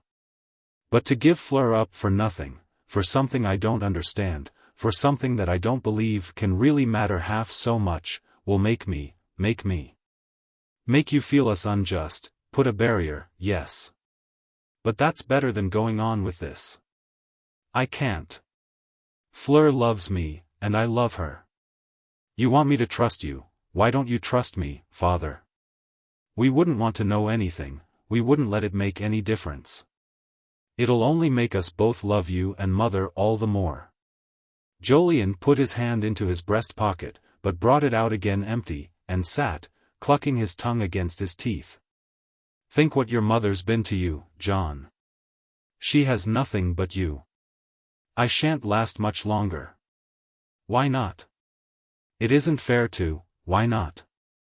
"Well," said Jolyon, rather coldly, "because the doctors tell me I shan't, that's all." "Oh, Dad!" cried John, and burst into tears. This downbreak of his son, whom he had not seen cry since he was 10, moved Jolyon terribly. He recognized to the full how fearfully soft the boy's heart was, how much he would suffer in this business, and in life generally. And he reached out his hand helplessly, not wishing, indeed not daring to get up. "Dear man," he said, "don't, or you'll make me." John smothered down his paroxysm, and stood with face averted, very still. "What now?" thought Jolyon. "What can I say to move him? By the way, don't speak of that to Mother," he said. "She has enough to frighten her with this affair of yours. I know how you feel. But, John, you know her and me well enough to be sure we wouldn't wish to spoil your happiness lightly. Why, my dear boy, we don't care for anything but your happiness, at least, with me it's just yours and Mother's, and with her just yours. It's all the future for you both that's at stake." John turned. His face was deadly pale, his eyes, deep in his head, seemed to burn. "What is it? What is it? Don't keep me like this." Jolyon, who knew that he was beaten, thrust his hand again into his breast pocket, and sat for a full minute, breathing with difficulty, his eyes closed. The thought passed through his mind, "I've had a good long innings, some pretty bitter moments, this is the worst." Then he brought his hand out with the letter, and said with a sort of fatigue, "Well, John, if you hadn't come today, I was going to send you this. I wanted to spare you, I wanted to spare your mother and myself, but I see it's no good. Read it, and I think I'll go into the garden." He reached forward to get up. John, who had taken the letter, said quickly, "No, I'll go," and was gone. Jolyon sank back in his chair. A bluebottle chose that moment to come buzzing round him with a sort of fury. The sound was homely, better than nothing. Where had the boy gone to read his letter? The wretched letter, the wretched story. A cruel business, cruel to her, to Soames, to those two children, to himself. His heart thumped and pained him. Life, its loves, its work, its beauty, its aching, and its end. A good time. A fine time in spite of all, until you regretted that you had ever been born. Life, it wore you down, yet did not make you want to die, that was the cunning evil. Mistake to have a heart. Again the bluebottle came buzzing, bringing in all the heat and hum and scent of summer, yes, even the scent, as of ripe fruits, dried grasses, sappy shrubs, and the vanilla breath of cows. And out there somewhere in the fragrance John would be reading that letter, turning and twisting its pages in his trouble, his bewilderment and trouble, breaking his heart about it. The thought made Jolyon acutely miserable. John was such a tender-hearted chap, affectionate to his bones, and conscientious, too. It was so unfair, so damned unfair. He remembered Irene saying to him once, "Never was anyone born more loving and lovable than John." Poor little John. His world gone up the spout, all of a summer afternoon. Youth took things so hard. And stirred, tormented by that vision of youth taking things hard, Jolyon got out of his chair, and went to the window. The boy was nowhere visible. And he passed out. If one could take any help to him now, one must. He traversed the shrubbery, glanced into the walled garden, no John. Nor where the peaches and the apricots were beginning to swell and color. He passed the cypresses trees, dark and spiral, into the meadow. Where had the boy got to? Had he rushed down to the coppice, his old hunting ground? Jolyon crossed the rows of hay. They would cock it on Monday and be carrying the day after, if rain held off. Often they had crossed this field together, hand in hand, when John was a little chap. It. The golden age was over by the time one was 10. He came to the pond, where flies and gnats were dancing over a bright reedy surface, and on into the coppice. It was cool there, fragrant of larches. Still no John. He called. No answer. On the log seat he sat down, nervous, anxious, forgetting his own physical sensations. He had been wrong to let the boy get away with that letter. He ought to have kept him under his eye from the start. Greatly troubled, he got up to retrace his steps. At the farm buildings he called again, and looked into the dark cowhouse. There in the cool, and the scent of vanilla and ammonia, away from flies, the 3 Alderneys were chewing the quiet cud. Just milked, waiting for evening, to be turned out again into the lower field. One turned a lazy head, a lustrous eye. Jolyon could see the slobber on its grey lower lip. He saw everything with passionate clearness, in the agitation of his nerves, all that in his time he had adored and tried to paint, wonder of light and shade and color. No wonder the legend put Christ into a manger. What more devotional than the eyes and moon-white horns of a chewing cow in the warm dusk? He called again. No answer. And he hurried away out of the coppice, past the pond, up the hill. Oddly ironical, now he came to think of it, if John had taken the gruel of his discovery down in the coppice where his mother and Bosinney in those old days had made the plunge of acknowledging their love. Where he himself, on the log seat the Sunday morning he came back from Paris, had realized to the full that Irene had become the world to him. That would have been the place for irony to tear the veil from before the eyes of Irene's boy. But he was not here. Where had he got to? One must find the poor chap. A gleam of sun had come, sharpening to his hurrying senses all the beauty of the afternoon, of the tall trees and lengthening shadows, of the blue, and the white clouds, the scent of the hay. And the cooing of the pigeons. And the flower shapes standing tall. He came to the rosary, and the beauty of the roses in that sudden sunlight seemed to him unearthly. Rose, you Spaniard. Wonderful 3 words. There she had stood by that bush of dark red roses, had stood to read and decide that John must know it all. He knew all now. Had she chosen wrong? He bent and sniffed a rose, its petals brushed his nose and trembling lips, nothing so soft as a rose leaf's velvet, except her neck, Irene. On across the lawn he went, up the slope, to the oak tree. Its top alone was glistening, for the sudden sun was away over the house, the lower shade was thick, blessedly cool, he was greatly overheated. He paused a minute with his hand on the rope of the swing. Jolly, Holly, John. The old swing. And suddenly, he felt horribly, deadly ill. I've overdone it, he thought, by Jove. I've overdone it, after all. He staggered up toward the terrace, dragged himself up the steps, and fell against the wall of the house. He leaned there gasping, his face buried in the honeysuckle that he and she had taken such trouble with that it might sweeten the air which drifted in. Its fragrance mingled with awful pain. My love, he thought, the boy. And with a great effort he tottered in through the long window, and sank into old Jolyon's chair. The book was there, a pencil in it. He caught it up, scribbled a word on the open page. His hand dropped. So it was like this, was it? There was a great wrench, and darkness. Chapter 3. Irene. When John rushed away with the letter in his hand, he ran along the terrace and round the corner of the house, in fear and confusion. Leaning against the creepered wall he tore open the letter. It was long, very long. This added to his fear, and he began reading. When he came to the words, "It was Fleur's father that she married," everything seemed to spin before him. He was close to a window, and entering by it, he passed, through music room and hall, up to his bedroom. Dipping his face in cold water, he sat on his bed, and went on reading, dropping each finished page on the bed beside him. His father's writing was easy to read, he knew it so well, though he had never had a letter from him 1/4 so long. He read with a dull feeling, imagination only half at work. He best grasped, on that first reading, the pain his father must have had in writing such a letter.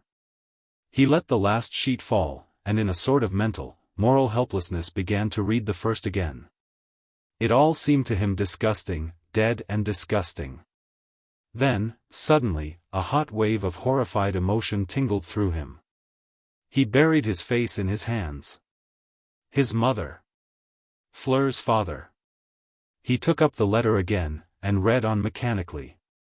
And again came the feeling that it was all dead and disgusting, his own love so different.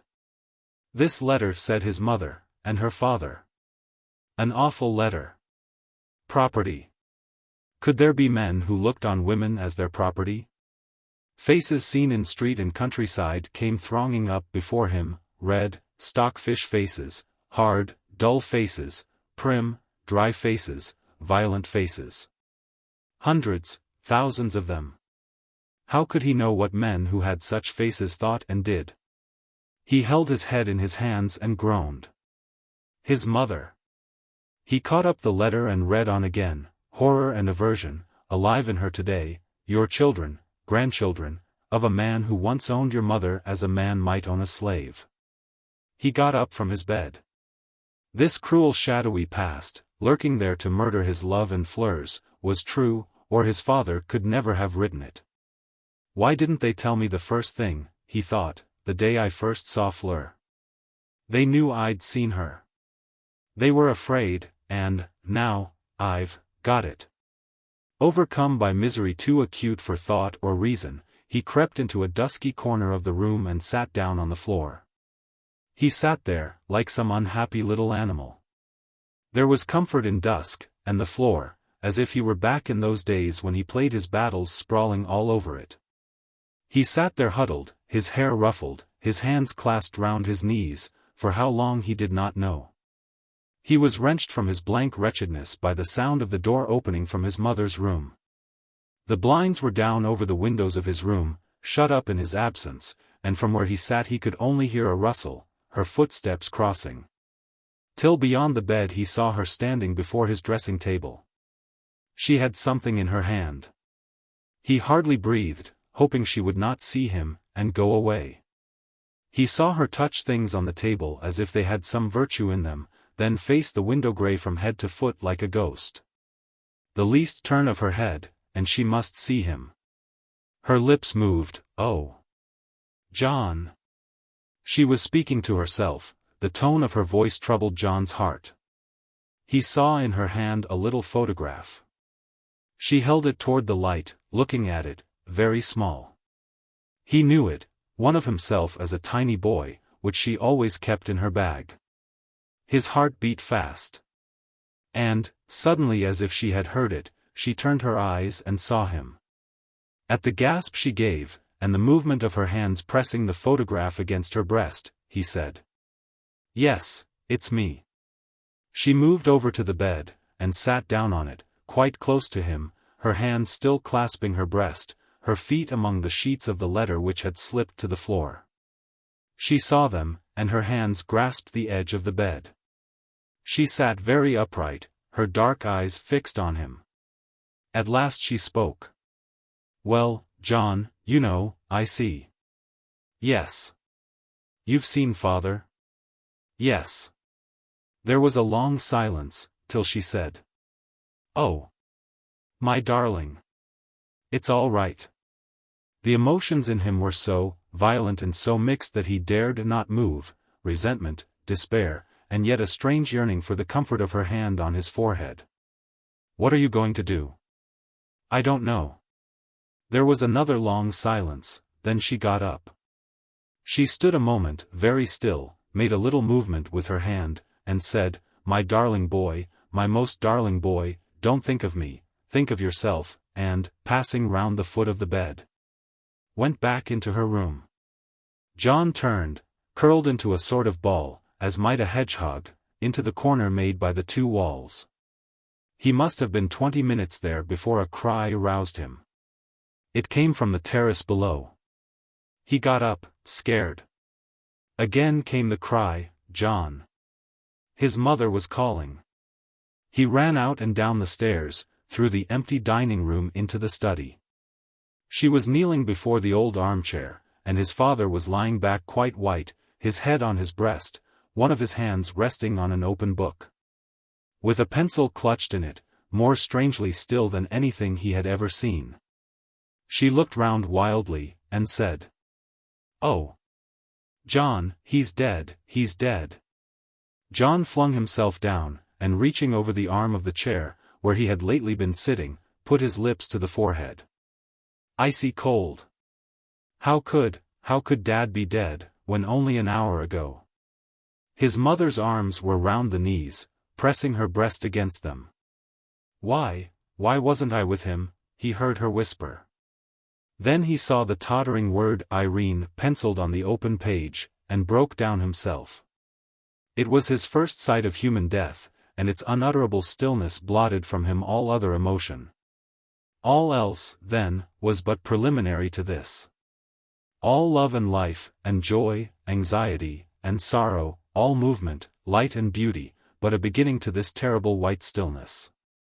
It made a dreadful mark on him, all seemed suddenly little, futile, short. He mastered himself at last, got up, and raised her. "Mother! Don't cry, Mother!"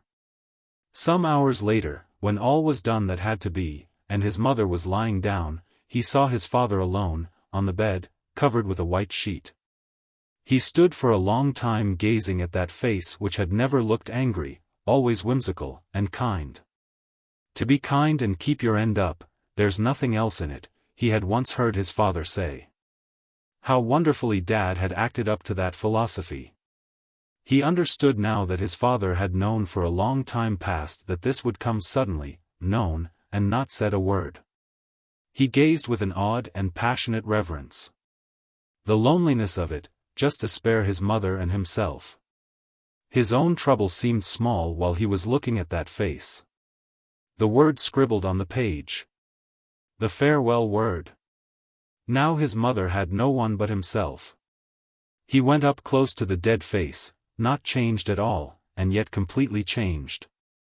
He had heard his father say once that he did not believe in consciousness surviving death. Or that if it did it might be just survival till the natural age limit of the body had been reached, the natural term of its inherent vitality. So that if the body were broken by accident, excess, violent disease, consciousness might still persist till, in the course of nature uninterfered with, it would naturally have faded out. It had struck him because he had never heard anyone else suggest it. When the heart failed like this, surely it was not quite natural. Perhaps his father's consciousness was in the room with him. Above the bed hung a picture of his father's father. Perhaps his consciousness, too, was still alive, and his brothers, his half-brother, who had died in the Transvaal. Were they all gathered round this bed? John kissed the forehead, and stole back to his own room. The door between it and his mother's was ajar. She had evidently been in, everything was ready for him, even some biscuits and hot milk, and the letter no longer on the floor. He ate and drank, watching the last light fade. He did not try to see into the future, just stared at the dark branches of the oak tree, level with his window, and felt as if life had stopped.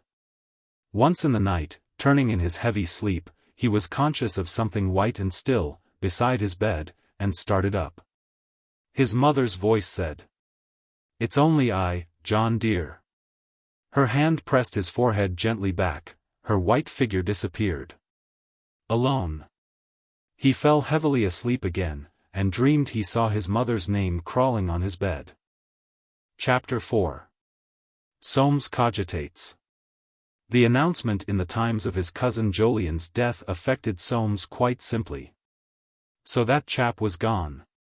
There had never been a time in their two lives when love had not been lost between them. That quick-blooded sentiment-hatred had run its course long since in Soames' heart, and he had refused to allow any recrudescence, but he considered this early decease a piece of poetic justice. For 20 years the fellow had enjoyed the reversion of his wife and house, and he was dead.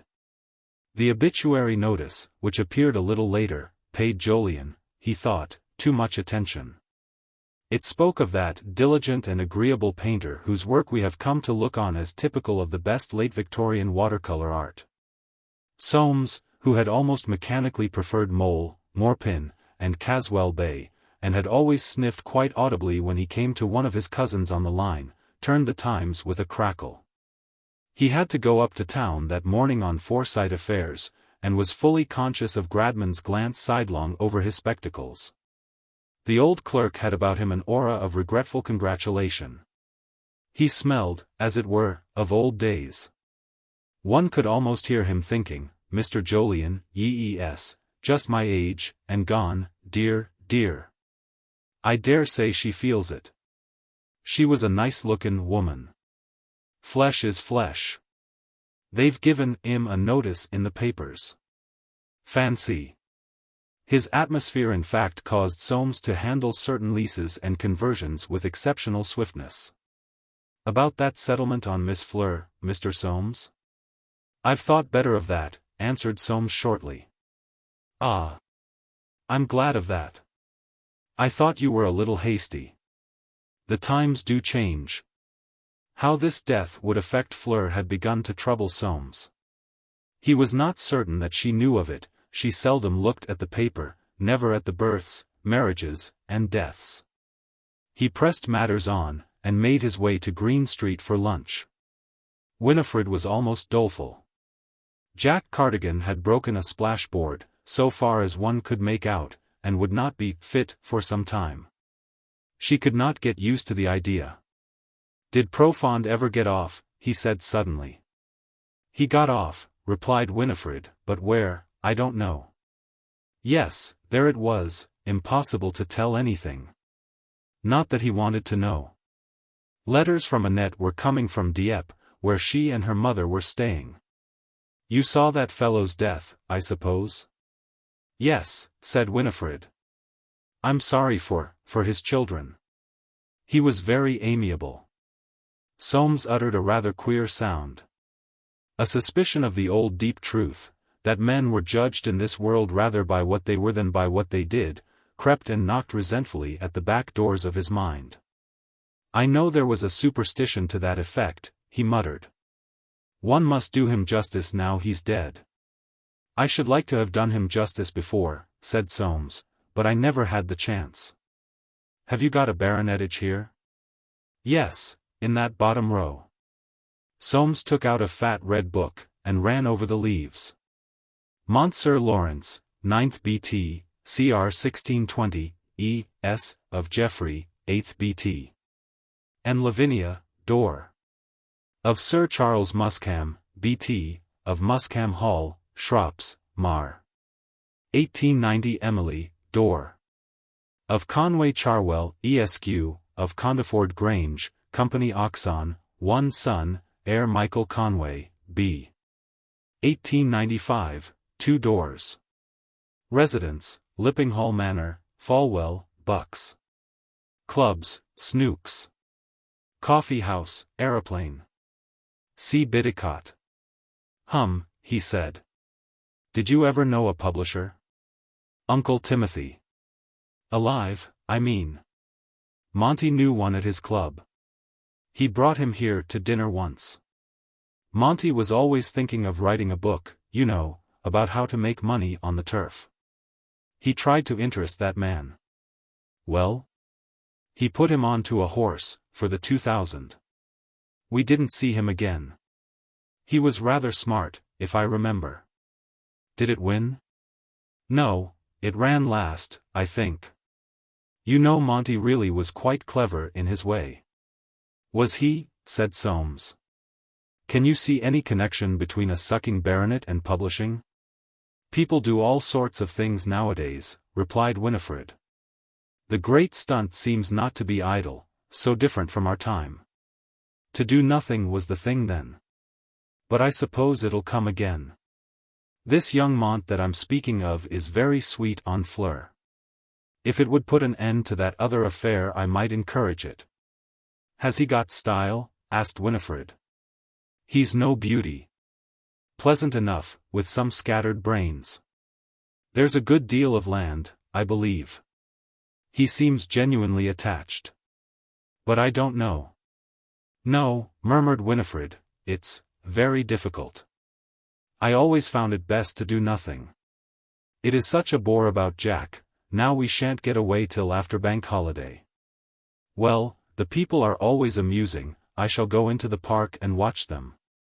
"If I were you," said Soames, "I should have a country cottage, and be out of the way of holidays and strikes when you want." "The country bores me," answered Winifred, "and I found the railway strike quite exciting." Winifred had always been noted for sang-froid. Soames took his leave. All the way down to Reading he debated whether he should tell Fleur of that boy's father's death. It did not alter the situation except that he would be independent now, and only have his mother's opposition to encounter. He would come into a lot of money, no doubt, and perhaps the house built for Irene and himself, the house whose architect had wrought his domestic ruin. His daughter, mistress of that house. That would be poetic justice. Soames uttered a little mirthless laugh. He had designed that house to re-establish his failing union, meant it for the seat of his descendants, if he could have induced Irene to give him one. Her son and Fleur. Their children would be, in some sort, offspring of the union between himself and her. The theatricality in that thought was repulsive to his sober sense. And yet, it would be the easiest and wealthiest way out of the impasse, now that Jolyon was gone. The juncture of two Forsyte fortunes had a kind of conservative charm. And she, Irene, would be linked to him once more. Nonsense. Absurd. He put the notion from his head. On arriving home he heard the click of billiard balls, and through the window saw young Mont sprawling over the table. Fleur, with her cue akimbo, was watching with a smile. How pretty she looked. No wonder that young fellow was out of his mind about her. A title, land. There was little enough in land, these days, perhaps less in a title. The old Forsytes had always had a kind of contempt for titles, rather remote and artificial things, not worth the money they cost, and having to do with the court. They had all had that feeling in differing measure, Soames remembered. Swithin, indeed, in his most expansive days had once attended a levee. He had come away saying he shouldn't go again, all that small fry. It was suspected that he had looked too big in knee breeches. Soames remembered how his own mother had wished to be presented because of the fashionable nature of the performance, and how his father had put his foot down with unwonted decision. What did she want with that peacocking, wasting time and money? There was nothing in it. The instinct which had made and kept the English Commons the chief power in the state, a feeling that their own world was good enough and a little better than any other because it was their world, had kept the old Forsytes singularly free of flummery, as Nicholas had been wont to call it when he had the gout. Soames' generation, more self-conscious and ironical, had been saved by a sense of Swithin in knee breeches. While the third and the fourth generation, as it seemed to him, laughed at everything. However, there was no harm in the young fellow's being heir to a title and estate, a thing one couldn't help. He entered quietly, as Mont missed his shot.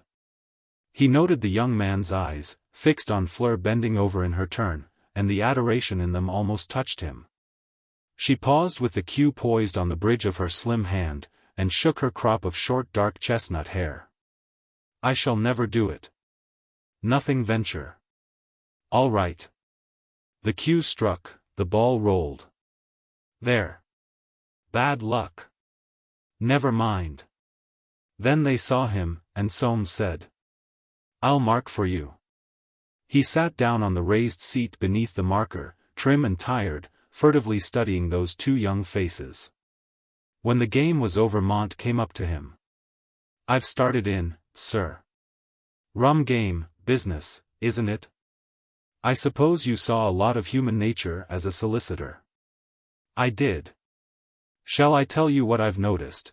People are quite on the wrong tack in offering less than they can afford to give. They ought to offer more, and work backward." Soames raised his eyebrows. "Suppose the more is accepted?" "That doesn't matter a little bit," said Mont. "It's much more paying to abate a price than to increase it. For instance, say we offer an author good terms, he naturally takes them. Then we go into it, find we can't publish at a decent profit and tell him so. He's got confidence in us because we've been generous to him, and he comes down like a lamb, and bears us no malice. But if we offer him poor terms at the start, he doesn't take them, so we have to advance them to get him, and he thinks us damned screws into the bargain.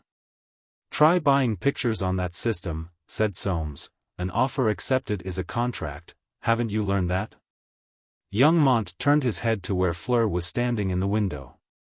"No," he said, "I wish I had.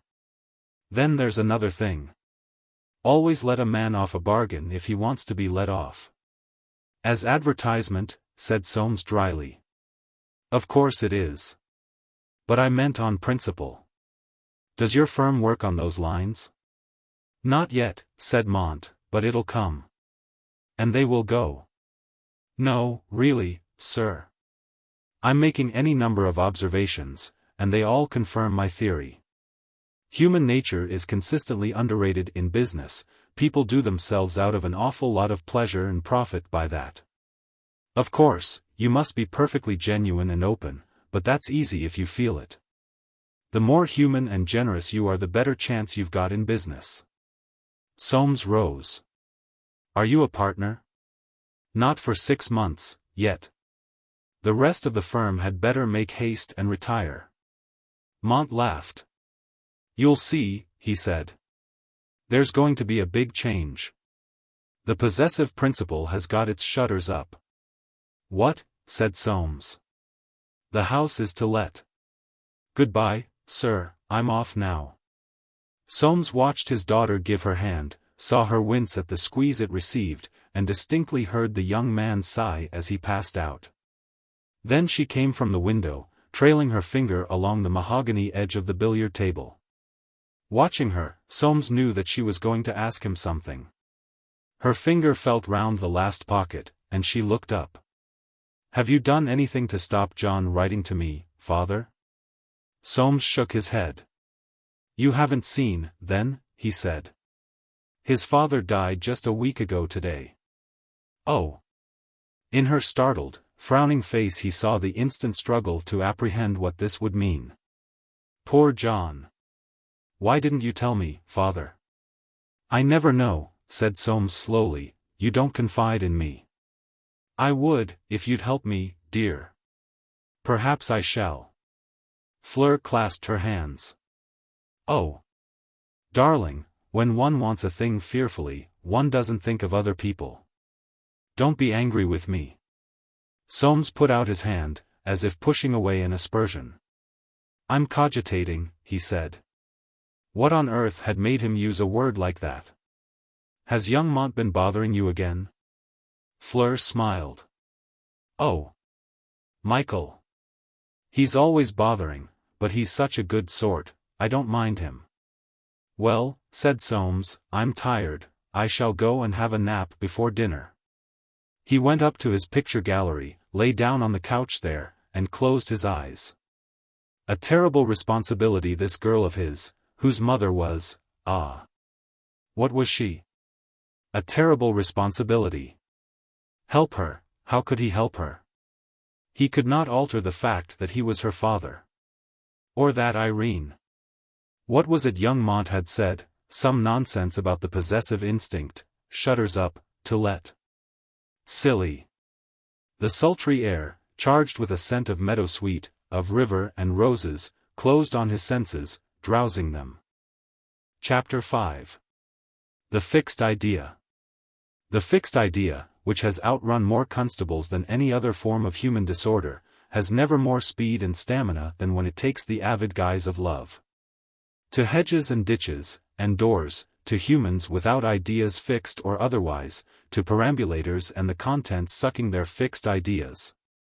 Even to the other sufferers from this fast malady, the fixed idea of love pays no attention. It runs with eyes turned inward to its own light, oblivious of all other stars.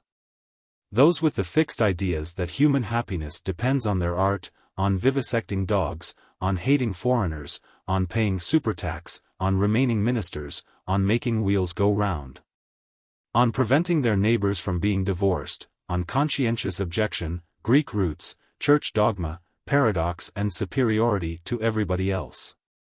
With other forms of egomania, all are unstable compared with him or her whose fixed idea is the possession of some her or him. And though Fleur, those chilly summer days, pursued the scattered life of a little Forsyte whose frocks are paid for, and whose business is pleasure, she was, as Winifred would have said in the latest fashion of speech, honest to God, indifferent to it all. She wished and wished for the moon, which sailed in cold skies above the river or the Green Park when she went to town. She even kept John's letters, covered with pink silk, on her heart, than which in days when corsets were so low, sentiment so despised, and chests so out of fashion, there could, perhaps, have been no greater proof of the fixity of her idea. After hearing of his father's death, she wrote to John, and received his answer 3 days later on her return from a river picnic. It was his first letter since their meeting at June's. She opened it with misgiving, and read it with dismay. Since I saw you I've heard everything about the past. I won't tell it you, I think you knew when we met at June's. She says you did. If you did, Fleur, you ought to have told me. I expect you only heard your father's side of it. I have heard my mother's. It's dreadful. Now that she's so sad I can't do anything to hurt her more. Of course, I long for you all day, but I don't believe now that we shall ever come together, there's something too strong pulling us apart. So. Her deception had found her out. But John, she felt, had forgiven that. It was what he said of his mother which caused the guttering in her heart and the weak sensation in her legs. Her first impulse was to reply, her second, not to reply. These impulses were constantly renewed in the days which followed, while desperation grew within her. She was not her father's child for nothing. The tenacity which had at once made and undone Soames was her backbone, too, frilled and embroidered by French grace and quickness. Instinctively she conjugated the verb to have always with the pronoun I. She concealed, however, all signs of her growing desperation, and pursued such river pleasures as the winds and rain of a disagreeable July permitted, as if she had no care in the world. Nor did any sucking baronet ever neglect the business of a publisher more consistently than her attendant spirit, Michael Mont. To Soames she was a puzzle. He was almost deceived by this careless gaiety. Almost, because he did not fail to mark her eyes often fixed on nothing, and the film of light shining from her bedroom window late at night. What was she thinking and brooding over into small hours when she ought to have been asleep? But he dared not ask what was in her mind. And, since that one little talk in the billiard room, she said nothing to him. In this taciturn condition of affairs it chanced that Winifred invited them to lunch and to go afterward to a most amusing little play, The Beggar's Opera, and would they bring a man to make four? Soames, whose attitude toward theatres was to go to nothing, accepted, because Fleur's attitude was to go to everything.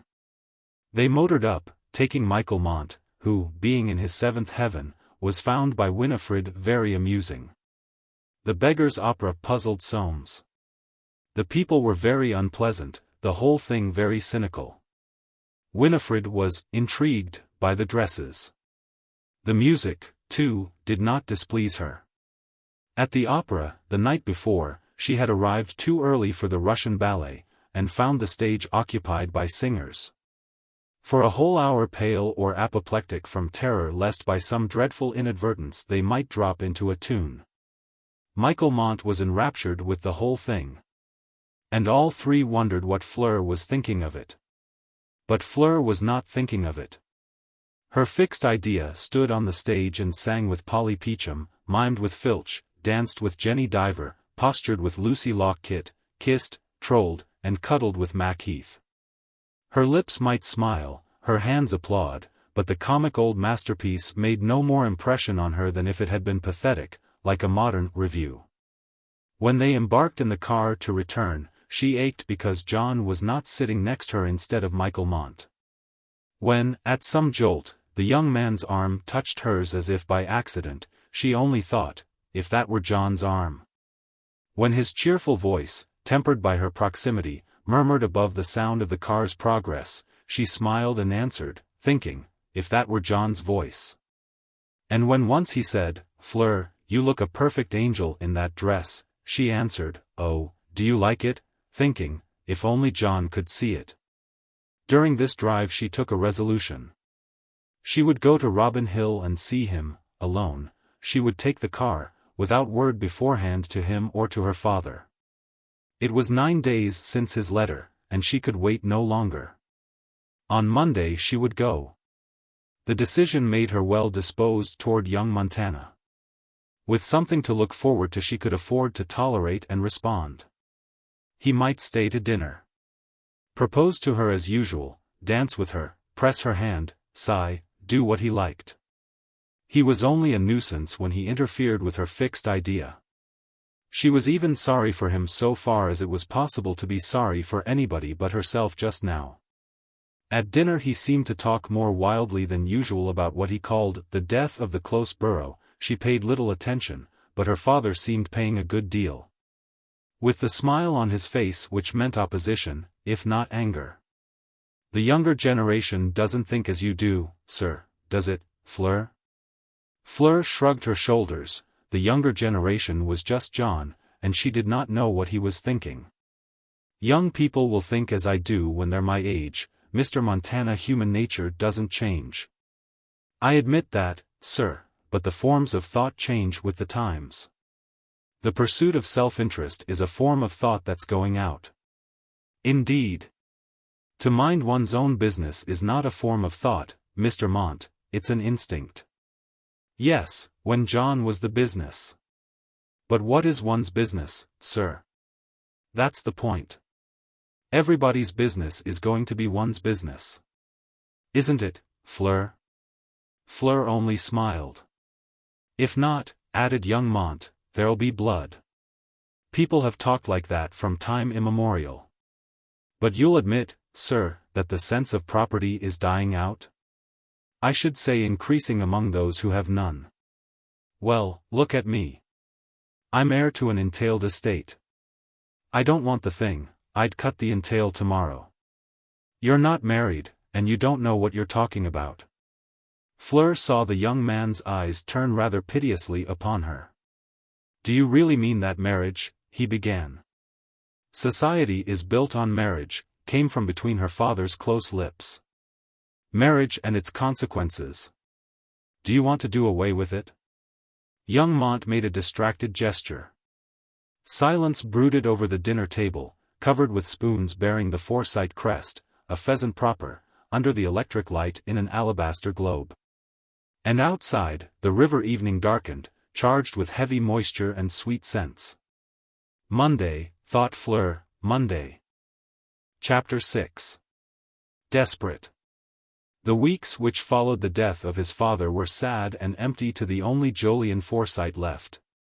The necessary forms and ceremonies, the reading of the will, valuation of the estate, distribution of the legacies, were enacted over the head, as it were, of one not yet of age. Jolyon was cremated. By his special wish no one attended that ceremony, or wore black for him. The succession of his property, controlled to some extent by old Jolyon's will, left his widow in possession of Robin Hill, with £2,500 a year for life. Apart from this, the two wills worked together in some complicated way to ensure that each of Jolyon's 3 children should have an equal share in their grandfather's and father's property in the future as in the present. Save only that John, by virtue of his sex, would have control of his capital when he was 21, while June and Holly would only have the spirit of theirs. In order that their children might have the body after them. If they had no children, it would all come to John if he outlived them. And since June was 50, and Holly nearly 40, it was considered in Lincoln's Inn Fields that but for the cruelty of income tax, young John would be as warm a man as his grandfather when he died. All this was nothing to John, and little enough to his mother. It was June who did everything needful for one who had left his affairs in perfect order. When she had gone, and those two were alone again in the great house, alone with death drawing them together, and love driving them apart, John passed very painful days secretly disgusted and disappointed with himself. His mother would look at him with such a patient sadness which yet had in it an instinctive pride, as if she were reserving her defense. If she smiled he was angry that his answering smile should be so grudging and unnatural. He did not judge or condemn her, that was all too remote, indeed, the idea of doing so had never come to him. No. He was grudging and unnatural because he couldn't have what he wanted because of her. There was one alleviation, much to do in connection with his father's career, which could not be safely entrusted to June, though she had offered to undertake it. Both John and his mother had felt that if she took his portfolios, unexhibited drawings and unfinished matter, away with her, the work would encounter such icy blasts from Paul Post and other frequenters of her studio, that it would soon be frozen out even of her warm heart. On its old-fashioned plane and of its kind the work was good, and they could not bear the thought of its subjection to ridicule. A one-man exhibition of his work was the least testimony they could pay to one they had loved, and on preparation for this they spent many hours together. John came to have a curiously increased respect for his father. The quiet tenacity with which he had converted a mediocre talent into something really individual was disclosed by these researches.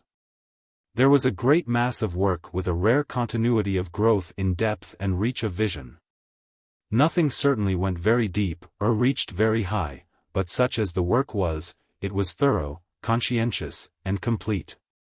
And, remembering his father's utter absence of side or self-assertion, the chaffing humility with which he had always spoken of his own efforts, ever calling himself an amateur, John could not help feeling that he had never really known his father. To take himself seriously, yet never that he did so, seemed to have been his ruling principle. There was something in this which appealed to the boy, and made him heartily endorse his mother's comment: he had true refinement, he couldn't help thinking of others, whatever he did. And when he took a resolution which went counter, he did it with the minimum of defiance. Not like the age, is it? Twice in his life he had to go against everything. And yet it never made him bitter. John saw tears running down her face, which she at once turned away from him. She was so quiet about her loss that sometimes he had thought she didn't feel it much. Now, as he looked at her, he felt how far he fell short of the reserve power and dignity in both his father and his mother. And, stealing up to her, he put his arm round her waist. She kissed him swiftly, but with a sort of passion, and went out of the room.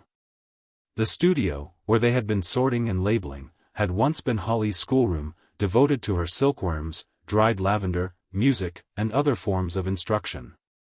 Now, at the end of July, despite its northern and eastern aspects, a warm and slumberous air came in between the long-faded lilac linen curtains. To redeem a little the departed glory, as of a field that is golden and gone, clinging to a room which its master has left, Irene had placed on the paint-stained table a bowl of red roses. This, and Jolyon's favorite cat, who still clung to the deserted habitat, were the pleasant spots in that disheveled, sad workroom. John, at the north window, sniffing air mysteriously scented with warm strawberries, heard a car drive up. The lawyers again about some nonsense. Why did that scent so make one ache? And where did it come from? There were no strawberry beds on this side of the house. Instinctively he took a crumpled sheet of paper from his pocket, and wrote down some broken words. A warmth began spreading in his chest, he rubbed the palms of his hands together. Presently he had jotted this: "If I could make a little song." A little song to soothe my heart. I'd make it all of little things. The plash of water, rub of wings. The puffing off of dandy's crown. The hiss of raindrops spilling down. The purr of cat, the trill of bird. And every whispering I've heard. From willy wind in leaves and grass. And all the distant drones that pass. A song as tender and as light. As flower, or butterfly in flight. And when I saw it opening, I'd let it fly and sing. He was still muttering it over to himself at the window, when he heard his name called, and, turning round, saw Fleur. At that amazing apparition, he made at first no movement and no sound, while her clear vivid glance ravished his heart. Then he went forward to the table, saying, "How nice of you to come." And saw her flinch as if he had thrown something at her. "I asked for you," she said, "and they showed me up here. But I can go away again." John clutched the paint-stained table. Her face and figure in its frilly frock photographed itself with such startling vividness upon his eyes, that if she had sunk through the floor he must still have seen her. "I know I told you a lie, John. But I told it out of love." "Yes, oh. Yes. That's nothing. I didn't answer your letter." "What was the use? There wasn't anything to answer. I wanted to see you instead." She held out both her hands, and John grasped them across the table. He tried to say something, but all his attention was given to trying not to hurt her hands. His own felt so hard and hers so soft. She said almost defiantly, "That old story, was it so very dreadful?" "Yes." In his voice, too, there was a note of defiance. She dragged her hands away. "I didn't think in these days boys were tied to their mother's apron strings." John's chin went up as if he had been struck. "Oh. I didn't mean it, John. What a horrible thing to say." Swiftly she came close to him. "John, dear, I didn't mean it." "All right." She had put her two hands on his shoulder, and her forehead down on them. The brim of her hat touched his neck, and he felt it quivering. But, in a sort of paralysis, he made no response. She let go of his shoulder and drew away. "Well, I'll go, if you don't want me. But I never thought you'd have given me up." "I haven't," cried John, coming suddenly to life. "I can't. I'll try again." Her eyes gleamed, she swayed toward him. "John, I love you. Don't give me up. If you do, I don't know what, I feel so desperate. What does it matter, all that past compared with this?" She clung to him. He kissed her eyes, her cheeks, her lips. But while he kissed her he saw, the sheets of that letter fallen down on the floor of his bedroom, his father's white dead face, his mother kneeling before it. Fleur's whispered, "Make her promise." "Oh." John, try, seemed childish in his ear. He felt curiously old. "I promise," he muttered. "Only, you don't understand. She wants to spoil our lives, just because." "Yes, of what?" Again that challenge in his voice, and she did not answer. Her arms tightened round him, and he returned her kisses, but even while he yielded, the poison worked in him, the poison of the letter. Fleur did not know, she did not understand, she misjudged his mother, she came from the enemy's camp. So lovely, and he loved her so, yet, even in her embrace, he could not help the memory of Holly's words, "I think she has a having nature," and his mother's, "My darling boy. Don't think of me, think of yourself." When she was gone like a passionate dream, leaving her image on his eyes, her kisses on his lips, such an ache in his heart, John leaned in the window, listening to the car bearing her away. Still the scent as of warm strawberries, still the little summer sounds that should make his song. Still all the promise of youth and happiness in sighing, floating, fluttering July, and his heart torn, yearning strong in him, hope high in him yet with its eyes cast down, as if ashamed. The miserable task before him. If Fleur was desperate, so was he, watching the poplars swaying, the white clouds passing, the sunlight on the grass. He waited till evening, till after their almost silent dinner, till his mother had played to him, and still he waited, feeling that she knew what he was waiting to say. She kissed him and went upstairs, and still he lingered, watching the moonlight and the moths, and that unreality of coloring which steals along and stains a summer night. And he would have given anything to be back again in the past, barely 3 months back, or away forward, years, in the future. The present, with this dark cruelty of a decision, one way or the other, seemed impossible. He realized now so much more keenly what his mother felt than he had at first. As if the story in that letter had been a poisonous germ producing a kind of fever of partisanship, so that he really felt there were two camps, his mother's and his, Fleur's and her father's. It might be a dead thing, that old tragic ownership and enmity, but dead things were poisonous till time had cleaned them away. Even his love felt tainted, less illusioned, more of the earth, and with a treacherous lurking doubt lest Fleur, like her father, might want to own. Not articulate, just a stealing haunt, horribly unworthy, which crept in and about the ardor of his memories. Touched with its tarnishing breath the vividness and grace of that charmed face and figure, a doubt, not real enough to convince him of its presence, just real enough to deflower a perfect faith. And perfect faith, to John, not yet 20, was essential. He still had youth's eagerness to give with both hands, to take with neither, to give lovingly to one who had his own impulsive generosity. Surely she had. He got up from the window seat and roamed in the big grey ghostly room, whose walls were hung with silvered canvas. This house, his father said in that deathbed letter, had been built for his mother to live in, with Fleur's father. He put out his hand in the half-dark, as if to grasp the shadowy hand of the dead. He clenched, trying to feel the thin vanished fingers of his father, to squeeze them, and reassure him that he was on his father's side. Tears, prisoned within him, made his eyes feel dry and hot. He went back to the window.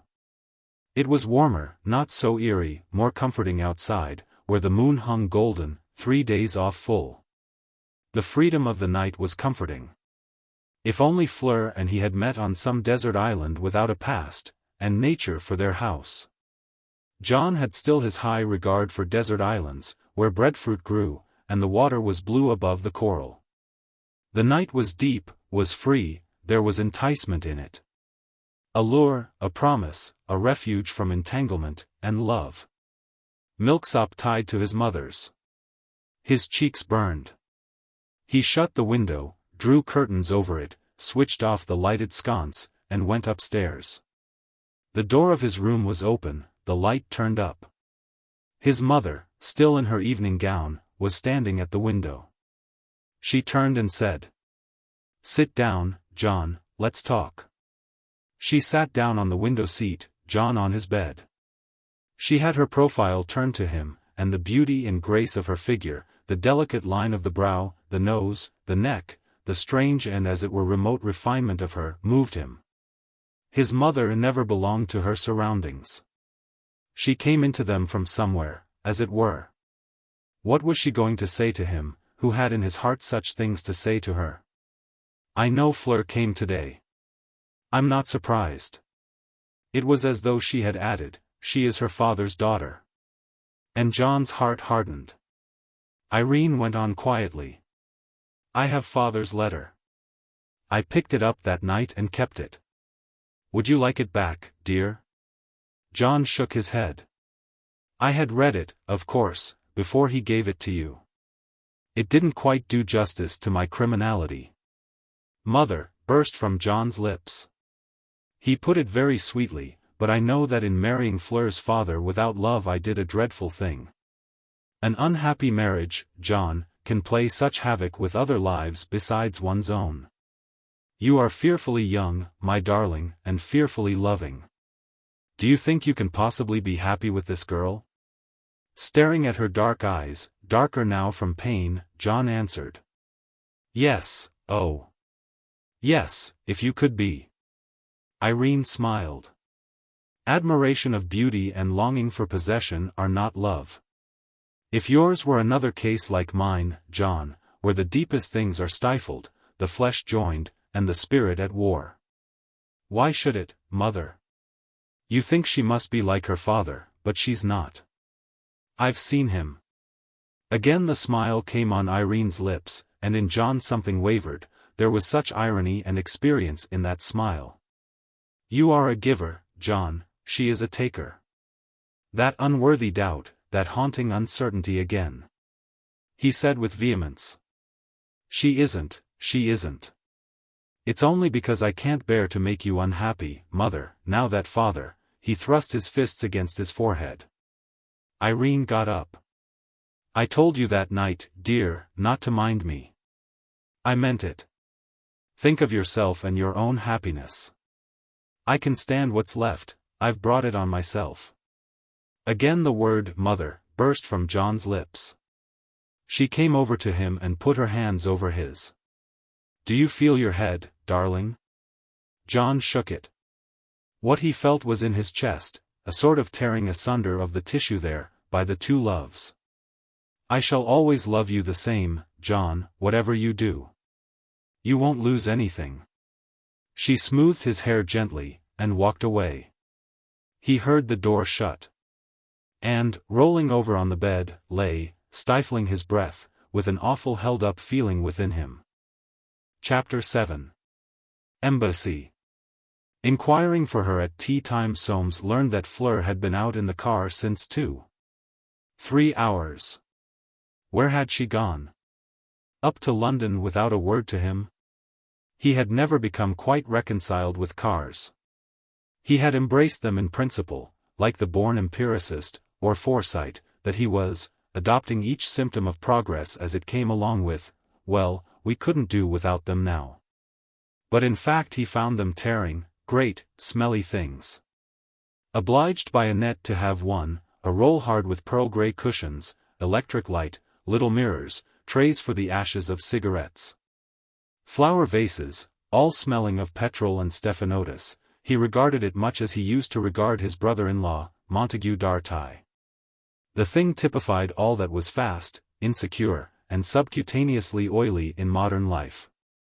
As modern life became faster, looser, younger, Soames was becoming older, slower, tighter, more and more in thought and language like his father James before him. He was almost aware of it himself. Pace and progress pleased him less and less. There was an ostentation, too, about a car which he considered provocative in the prevailing mood of labor. On one occasion that fellow Sims had driven over the only vested interest of a working man. Soames had not forgotten the behavior of its master, when not many people would have stopped to put up with it. He had been sorry for the dog, and quite prepared to take its part against the car, if that ruffian hadn't been so outrageous. With 4 hours fast becoming 5, and still no Fleur, all the old car-wise feelings he had experienced in person and by proxy balled within him. And sinking sensations troubled the pit of his stomach. At 7 he telephoned to Winifred by trunk call. No. Fleur had not been to Green Street. Then where was she? Visions of his beloved daughter rolled up in her pretty frills, all blood and dust-stained, in some hideous catastrophe, began to haunt him. He went to her room and spied among her things. She had taken nothing, no dressing case, no jewelry. And this, a relief in one sense, increased his fears of an accident.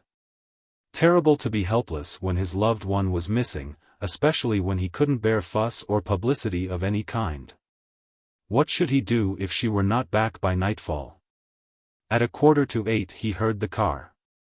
A great weight lifted from off his heart, he hurried down. She was getting out, pale and tired-looking, but nothing wrong. He met her in the hall. "You've frightened me. Where have you been?" "To Robin Hill." "I'm sorry, dear. I had to go, I'll tell you afterward." And, with a flying kiss, she ran upstairs. Soames waited in the drawing-room. To Robin Hill. What did that portend? It was not a subject they could discuss at dinner, consecrated to the susceptibilities of the butler. The agony of nerve Soames had been through, the relief he felt at her safety, softened his power to condemn what she had done, or resist what she was going to do. He waited in a relaxed stupor for her revelation. Life was a queer business. There he was at 65 and no more in command of things than if he had not spent 40 years in building up security, always something one couldn't get on terms with. In the pocket of his dinner jacket was a letter from Annette. She was coming back in a fortnight. He knew nothing of what she had been doing out there. And he was glad that he did not. Her absence had been a relief. Out of sight was out of mind. And now she was coming back. Another worry. And the Bolderby old chrome was gone. Demetrius had got it, all because that anonymous letter had put it out of his thoughts. He furtively remarked the strained look on his daughter's face, as if she too were gazing at a picture that she couldn't buy. He almost wished the war back. Worries didn't seem, then, quite so worrying. From the caress in her voice, the look on her face, he became certain that she wanted something from him, uncertain whether it would be wise of him to give it her. He pushed his savory away uneaten, and even joined her in a cigarette. After dinner she set the electric piano player going. And he augured the worst when she sat down on a cushioned footstool at his knee, and put her hand on his. "Darling, be nice to me. I had to see John, he wrote to me. He's going to try what he can do with his mother. But I've been thinking. It's really in your hands, Father. If you'd persuade her that it doesn't mean renewing the past in any way. That I shall stay yours, and John will stay hers, that you need never see him or her, and she need never see you or me. Only you could persuade her, dear, because only you could promise. One can't promise for other people. Surely it wouldn't be too awkward for you to see her just this once now that John's father is dead? Too awkward? Soames repeated. The whole thing's preposterous. You know, said Fleur, without looking up, you wouldn't mind seeing her, really. Soames was silent. Her words had expressed a truth too deep for him to admit. She slipped her fingers between his own, hot, slim, eager, they clung there. This child of his would corkscrew her way into a brick wall. What am I to do if you won't, Father? She said very softly. I'll do anything for your happiness, said Soames, but this isn't for your happiness. Oh. It is, it is. It'll only stir things up, he said grimly. But they are stirred up. The thing is to quiet them. To make her feel that this is just our lives, and has nothing to do with yours or hers. You can do it, Father, I know you can. You know a great deal, then, was Soames' glum answer. If you will, John and I will wait a year, 2 years if you like. It seems to me, murmured Soames, that you care nothing about what I feel.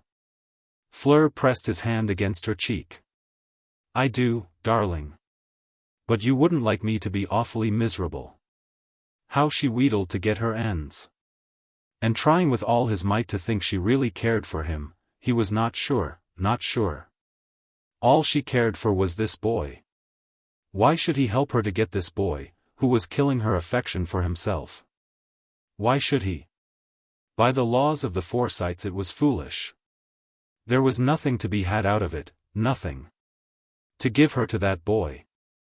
To pass her into the enemy's camp, under the influence of the woman who had injured him so deeply.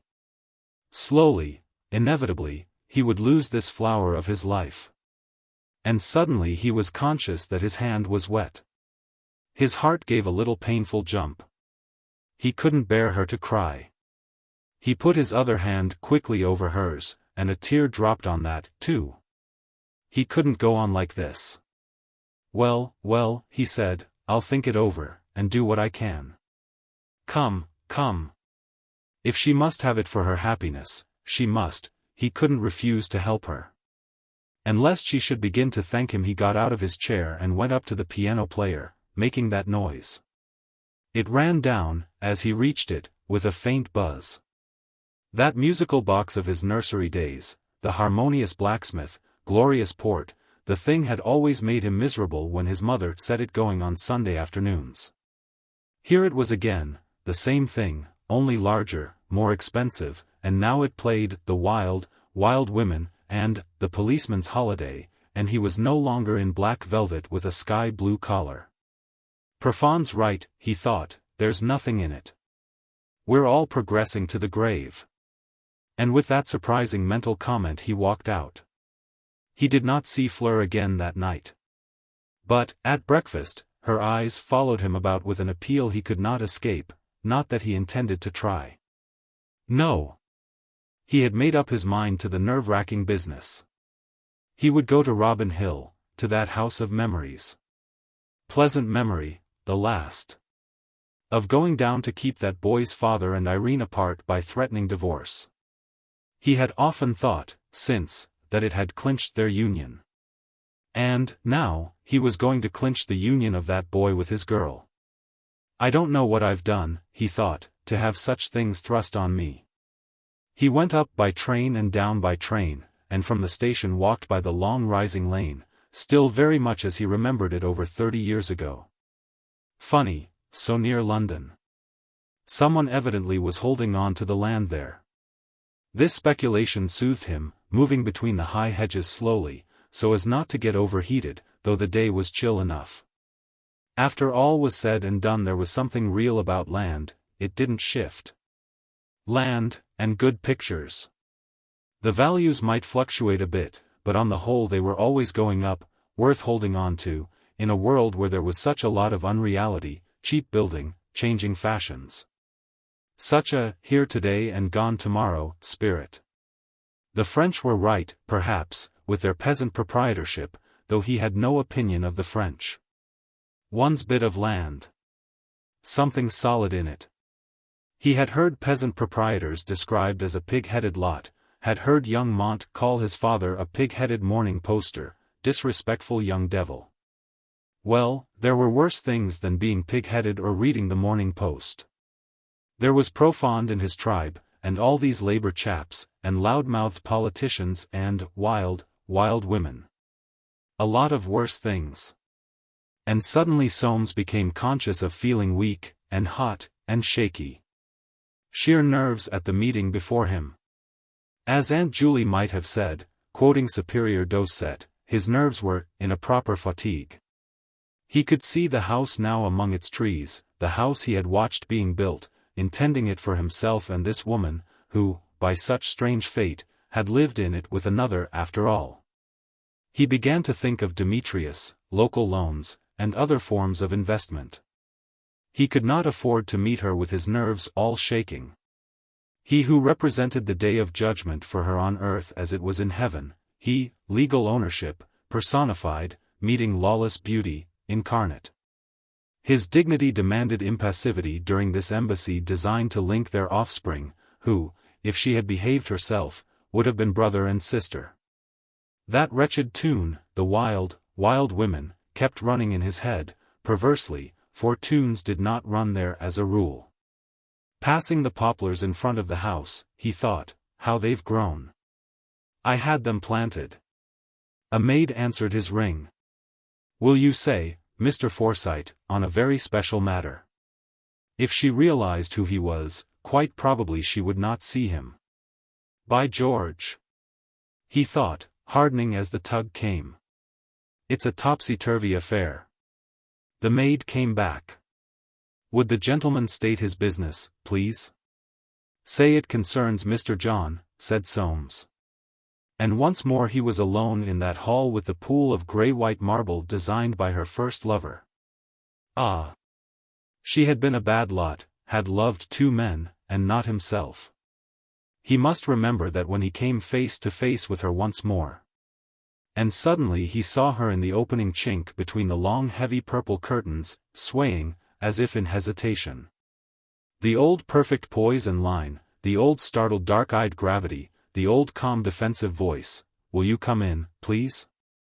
He passed through that opening. As in the picture gallery in the confectioner's shop, she seemed to him still beautiful. And this was the first time, the very first, since he married her 37 years ago, that he was speaking to her without the legal right to call her his. She was not wearing black, one of that fellow's radical notions, he supposed. "I apologize for coming," he said glumly, "but this business must be settled one way or the other. Won't you sit down?" "No, thank you." Anger at his false position, impatience of ceremony between them, mastered him, and words came tumbling out. "It's an infernal mischance. I've done my best to discourage it. I consider my daughter crazy, but I've got into the habit of indulging her, that's why I'm here. I suppose you're fond of your son?" "Devotedly." "Well? It rests with him." He had a sense of being met and baffled. Always she had baffled him, even in those old first married days. "It's a mad notion," he said. "It is. If you had only—" "Well, they might have been," he did not finish that sentence, brother and sister and all this saved, but he saw her shudder as if he had, and stung by the sight he crossed over to the window. Out there the trees had not grown, they couldn't, they were old. "So far as I'm concerned," he said, "you may make your mind easy. I desire to see neither you nor your son if this marriage comes about. Young people in these days are unaccountable. But I can't bear to see my daughter unhappy. What am I to say to her when I go back? Please say to her as I said to you, that it rests with John. You don't oppose it?" "With all my heart, not with my lips." Soames stood, biting his finger. "I remember an evening," he said suddenly, and was silent. What was there in this woman that would not fit into the four corners of his hate or condemnation? "Where is he, your son?" "Up in his father's studio, I think." "Perhaps you'd have him down." He watched her ring the bell, he watched the maid come in. "Please tell Mr. John that I want him." "If it rests with him," said Soames hurriedly, when the maid was gone, "I suppose I may take it for granted that this unnatural marriage will take place. In that case there'll be formalities." "Whom do I deal with, Herrings?" Irene nodded. "You don't propose to live with them?" Irene shook her head. "What happens to this house?" "It will be as John wishes." "This house," said Soames suddenly, "I had hopes when I began it. If they live in it, their children. They say there's such a thing as nemesis. Do you believe in it?" "Yes." "Oh. You do?" He had come back from the window, and was standing close to her, who, in the curve of her grand piano, was, as it were, embayed. "I'm not likely to see you again," he said slowly. "Will you shake hands?" His lip quivered, the words came out jerkily, "and let the past die." He held out his hand. Her pale face grew paler, her eyes so dark, rested immovably on his, her hands remained clasped in front of her. He heard a sound and turned. That boy was standing in the opening of the curtains. Very queer he looked, hardly recognizable as the young fellow he had seen in the gallery off Cork Street, very queer. Much older, no youth in the face at all, haggard, rigid, his hair ruffled, his eyes deep in his head. Soames made an effort, and said with a lift of his lip, not quite a smile nor quite a sneer.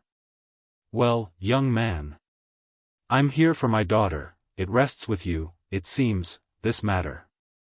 Your mother leaves it in your hands." The boy continued staring at his mother's face, and made no answer. "For my daughter's sake I've brought myself to come," said Soames. "What am I to say to her when I go back?" Still looking at his mother, the boy said, quietly. "Tell Fleur that it's no good, please. I must do as my father wished before he died." "John." "It's all right, mother." In a kind of stupefaction Soames looked from one to the other, then, taking up hat and umbrella which he had put down on a chair, he walked toward the curtains.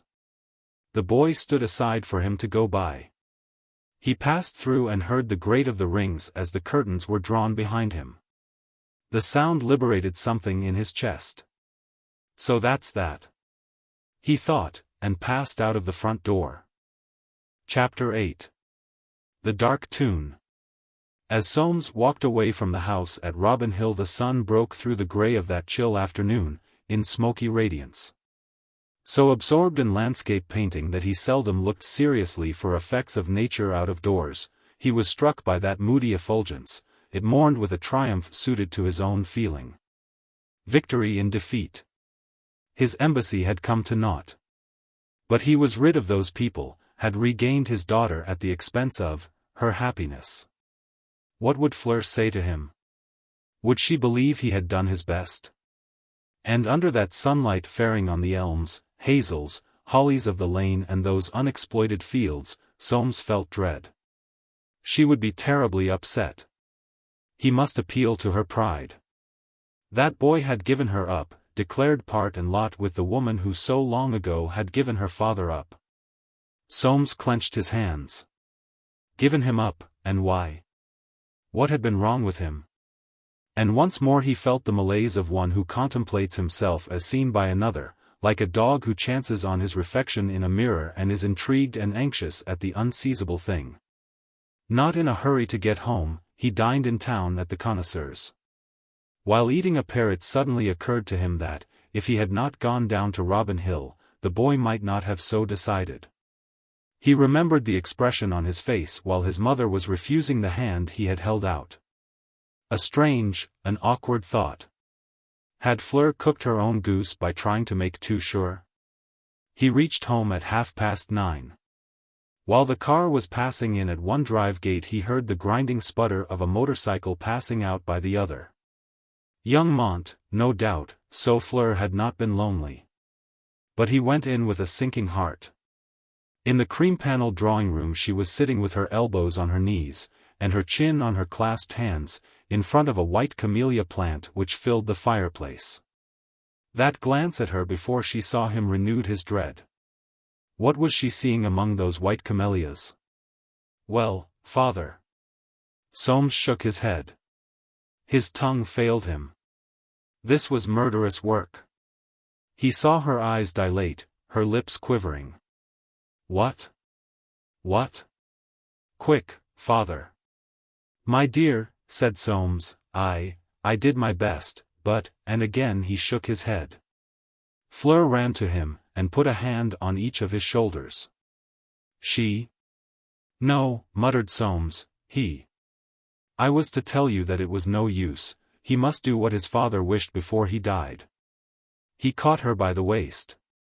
Come, child, don't let them hurt you. They're not worth your little finger. Fleur tore herself from his grasp. You couldn't have tried. You betrayed me, father. Bitterly wounded, Soames gazed at her passionate figure writhing there in front of him. You didn't try, you didn't, I was a fool. I won't believe he ever could. Only yesterday he. Oh. Why did I ask you? Yes, said Soames, quietly, why did you? I swallowed my feelings. I did my best for you, against my judgment, and this is my reward. Good night. With every nerve in his body twitching he went toward the door. Fleur darted after him. He gives me up? You mean that? Father.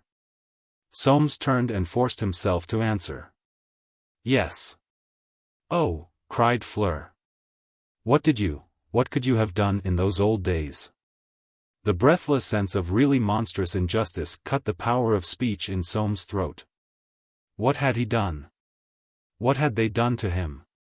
And with quite unconscious dignity he put his hand on his breast, and looked at her. It's a shame, cried Fleur passionately. Soames went out. He mounted, slow and icy, to his picture gallery, and paced among his treasures. Outrageous. Oh. Outrageous. She was spoiled. Ah. And who had spoiled her? He stood still before the Goya copy. Accustomed to her own way in everything. Flower of his life. And now that she couldn't have it. He turned to the window for some air. Daylight was dying, the moon rising, gold behind the poplars. What sound was that? Why? That piano thing. A dark tune, with a thrum and a throb. She had set it going, what comfort could she get from that? His eyes caught movement down there beyond the lawn, under the trellis of rambler roses and young acacia trees, where the moonlight fell. There she was, roaming up and down. His heart gave a little sickening jump. What would she do under this blow? How could he tell? What did he know of her? He had only loved her all his life, looked on her as the apple of his eye. He knew nothing, had no notion. There she was, and that dark tune, and the river gleaming in the moonlight. I must go out, he thought. He hastened down to the drawing-room, lighted just as he had left it, with the piano thrumming out that waltz, or foxtrot, or whatever they called it in these days. And passed through on to the veranda. Where could he watch, without her seeing him? And he stole down through the fruit garden to the boathouse. He was between her and the river now, and his heart felt lighter. She was his daughter, and Annette's. She wouldn't do anything foolish, but there it was, he didn't know. From the boathouse window he could see the last acacia and the spin of her skirt when she turned in her restless march. That tune had run down at last, thank goodness. He crossed the floor and looked through the farther window at the water slow flowing past the lilies. It made little bubbles against them, bright where a moonstreak fell. He remembered suddenly that early morning when he had slept on the houseboat after his father died, and she had just been born, nearly 19 years ago. Even now he recalled the unaccustomed world when he woke up, the strange feeling it had given him. That day the second passion of his life began, for this girl of his, roaming under the acacias. What a comfort she had been to him. And all the soreness and sense of outrage left him. If he could make her happy again, he didn't care. An owl flew, queaking, a bat flitted by. The moonlight brightened and broadened on the water. How long was she going to roam about like this? He went back to the window, and suddenly saw her coming down to the bank. She stood quite close, on the landing stage. And Soames watched, clenching his hands. Should he speak to her? His excitement was intense. The stillness of her figure, its youth, its absorption in despair, in longing, in itself. He would always remember it, moonlit like that. And the faint sweet reek of the river and the shivering of the willow leaves. She had everything in the world that he could give her, except the one thing that she could not have because of him. The perversity of things hurt him at that moment, as might a fishbone in his throat. Then, with an infinite relief, he saw her turn back toward the house. What could he give her to make amends? Pearls, travel, horses, other young men, anything she wanted, that he might lose the memory of her young figure lonely by the water. There. She had set that tune going again. Why, it was a mania. Dark, thrumming, faint, traveling from the house. It was as though she had said, if I can't have something to keep me going, I shall die of this. Soames dimly understood. Well, if it helped her, let her keep it thrumming on all night. And, mousing back through the fruit garden, he regained the veranda. Though he meant to go in and speak to her now, he still hesitated, not knowing what to say, trying hard to recall how it felt to be thwarted in love. He ought to know, ought to remember, and he could not. Gone, all real recollection, except that it had hurt him horribly. In this blankness he stood passing his handkerchief over hands and lips, which were very dry. By craning his head he could just see Fleur, standing with her back to that piano still grinding out its tune, her arms tight crossed on her breast, a lighted cigarette between her lips, whose smoke half veiled her face. The expression on it was strange to Soames, the eyes shone and stared, and every feature was alive with a sort of wretched scorn and anger. Once or twice he had seen Annette look like that, the face was too vivid, too naked, not his daughter's at that moment.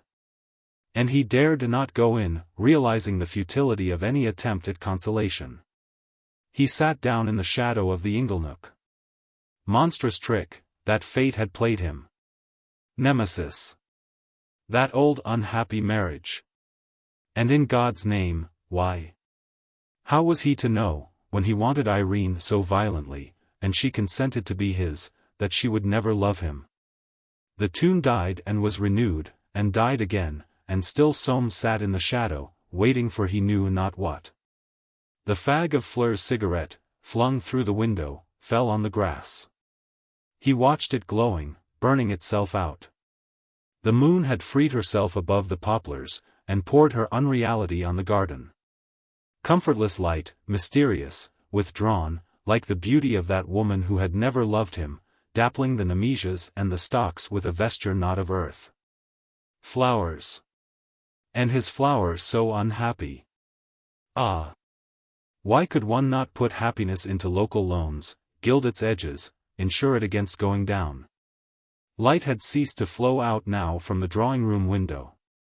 All was silent and dark in there. Had she gone up? He rose, and, tiptoeing, peered in. It seemed so. He entered. The veranda kept the moonlight out. And at first he could see nothing but the outlines of furniture blacker than the darkness. He groped toward the farther window to shut it. His foot struck a chair, and he heard a gasp. There she was, curled and crushed into the corner of the sofa. His hand hovered. Did she want his consolation? He stood, gazing at that ball of crushed frills and hair and graceful youth, trying to burrow its way out of sorrow. How leave her there? At last he touched her hair, and said, "Come, darling, better go to bed. I'll make it up to you, somehow." How fatuous! But what could he have said? Chapter 9. Under the oak tree. When their visitor had disappeared, John and his mother stood without speaking, till he said suddenly, "I ought to have seen him out." But Soames was already walking down the drive, and John went upstairs to his father's studio, not trusting himself to go back. The expression on his mother's face confronting the man she had once been married to, had sealed a resolution growing within him ever since she left him the night before. It had put the finishing touch of reality. To marry Fleur would be to hit his mother in the face, to betray his dead father. It was no good. John had the least resentful of natures. He bore his parents no grudge in this hour of his distress. For one so young there was a rather strange power in him of seeing things in some sort of proportion. It was worse for Fleur, worse for his mother even, than it was for him. Harder than to give up was to be given up, or to be the cause of someone you loved giving up for you. He must not, would not behave grudgingly. While he stood watching the tardy sunlight, he had again that sudden vision of the world which had come to him the night before. Sea on sea, country on country, millions on millions of people, all with their own lives, energies, joys, griefs, and suffering, all with things they had to give up. And separate struggles for existence. Even though he might be willing to give up all else for the one thing he couldn't have, he would be a fool to think his feelings mattered much in so vast a world. And to behave like a crybaby or a cad. He pictured the people who had nothing, the millions who had given up life in the war, the millions whom the war had left with life and little else. The hungry children he had read of, the shattered men, people in prison, every kind of unfortunate. And, they did not help him much. If one had to miss a meal, what comfort in the knowledge that many others had to miss it too? There was more distraction in the thought of getting away out into this vast world of which he knew nothing yet. He could not go on staying here, walled in and sheltered, with everything so slick and comfortable, and nothing to do but brood and think what might have been. He could not go back to Wansdon, and the memories of Fleur. If he saw her again he could not trust himself, and if he stayed here or went back there, he would surely see her. While they were within reach of each other that must happen. To go far away and quickly was the only thing to do. But, however much he loved his mother, he did not want to go away with her. Then feeling that was brutal, he made up his mind desperately to propose that they should go to Italy. For 2 hours in that melancholy room he tried to master himself, then dressed solemnly for dinner. His mother had done the same. They ate little, at some length, and talked of his father's catalogue. The show was arranged for October, and beyond clerical detail there was nothing more to do. After dinner she put on a cloak and they went out, walked a little, talked a little, till they were standing silent at last beneath the oak tree. Ruled by the thought, if I show anything, I show all, John put his arm through hers and said quite casually, "Mother, let's go to Italy." Irene pressed his arm, and said as casually, "It would be very nice, but I've been thinking you ought to see and do more than you would if I were with you. But then you'd be alone. I was once alone for more than 12 years. Besides, I should like to be here for the opening of Father's show." John's grip tightened round her arm. He was not deceived. "You couldn't stay here all by yourself, it's too big." "Not here, perhaps. In London, and I might go to Paris, after the show opens." "You ought to have a year at least, John, and see the world." "Yes, I'd like to see the world and rough it. But I don't want to leave you all alone. My dear, I owe you that at least. If it's for your good, it'll be for mine. Why not start tomorrow? You've got your passport." "Yes, if I'm going it had better be at once. Only, Mother, if I wanted to stay out somewhere, America or anywhere, would you mind coming presently? Wherever and whenever you send for me. But don't send until you really want me." John drew a deep breath. "I feel England's choky." They stood a few minutes longer under the oak tree, looking out to where the grand stand at Epsom was veiled in evening. The branches kept the moonlight from them, so that it only fell everywhere else, over the fields and far away, and on the windows of the creepered house behind, which soon would be to let. Chapter 10. Fleur's Wedding. The October paragraphs describing the wedding of Fleur Forsyte to Michael Mont hardly conveyed the symbolic significance of this event. In the union of the great-granddaughter of Superior Dorset with the heir of a 9th baronet was the outward and visible sign of that merger of class in class which buttresses the political stability of a realm. The time had come when the Forsytes might resign their natural resentment against a flummery, not theirs by birth, and accept it as the still more natural due of their possessive instincts. Besides, they had to mount to make room for all those so much more newly rich. In that quiet but tasteful ceremony in Hanover Square, and afterward among the furniture in Green Street, it had been impossible for those not in the know to distinguish the Forsyte troop from the Mont contingent. So far away was Superior Dorset now. Was there, in the crease of his trousers, the expression of his mustache, his accent, or the shine on his top hat, a pin to choose between Soames and the 9th baronet himself? Was not Fleur as self-possessed, quick, glancing, pretty, and hard as the likeliest Muscam, Mont, or Charwell filly present? If anything, the Forsytes had it in dress and looks and manners. They had become upper class, and now their name would be formally recorded in the stud book, their money joined to land. Whether this was a little late in the day, and those rewards of the possessive instinct, lands and money, destined for the melting pot, was still a question so moot that it was not mooted.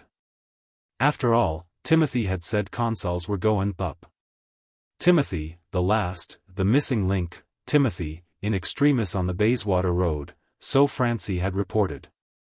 It was whispered, too, that this young Mont was a sort of socialist, strangely wise of him, and in the nature of insurance, considering the days they lived in. There was no uneasiness on that score. The landed classes produced that sort of amiable foolishness at times, turned to safe uses and confined to theory. As George remarked to his sister Francie, "They'll soon be having puppies, that'll give him pause." The church with white flowers and something blue in the middle of the east window looked extremely chaste, as though endeavoring to counteract the somewhat lurid phraseology of a service calculated to keep the thoughts of all on puppies.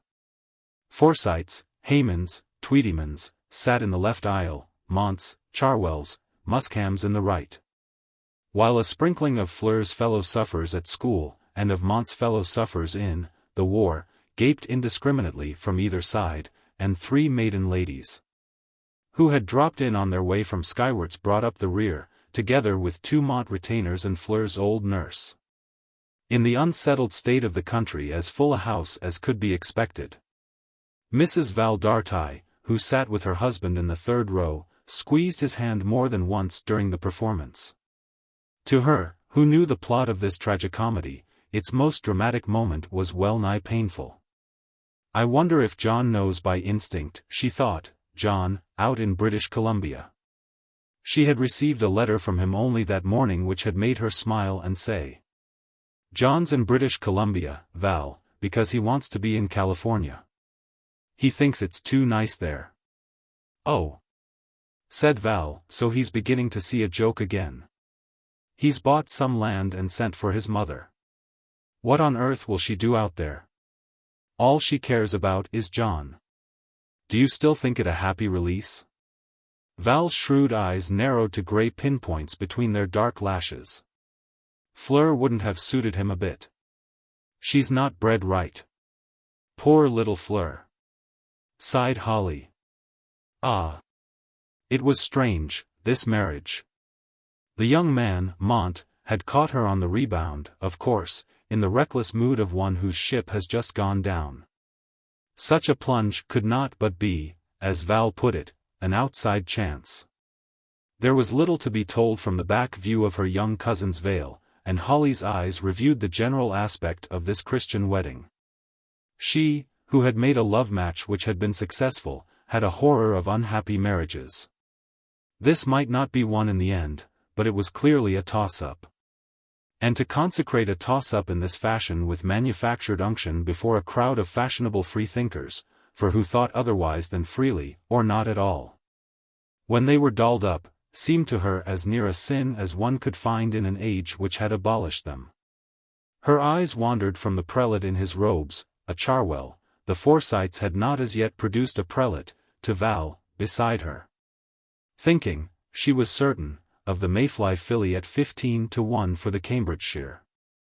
They passed on and caught the profile of the 9th baronet, in counterfeitment of the kneeling process. She could just see the neat ruck above his knees where he had pulled his trousers up, and thought, Val's forgotten to pull up his. Her eyes passed to the pew in front of her, where Winifred's substantial form was gowned with passion, and on again to Soames and Annette kneeling side by side. A little smile came on her lips. Prosper Profond, back from the South Seas of the Channel, would be kneeling too, about 6 rows behind. Yes. This was a funny, small business, however it turned out. Still it was in a proper church and would be in the proper papers tomorrow morning. They had begun a hymn. She could hear the 9th baronet across the aisle, singing of the hosts of Midian. Her little finger touched Val's thumb, they were holding the same hymn book, and a tiny thrill passed through her, preserved, from 20 years ago. He stooped and whispered. "I say, d'you remember the rat? The rat at their wedding in Cape Colony, which had cleaned its whiskers behind the table at the registrar's." And between her little and third forgers she squeezed his thumb hard. The hymn was over, the prelate had begun to deliver his discourse. He told them of the dangerous times they lived in, and the awful conduct of the House of Lords in connection with divorce. They were all soldiers, he said, in the trenches under the poisonous gas of the Prince of Darkness, and must be manful. The purpose of marriage was children, not mere sinful happiness. An imp danced in Holly's eyes, Val's eyelashes were meeting. Whatever happened, he must not snore. Her finger and thumb closed on his thigh till he stirred uneasily. The discourse was over, the danger past. They were signing in the vestry, and general relaxation had set in. A voice behind her said, "Will she stay the course?" "Who's that?" she whispered. "Old George Forsyte." Holly demurely scrutinized one of whom she had often heard. Fresh from South Africa, and ignorant of her kith and kin, she never saw one without an almost childish curiosity. He was very big, and very dapper, his eyes gave her a funny feeling of having no particular clothes. "They're off," she heard him say. They came, stepping from the chancel. Holly looked first in young Mont's face. His lips and ears were twitching, his eyes, shifting from his feet to the hand within his arm, stared suddenly before them as if to face a firing party. He gave Holly the feeling that he was spiritually intoxicated. But Fleur. Ah! That was different. The girl was perfectly composed, prettier than ever, in her white robes and veil over her banged dark chestnut hair. Her eyelids hovered demure over her dark hazel eyes. Outwardly, she seemed all there. But inwardly, where was she? As those two passed, Fleur raised her eyelids. The restless glint of those clear whites remained on Holly's vision as might the flutter of caged birds' wings. In Green Street Winifred stood to receive, just a little less composed than usual. Soames' request for the use of her house had come on her at a deeply psychological moment. Under the influence of a remark of Prosper Profond, she had begun to exchange her empire for expressionistic furniture. There were the most amusing arrangements, with violet, green, and orange blobs and scriggles, to be had at Mealard's. Another month and the change would have been complete. Just now, the very intriguing recruits she had enlisted did not march too well with the old guard. It was as if her regiment were half in khaki, half in scarlet and bearskins.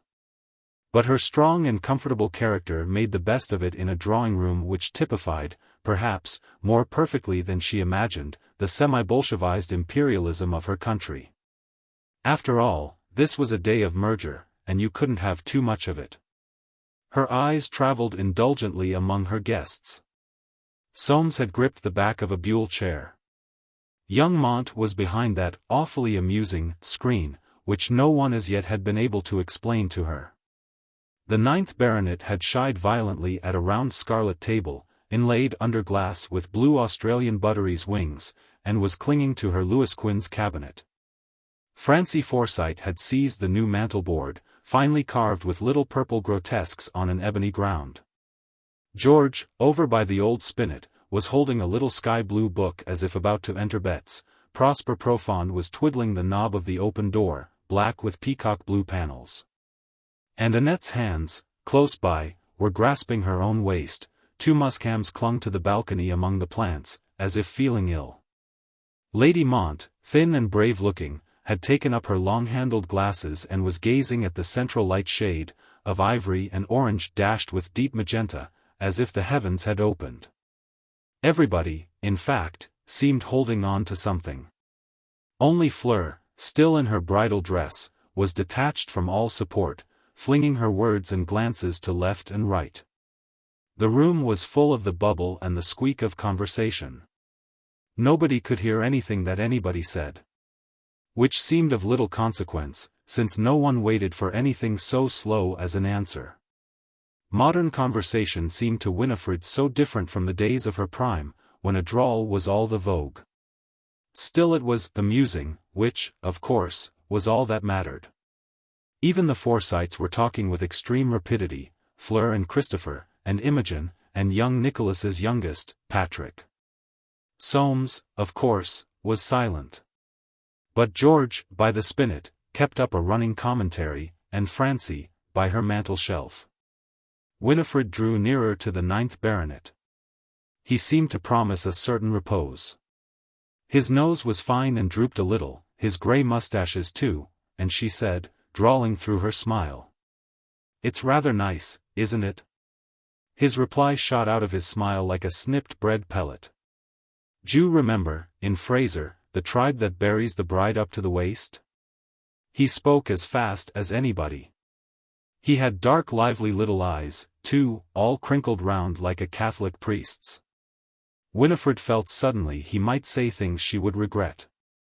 "They're always so amusing, weddings," she murmured, and moved on to Soames. He was curiously still, and Winifred saw at once what was dictating his immobility. To his right was George Forsyte, to his left Annette and Prosper Profond. He could not move without either seeing those two together, or the reflection of them in George Forsyte's japing eyes.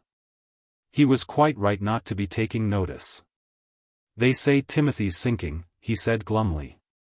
"Where will you put him, Soames?" "Highgate." He counted on his fingers. "It'll make 12 of them there, including wives." How do you think Fleur looks?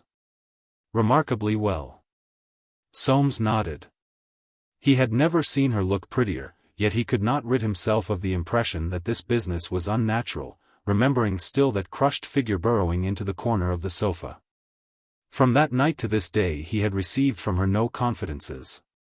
He knew from his chauffeur that she had made one more attempt on Robin Hill and drawn blank, an empty house, no one at home. He knew that she had received a letter, but not what was in it, except that it had made her hide herself and cry. He had remarked that she looked at him sometimes when she thought he wasn't noticing, as if she were wondering still what he had done, forsooth, to make those people hate him so. Well, there it was. Annette had come back, and things had worn on through the summer, very miserable, till suddenly Fleur had said she was going to marry young Mont. She had shown him a little more affection when she told him that. And he had yielded. What was the good of opposing it? God knew that he had never wished to thwart her in anything. And the young man seemed quite delirious about her. No doubt she was in a reckless mood, and she was young, absurdly young. But if he opposed her, he didn't know what she would do. For all he could tell, she might want to take up a profession, become a doctor or solicitor, some nonsense. She had no aptitude for painting, writing, music, in his view the legitimate occupations of unmarried women, if they must do something in these days. On the whole, she was safer married, for he could see too well how feverish and restless she was at home. Annette, too, had been in favor of it. Annette, from behind the veil of his refusal to know what she was about, if she was about anything.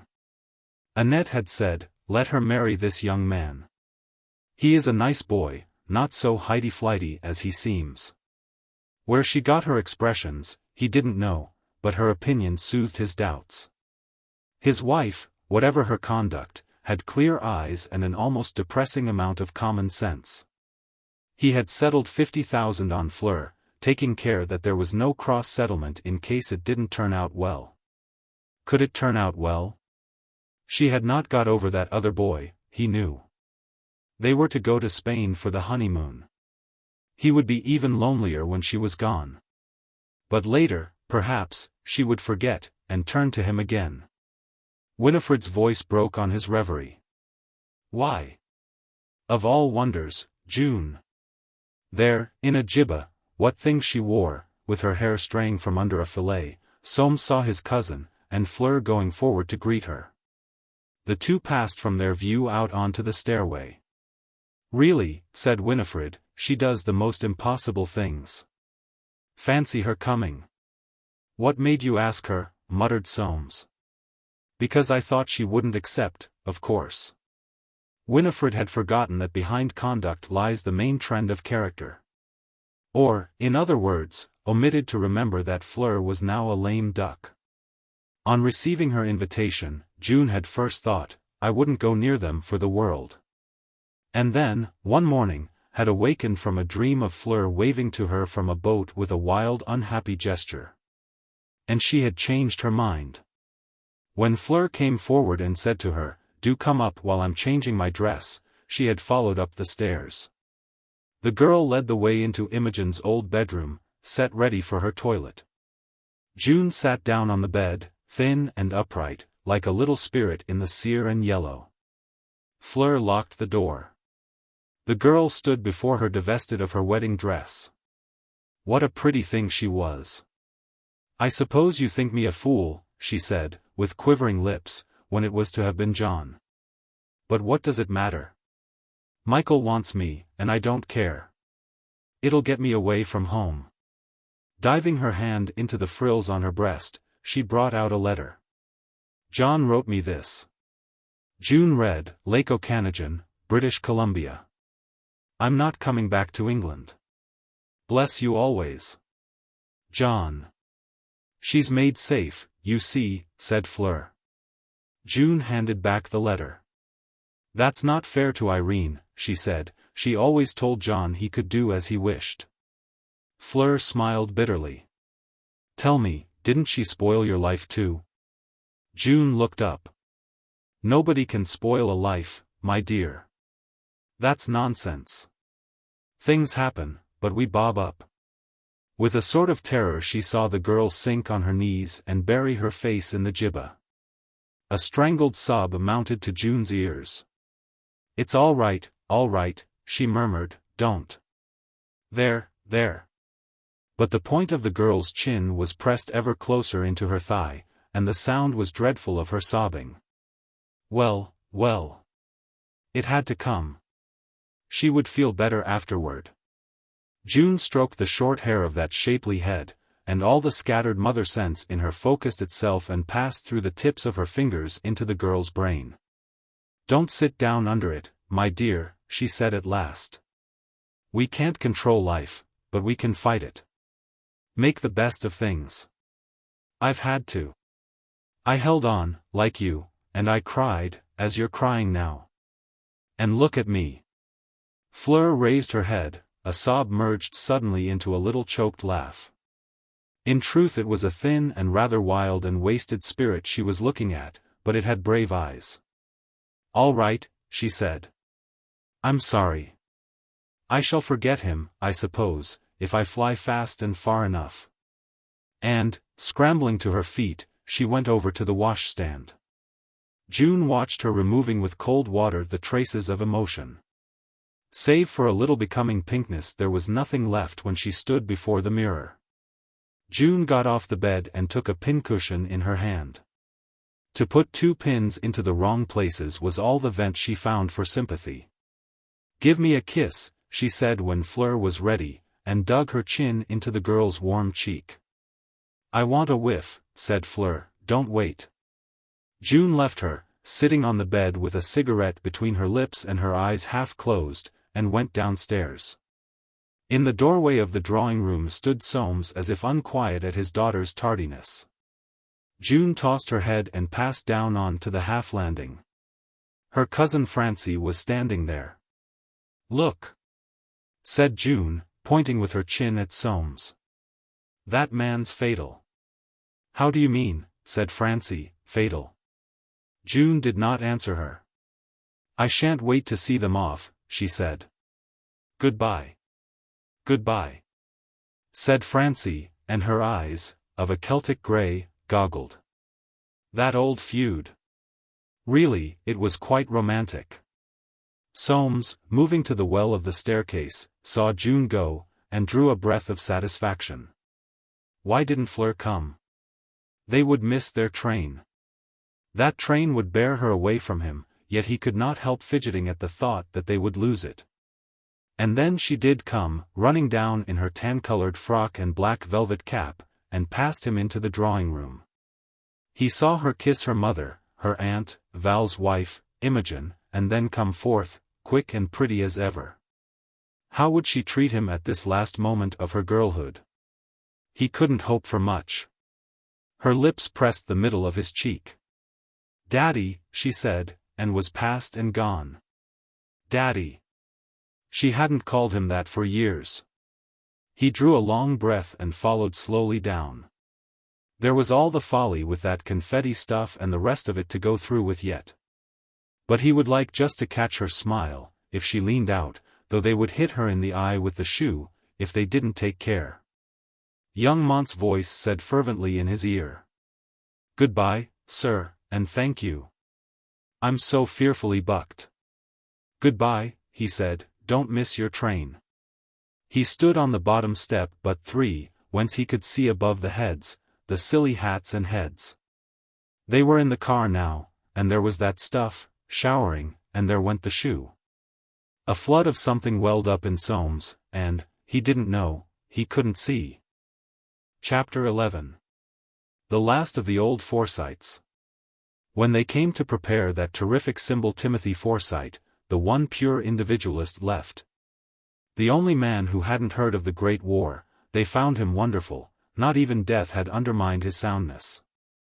To Smither and Cook that preparation came like final evidence of what they had never believed possible, the end of the old Forsyte family on earth. Poor Mr. Timothy must now take a harp and sing in the company of Miss Forsyte, Mrs. Julia, Miss Hester, with Mr. Jolyon, Mr. Swithin, Mr. James, Mr. Roger, and Mr. Nicholas of the party. Whether Mrs. Hayman would be there was more doubtful, seeing that she had been cremated. Secretly Cook thought that Mr. Timothy would be upset, he had always been so set against barrel organs. How many times had she not said, "Drat the thing. There it is again. Smither, you'd better run up and see what you can do." And in her heart she would so have enjoyed the tunes, if she hadn't known that Mr. Timothy would ring the bell in a minute and say, "Here, take him a halfpenny and tell him to move on." Often they had been obliged to add threepence of their own before the man would go. Timothy had ever underrated the value of emotion. Luckily he had taken the organs for bluebottles in his last years, which had been a comfort, and they had been able to enjoy the tunes. But a harp? Cook wondered. It was a change. And Mr. Timothy had never liked change. But she did not speak of this to Smither, who did so take a line of her own in regard to heaven that it quite put one about sometimes. She cried while Timothy was being prepared, and they all had sherry afterward out of the yearly Christmas bottle, which would not be needed now. Ah! Dear! She had been there 45 years and Smither 43. And now they would be going to a tiny house in Tooting, to live on their savings and what Miss Hester had so kindly left them, for to take fresh service after the glorious past, no. But they would like just to see Mr. Soames again, and Mrs. Darty, and Miss Francie, and Miss Euphemia. And even if they had to take their own cab, they felt they must go to the funeral.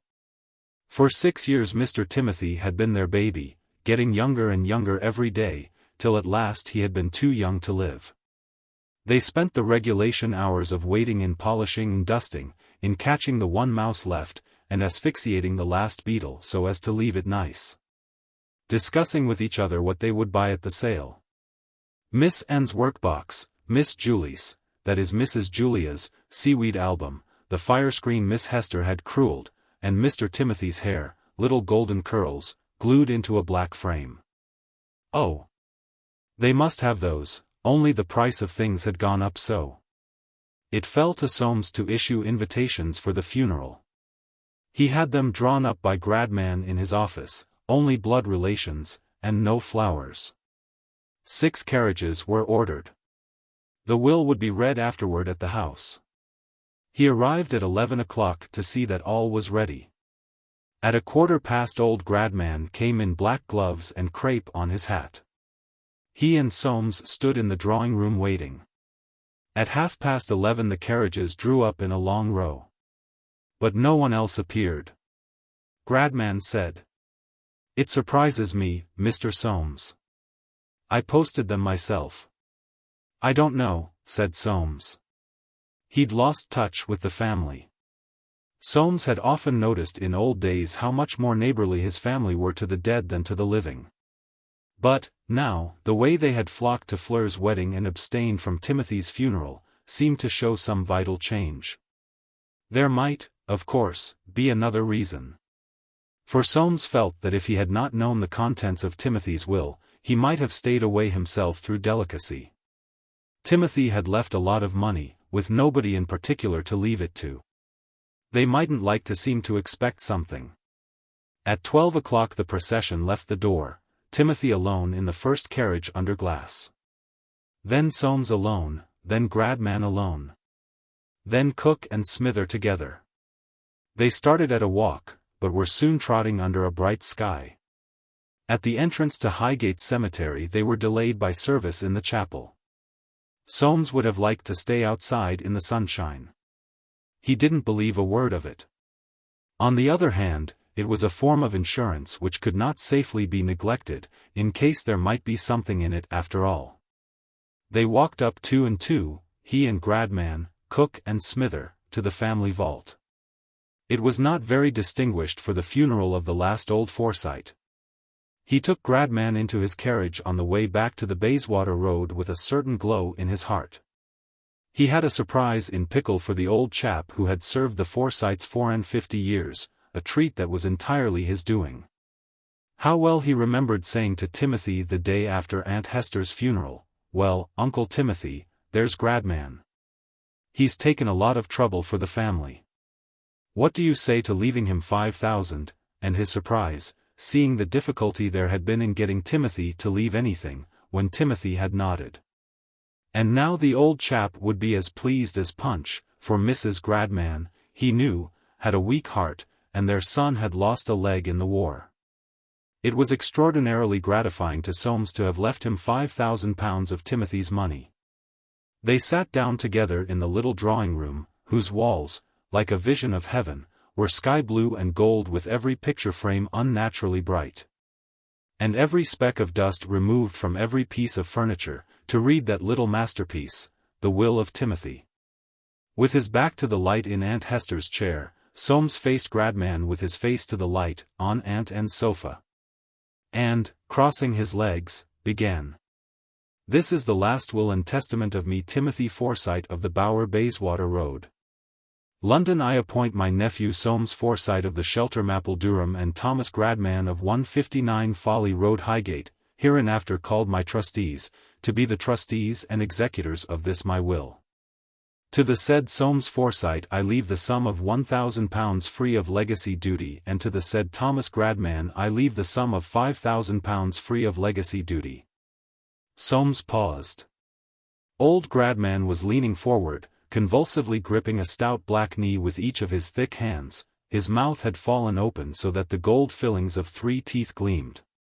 His eyes were blinking, 2 tears rolled slowly out of them.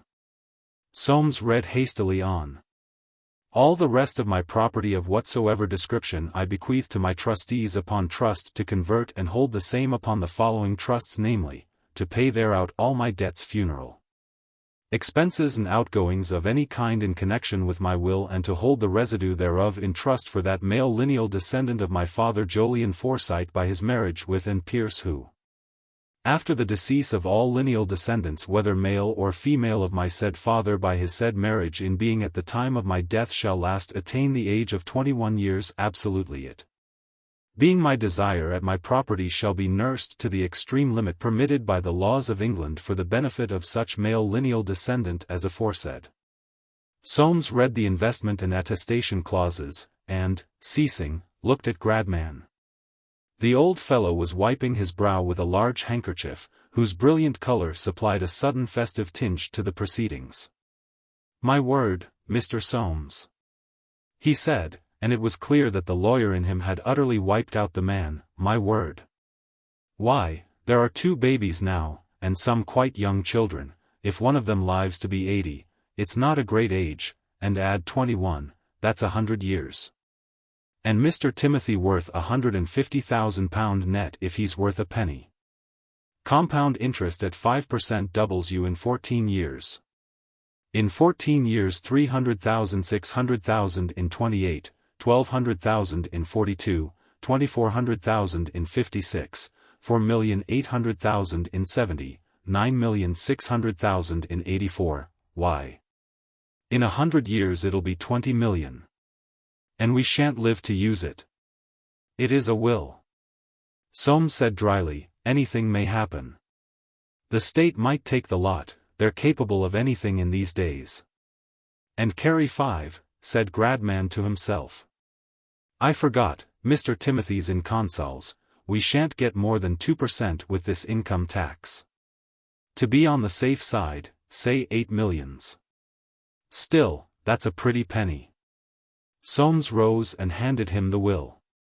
"You're going into the city. Take care of that, and do what's necessary. Advertise, but there are no debts. When's the sale?"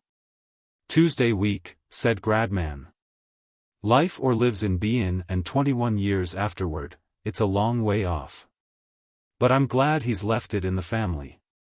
The sale, not at Jobson's, in view of the Victorian nature of the effects, was far more freely attended than the funeral, though not by Cook and Smither.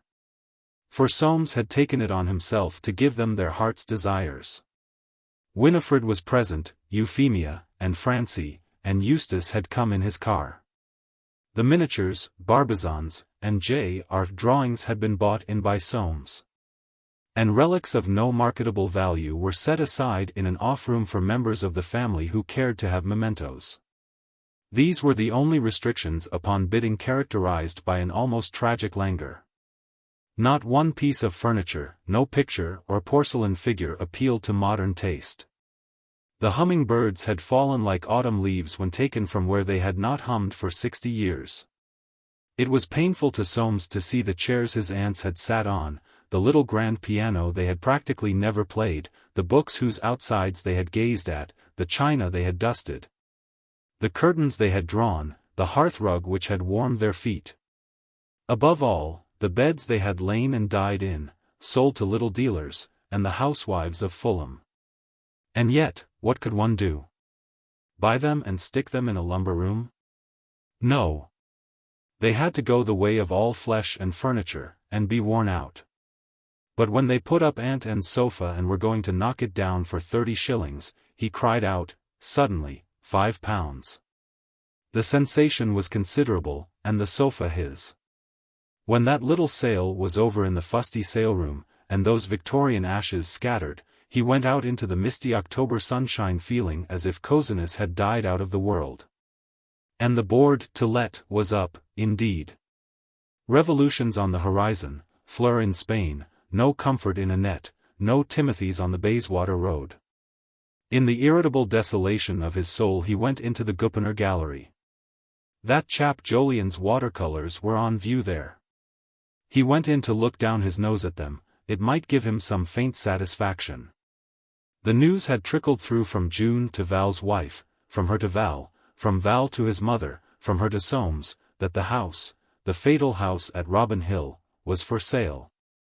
And Irene going to join her boy out in British Columbia, or some such place. For one wild moment the thought had come to Soames, why shouldn't I buy it back? I meant it for my. No sooner come than gone. Too lugubrious a triumph. With too many humiliating memories for himself and Fleur. She would never live there after what had happened. No, the place must go its way to some peer or profiteer. It had been a bone of contention from the first, the shell of the feud, and with the woman gone, it was an empty shell. For sale or to let.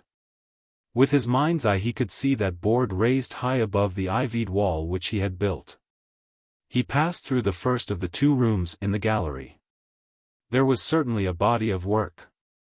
And now that the fellow was dead it did not seem so trivial. The drawings were pleasing enough, with quite a sense of atmosphere, and something individual in the brushwork. His father and my father, he and I, his child and mine, thought Soames. So it had gone on. And all about that woman. Softened by the events of the past week, affected by the melancholy beauty of the autumn day. Soames came nearer than he had ever been to realization of that truth, passing the understanding of a Forsyte pure, that the body of beauty has a spiritual essence. Uncapturable save by a devotion which thinks not of self. After all, he was near that truth in his devotion to his daughter, perhaps that made him understand a little how he had missed the prize. And there, among the drawings of his kinsman, who had attained to that which he had found beyond his reach, he thought of him and her with a tolerance which surprised him. But he did not buy a drawing. Just as he passed the seat of custom on his return to the outer air he met with a contingency which had not been entirely absent from his mind when he went into the gallery, Irene, herself. Coming in. So she had not gone yet, and was still paying farewell visits to that fellow's remains. He subdued the little involuntary leap of his subconsciousness, the mechanical reaction of his senses to the charm of this once-owned woman, and passed her with averted eyes. But when he had gone by he could not for the life of him help looking back. This, then, was finality, the heat and stress of his life, the madness and the longing thereof, the only defeat he had known, would be over when she faded from his view this time. Even such memories had their own queer aching value. She, too, was looking back. Suddenly she lifted her gloved hand, her lips smiled faintly, her dark eyes seemed to speak. It was the turn of Soames to make no answer to that smile and that little farewell wave. He went out into the fashionable street quivering from head to foot. He knew what she had meant to say, now that I am going forever out of the reach of you and yours, forgive me, I wish you well. That was the meaning. Last sign of that terrible reality, passing morality, duty, common sense, her aversion from him who had owned her body, but had never touched her spirit or her heart. It hurt. Yes, more than if she had kept her mask unmoved, her hand unlifted. 3 days later, in that fast-yellowing October, Soames took a taxicab to Highgate Cemetery and mounted through its white forest to the Forsyte vault.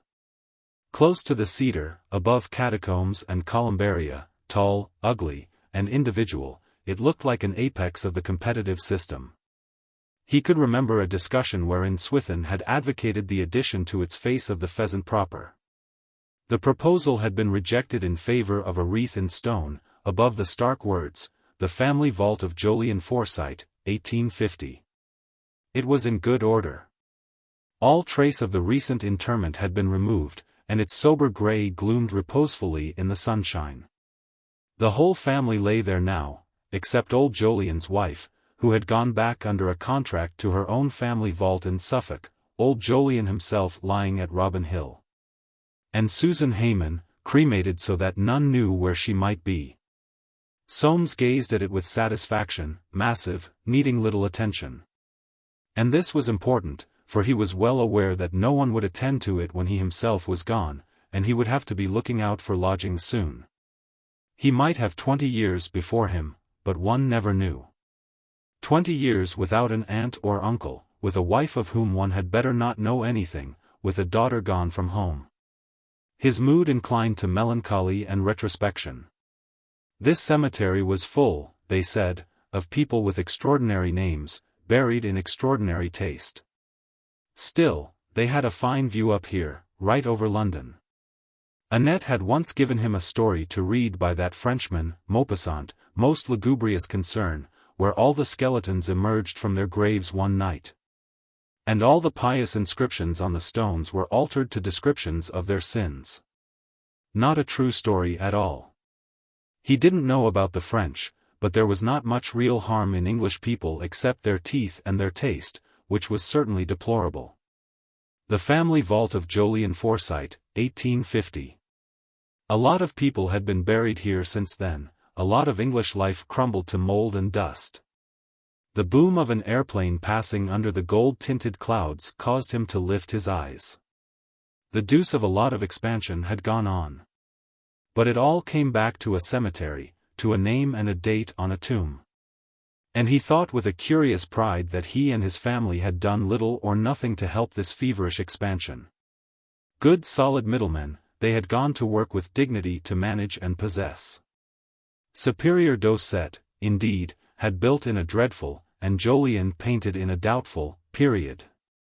But so far as he remembered, not another of them all had soiled his hands by creating anything, unless you counted Val d'Artaille and his horse breeding. Collectors, solicitors, barristers, merchants, publishers, accountants, directors, land agents, even soldiers, there they had been. The country had expanded, as it were, in spite of them. They had checked, controlled, defended, and taken advantage of the process, and when you considered how Superior Dosset had begun life with next to nothing, and his lineal descendants already owned what old Gradman estimated at between $1 million and $1.5 million, it was not so bad. And yet he sometimes felt as if the family bolt was shot, their possessive instinct dying out. They seemed unable to make money, this fourth generation. They were going into art, literature, farming, or the army, or just living on what was left them. They had no push and no tenacity. They would die out if they didn't take care. Soames turned from the vault and faced toward the breeze. The air up here would be delicious if only he could rid his nerves of the feeling that mortality was in it. He gazed restlessly at the crosses and the urns, the angels, the immortelles, the flowers, gaudy or withering. And suddenly he noticed a spot which seemed so different from anything else up there that he was obliged to walk the few necessary yards and look at it. A sober corner, with a massive queer-shaped cross of grey rough-hewn granite, guarded by 4 dark yew trees. The spot was free from the pressure of the other graves, having a little box-hedged garden on the far side, and in front a goldening birch tree. This oasis in the desert of conventional graves appealed to the aesthetic sense of Soames, and he sat down there in the sunshine. Through those trembling gold birch leaves he gazed out at London, and yielded to the waves of memory. He thought of Irene in Montpellier Square, when her hair was rusty golden in her white shoulders, his, Irene, the prize of his love-passion, resistant to his ownership. He saw Bosinney's body lying in that white mortuary, and Irene sitting on the sofa looking at space with the eyes of a dying bird. Again he thought of her by the little green Niobe in the Bois de Boulogne, once more rejecting him. His fancy took him on beside his drifting river on the November day when Fleur was to be born. Took him to the dead leaves floating on the green-tinged water and the snake-headed weed forever swaying and nosing, sinuous, blind, tethered. And on again to the window open to the cold starry night above Hyde Park, with his father lying dead. His fancy darted to that picture of the future town, to that boy's and Fleur's first meeting. To the bluish trail of Prosper Profond's cigar, and Fleur in the window pointing down to where the fellow prowled. To the sight of Irene and that dead fellow sitting side by side in the stand at Lord's. To her and that boy at Robin Hill. To the sofa, where Fleur lay crushed up in the corner. To her lips pressed into his cheek, and her farewell, Daddy. And suddenly he saw again Irene's grey-gloved hand waving its last gesture of release. He sat there a long time dreaming his career, faithful to the scud of his possessive instinct, warming himself even with its failures. To let the Forsyte age and way of life, when a man owned his soul, his investments, and his woman, without check or question. And now the state had, or would have, his investments, his woman had herself, and God knew who had his soul. To let that sane and simple creed. The waters of change were foaming in, carrying the promise of new forms only when their destructive flood should have passed its full. He sat there, subconscious of them, but with his thoughts resolutely set on the past, as a man might ride into a wild night with his face to the tail of his galloping horse. Athwart the Victorian dikes the waters were rolling on property, manners, and morals, on melody and the old forms of art, waters bringing to his mouth a salt taste as of blood. Lapping to the foot of this Highgate Hill where Victorianism lay buried. And sitting there, high up on its most individual spot, Soames, like a figure of investment, refused their restless sounds.